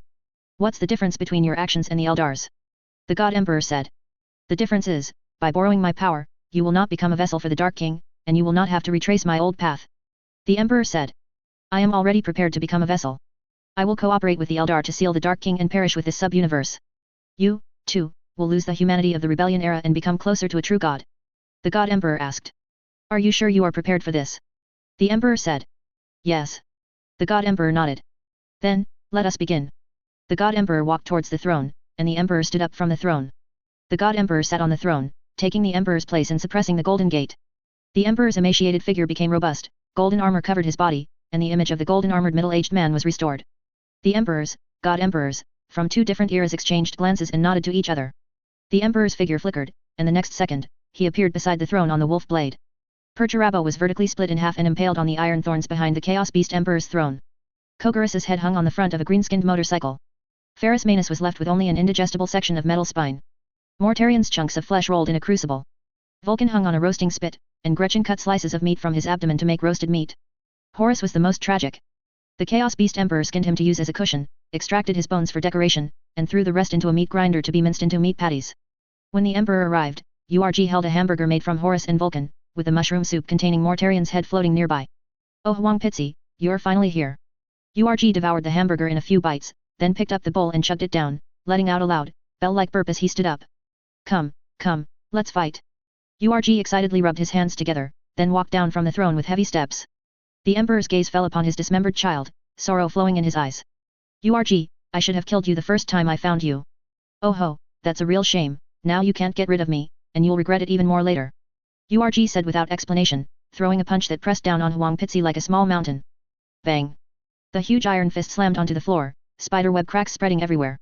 The ceramite floor was actually blasted with a concave pit over 3 meters in diameter by that one punch. The Emperor flashed to a height of 100 meters, looking down at URG below. Golden lightning condensed in his palm. But before the lightning could strike, URG raised both hands, making a tearing motion. Sizzle! The psychic reading surged, and the air around the Emperor was forcibly torn apart by URG's telekinesis, creating a vacuum space of absolute zero. The golden lightning became unstable, and arcs of electricity scattered uncontrollably from between his fingers. The Emperor waved his hand and fired the lightning. The golden electric ball instantly appeared before URG, but was blocked by a suddenly appearing void shield. Haha. Huang Pitzi, you can't hurt me. URG laughed disdainfully, clapping his hands above his head, forming two fists, then pulling them downwards with force. The alpha-level telekinesis hooked the vacuum cage, and the Emperor was the bird within that cage. As URG moved, the vacuum cage, with the Emperor inside, rushed towards the ground. URG bent his elbow and threw a punch, his hard fist aimed directly at the descending Emperor. The Emperor struggled within the vacuum cage, but was astonished to find that even with all his power, he could not escape. Bang! Puff! The golden figure collided with URG's fist, and a circular shockwave spread outwards, creating cracks on the distant walls. The Emperor exploded into a dense mist of blood on the fist, and his entire body was sent flying backwards at an even faster speed than he had arrived. Haha! So the Shrimp's Emperor only has this much strength. I should have come and chopped you down earlier. URG again clasped his hands into fists and pulled hard. The vacuum cage locked onto the Emperor, wrapping him up and slamming him into URG's fist again. Bang! Bang! Bang! Bang! The Emperor was repeatedly pummeled by URG like a sandbag. His body rapidly shriveled, his bones shattered inch by inch, and his muscles were crushed into paste by the immense force. Bang! URG swung a heavy punch, sending the Emperor flying, then pulled him back with telekinesis, simultaneously opening his massive mouth. Gulp! The Emperor was swallowed whole by URG, falling into URG's stomach without resistance. Haha, I wonder how much power eating Huang Pitzi Ra will bring me. URG walked towards the throne. He hadn't taken many steps when he suddenly felt an extremely dangerous psychic power brewing within his body. URG stopped, clutching his stomach. Black mist spewed from his mouth, nostrils, and ears. After a few seconds, black mist also began to spray from all the pores on his body. A few more seconds passed, and URG rapidly expanded, his muscles and skin tearing apart from black light waves. Oh no! I ate something bad. URG let out a cry of despair, then exploded with a bang. Blood and shredded flesh splattered everywhere. The boy and Gretchen on the ground were pulverized by the shockwave, and wind shear patterns spread outwards on the floor. The hall's walls and ceiling bulged outwards like balloons. A black sun rose slowly near the throne, and the aura of death and destruction permeated the air. The black sun expanded in rings, as if to swallow everything.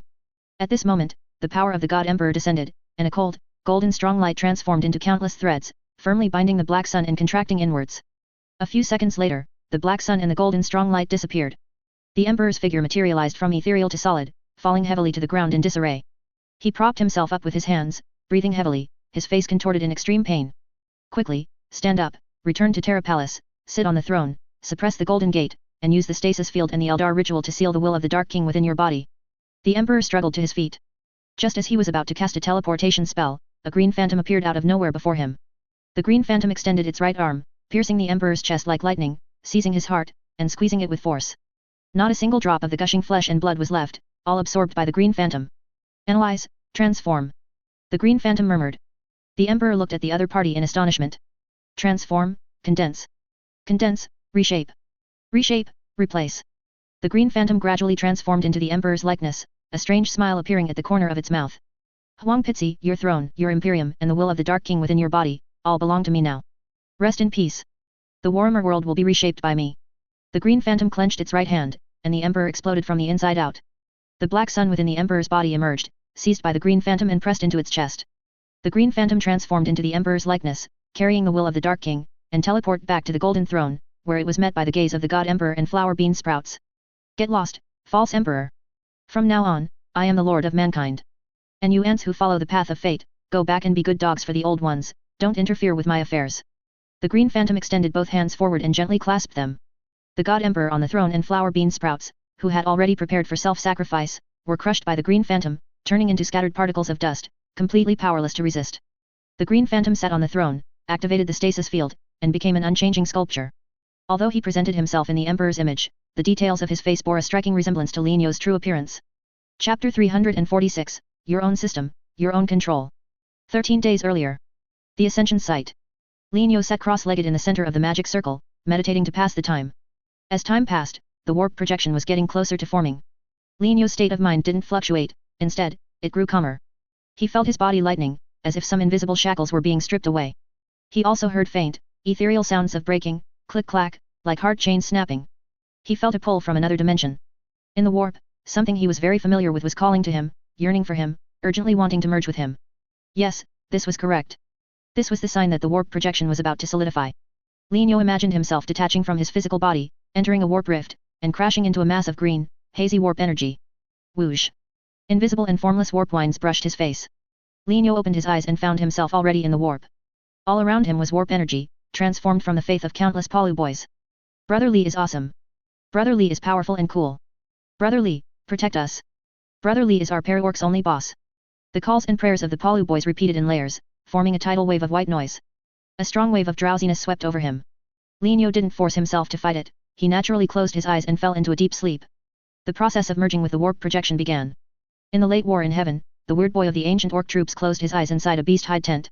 Between 8000 BC and 1400 BC, the half-ancient orcs, who were fighting the demons of Tsianch, Nurgle, and Kern, stopped in unison, erupting with powerful psyker field fluctuations. The surrounding demons were torn to shreds by the omnipresent psyker field currents. Behind these half-ancient orcs, their weird boy closed his eyes atop a green-skinned titan. From 0 AD to 29,922 AD, orc weird boys scattered across the universe closed their eyes. In 29,923 AD, the year URG was born, his weird boy used a sacrificial dagger to cut open his chest, removed 3 hearts, threw them into the ritual magic circle, then activated his psyker field and closed his eyes. In 31,000 AD, URG was defeated, the Ulanar Empire disintegrated, and the weird boys forced to flee their home closed their eyes en route. In 31,002 AD, the weird boy of the Kivaz Orc Empire interrupted their war with humans, disemboweled the Orc Emperor on the flagship, threw him into the ritual altar, and closed his eyes. In 32,546 AD, facing the surging offensive of the Beast Horde, the Imperium of Man was on the verge of collapse. Just as everyone on Terra was preparing for a mutual destruction with the Beast Horde miraculously contracted its front and disappeared from the solar system within a few days. The Imperium of Man attributed the victory to the ingenious ideas of the Silent Sister. They would never know that the Beast Horde's retreat was ordered by the Weird Boy. That day, the Weird Boy told his boys that Brother Li was coming, and the true God was returning to his place. The Weird Boy threw all the beasts into the altar, dedicating them to Linio, and closed his eyes. In 33,953 AD, the Bloodtooth Orc Empire ended a 3-year war, voluntarily withdrawing from Rakadamond. The Bloodtooth boss willingly jumped into the altar, and the Weird Boy shouted Brother Li's name and closed his eyes. In 35,012 AD, the Orc boss Alagard ended his offensive against the forging world of Tigras, jumping into the altar for a sacrifice ceremony presided over by the Weird Boy. Different times, different places, the same actions. Orc bosses voluntarily sacrificed themselves, and Weird Boys presided over the sacrifice rituals, closing their eyes amidst intense psyker field reactions and praying devoutly. From the late war in heaven to the end times, every Weird Boy shouted the same name. Brother Li. In the center of the ritual magic circle at the ascension site, Linio suddenly opened his eyes, and dark green light erupted from his pupils, then slowly receded back into his eye sockets. Success. System text refreshed. Orc True God System, temporary name. Function 1, manual compilation. Description, you can manually compile the functions of this system. Compilation fees are determined by the complexity and difficulty of use of the function. Function 2, hyperspace simulation. Description, choose any orc from any time and space to possess. Depending on the time and space differences, you will need to consume different amounts of warp energy single crystals. Linio selected function 1 and activated it. Please describe the system function you wish to create. Create a portable pocket. Each 1 cubic meter requires 1 kilogram of single crystals. Please enter the size of the portable pocket you wish to create. 10 billion cubic meters. This will consume 10 million tons of single crystals. Please place the single crystals within sight. Linio switched his consciousness to the Palu boy in charge of the single crystal inventory. Half a minute later, he switched his consciousness back to the Weird Boy, and the system panel had an additional function. Function 3, portable pocket, with a space of 10 billion cubic meters, 50 million tons of single crystals already stored, and 9.98 billion cubic meters of usable space remaining. Linio activated the compilation function again. Please describe the system function you wish to create. Universal gene simulation, performing ultra-high-speed, automated, and batch gene editing and gene expression experiments on gene fragments of all life forms. Creating this function requires consuming at least 150 million tons of warp energy single crystals. 150 million? Too much. Even if the Palu Empire was emptied, they couldn't produce that much. Linio rephrased it. Orc gene simulation, capable of performing ultra-high-speed, automated, and batch gene editing and gene expression experiments on orc gene fragments, or converting other life forms into orcs. Creating this function requires consuming at least 10 million tons of single crystals. After other life forms are converted into orcs, the higher the gene purity, the higher the creation cost of this function, with a minimum of 10 million and a maximum of 90 million. Linio pondered for a moment, then switched his consciousness to the Dean of Pal Academy and started an experiment. Half an hour later, he had a conclusion. If a non-orc life form's orc gene purity reached 30%, he could possess it. Linio said in his mind. Set gene purity to 30%. This will consume 30 million single crystals. Are you sure? Confirm. New function added, orc gene simulation. Finally, he once again possessed the ability to transform any life form into an orc.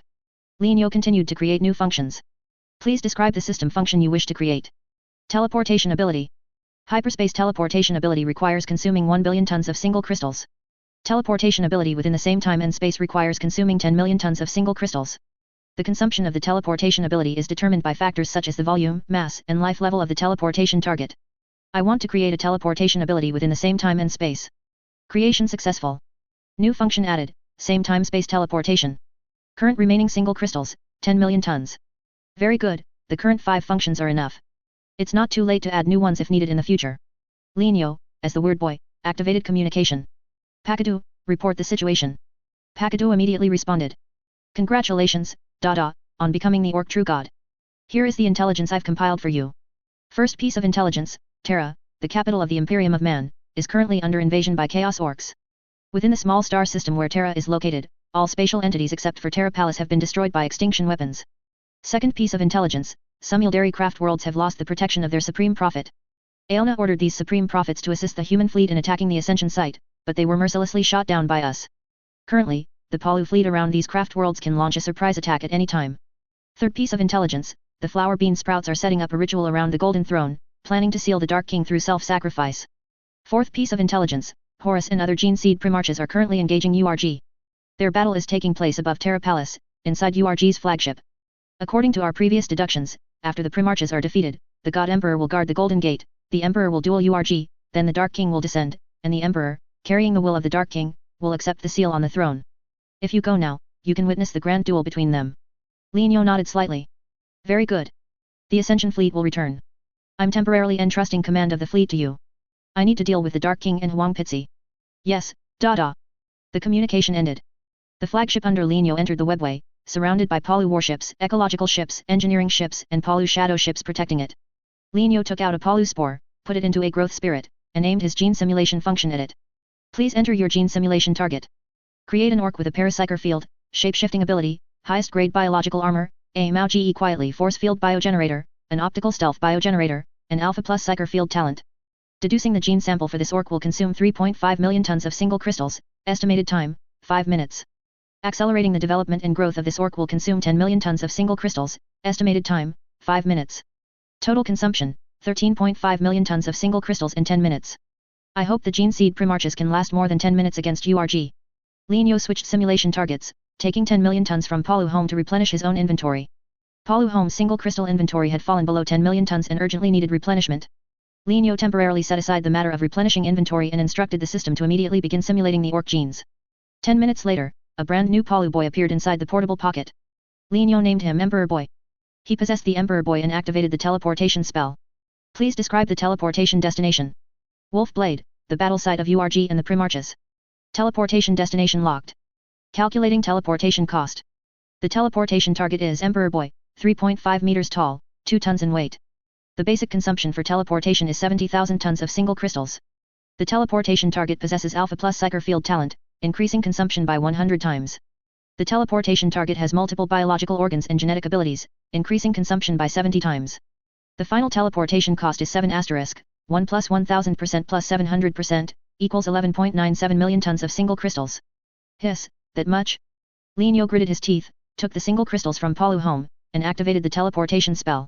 His vision split like colored ink, then condensed into a new scene. Linio looked around and found himself already above URG's throne. 100 meters below, URG sat on his throne feasting, directing his boys to cook the Primarchs, completely unaware of the uninvited guest above him. Linio looked down at his own body and nodded with satisfaction. Very good, the teleportation spell did not deactivate the optical stealth state and the Mao Ge quietly force field. It was indeed worth the more than 10 million tons of single crystals it cost to achieve this teleportation. Psyker field fluctuations appeared near the throne. Linio focused his gaze and just in time saw the Emperor teleporting to the scene. URG opened his mouth to devour a hamburger made from Horus and Vulcan, drank a thick soup brewed from Mortarion, patted his belly, and stood up. Oh Huang Pitzi, you're finally here. Come, let's fight. The two sides began to fight. URG's telekinetic psyker field was released through gestures, appearing imposing and capable of combining with his combat movements to attack his opponent. In contrast, the Emperor was truly an amateur. The Emperor was swallowed by URG, receiving the summons of the Dark King within the latter's belly. The Dark King manifested as a black sphere, tearing URG apart from the inside out. The God Emperor provided timely assistance, helping the Emperor regain some sanity. The Emperor reformed his physical body, sealing the Dark King with his own body. Linio made his move, snatching the opponent's gene sample before he could teleport away. Pfft! A claw pierced through the Emperor's chest, crushing his heart with a flick of the wrist. While the Emperor was stunned, Lin Yo activated gene simulation, successfully integrating the Emperor's genes into his own body. The Emperor's children truly lived up to the name Emperor. Huang Pitzi, your throne, your imperium, and the will of the Dark King within you, they are all mine now. Rest in peace. I will reshape the Warhammer world. Lin Yo rubbed his right hand, and the Emperor exploded from the inside out. The black sun within his body emerged, which Lin Yo grabbed and pressed into his chest. Teleportation within the same planetary range could be achieved without the system's assistance. Lin Yo, relying on his Alpha Plus Psyker Field talent, communicated with the warp, and with just a thought, arrived before the Golden Throne. Aelna and a group of Harlequins were setting up the ritual to seal the Dark King. The God Emperor was temporarily sitting on the throne, suppressing the Golden Gate. Lin Yo extended his hands forward and gently clasped them. The flower bean sprouts and the God Emperor turned to dust. He walked to the throne and sat down, activating the stasis field, taking the place of the God Emperor, the Emperor, and Huang Pitzi to suppress the Golden Throne. Before his rear could even warm the seat, Psyker field fluctuations appeared on the open ground below the throne. After a few flashes of Psyker field energy, a golden, resplendent avatar of the God Emperor materialized out of thin air. You want to take the Imperium from me? The God Emperor was both shocked and enraged. Lin Yo cast a faint glance at him, using his Psyker field to excite the air and create vibrating sounds to respond to the other party. If you dare to disobey, I will unleash the power of the Dark King right now and let your Imperium be destroyed in an instant. The God Emperor's face stiffened, and he dared not speak. Lin Yo scoffed. Do you know, Huang Pitzi? Before I crossed over, I liked watching WarHammer40k game videos. I thought being a space marine was cool, and I often had loyalty on my lips. But after crossing over, I personally experienced your Imperium, carefully studied its writings, and deeply understood your and your child's actions. At that point, my view of you changed dramatically. Who do you think is more important to me, you or humanity? Of course, it's me. The God Emperor puffed out his chest. I am the Lord of Humanity, the Scourge of Chaos, the Ender of Xenos, Caesar, the Progenitor, the Almighty Father, the Immortal Emperor, the Omniscient, the Prophet and Light of all humanity. Without my protection, humanity has no future. Wrong. Lin Yo calmly uttered a single word. The God Emperor was stunned. Then humanity is more important to you, after all, you want to replace me and become the Lord of Humanity. Wrong. Lin Yo denied him again. The God Emperor grew indignant. Then I am still more important. Wrong, completely wrong. Lin Yo stared at the God Emperor, his presence overwhelming. Neither you nor the humans of the Warhammer world are important to me. Having you gone is very important to me. He agitated the air, crushing the God Emperor's avatar. Silence returned around the throne, with only Lin Yo sitting quietly.